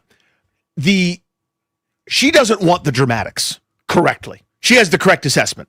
Meaning just at home, yes, as mom and wife, she does not want to deal with the chaos. So, there'll be a time, for example, this is years ago when this happened, where like I don't know if he was mad at me. I don't know who he was mad at. I don't know what the pouting was all about, but it happens. A 9-year-old kid pouted a bunch and didn't put forth the requisite amount of effort and energy. And by the way, if it's not you and it's another coach, he probably just acts differently because it's Totally. not dad. Totally. You know what I mean? That's just what you deal with as Yes. the dad coach. So now when coach is talking to you, it's dad talking to you. And now you're even more entrenched, even more. So now it comes home and now it's like a blah, blah, blah, and the whining and everyone's mad. And she's like, that can't happen. And I'm like, I don't know what to do about that because we'd probably have to have that conversation when you're not putting forth, when you're not trying and pouting But and that's where storming your off. assistant could come in. And that's the idea. But even still, I didn't coach him last year, for example. He had this great guy. This dude named Ryan, fantastic coach. Clary? No, different guy. Like an actual adult. Okay. I'm kidding, Ryan. Come on, you're corporate. But a real adult with kids who's been around, who's done this for this league forever. Awesome guy. Like literally could not have been happier he ended up on this guy's team. And Ryan is patient and kind and does all the right things, treats the league the way it's supposed to be treated. Well, there was a moment where he, talking about my son, sandbagged, didn't care, pouted, wouldn't shake hands for good games, stuff like that, which is unacceptable. But also normal, I would But say. it's what kids do. Kids do this. It's not like he's the only one doing that over the course of a season. Of course. But what has to happen? That's the reason we do sports. That's the reason we're involved in all these things. These are teachable moments. So now I'm going to attempt to do some teaching. Like, hey, that's not acceptable. You made a commitment. As you would do with any kid. This is my point. Yes. So when it's just that, I'm not the coach. That's dramatics. Now you add in the fact that it's Coach Dad doing it, and there's going to be a whole bunch of things where everybody's mad at me. That's going to happen, and that's inevitable. And I've signed up for it again. I think this could go well this time. I hope so. He's a little older. Yeah. A little wiser. A little wiser. Yep. You've been around the block one more time. Maybe you know which buttons can and can't be touched. I think we're going to be okay. Well, the instant any coaching happens, it's treated as like a direct personal affront. Yeah. Where it's like, hey, buddy, don't reach in. That's to anybody. Don't reach. Because if you reach, they'll call a foul. But what about your assistant? We let him do a lot of that. This is the idea. Coaching. He is going, I'm going to try just to say, I love you after the game, and that's that. During the game, the assistant coach is going to have to, can you tell him to not reach in? Would you tell him to please stop moving on the screens? Would you tell him to not hoist that three because he's not Steph Curry? I think it's going to go better this time. I hope so. But either way, it's the last time. So one last ride. This is your last dance. This is it. This is this MJ really is and our last Scotty. dance. Yeah. Yeah. You should make a documentary about it. Could Toby and Ryan follow you guys around with cameras and microphones By the this way, season? it would be a great bit. The kids Last would love it. dance. The kids would love it. Someone needs to say something about me on the iPad, and I laugh. Beltway Blitz comes your way next. We're going to give away tickets to see Foo Fighters as soon as we return on Grant and Danny.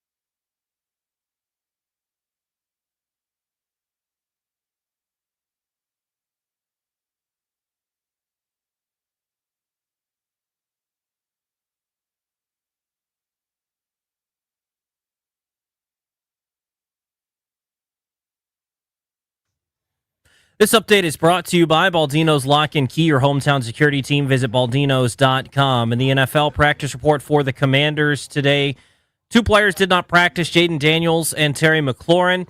4 players were limited, Trey Amos, Quan Martin, Tyler Owens, and Colson Yankoff. Second straight day of limited practices for Amos and Yankoff. Quan Martin and Tyler Owens didn't practice yesterday, but were able to practice in a limited fashion today. Hockey last night. Capitals beat the Blues 6-1 to snap a 4-game losing streak. Alex Ovechkin scoring his 900th career goal. Caps back in action tonight again, taking on the Penguins in Pittsburgh. 7:30 puck drop right here on the Fan. In the NBA, the Wizards fell to the Celtics 136-107. They're back in action tomorrow against the Cavaliers at home. Baldino's Lock and Key is your hometown security team for auto keys and fobs. They make car key problems look obsolete with 9 area locations throughout Virginia and Maryland. Stop by one near you today. For more info, visit baldinos.com. From the Crop Metcalf 5-Star Sports Desk, I'm Toby Altizer on the Fan.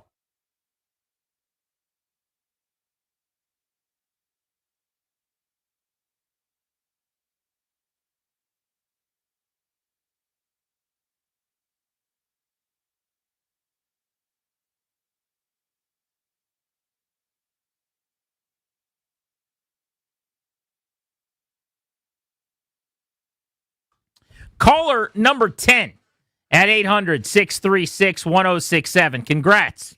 You're winning 2 tickets to see the Foo Fighters and Queens of the Stone Age Take Cover Tour 2026.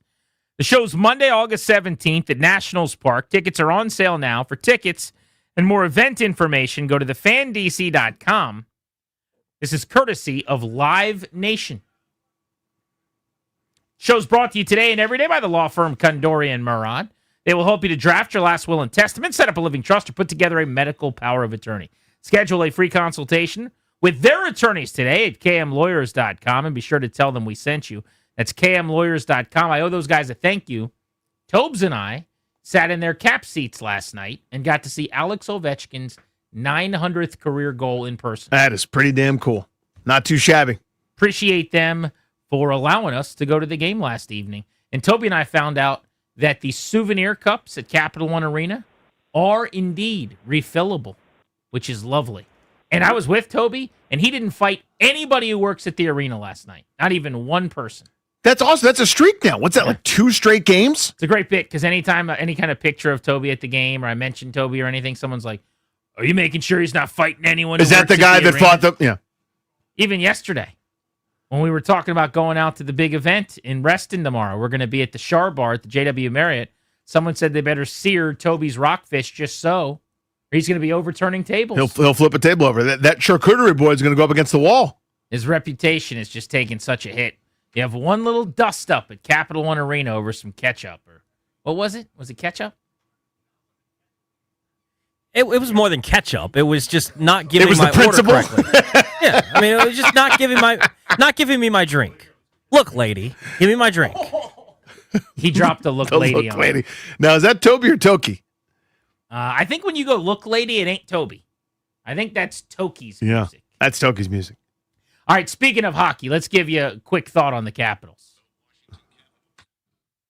Last night, they got the 6 goals to get out of the slump that they desperately needed. 2 from top line, handsome Tom Wilson. 2 from Anthony Beauvillier. A goal from John Carlson and number 900 from Alex Ovechkin. Another strong performance in net from Logan Thompson as well. A 5-goal win over a bad Blues team. 4-goal second period was just what the doctor ordered. Great chance to get right there. That the Beauvillier goal, I guess it was the first one or the second one. They all run together because there were so many goals last night. Just a beautiful case of stick handling. Ended up with a backhand into the wide open net. Those kinds of breathe easy sort of games. You know, it's not indicative of how things are going to go every night, especially in this league or especially with this upcoming schedule. But you can really use those from time to time where everything seems like a struggle, where you may be doing something right and you're losing a 1-0 game based on a deflection or whatever. So they're nice to have those every now and again. Let's get you the NFL on the Blitz. And to help us do just that, we've got Ian Hartitz on to break down the National Football League. One of the guys we like to chop it up with on the fantasy front, all things football. You can follow him on social. It's iHartitz, Hartitz on social. Ian, good to talk to you again, man. How are you? Doing great, man. Happy week 10. Yeah, absolutely. Can't believe we're here already. Thursday Night Football tonight. The Raiders are not good. The Broncos are, thanks to a championship-level defense. How bad did Vegas bungle the offseason trying to not bottom out by going and getting Geno Smith, by going older at head coach with Pete Carroll? I mean, is it already enough precincts reporting here to know that they screwed this up?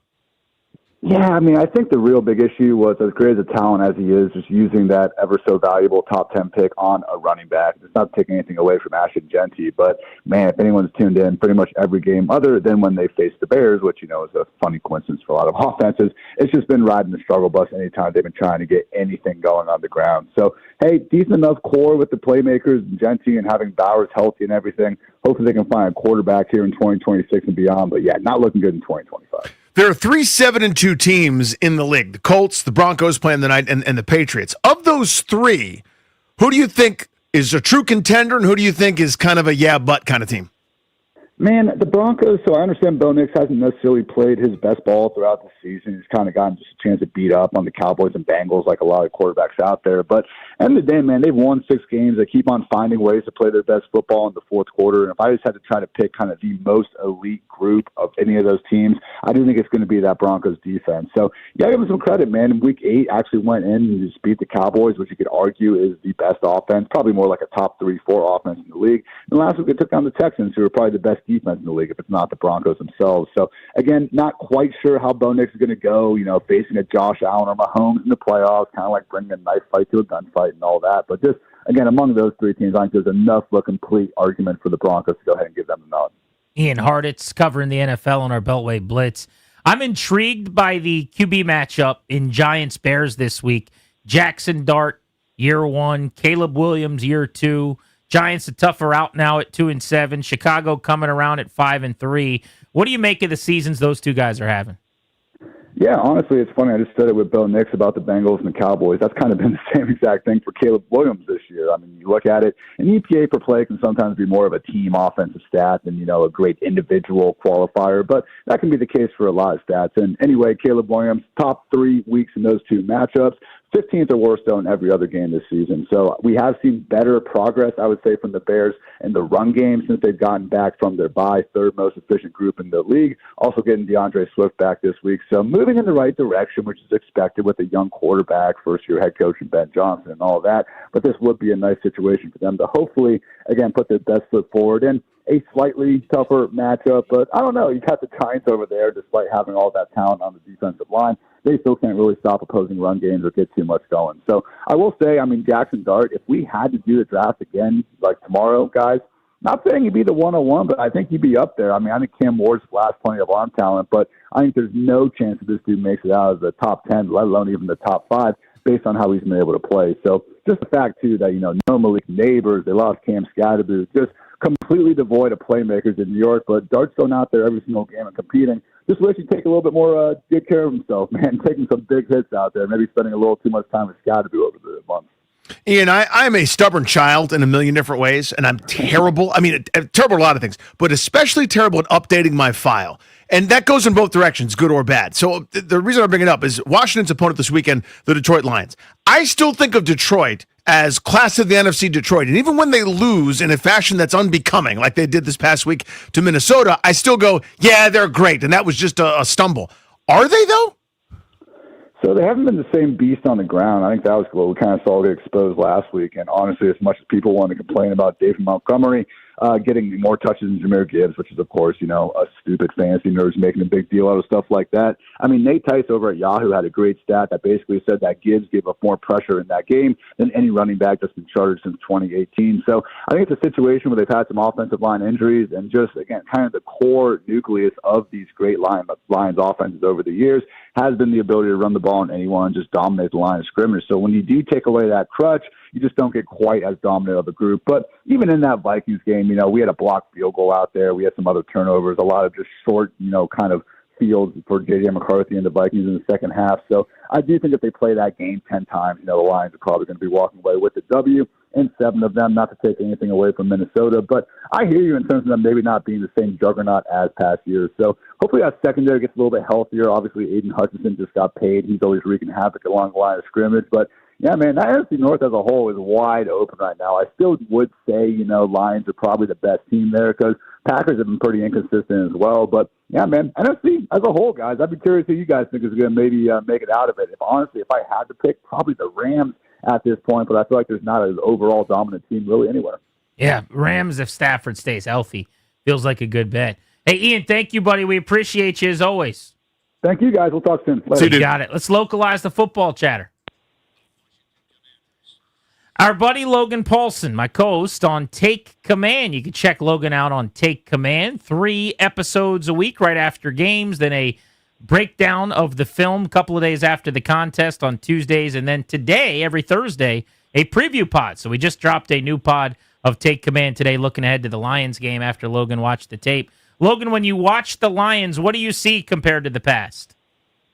Yeah, man, I think I see a team that's obviously very talented, but I think offensively there are some cracks in the armor is probably putting it strongly, but I do think you see a team that's not quite as efficient. I think when you look at the interior of their offensive line specifically, they got 2 young guards who I think are going to be great football players, but they're kind of going through a maturation developmental process. They're banged up. And again, like when you take some of that efficiency that they had last year with like 2 experienced guards, like an all-pro center, take that out, kind of cycle these new pieces in, the rushing efficiency decreases a little bit. And again, like they still hit their explosives runs, just not at the same frequency they did last year. They've been in more 3rd and longs, more drop-back passing opportunities for Jared Goff. And I think all of that kind of combines for just a group that's not quite as efficient to my eye when I watch the tape offensively as they were last year. Logan, for Washington's offense, what does the tape tell you? It feels like, for the short term right now, it's like a pitcher tipping pitches in baseball. It seems like the defenses have had the answer key. Yeah, I mean, I think, with the offense, obviously, like not having your horses out there, specifically at wideout, are going to make things really, really challenging in terms of creating separation. And I think, obviously, like there are ways around not having like top flight talent at the receiver position. And like historically, Cliff has used tempo, used kind of 4x1 overloads to create some of those advantageous looks for guys who have been less talented. But again, like you said, it seems like defenses have kind of keyed in on that with the man-to-man coverage element a little bit. And so I do think that, I think Cliff's a really smart dude, and I think he'll kind of maybe bring some more to the party as the season goes on in terms of like bringing new guys along. I think that's the other thing that's hard to kind of negotiate here in terms of what they can and can't do is like they've got a lot of new pieces in the building. I mean, Traylon Burks is now on the 53-man roster, and he has been here for like 10 days or whatever it is, 14 days. So there's a lot of learning in the offense, a lot of development in the offense, a lot of people in new roles. And so like, I know people want to add diversity, but you're kind of bringing in new pieces at the same time. So I'm really curious to see what Cliff does. I think he's intellectually capable of doing it. I just wonder if the personnel and the newness of everything is kind of making some of that difficult.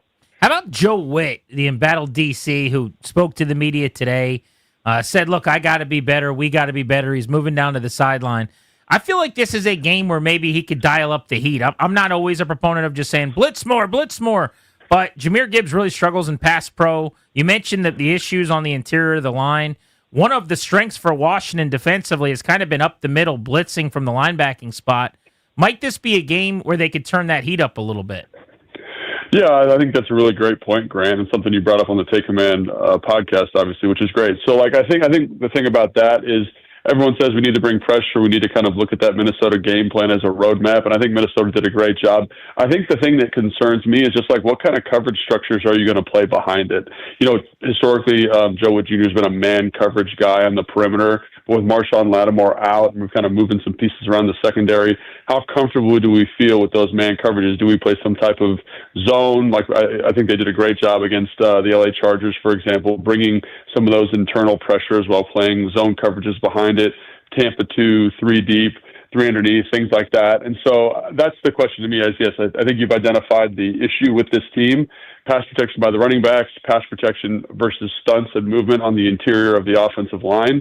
It's just now how do we make sure that we insulate ourselves versus the explosive play and make sure that the guys in the back end are communicating that effectively. I think that's the big one, too, because I think that's been maybe like the biggest bugaboo this season of just like mental mistakes in the secondary. So how do we kind of make sure that we are bringing pressure, insulating them in the back end, and making sure those guys on the perimeter and at the safety spots know the rules versus different formations and different alignments. Looking run game wise, I understand, kind of to your point about man coverage, right? Where it's like one-on-one, these guys feel comfortable and it feels like there's some box stacking and the like. But I've been frankly pretty surprised that there hasn't been more real estate from a run game that was so brilliant at times last year and even early this year. Whether it's, the quarterback fakes and some of the read option looks and different things, they just haven't really been able to get some consistency on the ground. What are you seeing there? Well, I think the first thing you said there with the man coverage is something that is like it affects literally everything in the offense. Like, look at the stuff like the teams like Pittsburgh, Philadelphia in the first matchup, teams that were really able to kind of punch them in the mouth defensively. There are teams that played man coverage or heavy match coverage, press, take away your RPO, take away your screens, take away your quick game, and basically say, like, try to beat us down the football field. And I think you're seeing more people adopt that because, last year, that's what Pittsburgh does. Obviously, Philadelphia has that really dynamic secondary last year, one of the best defenses that I've covered and that I've observed in my time covering the NFL. But I think that now, because our personnel is somewhat diminished, they can be more aggressive. So, again, you mentioned the RPO, you mentioned the zone read.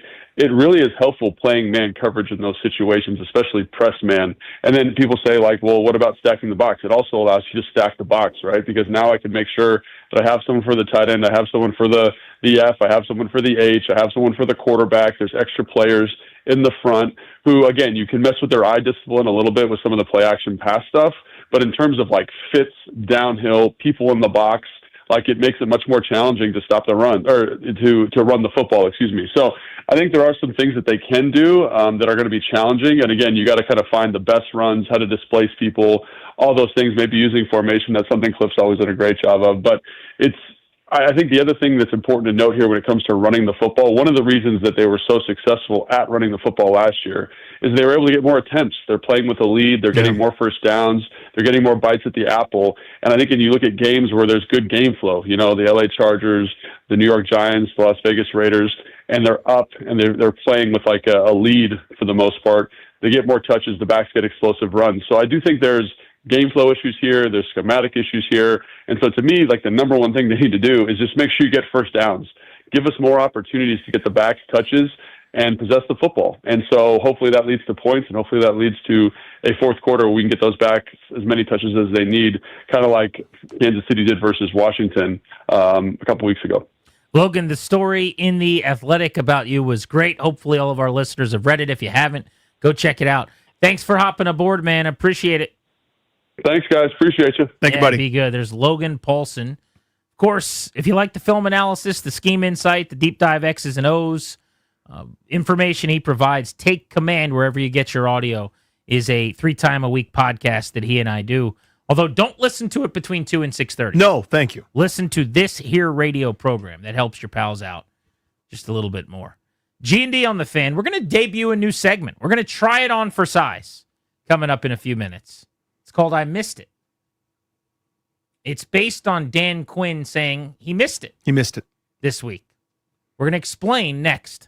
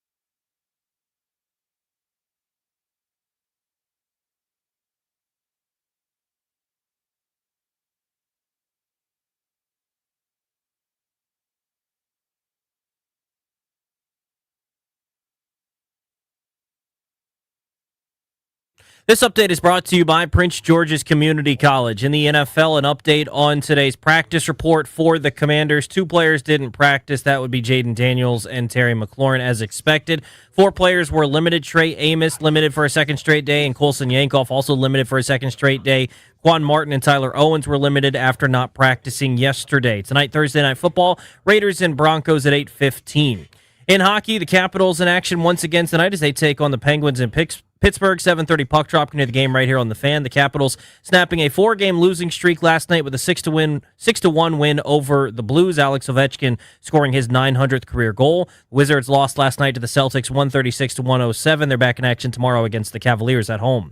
You're busy. We get it. We offer online, evening, and weekend classes. PGCC works around your life, not the other way around. Register now at pgcc.edu.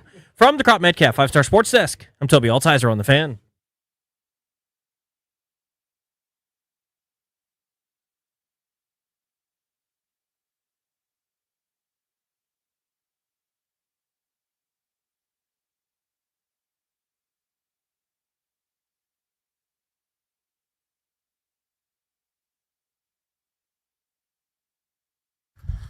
With Danny, I'm Grant. This is The Fan. The show is out and about for a Friday field trip tomorrow. We're at Char Bar in Reston at the JW Marriott. Brand new hotel, brand new beautiful restaurant and bar. Delicious food, great spot to post up for 4.5 hours. Come on through and say hello. It is time to debut a new segment. We're going to try this on for size. If it works, it works. If it doesn't, it never happened. You guys just keep a little secret. The segment is called I Missed It. Okay, so Dan Quinn, you may remember, going back to Monday after Jaden Daniels was left in the game down 31 with 7 minutes to play, was asked about Jaden Daniels' injury. And he acknowledged that after thinking about it more, he did the wrong thing. He botched. It was his fault. And he said he missed it. But I missed it. We're wondering, what have we missed? We're wondering what things in our lives might we have been able to have gotten done, but we didn't. We had a good plan. We missed it, though. I'm going to give you an example, Dave. Okay, please, yeah. My goal, when I got home from the Caps game last night, late in the evening, the whole way driving home, I had some energy. The Caps had scored 6 goals. I'd seen Ovi go for 900. I was feeling the juice of life. I knew the kids were asleep. The wife was asleep. I said, when I get home tonight, I'm going to put on some sweats, and I'm going to go for a nice long walk around the neighborhood. I got home, changed into those very clothes that would have been comfortable to walk around the neighborhood in, plopped down on the couch for just a second to check my phone, scrolled Instagram Reels for about 26 minutes. Next thing you knew, I wasn't feeling as energetic. I was a little tired. I was comfortable. And I said, I don't need to finish off the 10,000 steps today. So I decided to go upstairs and go to bed. And I didn't take that trip around the neighborhood that I wanted. You know what I did, Danny? What'd you do? But I missed it. I missed it. I'll give you one more example. Oh, okay, yeah. I think I'm getting the hang of it. I think I get it. This one's a little more recent. It happened today, as a matter of fact. This is today that happened? Happened about 15 minutes ago. I missed something, guys. Yesterday, I put a Reese's cup in the work freezer. A Reese's cup someone gave me. And I said, I don't want it. Don't give it to me. I can't eat Reese's cups. I'm co-pair Paulson. And they said, it's just one. I'm going to give it to you. I said, don't do that. And they left it right there for me. So sure enough, it was just talking to me. It was chirping me. It was staring at me the whole day. And I went and put it in the freezer. And I said, somebody's going to eat this. I know they will. So at the end of the day yesterday, before I went to the Capitals game, I went and opened the freezer, and it was still there. And I said, you know what? I'm not going to eat it. I closed the freezer door. Today, I go to the bathroom. I'm in the kitchen. And I thought to myself, I wonder if that Reese's cup's still in the freezer. And I said, you know what? I'm not going to eat it. I will not eat this Reese's cup, but I'm just going to see if it's still there. No chance it survived over 24 hours in a standalone Reese's cup in a freezer at work. And sure enough, there it was looking back at me. And then I opened it up and I ate it. I wasn't supposed to eat that Reese's cup. I see. I knew I wasn't going to eat it when I opened the door. I just wanted to make sure it was still there. and then I found myself eating it. You know what happened? What happened? Man, I missed it. I missed it. You missed it. I got one. Okay. Take you back to freshman year of high school. My good friend David Kiva and I both discovered the fact that we both are kind of into and like the same girl and both kind of want to take her to homecoming. So all of a sudden we're on the phone with each other trying to figure out logistically what makes the most sense. Well, it's fine if you ask Kathleen Sanford, but like, what am I supposed to do? Because there's no one else I can take. And so we're going back and forth over the course of hours. And this hours turns into days where we're both trying to be true to each other. We're both trying to make sure that we're not screwing the other guy over. When you know Dan Sullivan asks Kathleen Sanford homecoming. Then Kathleen Sanford and Dan Sullivan date for pretty much 2 years. You know who didn't get to take Kathleen Sanford homecoming? This guy. I didn't ask. It's not that I made it. Man, I missed it. See what I'm saying? Certainly did. I missed it. I missed it. How did you guys miss it is the question. At 800-636-1067. We don't want poor Dan Quinn to feel like he's the only one missing things. People miss things. Everybody misses things all day long. Every hour of every day, somebody's missing something. Toby, surely you've missed something at some point. Oh, I missed big time. Unfortunately, I missed big time. So there was an opportunity to go to a concert with a female I was interested in. Recurring theme here. Yeah, we had somewhat agreed that we were going to go. It was still tentative. And then I found that I had been on the schedule to go to this baseball game to work, which I could have easily gotten out of, and I could have gone to this concert instead. I went to the baseball game. I don't even recall a thing about the baseball game, which if you know anything about me, I can recall everything about every game I go to. It was the least memorable baseball game I've ever been to. Therefore, Man, I missed it. Tobes. Missed that one, I think. The one that got away. Yeah. What was the concert? Shawn Mendes. Ooh, Sparks would have been flying, too. Was she into Tobes? I don't know. Probably not. But that will never know. I can tell you one thing. I'm going home by myself tonight. Man, I missed it. I like, by the way, that you say probably not. I mean, she might have been. We'll never know. Would Toby know if she was? That's the better question. I'm not even joning. I'm really asking. If she was into you, would you be able to tell? Potentially. I have no clue. Then I'm going to say no. You probably wouldn't. Darius, what have you missed? Let Ryan go first. Is that it? Is that yours? Yeah. I mean, we didn't come up with this hours ago or anything. That's fine. Ryan, what did you miss? I've missed a lot in my life as well, but I'll take this back to the 2024 West Palm Beach trip. The boys are on the road. Oh, no. We go to a nice restaurant. I enjoy a great steak. Good steak. Great steak. And our waitress is lovely. She was single. I was single at the time. And there are some sparks flying. There are some opportunities. She was like, I'm off tomorrow, and I don't know what to do. And I'm like, you'll have fun. I'm going to stay with Grant, Danny, and Darius and Toby, and we're going to have a great old jolly time in West Palm Beach. Guys, therefore. Man, I missed it. Two things. One, quite a choice by Ryan, who's in a relationship, to bring that to talk one up. about the time that he missed out on another hangout? Something? With another female? That's a thing that just happened. Yep. Wouldn't have had that in the office pool. Mm-hmm. But here we go. Sure. Second, I'm sensing a theme here. There is a theme. You, Toby, Ryan. I mean, doesn't have to be female related. But That's what jumped in our minds. Just dudes being dudes here. I will tell you that this young lady who was just beautiful and so sweet, the equivalent of throwing chum in the water, and Ryan the shark was like, I'm not hungry. I don't really need this blood and guts. No thanks. You ever seen Dumb and Dumber? Yes. This was the actual scene in real life form of the gorgeous chick stopping the bus, saying that they need some men to oil them up for their bikini competition, and Harry and Lloyd tell her where they can find the men, that they're that way. Do you realize what you've done? Ryan was Harry and Lloyd. You'll have to excuse my friend. He's a little slow.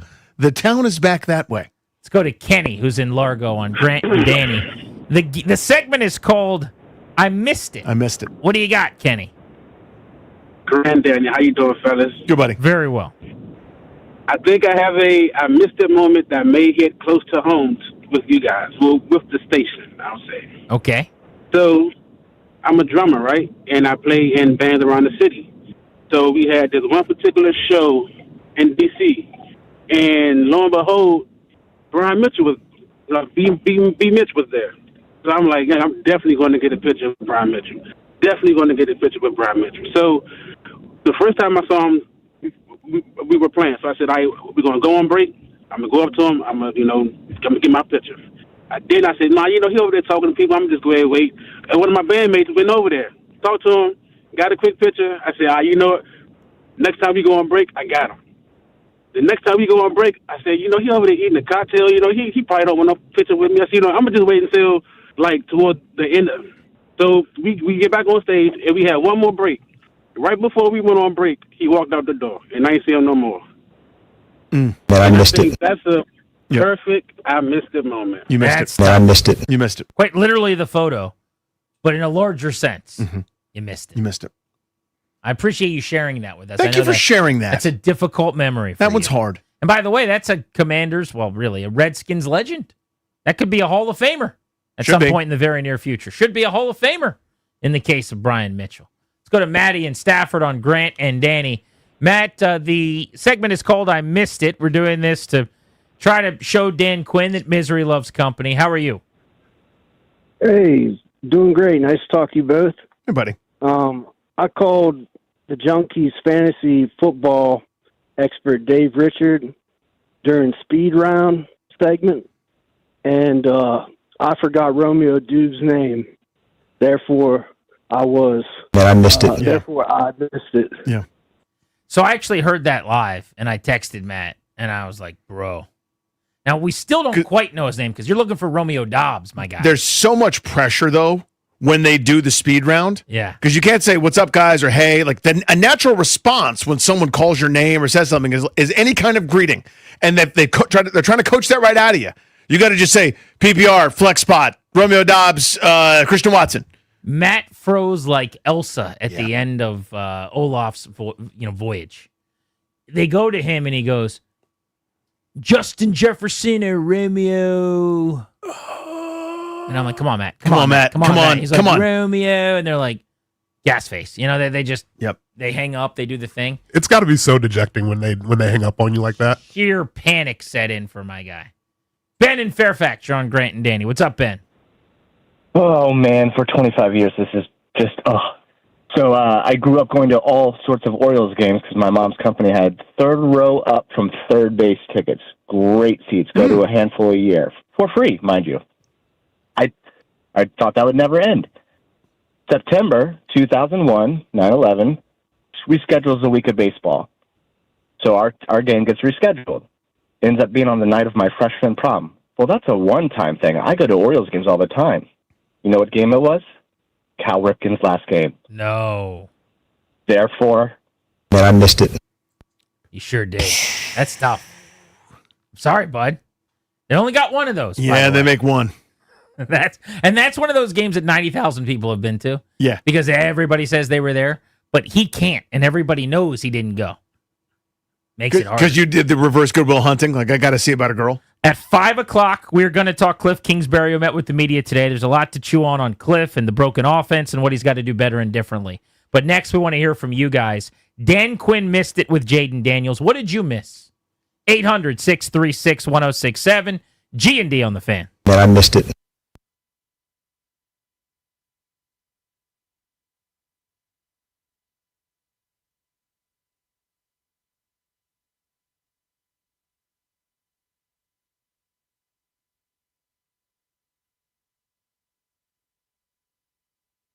Hey guys, it's Grant from my friends at the FanDuel Sportsbook. FanDuel's an official sportsbook of 106.7 The Fan. You already knew that. Every NFL Thursday, today is a Thursday, and it's an NFL Thursday, you've got a chance to hit the jackpot on FanDuel because FanDuel's Thursday touchdown jackpot allows you to do that. You can win a share of $2 million in bonus bets each week. To get in on this Thursday's action, all you have to do is place an anytime touchdown scorer bet before the game kicks off. And if your player scores the first or the last touchdown of the game, then you're going to win your bet plus a share of bonus bets. Visit FanDuel.com/GP to take a shot at the jackpot. That's FanDuel.com/GP for your chance to win a share of $2 million in bonus bets. FanDuel.com/GP. Promo code is GP. Must be 21. Present in Virginia. Opt in. Must apply profit boost token on select market prize pool to be split equally among all eligible participants who made the correct first or last touchdown pick. bonus. Issued non-withdrawable bonus picks. Expire 21 days after receipt. Restrictions apply. See terms at sportsbook.fanduel.com. Gambling problem? Call 1-800-GAMBLER.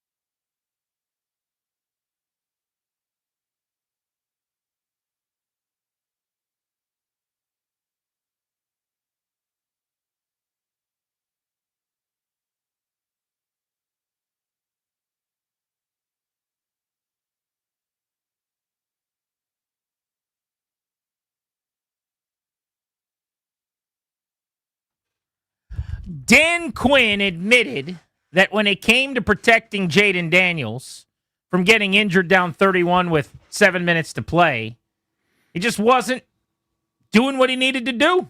He missed it. And so, based on that, misery loves company. We're telling you what we've missed. 800-636-1067 is the number. An example I gave, Danny, of something that I missed was last night I wanted to close the rings, as you like to say. I wanted to get my 10,000 steps. I knew all the way home I was going to do it. I was going to walk around my neighborhood. Then I scrolled some reels and I went to bed. Man, I missed it. Oh, what's up, Dan? Sorry, I didn't mean to step on you there. I was going to ask Kathleen Sanford to homecoming, but so was my friend David Kiva. We couldn't figure out who to do or what to do or how to handle it. And in the interim, Dan Sullivan, who didn't have any connection to us at that point, went ahead and asked her, and they dated for 2 years. So Man, I missed it. Yeah. Darius, have you come up with anything yet? I have. So Grant went to me to do this segment, and then I didn't. So, no, I won't do that. Actually, it's funny. It's actually radio related. Oh, that is a good one, though. That is a good one. So. Man, I missed it. Yeah, there you go. It is radio related. Long before I was producer of the show, long before I worked in the promotion department here at 106.7 The Fan and Odyssey, I was a fan of this show. I used to be like the many people that listen to the show right now. I used to sit in the car and listen. I used to sit in the computer and listen to the Grant and Danny radio Can you program. imagine Dad just listening to our show? And like being in the car with his dad, he's like, no, Dad, try this one. This show's okay. He'd be like, Dad, please. FM, it's okay. We promise. FM's so much clearer. It's a much clearer signal. Yeah. And I've once called into the show. I don't really recall what the topic was, but it was my first. I would have been a first-time caller and all that. The guy before me said exactly what I wanted to say. Oh, I mean, literally word for word said exactly what I wanted to say. You have no recollection of I wish I could remember. It was something. It was definitely something Redskins related. Okay. I don't remember exactly what the topic was. God, Word for word said exactly what it was. So I hung up, and then I hear next on the radio. Let's go to Darius in Upper Marlboro. Darius, what's up? And there was nothing. And you're like, oh, I guess we're moving on. And you go to the next caller, and I was like, oh my goodness. Man, I missed it. Wow. I didn't know that. So me going to you a minute ago and you telling me you couldn't talk then was the second time in show history that it's happened. Yeah, it's unbelievable. Man, I missed it. Wow. Once on the phone, once live. If you mess up via fax, we got the trifecta. I don't know if I knew that. I faintly remember some of that story that you've said I before. didn't know that at all. I don't know I knew all those details. Yeah, I really wish I could remember what the topic was, but yeah, I would kill couldn't to believe know it. what you were calling about. I still have never prior to working here, I had never called into a show before. So that was literally my first time ever calling into a radio show. So to this minute, have you? No. It is different because like the chime, you don't really know what's going on. Plus you're a little nervous potentially. But I was definitely nervous. Super nervous. It wasn't nervous. that. You just hung up because you're like, oh well, never mind. Yeah, my point's gone. So, and of course you went to me next. You must have hung up the second we were going to you. Yes. Because obviously, if you're gone, I wouldn't have even known to go there. It happened to me as a kid calling Ken Beatrice at night. Like the guy before me made the same point. I was like, I got to bail. All right, let's go rapid fire here with I missed it. Knock out as many as we can to help out Dan Quinn feel a little better. We'll start with Mo in Largo. Mo, go ahead. Good afternoon, gentlemen. Thank you for taking my call. Buddy. So there's a prominent sports bar that was doing a renovation, and they afforded me the opportunity to come in and do the AV upgrade. At the time, I was starting a new job with a new position, trying to get certifications and everything, and logistically, it just didn't work for me. And the place is just immaculate. I see it every time I open up my IG. I see the feed. You guys know the place. He's a great dude. At the time, it just didn't work for me, and I missed it, fellas. Man, I missed it. And at least it keeps kicking you in the shin every time you see it. At least I see it a bunch. Jim in Springfield. Hey, how you doing, guys? Hey, man. So, about 2007, I just graduated Radford. I was doing an internship at a radio station up here, and my DJ asked me what I was doing for the weekend. I said, I'm going back down to Radford to visit some friends. And I go down there that weekend. It's the weekend of the yearly concert. And it's a country concert. I'm not a big country fan, but my friend's like, hey, we got tickets, extra $30. So who is it? They say, oh, it's this person. I said, I don't know him. I'll just go to the bar instead. So I get back the next week. My DJ says, oh, so how was your weekend? I said, oh, it was good. It was the yearly concert going on that week. He said, oh, who is it? I don't know. Some 17-year-old girl named Taylor Swift. I didn't go. I said, you're an idiot. Man, I missed it. I bet you that comes up every now and I bet you might have. Ron in Upper Marlboro. What'd you miss? Yeah, so I have a friend who moved up to New York a couple of years ago, and she called me and said, hey, Ryan, you got it sounds crazy, but there's a play where folks are rapping about the Founding Fathers. You got to go. So I looked up the tickets. I could get in the orchestra for about $200 in like the lower level orchestra. My wife was pregnant at the time, and she had some pretty bad morning sickness. I said, "Oh, I'll wait until the summertime," and that play turned out to be Hamilton, and so I was unable to get into even the theater for less than $1,000. So therefore, Man, I missed it. You certainly did, You Coach. missed that one. Josh in Upper Marlboro. Yeah, man. I feel like I should hang up in honor of Darius right now. But so my wife and I have this thing where every time we get into a dispute, which is not that often, it's very, very important that she is always right and I'm always wrong, and I must cave really quickly if we're going to be a happy household again. And that's just the pattern. She's a Taurus. She's 5'0" of electricity, and you don't, I got to cave. But this time, I was recently in a dispute with her, and I was 1,000,000% right. I mean, Danny Rouillet, adamant.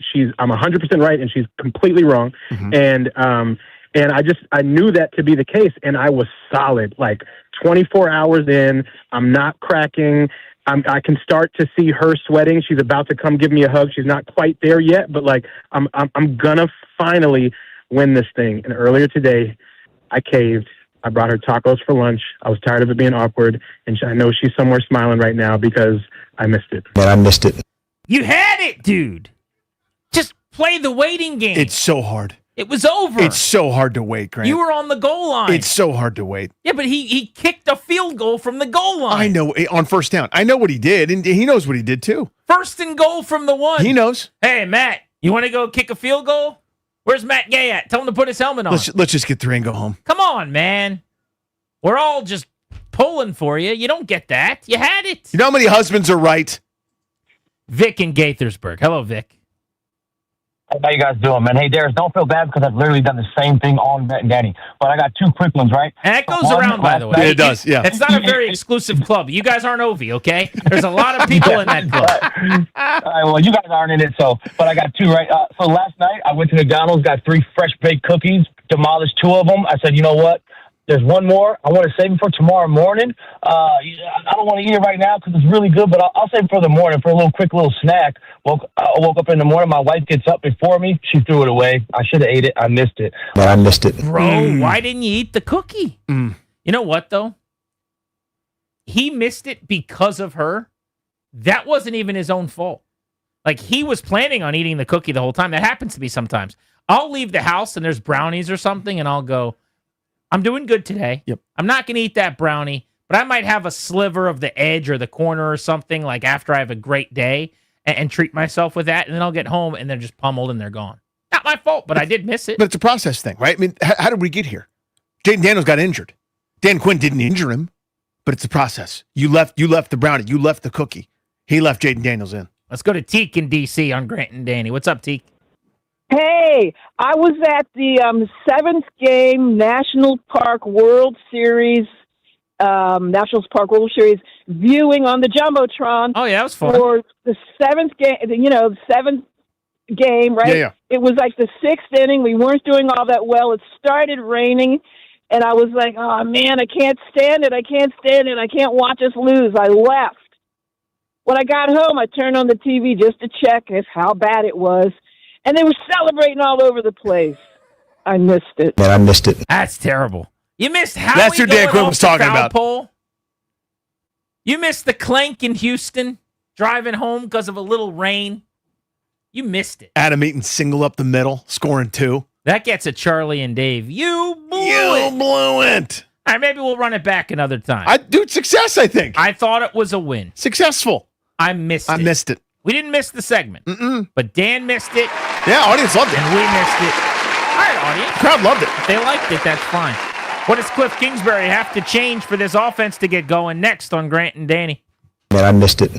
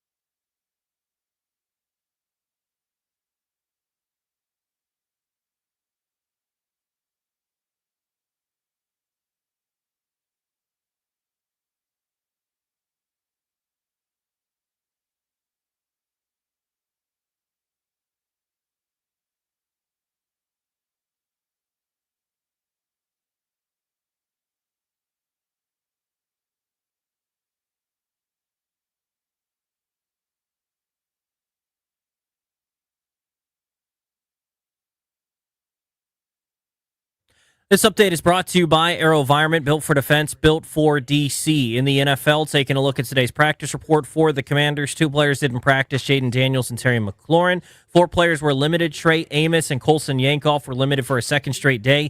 Juan Martin and Tyler Owens were upgraded from DNPs yesterday to limited participants today. Tonight, Thursday Night Football, the Raiders taking on the Broncos at 8:15. Hockey, the Capitals in action in Pittsburgh tonight taking on the Penguins. 7:30 puck drop. Can hear it right here on The Fan. The Capitals snapping a 4-game losing streak last night. 6-1 beating the Blues. Alex Ovechkin scoring his 900th career goal, the first ever to reach that mark. NBA, the Wizards fell to the Celtics last night, 136-107. Day off today. They're back in action tomorrow at home against the Cleveland Cavaliers. AV is built for DC, built to innovate at the speed of intelligence, built to deploy solutions that give our warfighters the edge. Built for now to defend our future. When the mission matters most, DC turns to AV. Visit avinc.com to learn more. From the Crop Metcalf 5-Star Sports Desk, I'm Toby Altizer on The Fan.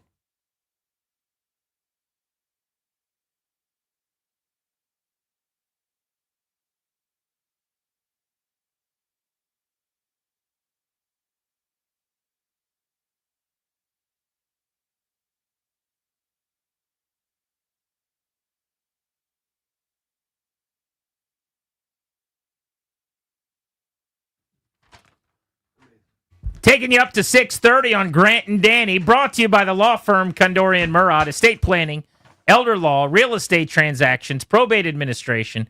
Their attorneys are always there to protect you and your family's assets. Schedule a free consultation with their team today at kmlawyers.com. And be sure to tell them we sent you. That's kmlawyers.com. Tomorrow's show is live from Reston. We're going to be at Char Bar. Friday field trip. Come on out. We've had great turnouts there. People have been really cool to hang with. The bar is great and the food is delicious. So come see us, the Char Bar in Reston, tomorrow for our Friday field trip. Wanted to talk Cliff Kingsbury here because we've actually talked a lot about Joe Witt today and over the week, and we could get back into Joe Witt at some point. But Kingsbury also spoke today, and I feel like he's kind of getting a free pass a little bit here. I'm not telling you Jaden Daniels has played at the level he did last year. We talked about this yesterday. He hasn't. He hasn't been as accurate. He hasn't been as decisive. He's not taking the layups to the same extent. And we actually spent a good bit of time yesterday with Kurt Warner Audio, not just discussing that fact, but why it's happening. And there are plenty of reasons that are out of his control. Some are on him, maybe. But there's some other things where the whole offense is worse and the players around him are worse. So his performance has waned some. But there's plenty of blame to go around. And if we could do a topic on Jaden's performance or on the lack of talent at receivers, I feel like while Cliff at times last year didn't get enough credit, because we just, heaped the praise on Daniels as kind of a one-man band, I also think he's not getting enough blame right now. I think that that's very reasonable. I mean, the answers in this offense aren't there. For a month, they haven't been able to run the ball. We know going into some of these matchups against teams like Detroit that play a lot of man coverage that you don't have guys that are going to win against man. And he's not changing type. He's not shifting, literally shifting, but shifting his philosophy. Like, where is the motion? Where is the stack or the bunch to get a free release? Where is any kind of modern 2020s Shanahan-esque offense that's being run all over the NFL? It's just spread, straight drop back. And it's a hard way to live in this league right now. About half their games, they've managed under 300 yards of offense. Like, no to that. Like, that tells you everything. As far as I'm concerned, doesn't matter who your quarterback is. In this league, if you can't do that, the whole thing is futile, right? I understand it's not going to be great. I get you're not going for 500 yards of offense. I get that you're not going for 30 points a week like you were doing oftentimes last year with Daniels doing magic and people not really sure how to counter things. The counter has happened. And there's no counter to the counter. There's no extra punch here from this offense. In fact, they're you look at some of their totals, they're getting more and more paltry.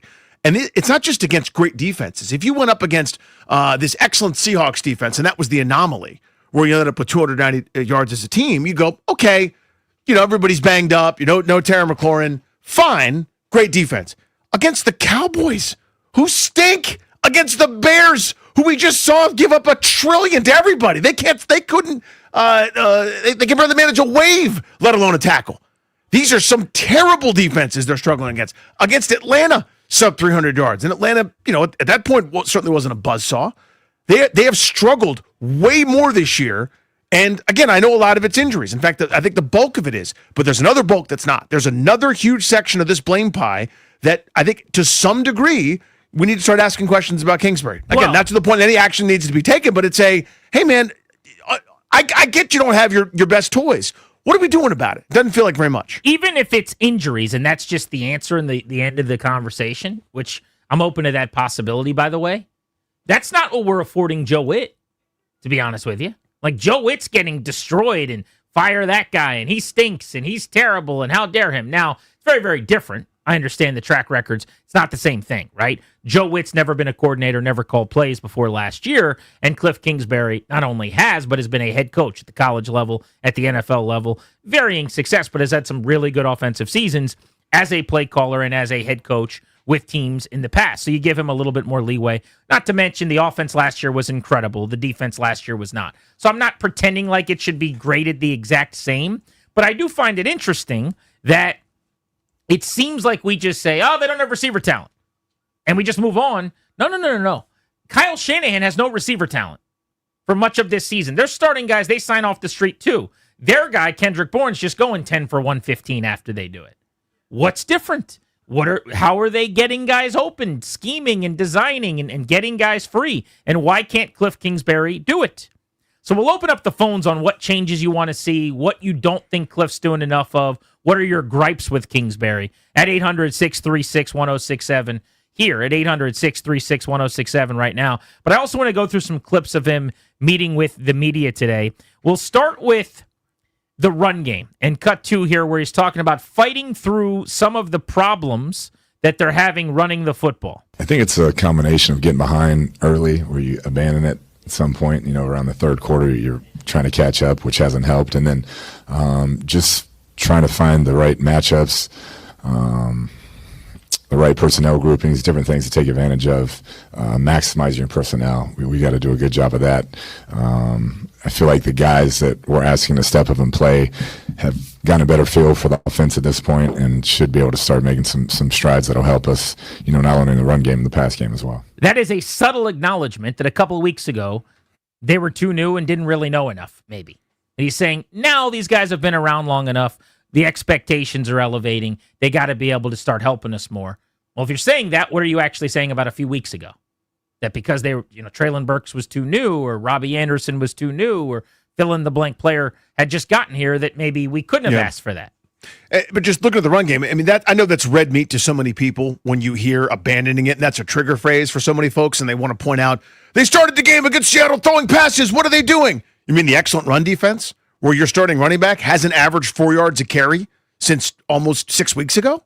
Like, yeah, I understand that. You got to spread people out you need some more first downs to get the rush attempts. Logan Paulson was on earlier with us on the Beltway Blitz and brought up that same thing where running game is about, it's a numbers game, and forgive this, but you need enough attempts to be able to get some of those yards per carry up, to get those 7-yarders, the 10-yarders, the 12-yarders. They don't just happen the first time you hand the ball off. When you're sub 40% on third down, when your early runs get stuffed, you don't have enough good plays to be able to kind of stick with anything, let alone opportunities for receivers, opportunities for tight ends, running backs out of the backfield, or even running plays. They're just not running enough good offensive plays at this point to have any kind of success, let alone running success. I also take issue with their inability to run the ball as it pertains to, the injury excuse, because you've got your left tackle, Laramie Tunsil. You've got your left guard, Chris Paul, who you've chosen and who's playing at a high level, by the way. You've got your center, Tyler Biadasz, who you paid, who's a good player. You've got your right guard back from injury, who you told us all season he's going to be back. He's going to maul. He's a Pro Bowl caliber player, and Sam Cosmi, who's a really good talent. And you've got your right tackle you handpicked in the first round, and Josh Connerly. The entire offensive line is intact and healthy. There are teams in this league on any given week, they've played a couple of them this year, frankly, that are without 3 linemen at a time. You have all 5 guys out there, and you have pretty consistently. Now, when Cosmi was unavailable, you had Wiley, but that's not like going to some journeyman. This is another guy that was a previous starter here that is serviceable at guard. The tight end room is intact, is healthy. Zach Ertz, a good blocker. John Bates, one of the best in the league. Ben Sinnott, he better be a hell of a good blocker because he doesn't get any targets or catches. Yeah. And I think he, for the most part, has been. But you've got your O-line and your 3 tight ends. What am I missing? Are you a little worse at receiver blocking in the run game? Maybe. maybe the Noah Brown injury with his size or Terry being out, hurts you, but Luke McCaffrey until this past week was around. He can block. And that can't be why you don't run at all, right? Why you're ineffective because your receivers aren't as good at blocking. Yeah, let's say you don't have the greatest blocking. You don't have Puka Nacua, who I've just picked a big physical receiver. No reason to run for 2.6 a pop. Yeah. You know what I mean? Like, I get maybe you're not bursting 18-yard runs every other down, but you can't run it terribly. Now, here's where I will give you some leeway and some empathy on the injuries. The downfield passing game is in shambles, and you can't get anything vertically. That is obvious and goes without saying, right? But even in that element of the game, which is going to have a direct adverse reaction to the injuries because Terry would have given you that, Noah Brown would have given you that. The personnel you have, Luke caught the 150-yard pass, but it's not really his game. Jalen Lane hadn't been ready for the bright lights in that regard yet. You still should be able to scheme something open if you had a real play-action game. If you had a traditional offense where you're able to go under center and go play action boot and buy a little time and get some time for something to develop down the field, you should be able to hit something 20, 25 yards downfield. They just don't have it. Here was Kingsbury when talking about, he was asked why there isn't much success downfield this year. We had really good rapport last year with those guys that were out there playing, and we were able to connect on a bunch of those throws, and we haven't hit them this year like we did, and I think that's just how the game goes sometimes. He says rapport. That talks practice time. That talks, he calls it time on task. I call it time on the grass. But to me, he's essentially saying our quarterbacks aren't tight with these receivers yet. He did talk about trust a couple times with Jaden Daniels specifically and some of his struggles. Go to cut 10. Maybe this was the one on him missing some time and how that affected him this season. When you haven't practiced a ton with a certain group of guys, you're always going to, there's going to be some trust. You're trying to figure things out kind of in game. And that's always tough to kind of solve that when you're playing against a really good defense. But I thought he battled like he always does, made a bunch of plays for us, kept us in. We just weren't able to convert when we needed to. Which is completely true. He battles. He gives you a shot in the game because he's an unbelievable athlete. But when you're saying made a bunch of plays, mostly he's talking about with his legs against Seattle. Like the passing game has been broken. And I think part of what he's saying is he doesn't trust these receivers because the personnel has gone from pretty good to not very good. That's just the part he's not going to say out loud. Sure, yeah, he's not going to run anyone under the bus, but you can read the context clues there. When he talks about familiarity and some of the buzzwords he uses, which are translations for, they don't have much practice time together, right? They haven't had an opportunity to get on the same page, and our best laid plans have been derailed because we don't have the guys that we thought we were going to have. Talked about trying to get the wide receivers up to speed, the new guys in this offense who are learning their way. Yeah, I think just building a rapport with the quarterback and getting the amount of reps you'd like to get, that's hard this time of year when you have some injuries and you're tapering back some of the reps. It's just hard to get time on task together. So that's the biggest thing. The guys have come in and done a good job studying, working hard, extra meetings, all that. It's just getting the timing down on the field, full speed, not a ton of reps to go. So I'm not sitting here telling you that anything he's saying is wrong, but it is frustrating, I think, for fans to hear this because it's week 10. And we're talking about time on task, and they just haven't had enough time together. Okay, I guess that's code word for we have too many injuries, but you had a lot of time you chose not to use with different guys, too. You had 3 preseason games you basically opted out of with a lot of your top players, too. The summer was there for Terry, and he chose not to use it. I mean, it is maddening for me 10 weeks in to hear a thing that would have worked for me as an excuse week 2, week 3, week 4. But it's not his fault. It's nobody's fault, really. It's probably just the reality of the hand that they've been dealt. But that's what it is. It is maddening. And what I want in general when something is bad is I just want to be able to blame somebody, right? Or something. And there isn't one thing. There are missteps. There were bad processes, to your point, about whether McLaurin, you want to blame him for holding out or in too long or the team for not just overpaying him to end it earlier. I don't know. But fact is, he hasn't been a factor or healthy. Noah Brown, bad plan in my opinion. Nice dude, good dude. I root for him, but that was never going to work, him being healthy for an extended period of time. When he is healthy, he's effective. Draws a lot of defensive pass interference penalties, is physical, is able to be a nice kind of second, a possession option for you. That would have helped them this year. that was never going to happen. So I thought that was folly counting on him as your number 2. So part of it's plan, part of it's bad luck, part of it is regression, the answer is yes to all of it, right? And damn it, you know what I mean? Like, everybody's so frustrated because this has gone so poorly, and again, because there's been no real change, nothing has happened to sort of shift the wins or to demote somebody or promote someone else or fire somebody. Nothing is different. And when you get kind of we just haven't had enough practice time. Oh my God, the season's 3/5 over at this point, and you haven't had a chance to practice yet? What the hell? But doesn't mean he's wrong. For me, what I need is something that looks different than what they've been doing. Because when you keep ramming your head against the wall and then coming back and saying to me, hey, we're not breaking the wall down, I need you to try something else. And I would acknowledge, by the way, if Cliff Kingsbury in this private moment in Dan Quinn's office, DQ goes, all right, we're averaging 14 points. Here's what we've done the last month. It's not good enough. What are you thinking? And Cliff goes, listen, man, I don't have anybody winning in man. We're not getting anything explosive in the passing game.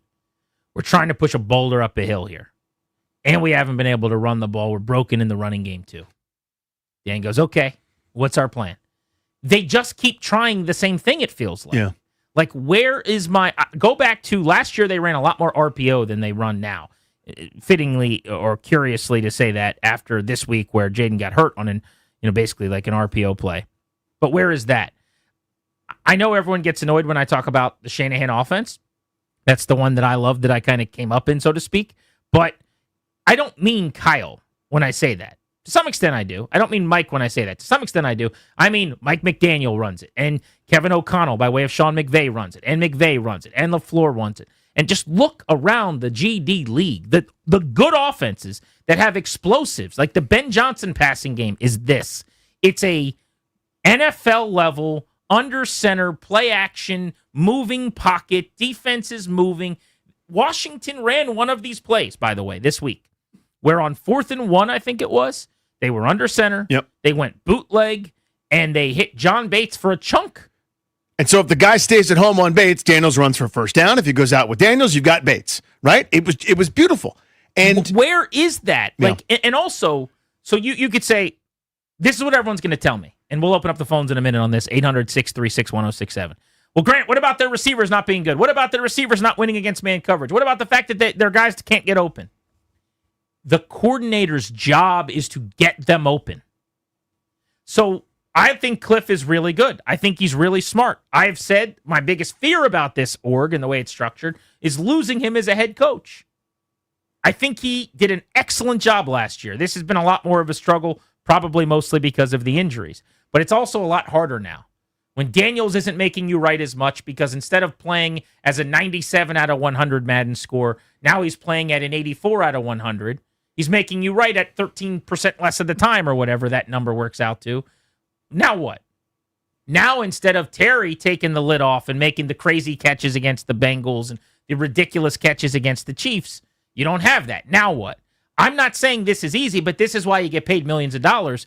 I need to just see that you're trying with a stack formation and a couple of guys that get into space on free releases, because you're spraying receivers all over the place after you've motioned people into bunches and corners can't follow them, and you're just doing more traditional-looking NFL passing offense stuff, which is not what I see. I just see spread drop-back game that makes it hard on the quarterback stuff.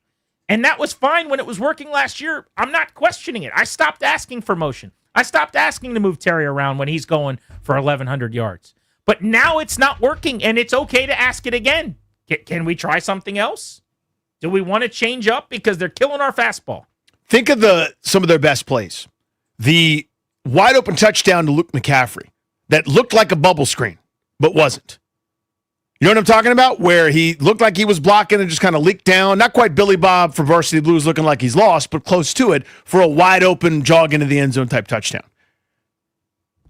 Even those have been missing of late, right? Where it feels like, again, somebody got your playbook. Somebody's looking over your shoulder when you're playing Tecmo Bowl on the old NES, and they're guessing your play because they see what you're doing in your controller. That's what it looks like. Nobody's afraid of anything down the field. And I know that you don't feel comfortable blocking it up. You don't maybe feel comfortable throwing it.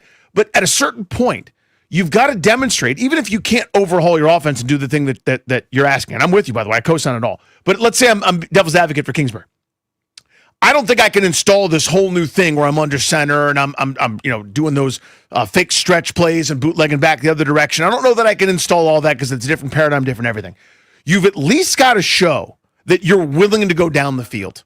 You've at least got to demonstrate that you're not so chicken and so terrified that you might turn it over or something bad might happen once in a while. Otherwise, nobody respects it. And nobody's respecting their offense right now. Everybody is up towards the line of scrimmage. Everyone's facing down. No one's worried about someone running behind them until you throw it over the top. A couple of times, maybe, just to get people off you, you're not going to be able to be successful. And that, to me, is the fundamental thing. I understand it's scary, but you got to do it. What gripe do you have right now with this offense? And while they're limited with their personnel, what would you try to tweak and try something else? We're going on 3+ games where the thing for the first time is broken. What is the change up to the fastball getting hammered? This is the Fan.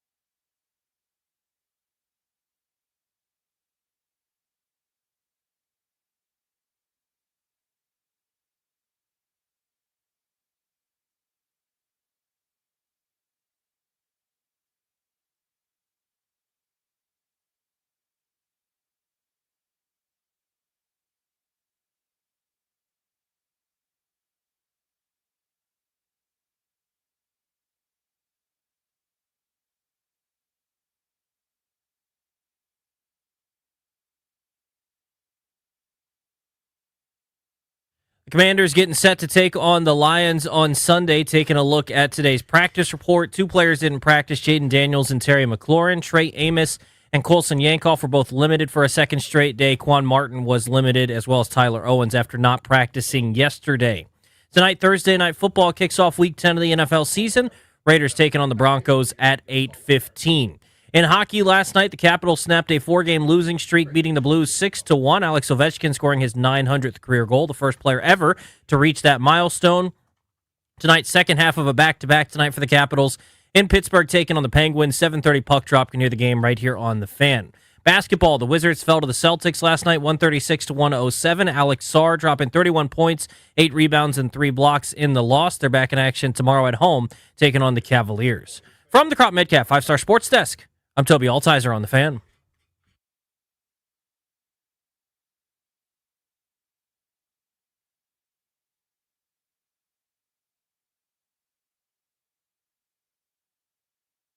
We had really good rapport last year with those guys that were out there playing, and we were able to connect on a bunch of those throws, and we haven't hit them this year like we did, and I think that's just how the game goes sometimes. Who's got a better voice than Cliff Kingsbury? So deep. By the Welcome way, back, Grant and Danny on The Fan. Both assistant coaches are just sort of like deep voice, command, respect guys. Yeah, for sure. Cliff, though, he could be like a narrator of something. He should, honestly. If, what's my guy from Hard Knocks? Liv Schreiber. Liv Schreiber has an issue.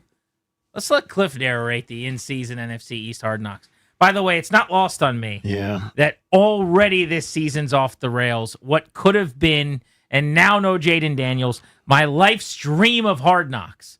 I've been waiting and begging and praying. I go to church every Sunday. And my wife's like, pray for this and pray for that and pray for this. And I'm like, yeah. And I go, and please, God, if you have some extra time, I know it's not that big of a deal. You're super busy. I get it. But the Commanders on Hard Knocks would really mean a lot to me. In Jesus' name we pray. Amen. And it finally happened. And it's going to be so nubs now. It's going to be Marcus Mariota and Jeremy McNichols and some corner who hasn't been signed yet, who's currently working out in Wyoming. 74% like a Jerry Jones thing. And I don't mean to be mean to Marcus or McNichols. Like, I like those guys too. Yeah. But what could have been. And now the last place team that gets 6 minutes an episode, they also ran, because they're not as interesting as the Giants, with the Cam Scattaboo rehab and the Jackson Dart ascension. I just know how this is going to go. I'm going to be so the stepchild on the side with the 3 other teams. I'm pretty furious about it, but that's a story for another day. What changes do you want to the offense? What are your gripes right now with Kingsbury's offense? 3 games where they've averaged about 14 per now. Let's go to Steve in Chesapeake Beach. Hey, Steve, how are you? Guys, how's it going? Hey, Dad. All right, this is my problem. Cliff Kingsbury is supposed to be a creative offensive guru. Now, when I initially called, I said this team kind of looks like it's led by EB in 2022 and 2023. All we're doing is sitting in the shotgun, either faking a handoff and hopefully somebody's open, or we hand it off and we're stuffed in the back. Like, there's no creativity. Like, especially when Luke was available. Like, wasn't he a quarterback in college? Like, hey, let's do a jet sweep and work with what you got. Hopefully Jeremy Lane can go deep and he's open because they're going for Luke, or something creative like that. There's none of that. It's just the same old thing. Hey, they finally ran a bootleg. So there's a couple of plays that I see and I go, damn, I love that.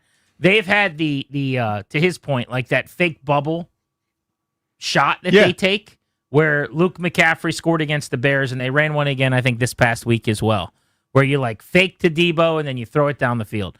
And that play has worked for them multiple times, and it's a good design, and they do it really well. Give me more of that. But, it should be, like, this is such a smart coordinator. This is such a good coordinator with his acumen. Early in the season and last year, 4, 5, 6, 7 times a game, you'd go, what a design. What a play call. That screen was perfect against that blitz. It's just not happening as much. And I am acknowledging, I feel like I'm always providing this caveat with Joe Witt as well on the other side. Worse players, injuries, yada, yada, yada, ellipses. Also, this is the gig. We got to find another way. But to the caller's point about trick plays, I feel like when a team that isn't good, this is just, again, anecdotal. I know everybody likes to make fun of me for using that word. But when a team's offense isn't good, those trick plays are scarier. What I mean is, like, when it doesn't work, it's a swinging gate type embarrassing moment. It's deflating and the air comes out. But when your offense is feeling itself and David Montgomery throws a pass to an offensive lineman, like the Lions were doing under Ben Johnson, it's because everything else is going to work. So when it doesn't work for you, everything else looks that much worse, right? Because you're not going to be able to overcome it over the course of a game. So you see coordinators kind of go into their shell. This is bravery time. This is put your you-know-what's on the table time because nothing's working right now. Doing the kind of, well, let's ball fake out of the shotgun and maybe someone will be open. Maybe? No. You got to do something special. Let's go to Bobby in Warsaw on G&D. Hey, Bobby.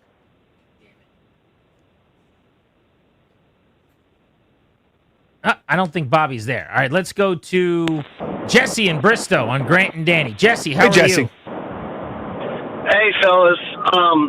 I'm going to go optimistic here. I have a feeling that Cliff is going to start using the running backs, Bill and McNichols, and trying to get them against linebackers because you can't tell me that that's not a mismatch.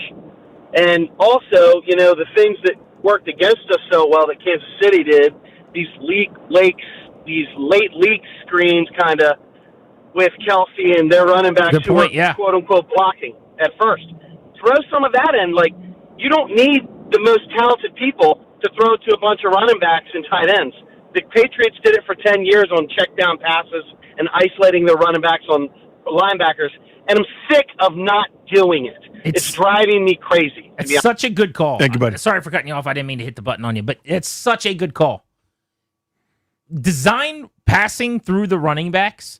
Like, occasionally you check it down to Bill, he makes a catch, whatever. McNichols has been fantastic.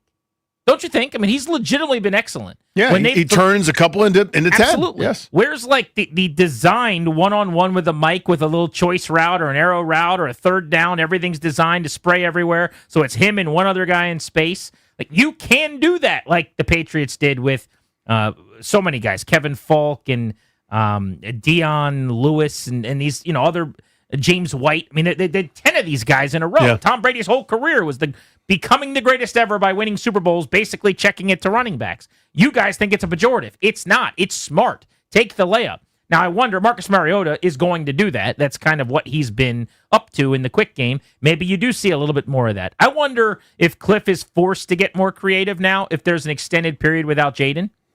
Because with Daniels making you right and with the intoxicating ability to run and to make plays and to be special and to be the best athlete on the field and maybe you find yourself like going into those modes where you're like, okay, it's been 3 plays. Let me get him a designed run. Let me get him this. Whereas with Marcus, maybe you got to get in the lab. Maybe you feel like, I got to find out a way here. Because he's such a good ball handler. You know what I mean?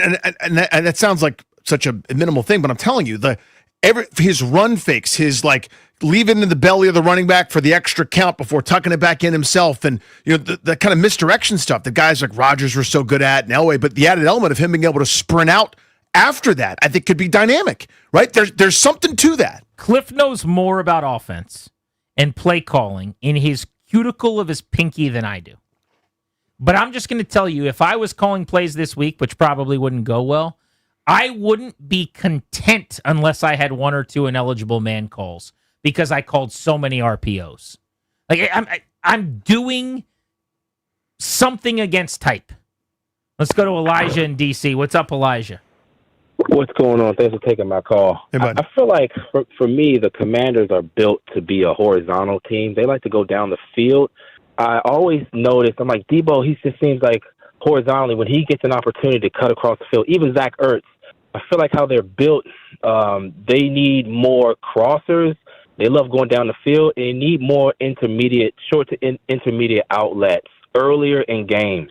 Even when Daniels was playing, I felt like there were times, even if it was something in the look that he was supposed to do, I felt like at times the designs at the beginning of the games were longer concepts. And I'm like, well, why does he have to hold on to the ball to wait for these deep developing routes with guys who aren't necessarily bona fide ones or bona fide guys? As the season goes on, No, get them some quick things so they can kind of get going. And I felt like some of it is not Cliff's fault. I do think that this is a great opportunity for him. If he's talking about being a head coach, being able to have other guys that you can get things out of. Maybe other teams may say, "Hey, man, he's able to." It's not always about what you can do during your best. Sometimes what goes on during these moments, the pressure situations, is when the real you shows. So I just want them to stay the course. We have to realize Ron Rivera still didn't help this team out. Zach Ertz, Bobby Wagner, all these guys would have looked a lot better on top of a roster that was just further than this roster. So they're always seemingly trying to play up. Right. Yep. But look, nobody's calling for hot seats. I'll speak for myself. I don't need hot seats. I just need better. Yeah, I want some adjustments. I called for it last year during their losing streak. I don't want heads on platters. I don't want jobs. I don't want hot seats. Danny, I want better. Yeah. That's all I'm asking for. It's not crazy. And with Cliff, I know we saw it. We've seen him be in his bag. Yeah, too many good deposits for me not to have some confidence that he can. Also, this is a dumb thing I'm about to say. I'm admitting that. Where is a trick? When is the last time they ran a trick play? When is the last time? Now, I know Ben Johnson-Paulson over here, everyone will tell me you don't have to run a trick play every single possession like Ben Johnson does. But it doesn't hurt to run one every now and then. Ben Johnson alert. Seriously, though. I'm asking this is not rhetorical. But when is the last time you remember them running a trick play? Well, it's been forever, and I think a big part of that, again, I referenced this earlier, I think it's scarier. I think it's scarier when it goes bad because you don't trust your personnel to do it. I mean, when it's Robbie Anderson chosen and Treylon Burks and a bunch of practice squad Peters like Chris Moore, maybe you don't really feel as comfortable doing that because when it goes bad, inevitably you feel like it will. It becomes your swinging gate moment that gets replayed a million times over. So Toby said Bill got a direct snap a couple weeks ago. Debo's had 2 of those this year, I think. That Wildcat. To me, that's a wrinkle. I'm not belittling that. Is it Tress Way to Ben Sinnott in the playoff game? Well, that's fake punt. I'm saying on offense, a double pass. I don't think they've done in 2 years with Cliff. They do a lot of jet carries. When's the last time they actually had a true reverse, where instead of the jet action end around with speed, they toss it and it's coming back the other way, or you do something and someone tosses it back to the quarterback to throw it? I just don't remember. It's been so long. Like, let's get creative. Mm-hmm. This isn't working. Let's have a little fun. If it's true that these players are just so bad on the outside that you can't ask them to just go run routes and get open, okay, fine. It's time to do something wacky to try to get somebody into space. You got to do something else. 800-636-1067, looking for some of your changes offensively, especially if you don't have Jaden to put his cape on moving forward. How do you get this thing going? This is The Fan.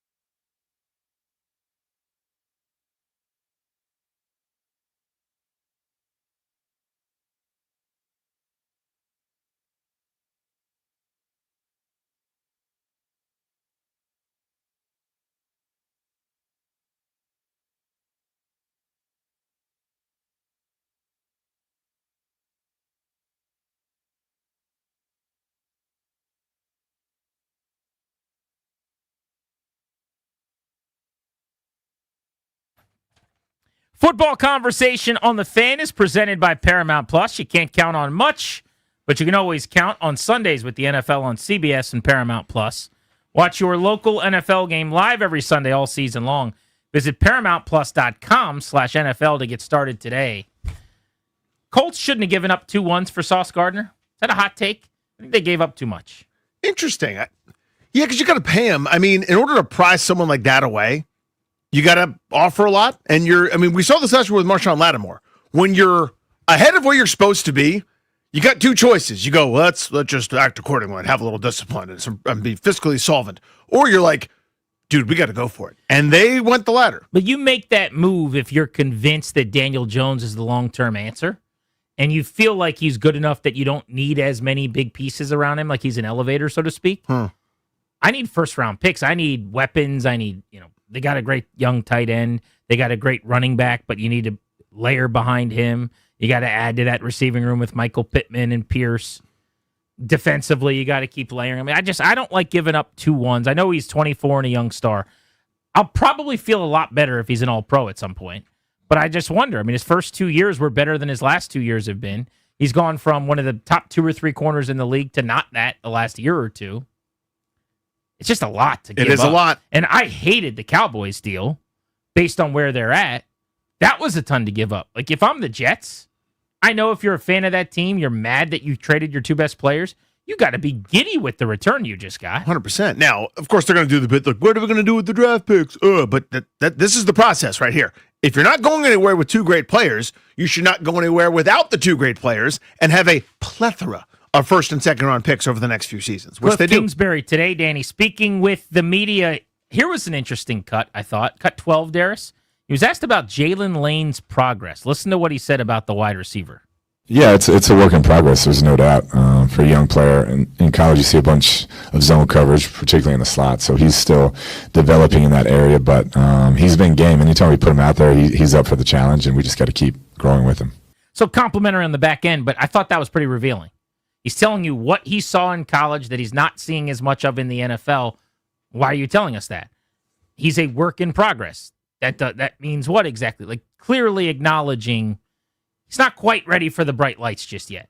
Yeah, as a 4th rounder who came from an offense, with all due respect to Hokie fans, earmuffs for a second, not a particularly proficient passing offense. Stop that. Yeah, it wasn't Virginia Tech. Virginia Tech. They're really good at moving the football. Yeah, last year when he was there, the forward pass was like, Kyron Drones is a star. How do we do that? We can throw it beyond the line of scrimmage to somebody. It wasn't asked to do a ton. It was a lot of reverses and a lot of sort of junk stuff. Him to be a complete receiver, probably a huge leap. It's going to take some time. Yeah. Speaking of football in Virginia, you guys saw UVA's in the playoff right now. Wouldn't that be something? You imagine? They got some work to do still the rest of this season, but this moment, right now, the first batch of playoff rankings came out, and the University of Virginia Cavaliers are a playoff football team. That would be pretty sweet. It'd be pretty neat, man. My wife would be happy. A lot of my buddies went to UVA would be thrilled. And an unexpected playoff berth would be just what the doctor ordered. Let's go to Zeke in Southeast on Grant and Danny in the city. What's up, Zeke? Hey, what's up, guys? Hey, dude. Hey, listen. Who says Kingsbury abandons the run? He doesn't even establish a run, man. How can you abandon something you don't establish? One of the things I think we need to do is offense is passing and running offense is just too predictable. I've been a fan a long time. I watch them. I know when they're going to pass. I know when they're going to run. Every time they run the ball, they move their tight end or their wide receivers in closer to the line, which clouds up the box. I would like to see them be more of a ball control team.